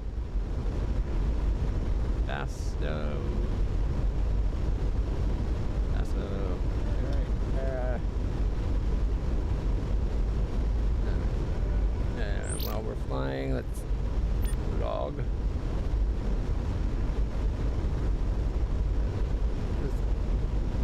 Phanerozoic. Alright. Phanerozoic era.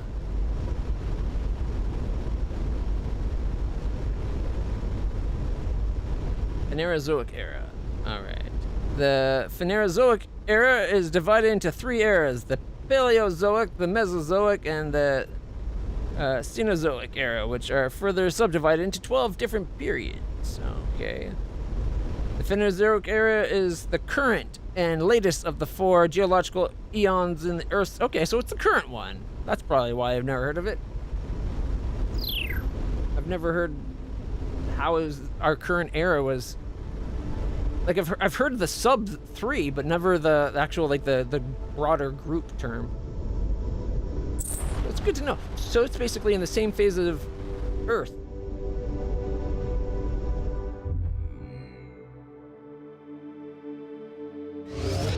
Click.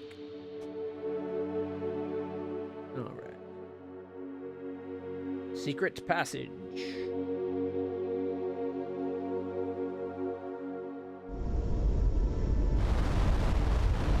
down to the planet. Quick, survey! Whoops! I thought we were going to hit them with a missile. Fulfill the promise. Need 1 Kyrite. Oh, shit. Okay. Maybe we can have them trade with us for a Kyrite.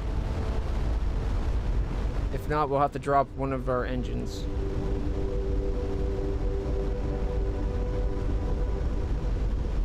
Man, these guys are hard to catch up to.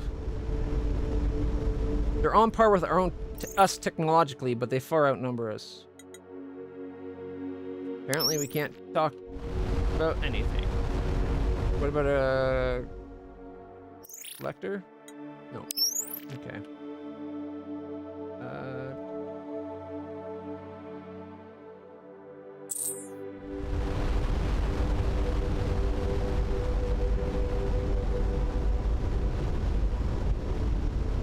Actually, you know what we can do? We can just tell it to get back to here as fast as it can.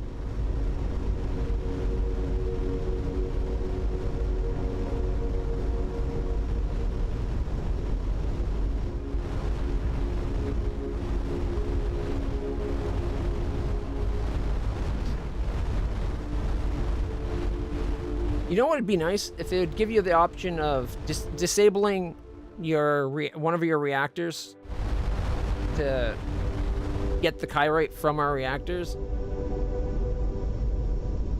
It's like, because if it offered me that chance of disabling one of my reactors until I got back got another one to replace it, I would have done that. I keep my bargains. I'm stupidly honorable in games. Usually pans out for the best. Some call it a hero or god complex. I call it being a good person. And a bit of a goody two-shoes complex. But still.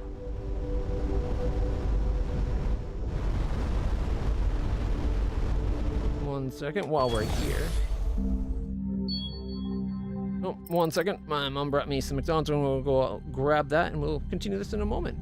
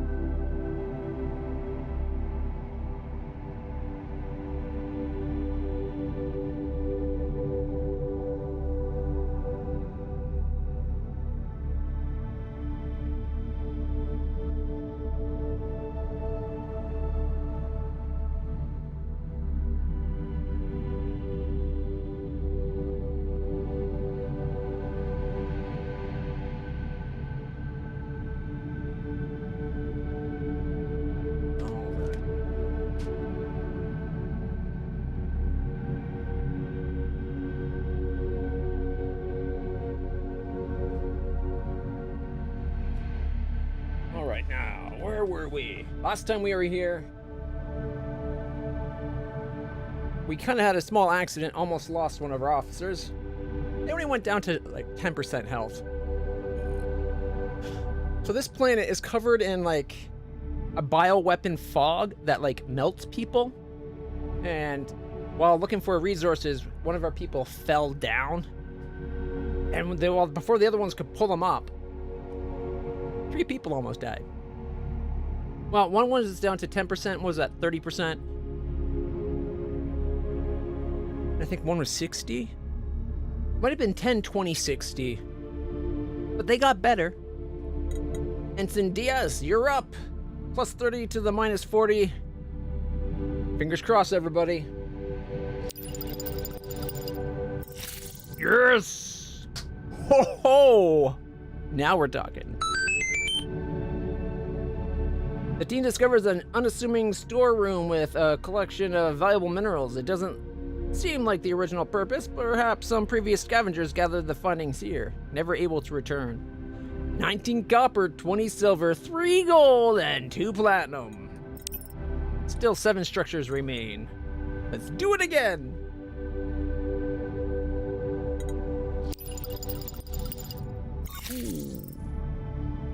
Okay, Ensign Neko's a little bit hurt, but we've got 8 yttrium.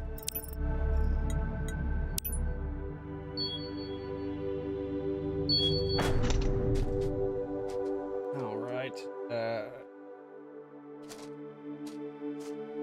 Let's get the French fries out. Let's face it, McDonald's French fries are only good cold when they're fresh. The second McDonald's French fries get cold, they're garbage.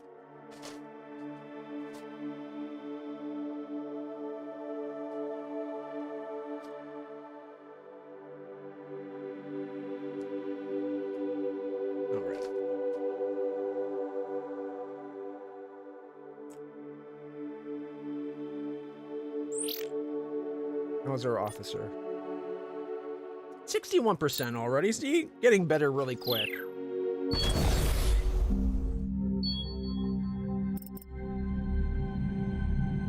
Fingers crossed.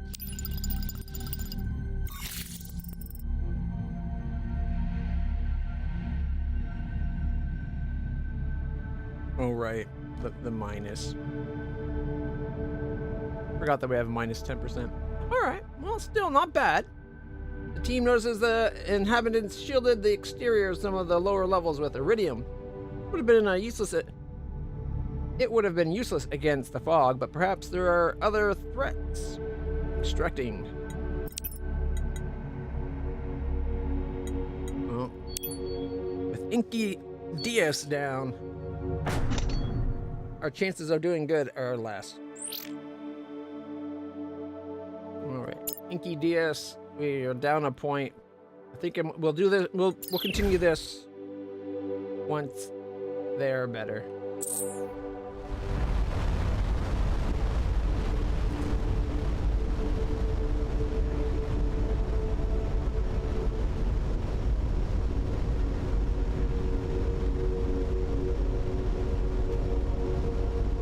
Kind of hoping we'd find some kyrite.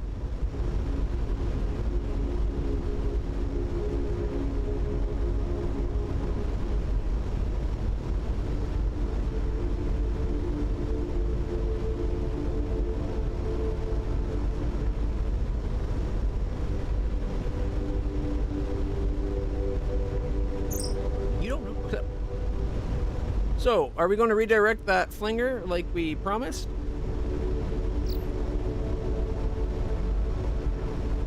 Yes, as soon as we have kyrite to give, which means we gotta go back to our planet to get kyrite.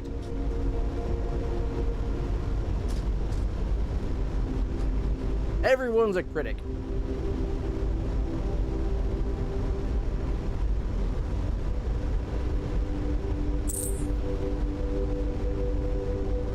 Perhaps we can trade with the Lakoans.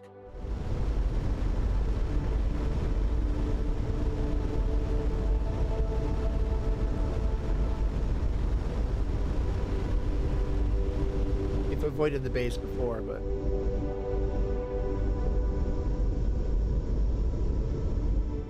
I'll do this.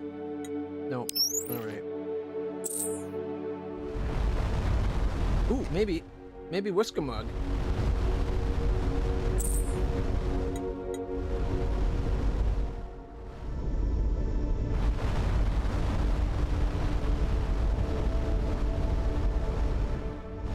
Hey, Whiskamug. You like to trade? So we need 1 Kyrite. He's charging us an extra 63. Ouch. We have 25 Yttrium, which is what he'll take, so we could just do that and we'll be pretty good. However, we can get...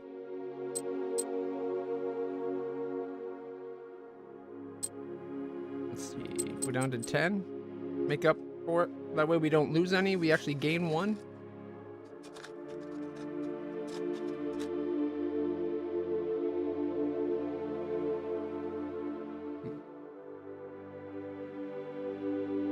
He sells aluminum pretty cheaply.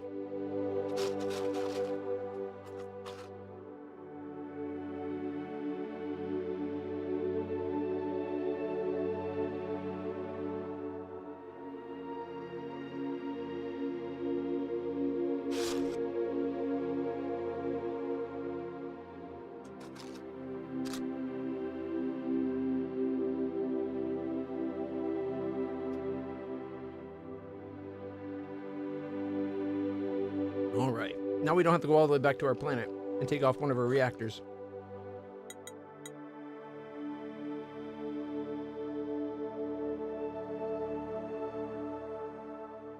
All right. Execute. Trade. Execute.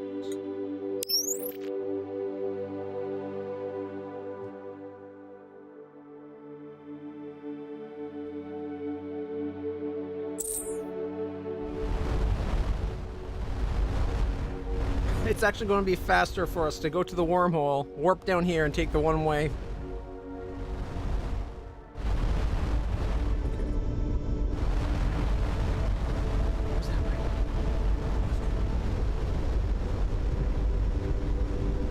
You're a good boy, puppy. You're a good boy.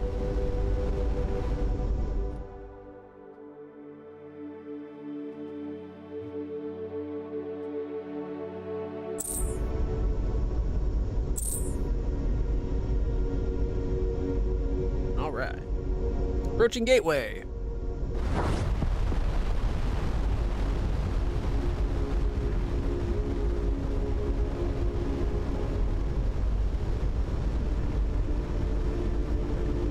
Now, it was my understanding that the devout only like when the devout use gateways, and even then it's only the priests that are allowed. I wonder how they're going to respond when they find out that we're also using it. I should have talked to that planet right there. We lowered their trade quota 20%.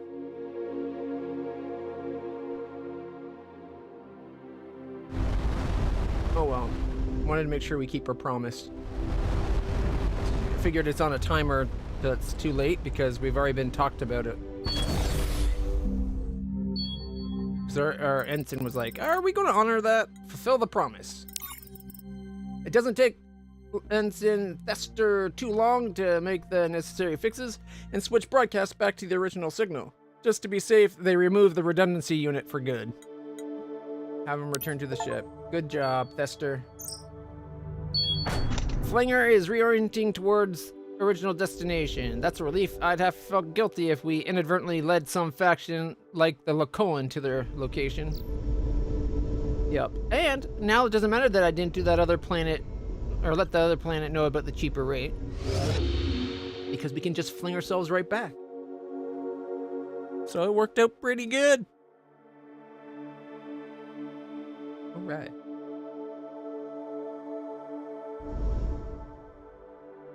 Alright, let's go tell them that they can save 20% resources. Oh. They can save 15% or more on car insurance by being our vassal instead of the Lakoans.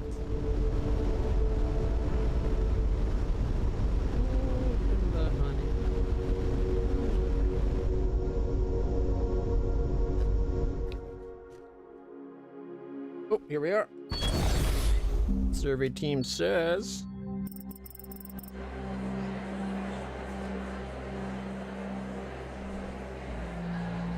team relays the news that the Locoans have agreed to lower the demands of the colony. Representative is delighted. Given their precarity, even a modest improvement will allow them to improve their circumstances greatly. Colony apologizes that they can offer no resource as reward for obvious reasons, but a meaningful display of gratitude is important. A fog machine, okay. After Ensign Rex explains that the team is specifically not interested in eating anyone, the colony offers a cultural relic left over from the Empire period whose original purpose has been forgotten. Fog machine. Like maybe the kind of fog machine that devours people and we're encountering on said other planet? Makes me wonder if they're the people that activated the fog machine hundreds of years ago. Or if it's just, you know, tech they found. Let's find out.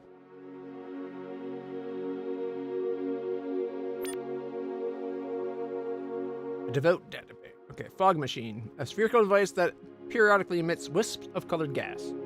Analyze. This device can convert a digital signal into an output of colored gas with various turbulence. The signal convergent circuits have a sophisticated language processing network. Oh. Maybe not. Maybe it's not a deadly fog machine. Maybe it's one that's like tied to making a cloak. 35 research points though. I like that.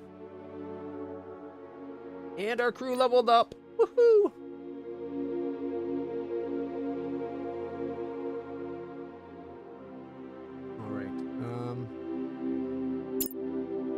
A point in bio, tactics, and observation. We need 2 points in astro, tactics, and observation. We still need observation and engineering. But at least now they're all working towards combined skills. Except for... we need, what? Next level, I guess? Would you get the 1, 2, 3, 4, 5, 6 points that are the level 1 of observation and engineering for everybody? Oh, except for Minius Sin doesn't have 2 points in Astro, nor does Helbus Neko. That might be more important, because that has this artifact drop rates or something. That's okay. We're doing good. Everybody has at least 1 point in tactical, though. So there's that. I think that affects the recharge rate of our brace for combat skill or whatever. All right, now we need to figure out where we're going next.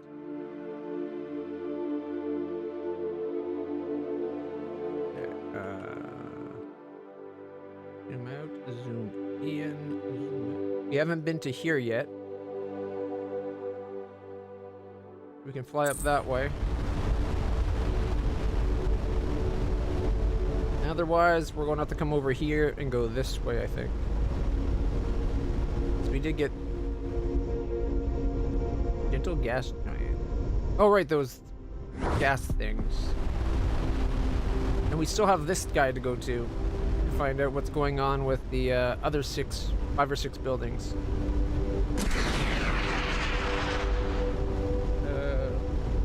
6 structures remain.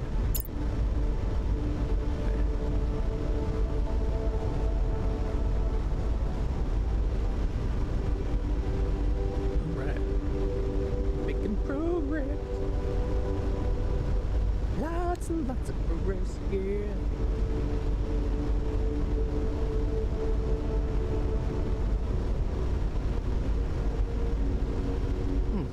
Chicken nuggets with honey are so good. Tell you what, an extra serving of nuggies to the next instant that does a good job.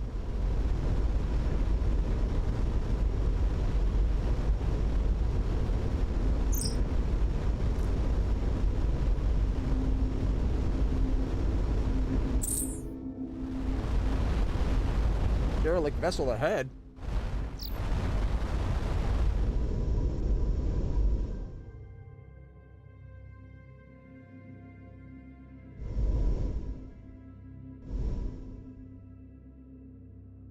cruiser derelict.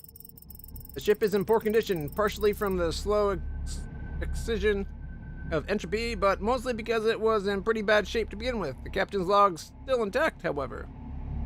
Hired by a group of academics fleeing the devout, almost returned their money when I saw the ship they'd bought. An Imperial Protector, former pride of our fleet, stripped to the bones, no weapons, no batteries, old fission reactor. We'll be lucky if we make it halfway to their final readout. Our chances would be better if they'd tell me exactly where it was. But I need the copper and some distance between me and the prefect Zill. Whoever the prefect Zill is. Fleeing the devout. Those devout bastards. Subsequent entries detail the ship's decay and burial of passengers in space as supplies ran low. Analysis shows that Ermir have a blood-rich and hemocyanin-like compound. I wonder if that's why they use copper as currency. Copper-based blood instead of iron-based blood? Interesting.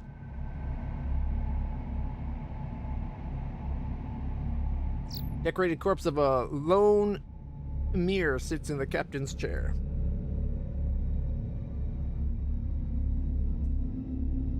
$30 copper, 3 uranium, not bad.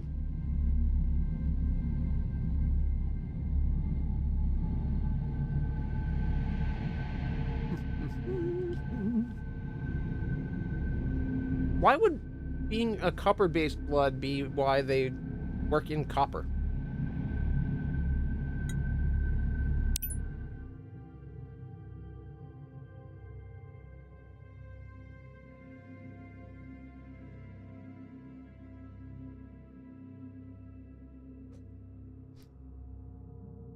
Maybe because they'd be able to replenish their vital fluids if they needed to.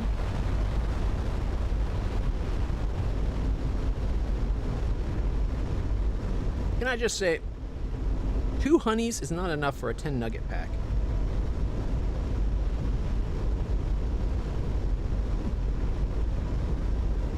Lots of planets here.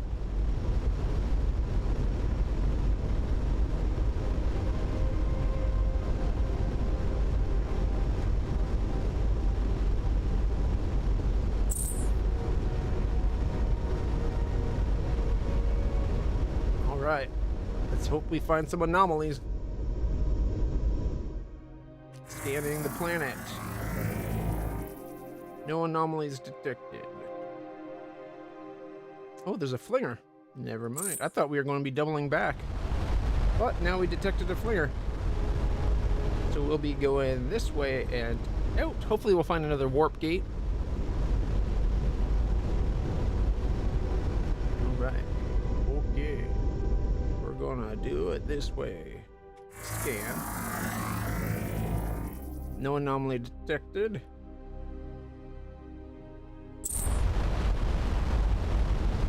Go to the rocky, then the desert, then the gas, then the rocky, and then the flinger.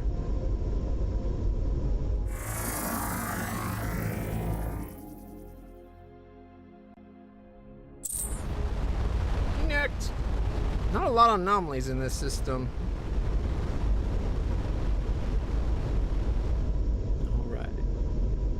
Got a Mars type. Here we go. Anomaly detected. Survey says, with great difficulty, Ensign Critter pilots the lander through a blinding sandstorm. Sensors estimate whatever the signal was. It's not far. Looks like a little ship. That is, if there's anything at all. The huge amount of charged dust is wreaking havoc with instruments. Shifting dunes cover and uncover geologic features on an almost hourly basis. Ensign Critter attempts to pilot the lander to the source of the anomalous signaling. -5. All right, everybody. Cross your fingers, and if you like, toes. And give her. Ooh, okay, that was about as bad as it could have gone. -4. -4%.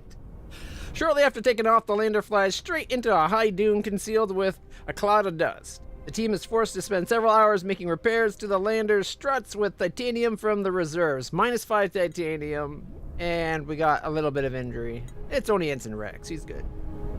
Ensign Rex is pretty stout. Well, that went about as bad as could. That literally was as bad as it could have been. We rolled a 1 out of 100. Just my luck. All right.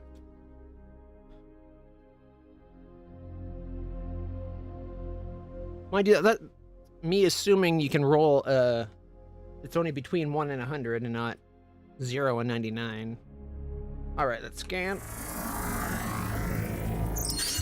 The gas giant has an unusual pressure transition where it rises then falls before rising again at lower depths. The transition is inconsistent with the temperature gradient, and I don't have a good explanation. +20 research. Pressure inversion. Cool pressure inversion, dude.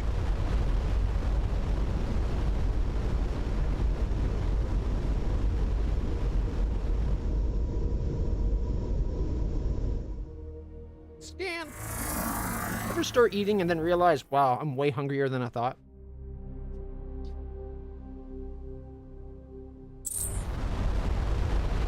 That's what happened to me.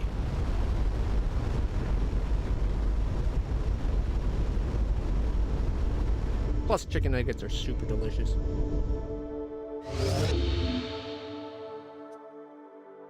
Where are we getting flung? Ooh, check it out. 2 more stars.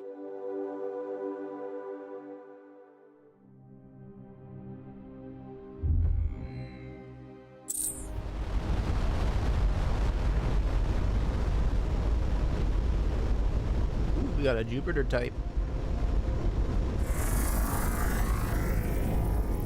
No anomalies detected.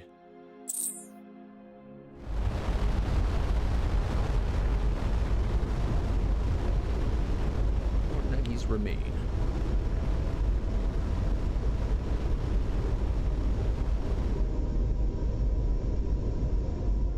Scanning. Nope.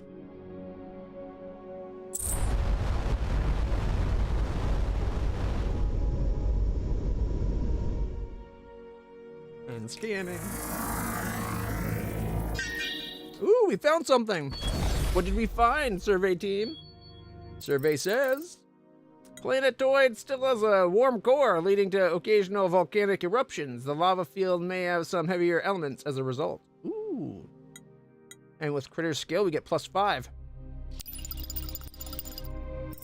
Nice, 93. We got 2 die by beryllium. Ooh, perhaps usable for beryllium spheres. Return to ship. Quick save. Actually, not just quick save. Let's proper save for a change. Save. Boom. Bam. Pop. So we'll go here, here, here, and then we'll fly on to the next star. It's a red star.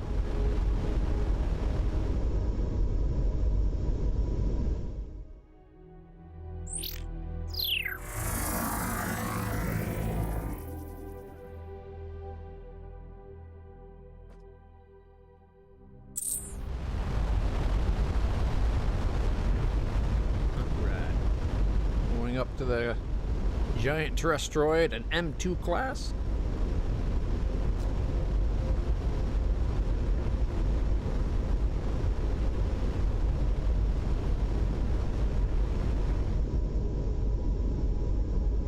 Ooh, looks pretty. It's very desert. No anomalies detected. Well, that's kind of boring.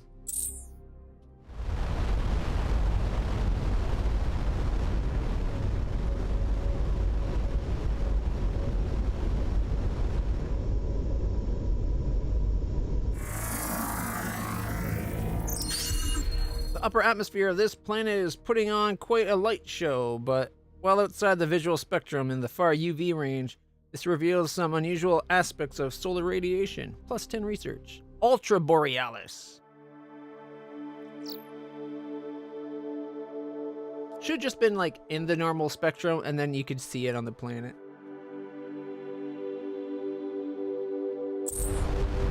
All right. Let's go check on this system.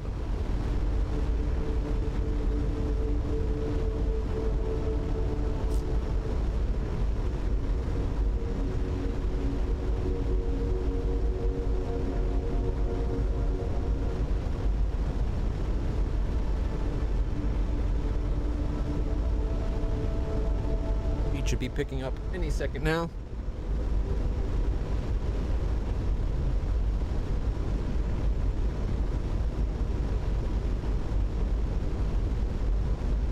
We're up to 104 AU.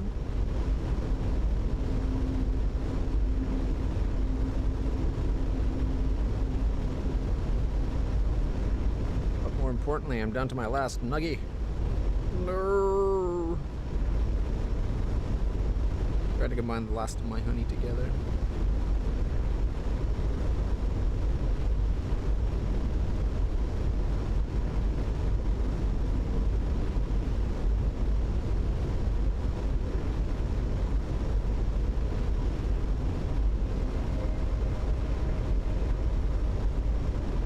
I was about to say, surely can't have only one planet. But nope, there's more.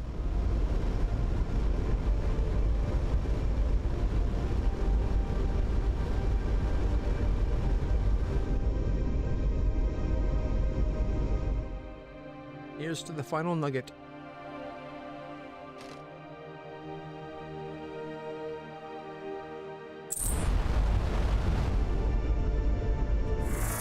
Scanning. Ooh, what did we find?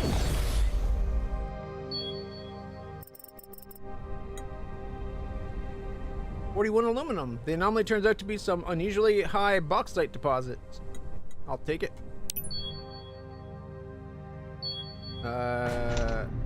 Second Legion? Second Legion Scout? Are we about to meet a new race?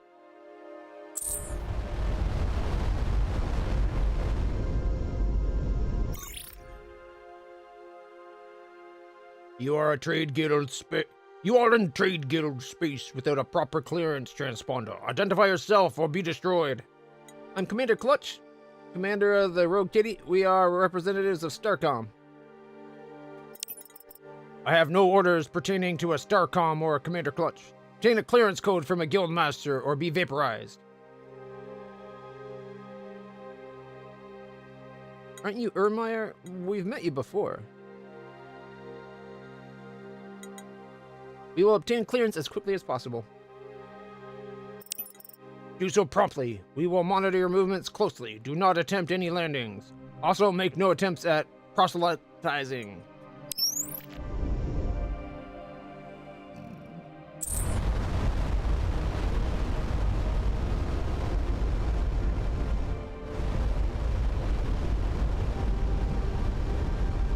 Well, there is 7 of them. Oh, but 4 just turned back. Think we could take them?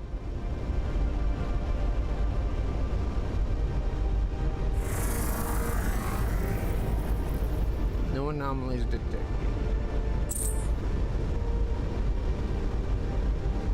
Ah, but we got a wormhole gateway.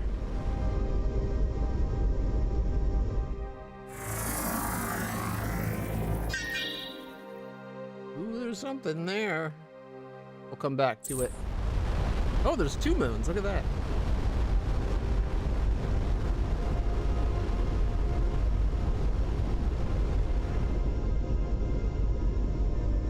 Scanning. Anomalies detected. All right, we'll take the flinger.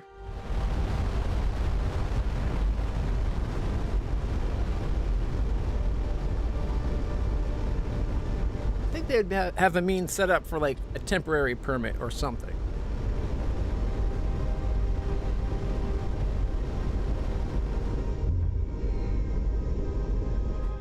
And these people really do not like the devout.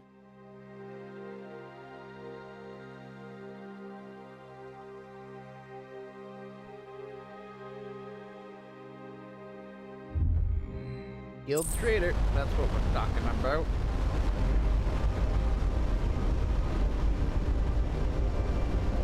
The fact that this guild trader is designed like a Star Destroyer does not give me the best of tidings.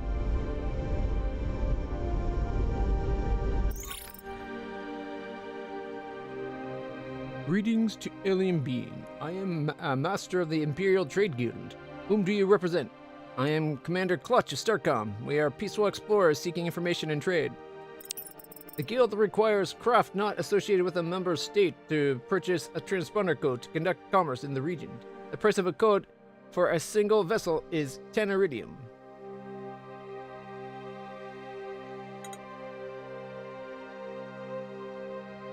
We will return when we are prepared to purchase a code. Very well. Consider yourself warned against landing on any world until you do.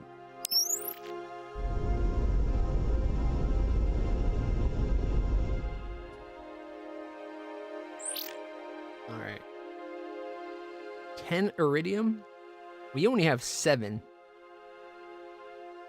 Which is the problem.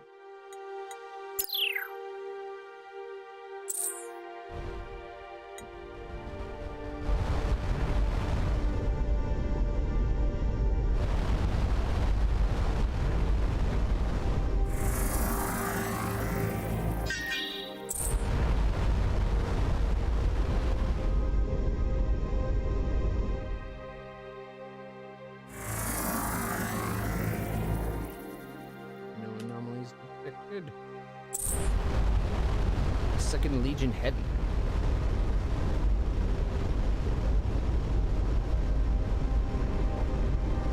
Ooh, a super big gas giant. J1 class.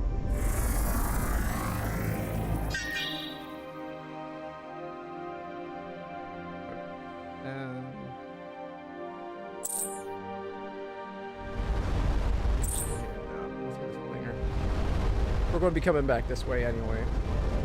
We need to find someone to do trade with, or we need to find 3 iridium.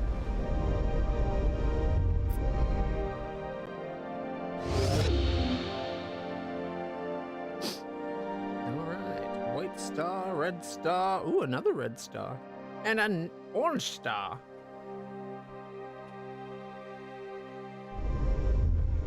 Second Legion Escort.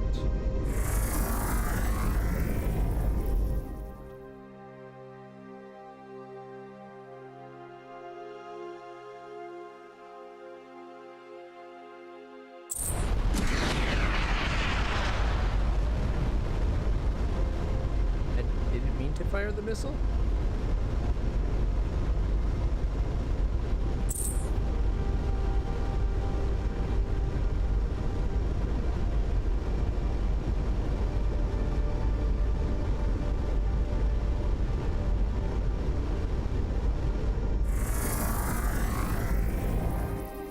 No anomalies.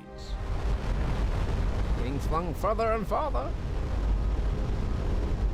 We gotta find a place that we can actually trade, because these guys won't let us land anywhere. And while I'm sure I could take these 3, that heavy I'm not so sure about. And that other place had 7 mediums instead of the lights.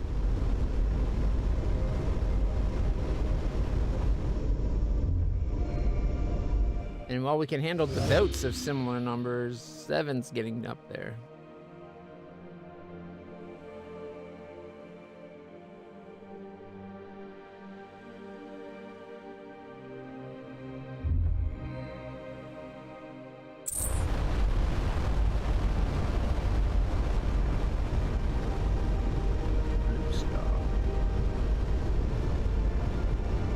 Second Legion Heavy in this system.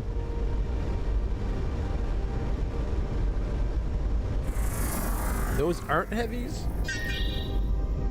Oh, those are all. There's 3 Second Legion Heavies. We would not stand much chance in this system. So let's try not to piss off these big bads, eh?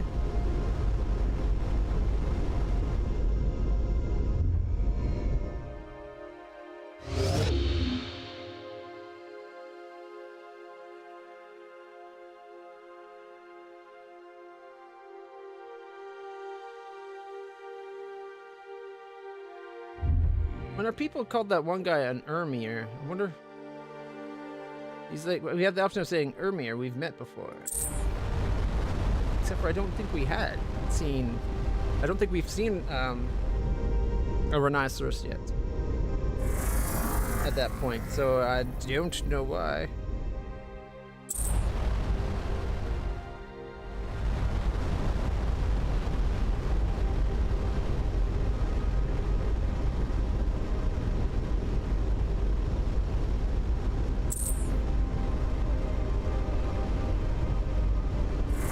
Scanning the ice ball. So many things to come back and deal with, but I'm not going to piss off the 2nd Legion when there's a bunch of the heavies nearby.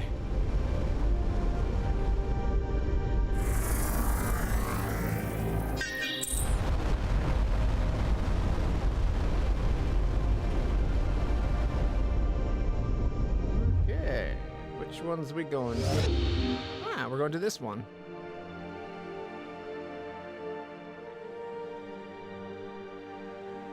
Another the legendary steed Miskamug.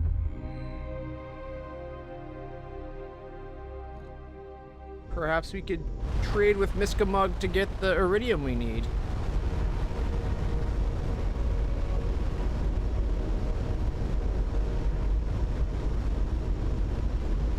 We have iridium, we need iridium. Damn, he's so fast.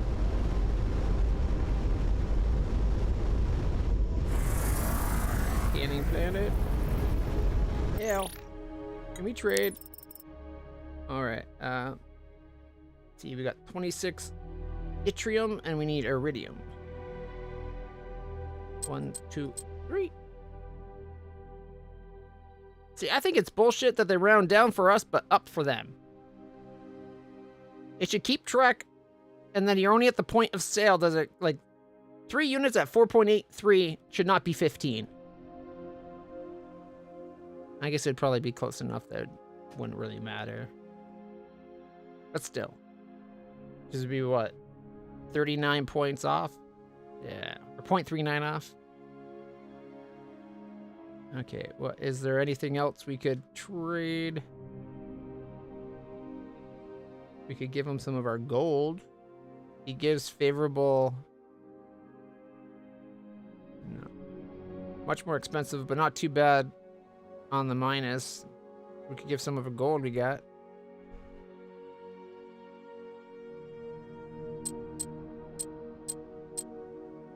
Takes 5 to make up for it. Ouch.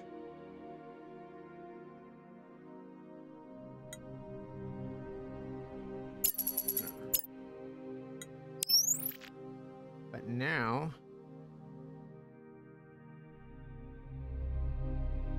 we can go get it once we go back to that, whatchamacallit. We just gotta fly back and find that trader.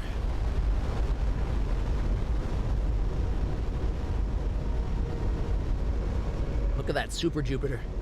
Massive. No anomalies to it though, but massive.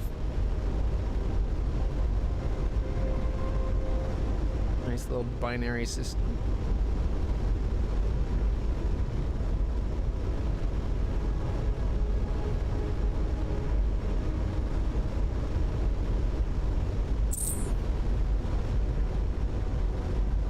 Scan it on the way by. 37 AU per second. We got a long ways to go.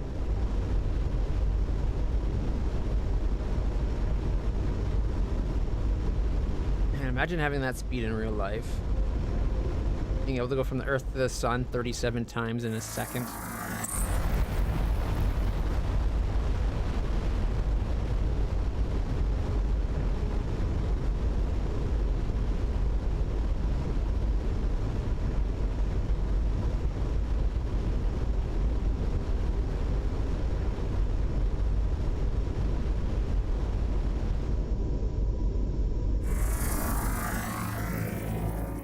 No anomalies. Alright, let's go to the rocky planet.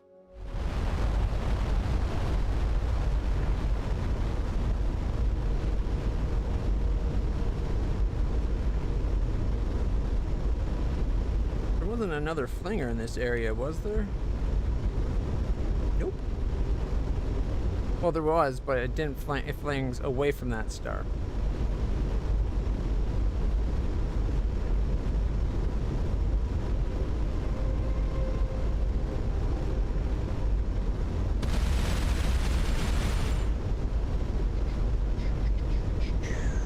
Ooh, this one's pretty. Oh. Quick save, just in case this pisses someone off. Another series of dry canyons. Ensign Critter thinks there may be some mineral deposits here as well, but the anomaly reading was weaker. Alright.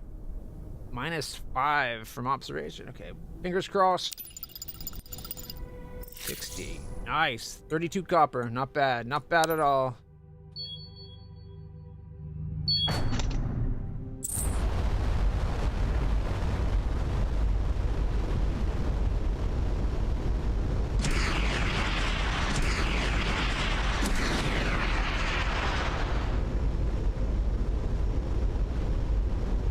I don't know why I fired missiles. I just wanted to celebrate. 30 some odd copper is not bad.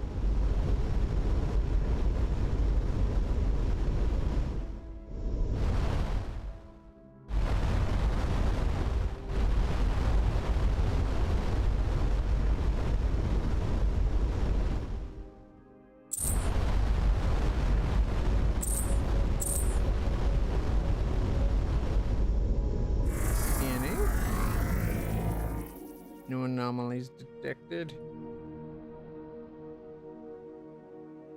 CXTA hauler.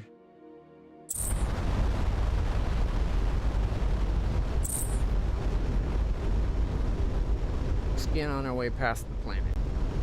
A drive-by scanning. No anomalies detected.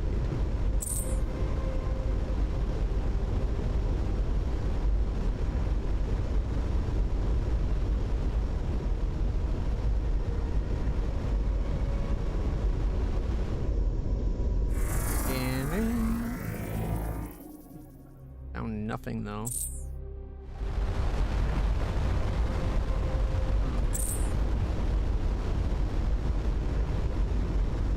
Fingers crossed this one has what we need.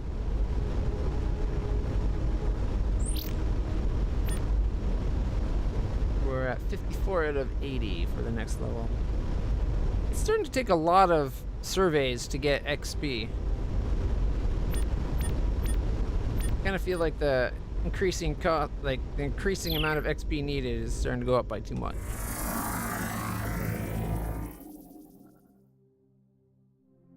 Could just be my belly aching though. Like I feel like whatever the first number it starts at, which I think was 15 or something, maybe it was 25, it should go up by 10. 10 more than the last level. So it's like, oh, you had 15 anomalies, next one's 25. You're 25, then it's 35. After 35, you need another 45. Like, it'd still be costing more and more, but it'd be linearly more, not exponentially more.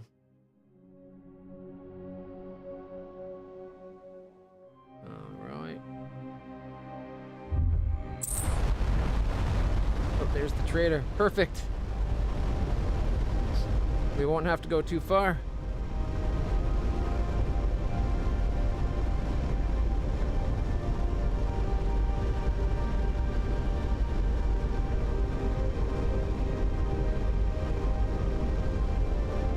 Gotta remember I can't land on any of these planets until we hit the transponder.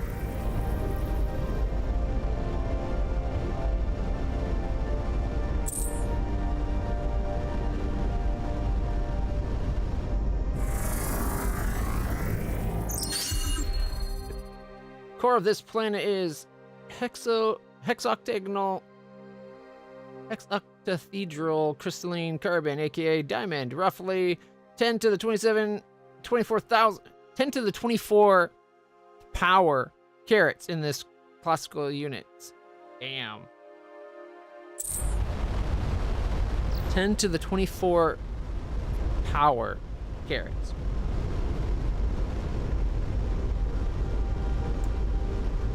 I'm not even sure what that would be as a number. Like, that's more than quadrillions of carats, right? Like, that's a diamond bigger than Earth.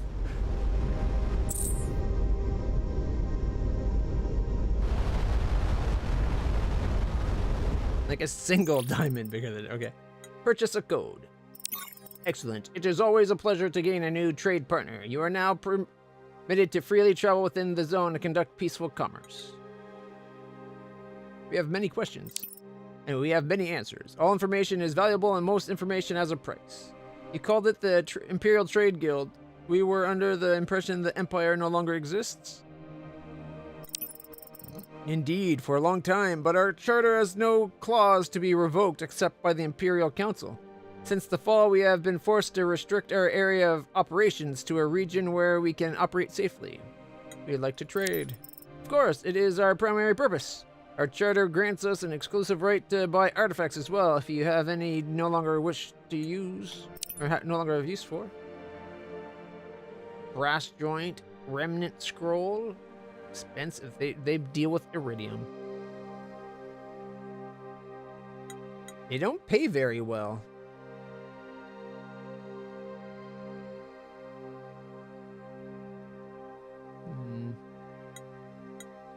I guess the missiles, like the warhead stuff, we can get because we already got the missile tech, right? So 5, 6, and 8.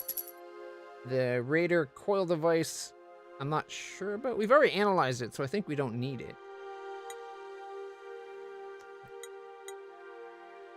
What we could definitely do is the 1, 2, 3 fixed barrel.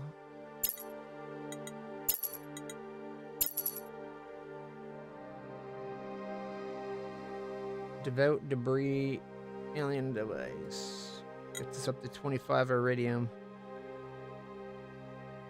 What's something they sell super cheap for us to buy?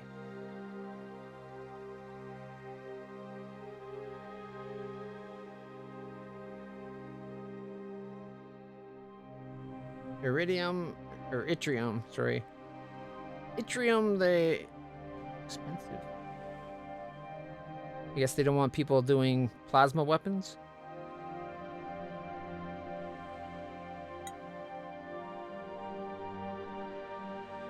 Exotic material.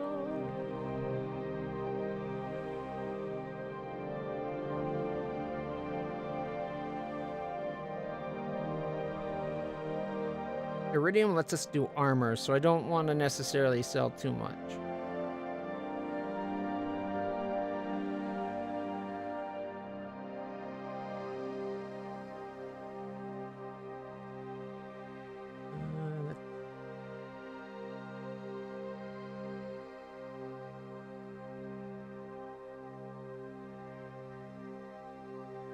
Okay, what if we bought 100 units?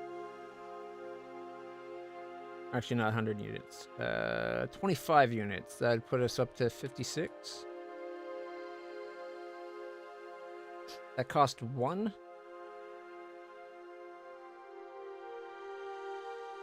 Okay. You know what? Yeah, let's go for 100. Actually, no, screw it. 125. That'll be 5 units of iridium.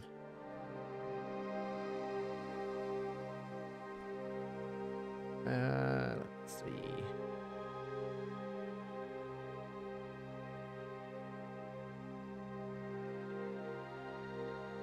We have 1 exotic neutronium, I'm guessing. Yeah, I'm not going to get rid of that.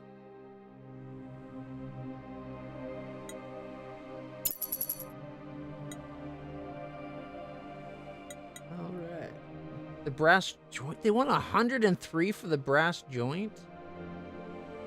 The remnant scroll 57? Is that how big? Why do I feel like they're asking for more now?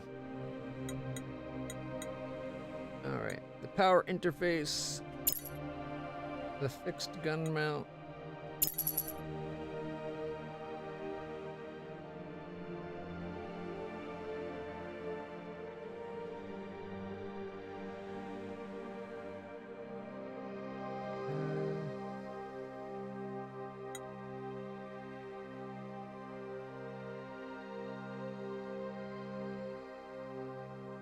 the Raider. I don't know if it's worth only one. I feel like they're getting taken advantage of. But we're back up to 25, so you know what? We're good. End communication. And now that we're allowed to land, let's go explore these anomalies. They are way bigger than we are. Whoa!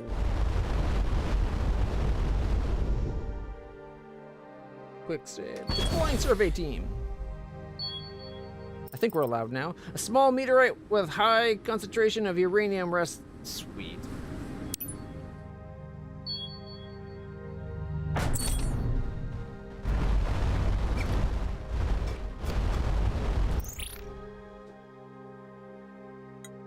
Your vessel has been verified. Move along. Odd that we can't bring up that we've seen them before. I guess that was the first time only.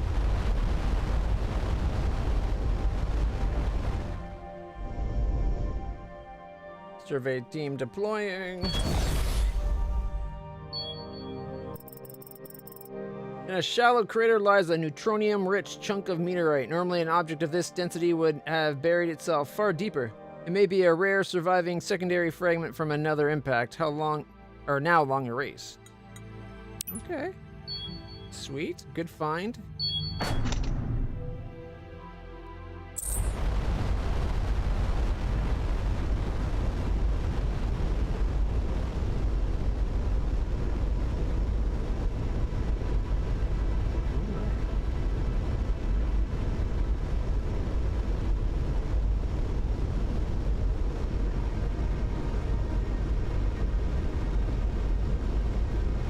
We've been streaming for like 9.5 hours. I just want to keep playing. I really like this game.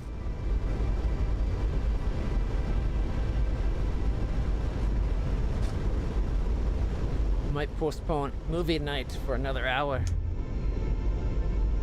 It's only anime movies. Right? That barely counts.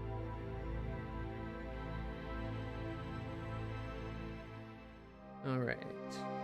Let's go check out this place.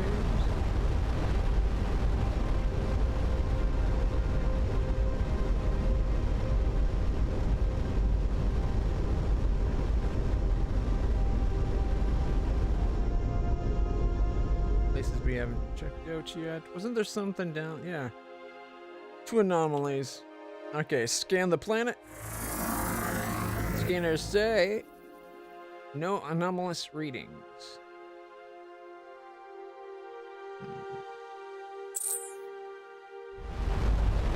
Like, we could fling us further out to we don't even know. Or we can go get things that we only now just detected. That Legion Heavy better watch out. We'll show it. And by show it, I mean how spectacularly we can explode. Guys, no way could we handle these. We probably couldn't handle 1 heavy, let alone like 4 plus a couple smallers. Survey says, an incongruous chunk of titanium slag sits half buried on the planet, composed of otherwise unremarkable ores. Ensign Sin, tactical insight. I've seen similar chunks in post-combat debris fields when a hull is ablated by a high-energy weapon. Probably the chance result of battle in the orbit. Plus 8 titanium. Alright. You know what? As long as it gets us more resources, I'm okay with that. The chance ablations of armor that fell to the planet. As long as it's not our armor falling to the planet, bladed off by high density particle beams. Alright, let's fling us back down the course. Wait for it. Whee! Yahoo!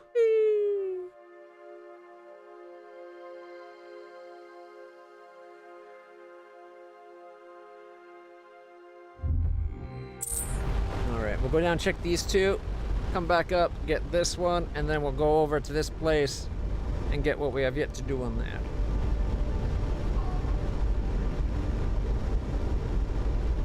And then there's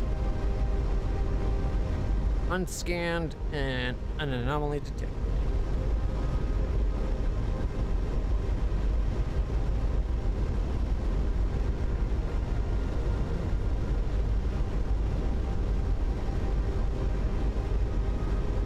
Part of me wants to just say, fuck it, start attacking, see how long we last.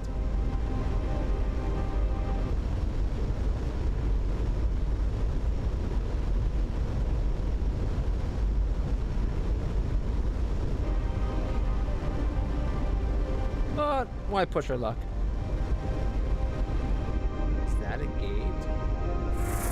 Scanning planet.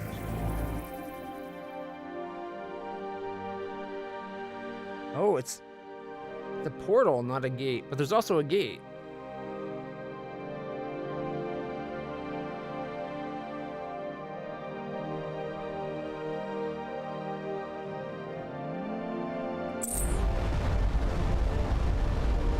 This isn't where the portal we knew about, right?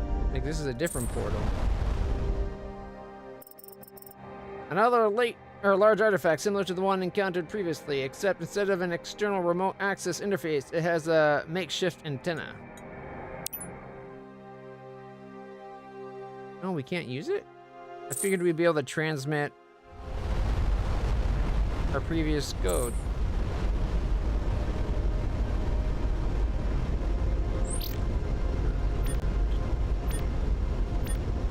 Is there a spot that shows how much research we have right now? I don't think there is.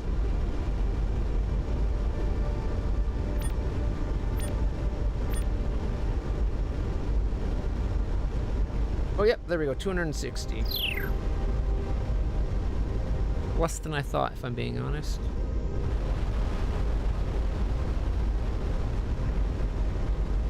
Whoa, dude! Watch where you're going! Scanning the planet. Had they just kept turning, they would have been fine. But nope, they had to start swiveling back and almost crashed into us. Survey.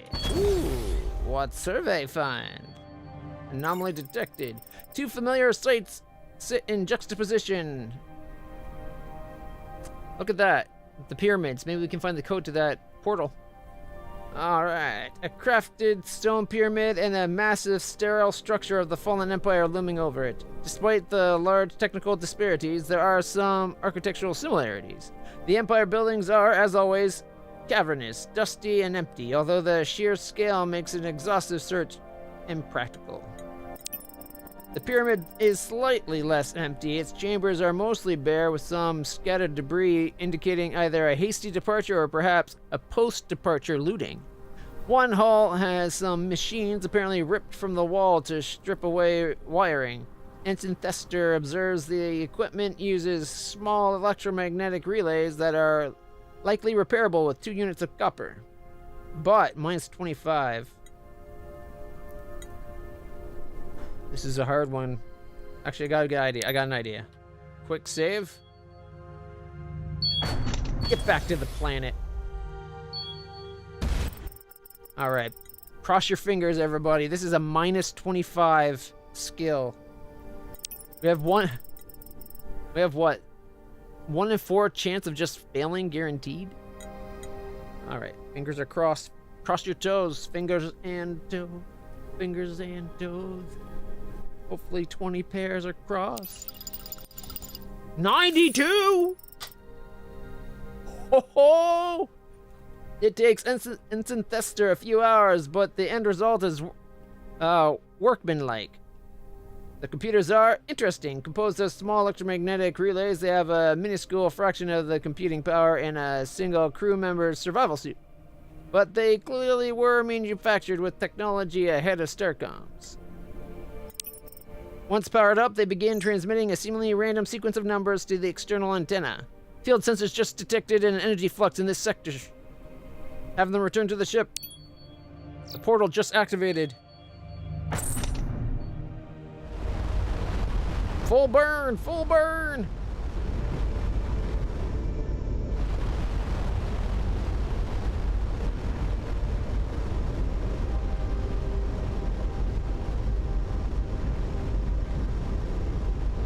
Woo.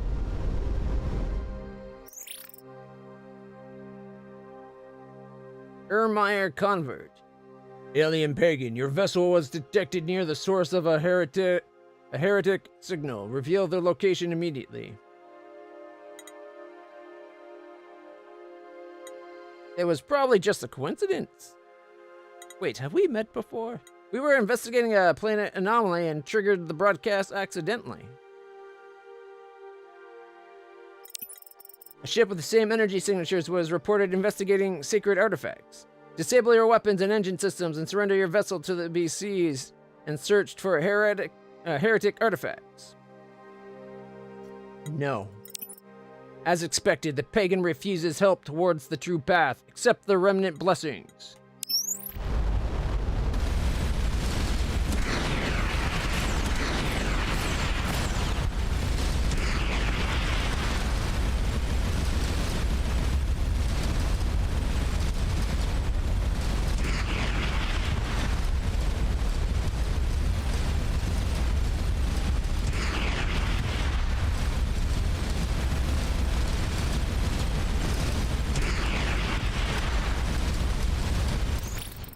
We have observed you being harassed by devout ships. They have avoided direct conflict within this region until now. We are being attacked by a devout Ermeyer, yes. Brainwashed Ermeyer, or perhaps mind-controlled, yes. We are known for our tactical skills, bravery, and loyalty. Having whole ships suddenly abandon their duties to aid another without a better contract is very bad for our reputation. They are searching for heretics and demand to seize our ship. How peculiar. I wonder why the devout would think that. No matter. It is not my business. Why did you hail us? Our contract permits us to take on other contracts that are not in conflict with our primary. Perhaps you wanted to hire us to fight these devout within the guild space. Isn't it already your job to protect ships in guild space?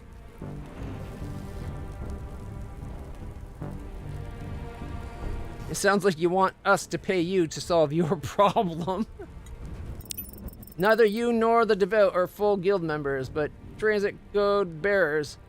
We must refer private disputes to the trade guild, who have not directed us to intervene. The guild is not predisposed to them, but they are not giving the guild a very good price. How much? The absolute minimum we could be hired for to counter the devout within guild space is 100 units of copper. This is non-negotiable. We'll consider your offer.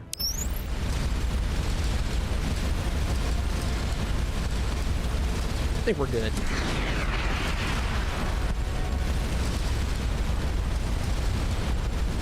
Might help if I actually aim my missiles better.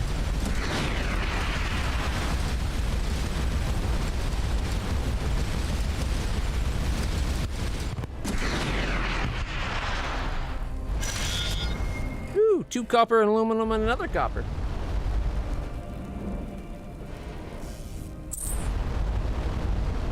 So the 2nd Legion fly around patrolling the space, but they won't help any but trade unless paid extra?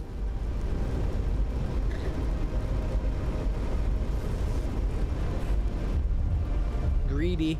Very greedy. Kinda respect the hustle.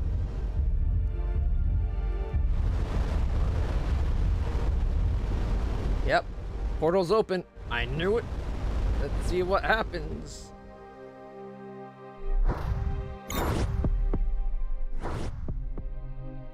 Ooh, where did it take us? Pretty far away. Where were we? We came from right here, and it sent us all the way up here.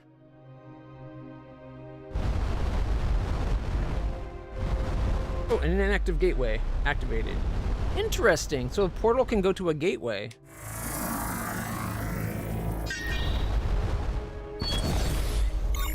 Unsurveyed with an anomaly. With great difficulty, Ensign Critter pilots the lander through a blinding sandstorm. Sensors estimate whatever the signal was. It's not far. That is, if there's anything at all. The huge amount of charged dust is wreaking. Oh, not this again. Minus 15. We got better chances than last time, but not by a lot. Oh, 92. We nailed it. Eventually, with a bit of luck, Ensign Critter spies some dark shapes in the swirling dust. The anomaly is a half-buried collection of temples and stupas. Oh, I see him. So that's our ship. And then that's the stupas. Alright, within the larger structure, pictographs tell a confused tale of pilgrims charged with carrying a dead star containing the bones of a god to be buried from the god's return, or for the god's return. Pursued by false prophets, they were forced to flee, leaving the altar to the bones behind. The glyphs leave no clue as to where they went. Item acquired, altar to the god's bones. Okay. Sweet. So the emissary must be the one that, was it the emissary that threw the spear into the sun, followed by the jewel? Or was it something else? Either way, that's got to be the god, right? Whatever it is that threw the spear into the star, that's got to be the god?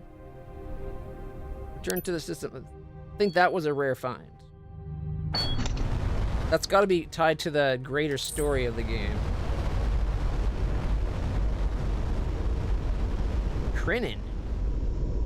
Krenin Lancers, and the one person was through his lance. We haven't met these people yet.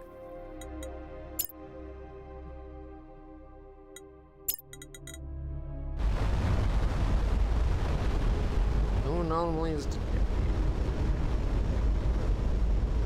We'll get them on the next path. They're doing a patrol.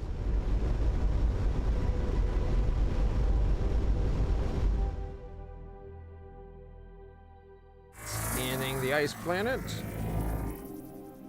No anomalies detected. There's a terrestrial planet way down there. It's tempting. I think we'll finish scanning this place and then maybe pop back to our planet. Alright, altar to the god's bone. An object in the shape of a low table made of a bronze metal. Analyze. Scans show the internal structure of this object has a complex set of clockwork gears. 25 research. No anomalies on the gas giant. The primordial planet. Ooh, anomaly detected. Survey says... Oh, that's kind of terrifying. Krenin Commander, greetings, smooth and unfamiliar creature. You are in Krenin space. Explain your presence. I'm Commander Clutch of Starcom. We are peaceful explorers from a distant region. We have recently learned from our agents that our rivals, the Nimian, may have sent a spy into our territory to probe for weaknesses. Perhaps the timing of your arrival is coincident. I assure you, we are not spies. No spy would readily admit the fact. Unlike the Nimian, we do not attack without good reason. If you give us no cause to believe you are spies, we shall treat you peacefully. Are you familiar with the Devout? Of course, the academics turned inquisitors of the Empire were the first cracks in the foundation. They have attempted to make converts among us, but our mind is too strong for their superstitions. Your questions reveal much about you. Your species must have only just reached the stars recently not to know this common history.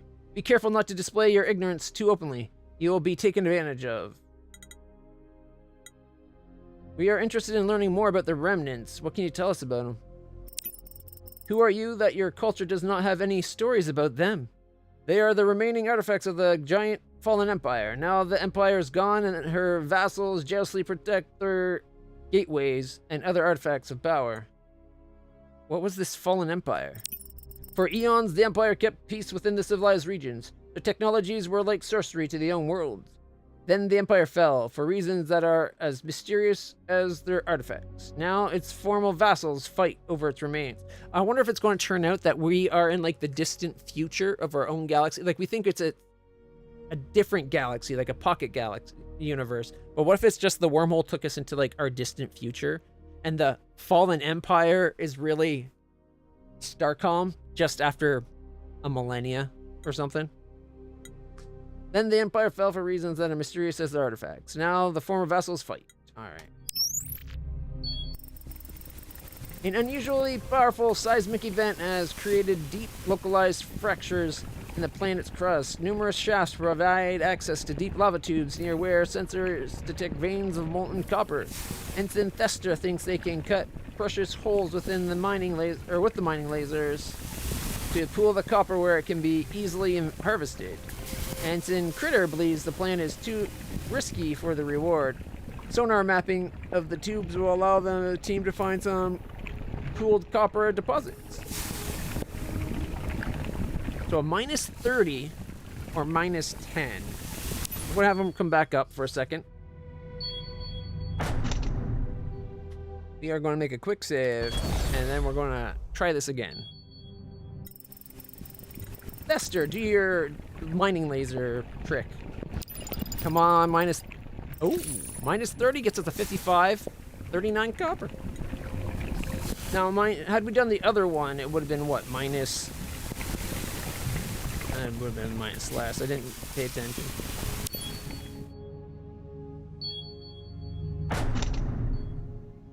Okay. I wonder if we should have done it the other way. I'm curious. Sorry. Quick load. We had a good result. It would have been a minus 10, so we would have had a 75. 19. Oh, wrong button. Teach you never to mess with time. And now I'm safe scumming. I do. Okay. Minus 30. Can we get 90? 78. Ooh, got plus 20 and a little bit burned. Ensign Thester plans worked well. Initially, the molten copper flows through the pre-cut channels towards the prepared reservoir. But one of the channels was too close for a hidden lava tube. As the wall melts away, it becomes clear all the copper will soon be lost. Ensign Thester quickly rushes in to close the hole with liquid nitrogen, but in their haste suffer moderate burns. 69 health. Nice. Get back to the ship.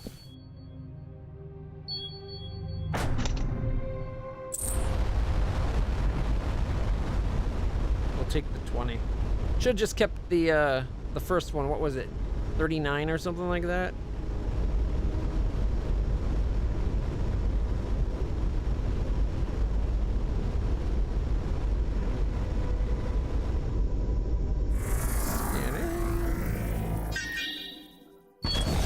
Deploying.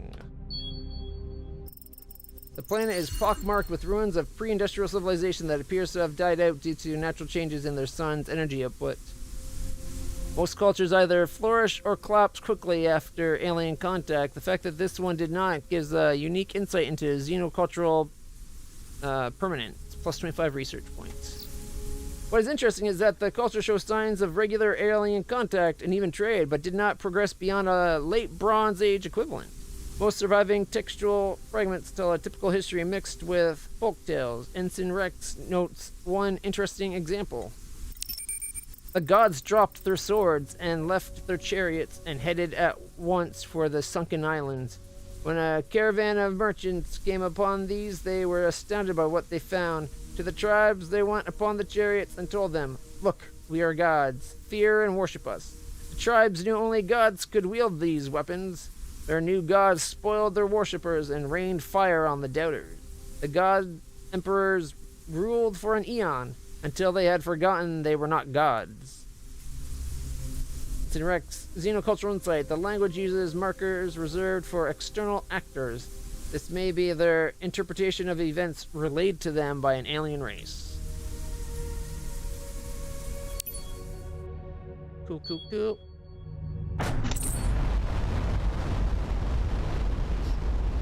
So it seems like people were using the tech of the ancients, claimed themselves to be gods because only the gods used that tech. And they did so until they forgot the fact that they weren't actually the gods. Probably started thinking of themselves as gods. And something happened to dethrone them as god emperors. And that's why you shouldn't pretend to be a god if you're not a god. And that's what I say. If you're not a god, don't pretend to be God. Or a god. You know. Lower G, uppercase G. Just gets you into trouble.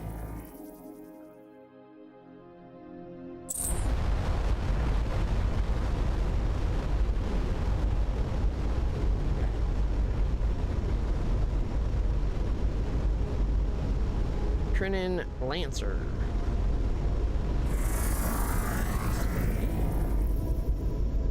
No anomalies there. Krinin Scout.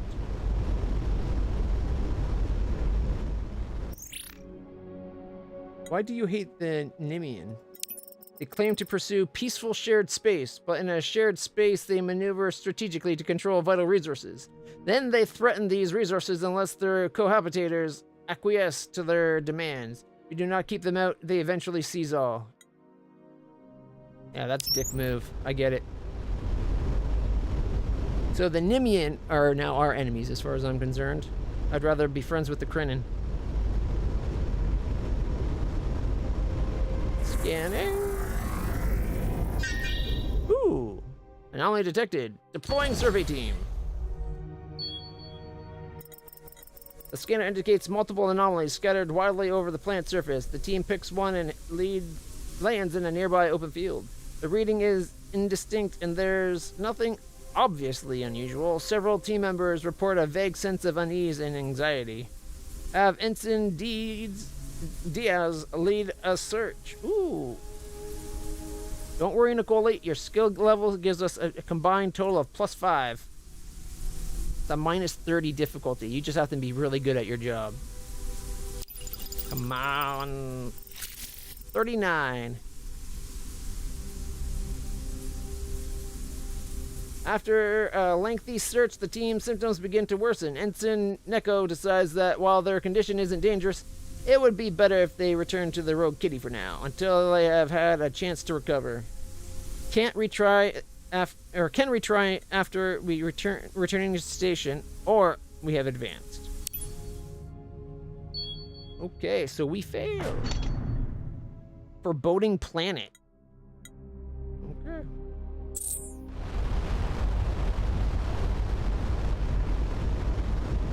We could just reload the quick. We got a 39, so we didn't quite pass. But we didn't irreparably fail. So we can go back. Nothing bad happened, but there was some kind of weird foreboding on the planet. And it just got to the point where we're like, you know what? We'll try again later. This planet's freaking us the hell out.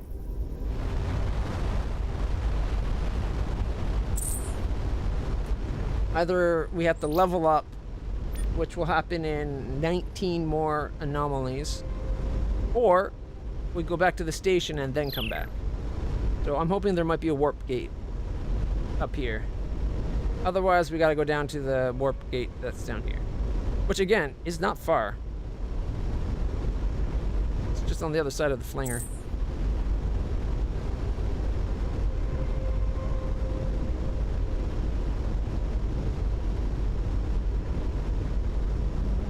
Okay.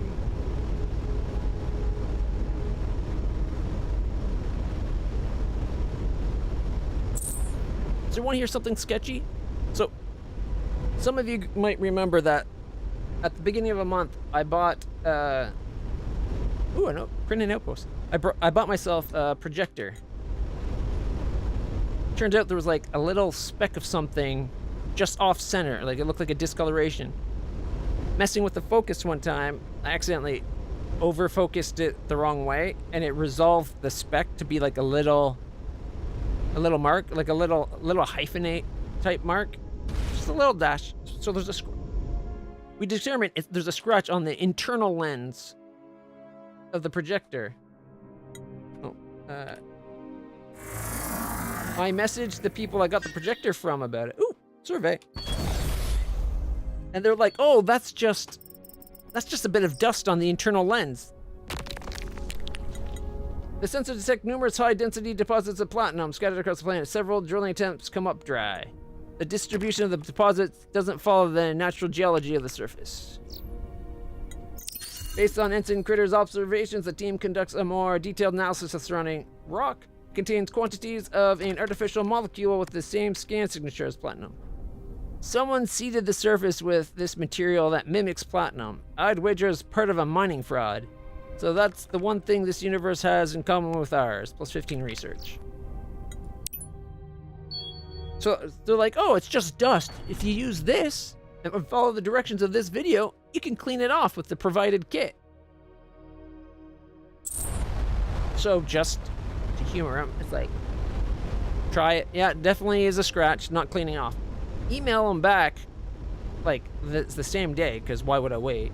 Yeah, thanks for telling me about the cleaning, but I tried that. It did not work. As I said, there is a scratch on the lens of the projector. What can we do to get this sorted out? Like, can they offer me a new lens, or just to... they'll send me a unit and swap it? I'd be happy. But they've not gotten back to me since, and it's been over a week now. So now I'm probably going to have to return the projector. And unfortunately, it's no longer on sale. Its price has dropped from when I first bought it. Its normal price has dropped from $4.99 to $3.99. But when I bought it, it was 49% off. I got it for like $260 plus tax. So it's kind of upsetting. The mesosphere of this planet is unusually dense and warm due to an unusually high level of capture of cosmic rays.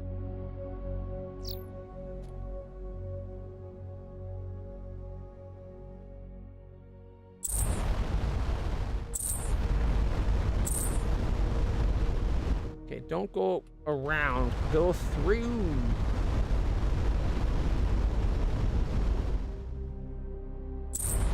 I wonder if the CTX people have a mission for us.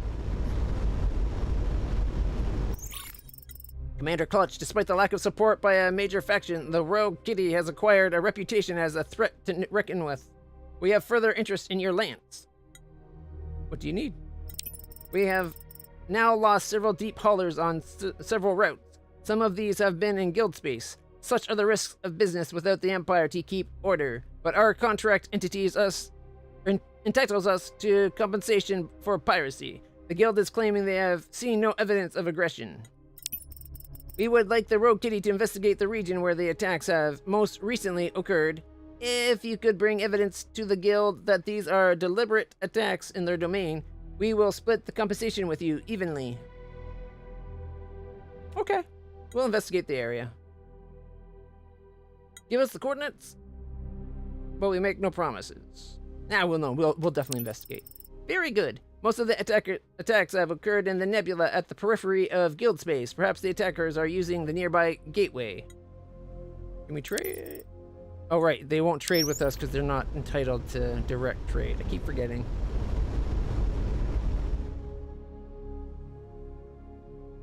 All right. Oh. I wonder if the Kanani outpost gives us an option. Kiernan, what do you wish? No, apparently we can't just discuss it.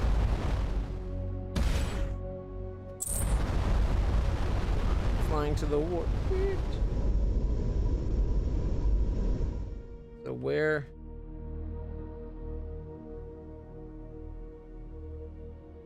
Most of the attacks have occurred in the nebula near this place. Didn't we get attacked? Was this the area where we had the people jump out and attack us, or was that? No, that was down here. We warped through that, and then came up here somewhere. Yeah, that was down in that system with the portal. All right, never mind. All right, active. Inactive gateway is now active gateway. All right, we want to go back to our base for a second.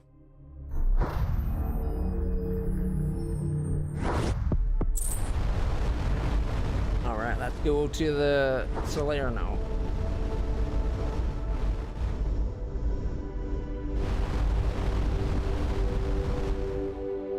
Solano, or whatever it's pronounced. Right. More resources arrived from that dust refinery. I saved some for you. At this rate, we should... Okay, after the first one where they used it for repairs and we got, like, half or whatever, we should be getting all of it. But, hey, resource is resource. Alright. Let's see. Got 335. We could improve the turning rate of our missiles. Fixed guns. Nah, hold off on the fixed guns until we actually have some. Substantial increase to the range of tractor beams. I do like that. 40 points. Use this at 295. You know what? Let's get better reactors. Alright.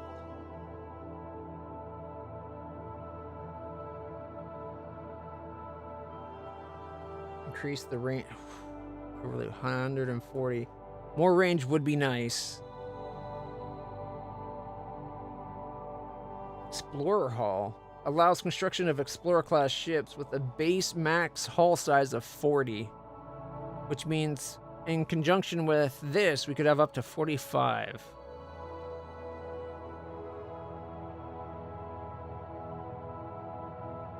That's tempting. Increase the resistance of deflectors and allows construction of larger deflector modules. 75.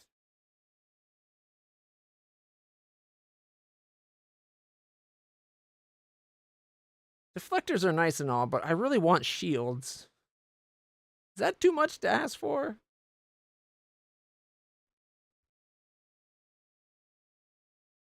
So 140 for range of our guns, or 175 to get the Explorer hull.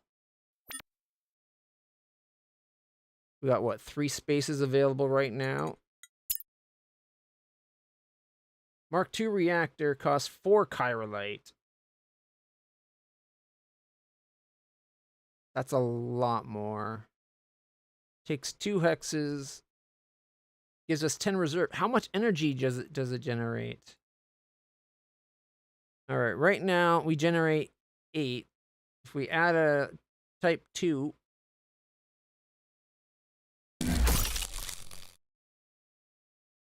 it would put us up to generating 20. So it does 12.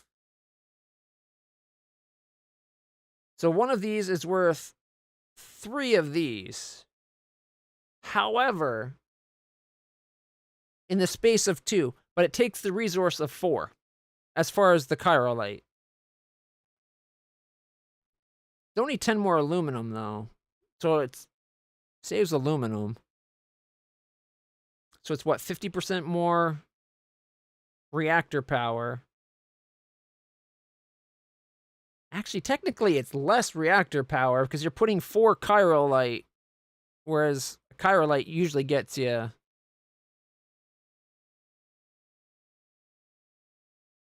Actually, you know what? I think it's even generation because I'm thinking that gives us 12 more. I have 2, but our cockpit gives us some already too, doesn't it? Like a micro reactor from 8 to 11 2. So 3.2. We get 3.2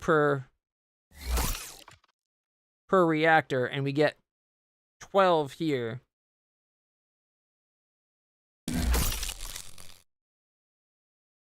Oh, 12.9. So I think it's giving us the same generation, but a big savings on aluminum. It just costs more chirolite. Hey, Star. Yep. Ensign Thester. You're an ensign now, by the way. Let's see, Thester. Where is it? Yeah.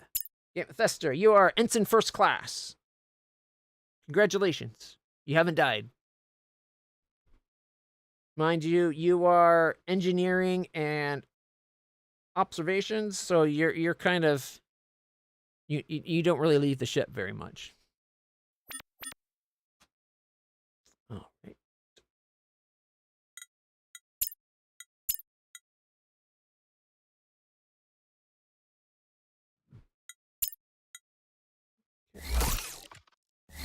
Let's upgrade to deflectors. Full on proper deflectors. Not even half deflectors.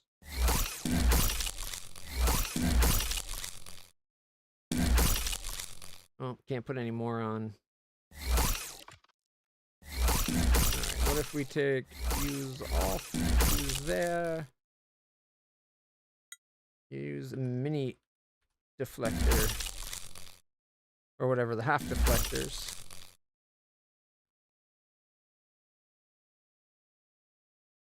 Gives us some more protection.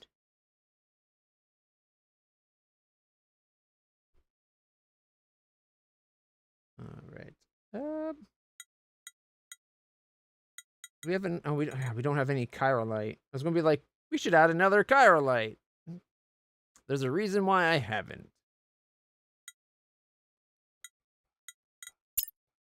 We could probably upgrade from bulkhead, light bulkhead to full bulkhead.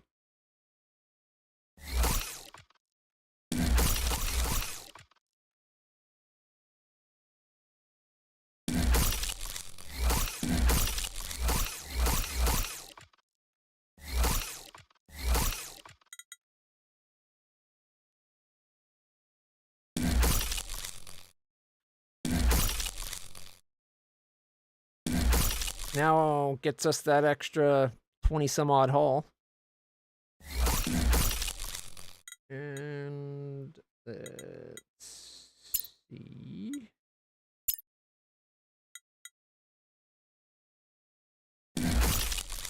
Half deflectors. We're flying diamonds. Oh no, we can't put more wings. Ships are limited to 2 small wing modules. I was going to have wings of both types.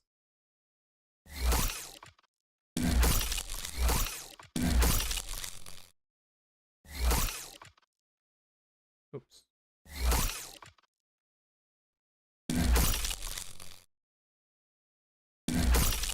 All right, well, we're at 28.5.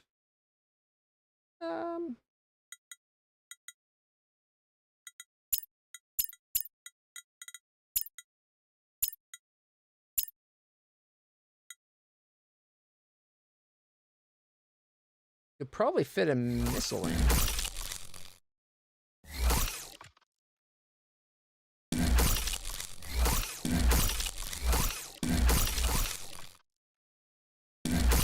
Move missile to there, and bring the battery there, and put the scanner there, and then do another missile. Oh, hexes of 2. Oh, we're just barely to get rid of the deflectors. 29.5.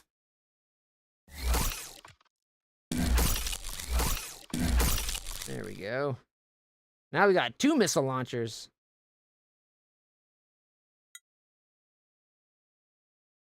All right. It's the best we can do for now. Current ship design. Oh, we don't have the resource. We're 1 uranium shy, son of a bitch.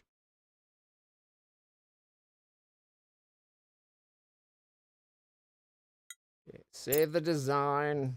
Combat scout. 4 guns. Dual reactors. And batteries.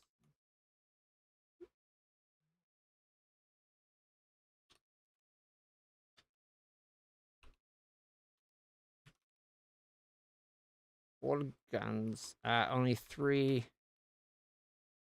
4 guns, 2 missiles, 3 engines, 2 reactors, and batteries. Alright. Save. So close. That's so frustrating being short 1. Alright, well. Revert. Can we undo the reversion? Get rid of the second missile.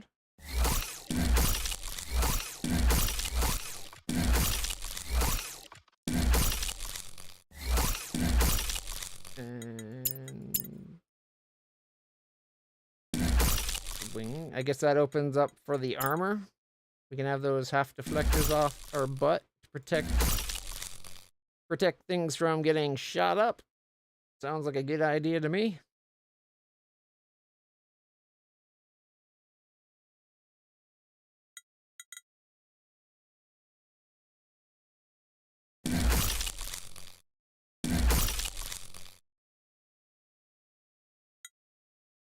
All right.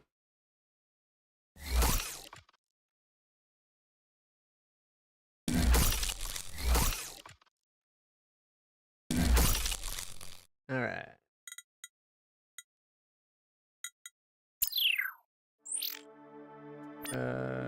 Whoops, wrong button.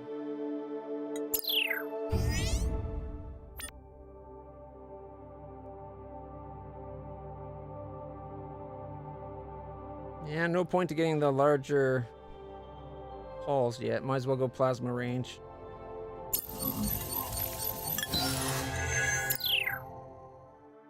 Alright, if we fully zoom out, that's a pretty good range. I think our old range used to be about here. It's a good, like, 20% longer.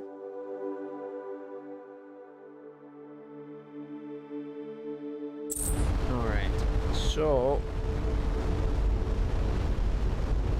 let's go see what's going on with this mission.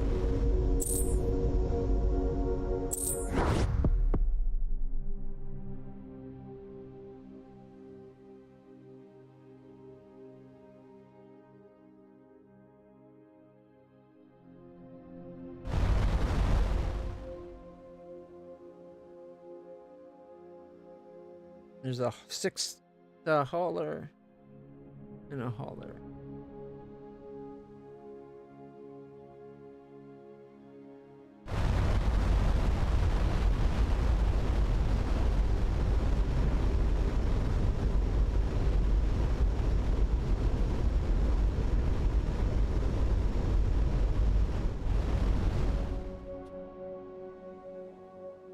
Is that was that not the location for the quest?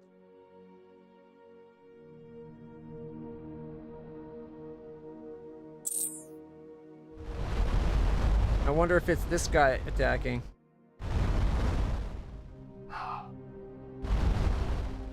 He's the legendary guy. Doesn't seem like his thing. He's more likely to help. We have currently come under attack in this area from unknown vessels. We have minimal armaments. We'd like to... Okay.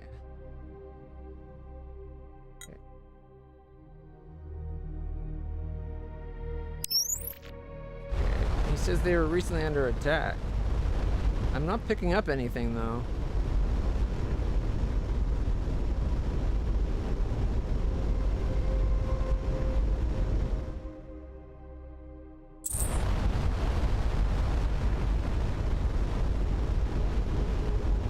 Like, there's the legendary steed of Whiskamug, but it's a legendary hero.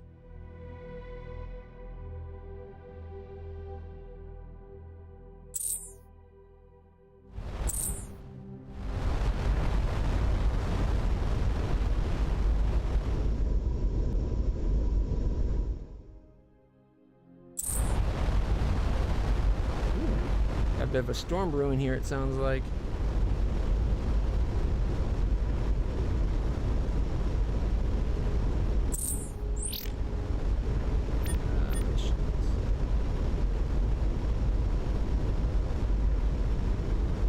Some CXTA fighters have disappeared. They want us to investigate. If we find evidence of these attacks happening in guild space, they'll have to pay the compensation.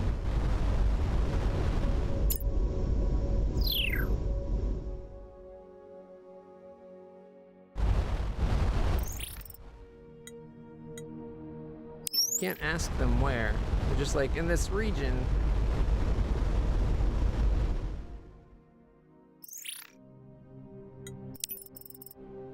Alright. Expensive. 14 to get another Chirolite, but we have 16.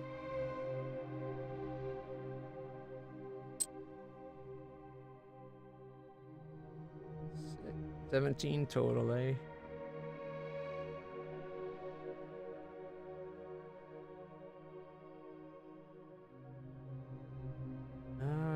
We could sell some of our gold, I guess.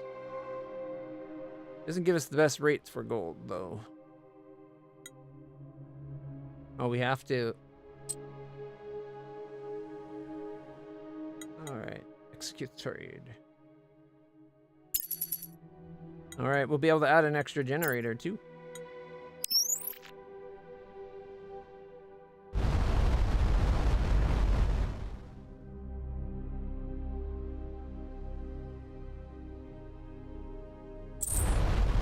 Let's go up to this planet. We saw one of them going towards this planet, and we don't see him anymore.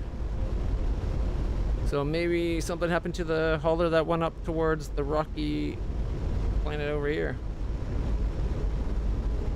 Rocky R5.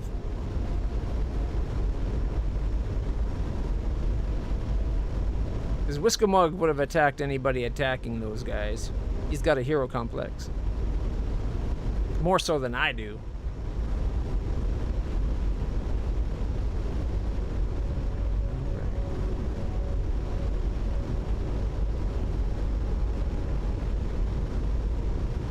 There's the hauler there. I just went out of range.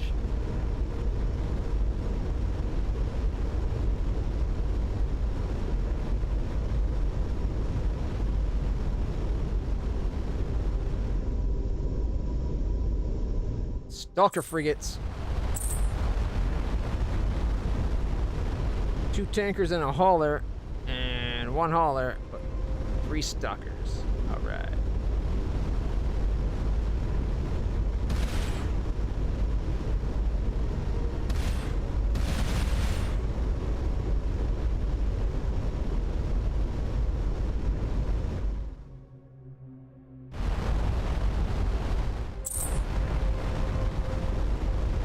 Lost sight of them. Oh, they got... Ah. They got stealth technology.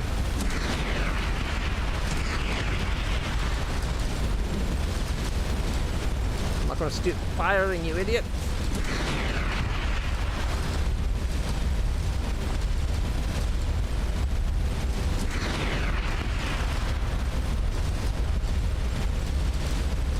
Still see you there. I think I got him.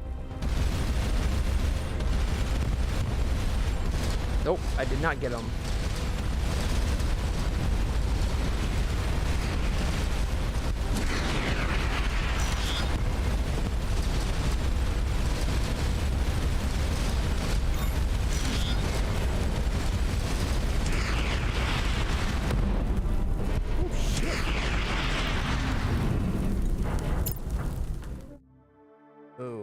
I remember.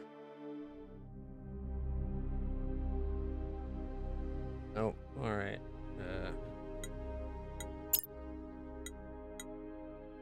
Autosave was what, 1042? Doesn't seem right, unless that just made that save.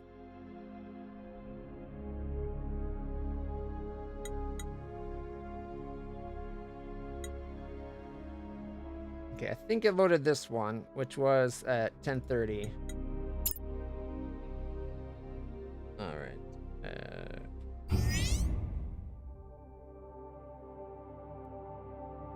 Research the longer range plasma.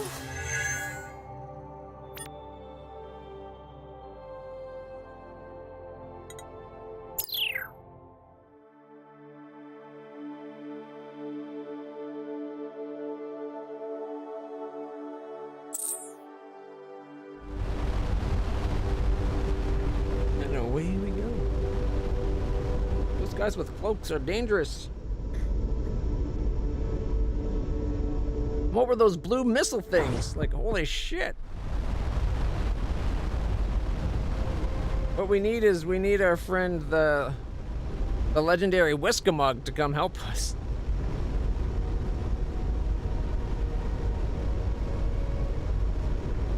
And here I thought we were doing really good. Well, I thought right up until I lost track of where the guy was while he was cloaked. Because I was definitely shooting him for a while. And then I wasn't. Gotta say, I was not expecting cloak technology.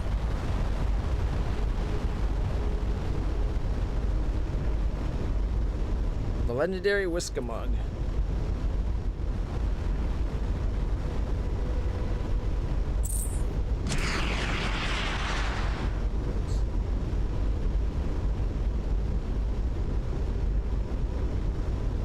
Oh, so I happened to go for like the biggest of them all at once. Okay.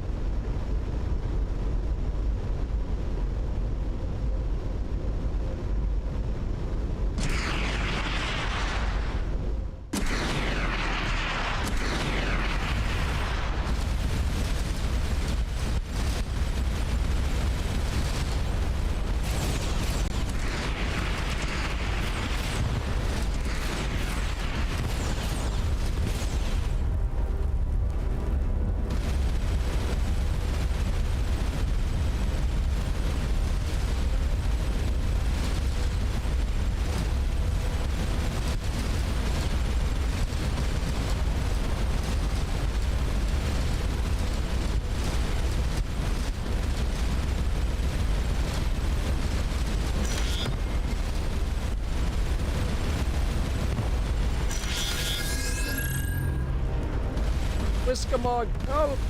Help!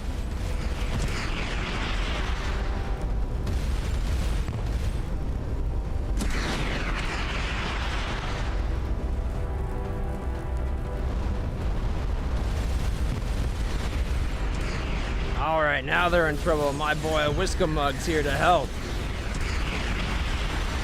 Holy shit, does he make me look weak? You know, if I had Asgard beam weapons, I could make them look weak too.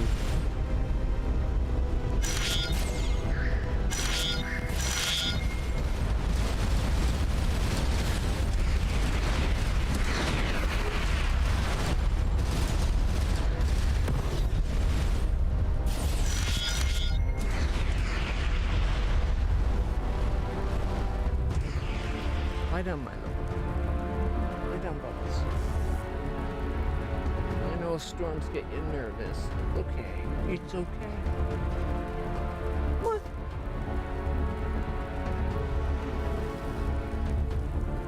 Lie down, Bubbles. Not on the keyboard and mouse. That's more on the keyboard and mouse. Come on, Bubbles. Lie down. Lie down. Okay. Okay, Steve. Yeah, it's okay. Can you lie down and not, like, try to mount right in front of me?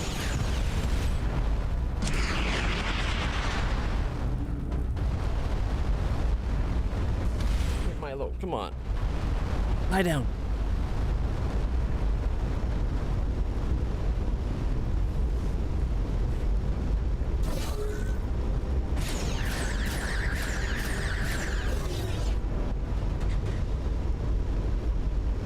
Where do I get guns like Whiskamug?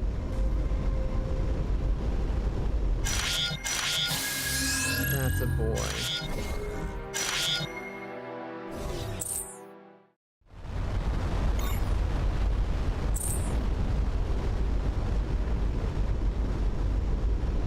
Beam weapons are like god tier. Holy crap. See how fast he killed those things?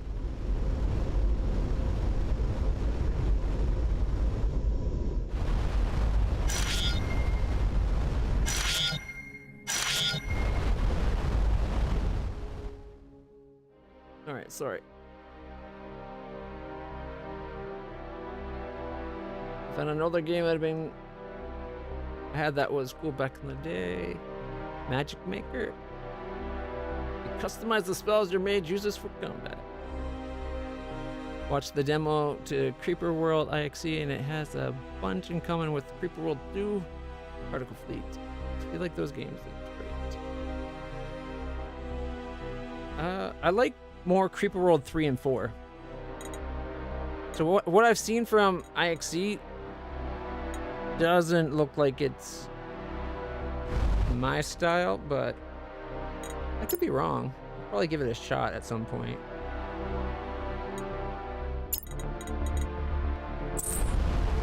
Still another Stalker frigate. I gotta admit, at least we should have the proof we need, right? We encountered transportation organization.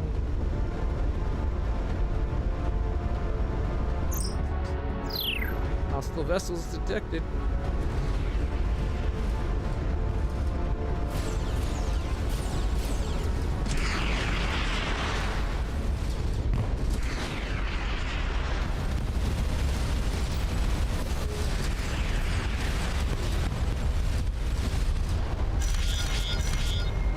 Woohoo! Bunch of aluminum, some silver.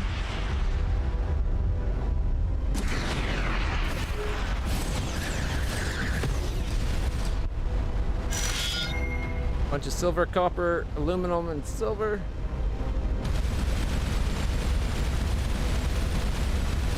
Okay, there was another one.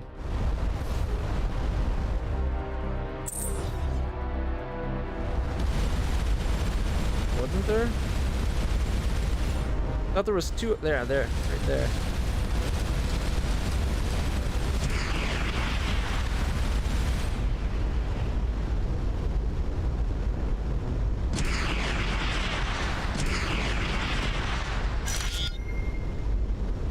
We'll pretend my missile helped.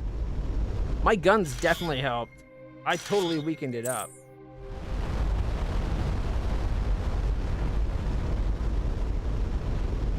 So we totally need to find out what's going on. What's bringing about these stalkers?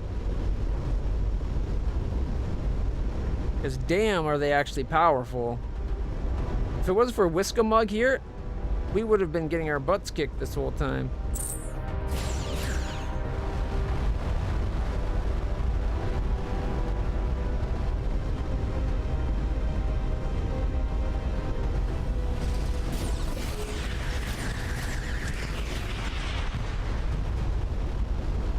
Tried to help.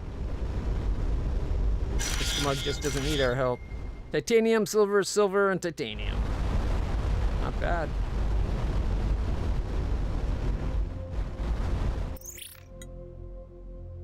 I wish we could ask him what the heck's going on.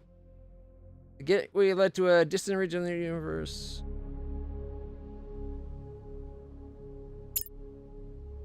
The artifact required. Okay, we haven't worked on that. We found a region in space infested with red raiders. I haven't seen red raiders in quite a while. Beyond the gateway. Fallen Empire. Oh, that'll have to wait. If we can find evidence of these attacks happening in guild space, they will have to pay compensation. Did we not find? Are the stalkers not proof?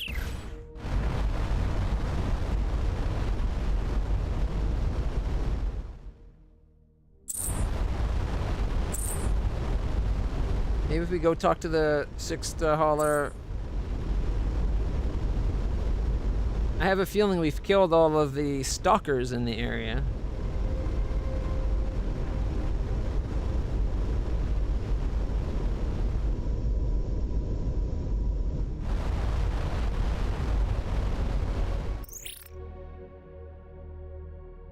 We have recently come under attack in this area from unknown vessels. We have minimal armaments.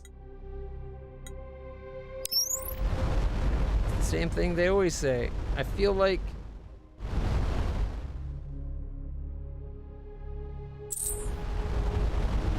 it's glitched.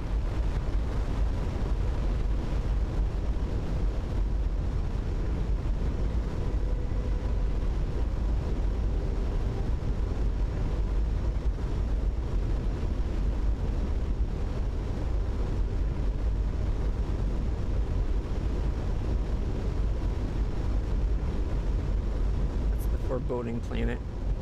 We could do that again.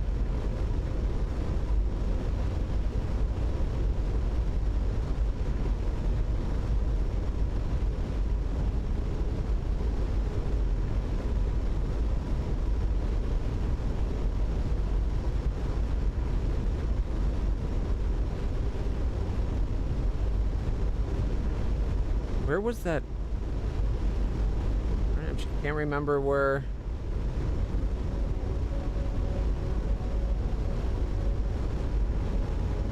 Can't remember where we saw the Guild Trader guy anymore.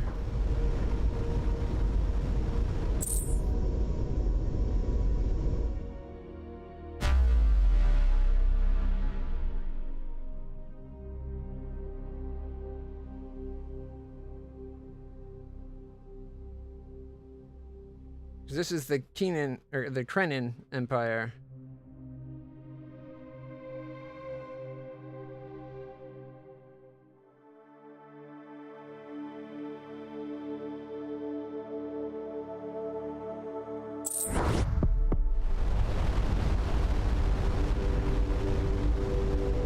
Right, however, it's about 11 o'clock. I need to take some meds. They have patched A or just the meds A. There's the Krenin. So this is the wrong section of space. Just a minute.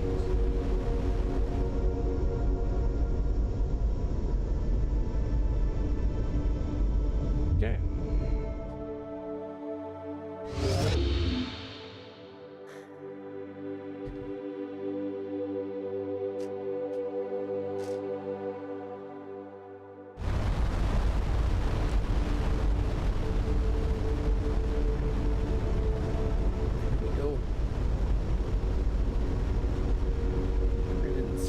Krenin Lancer.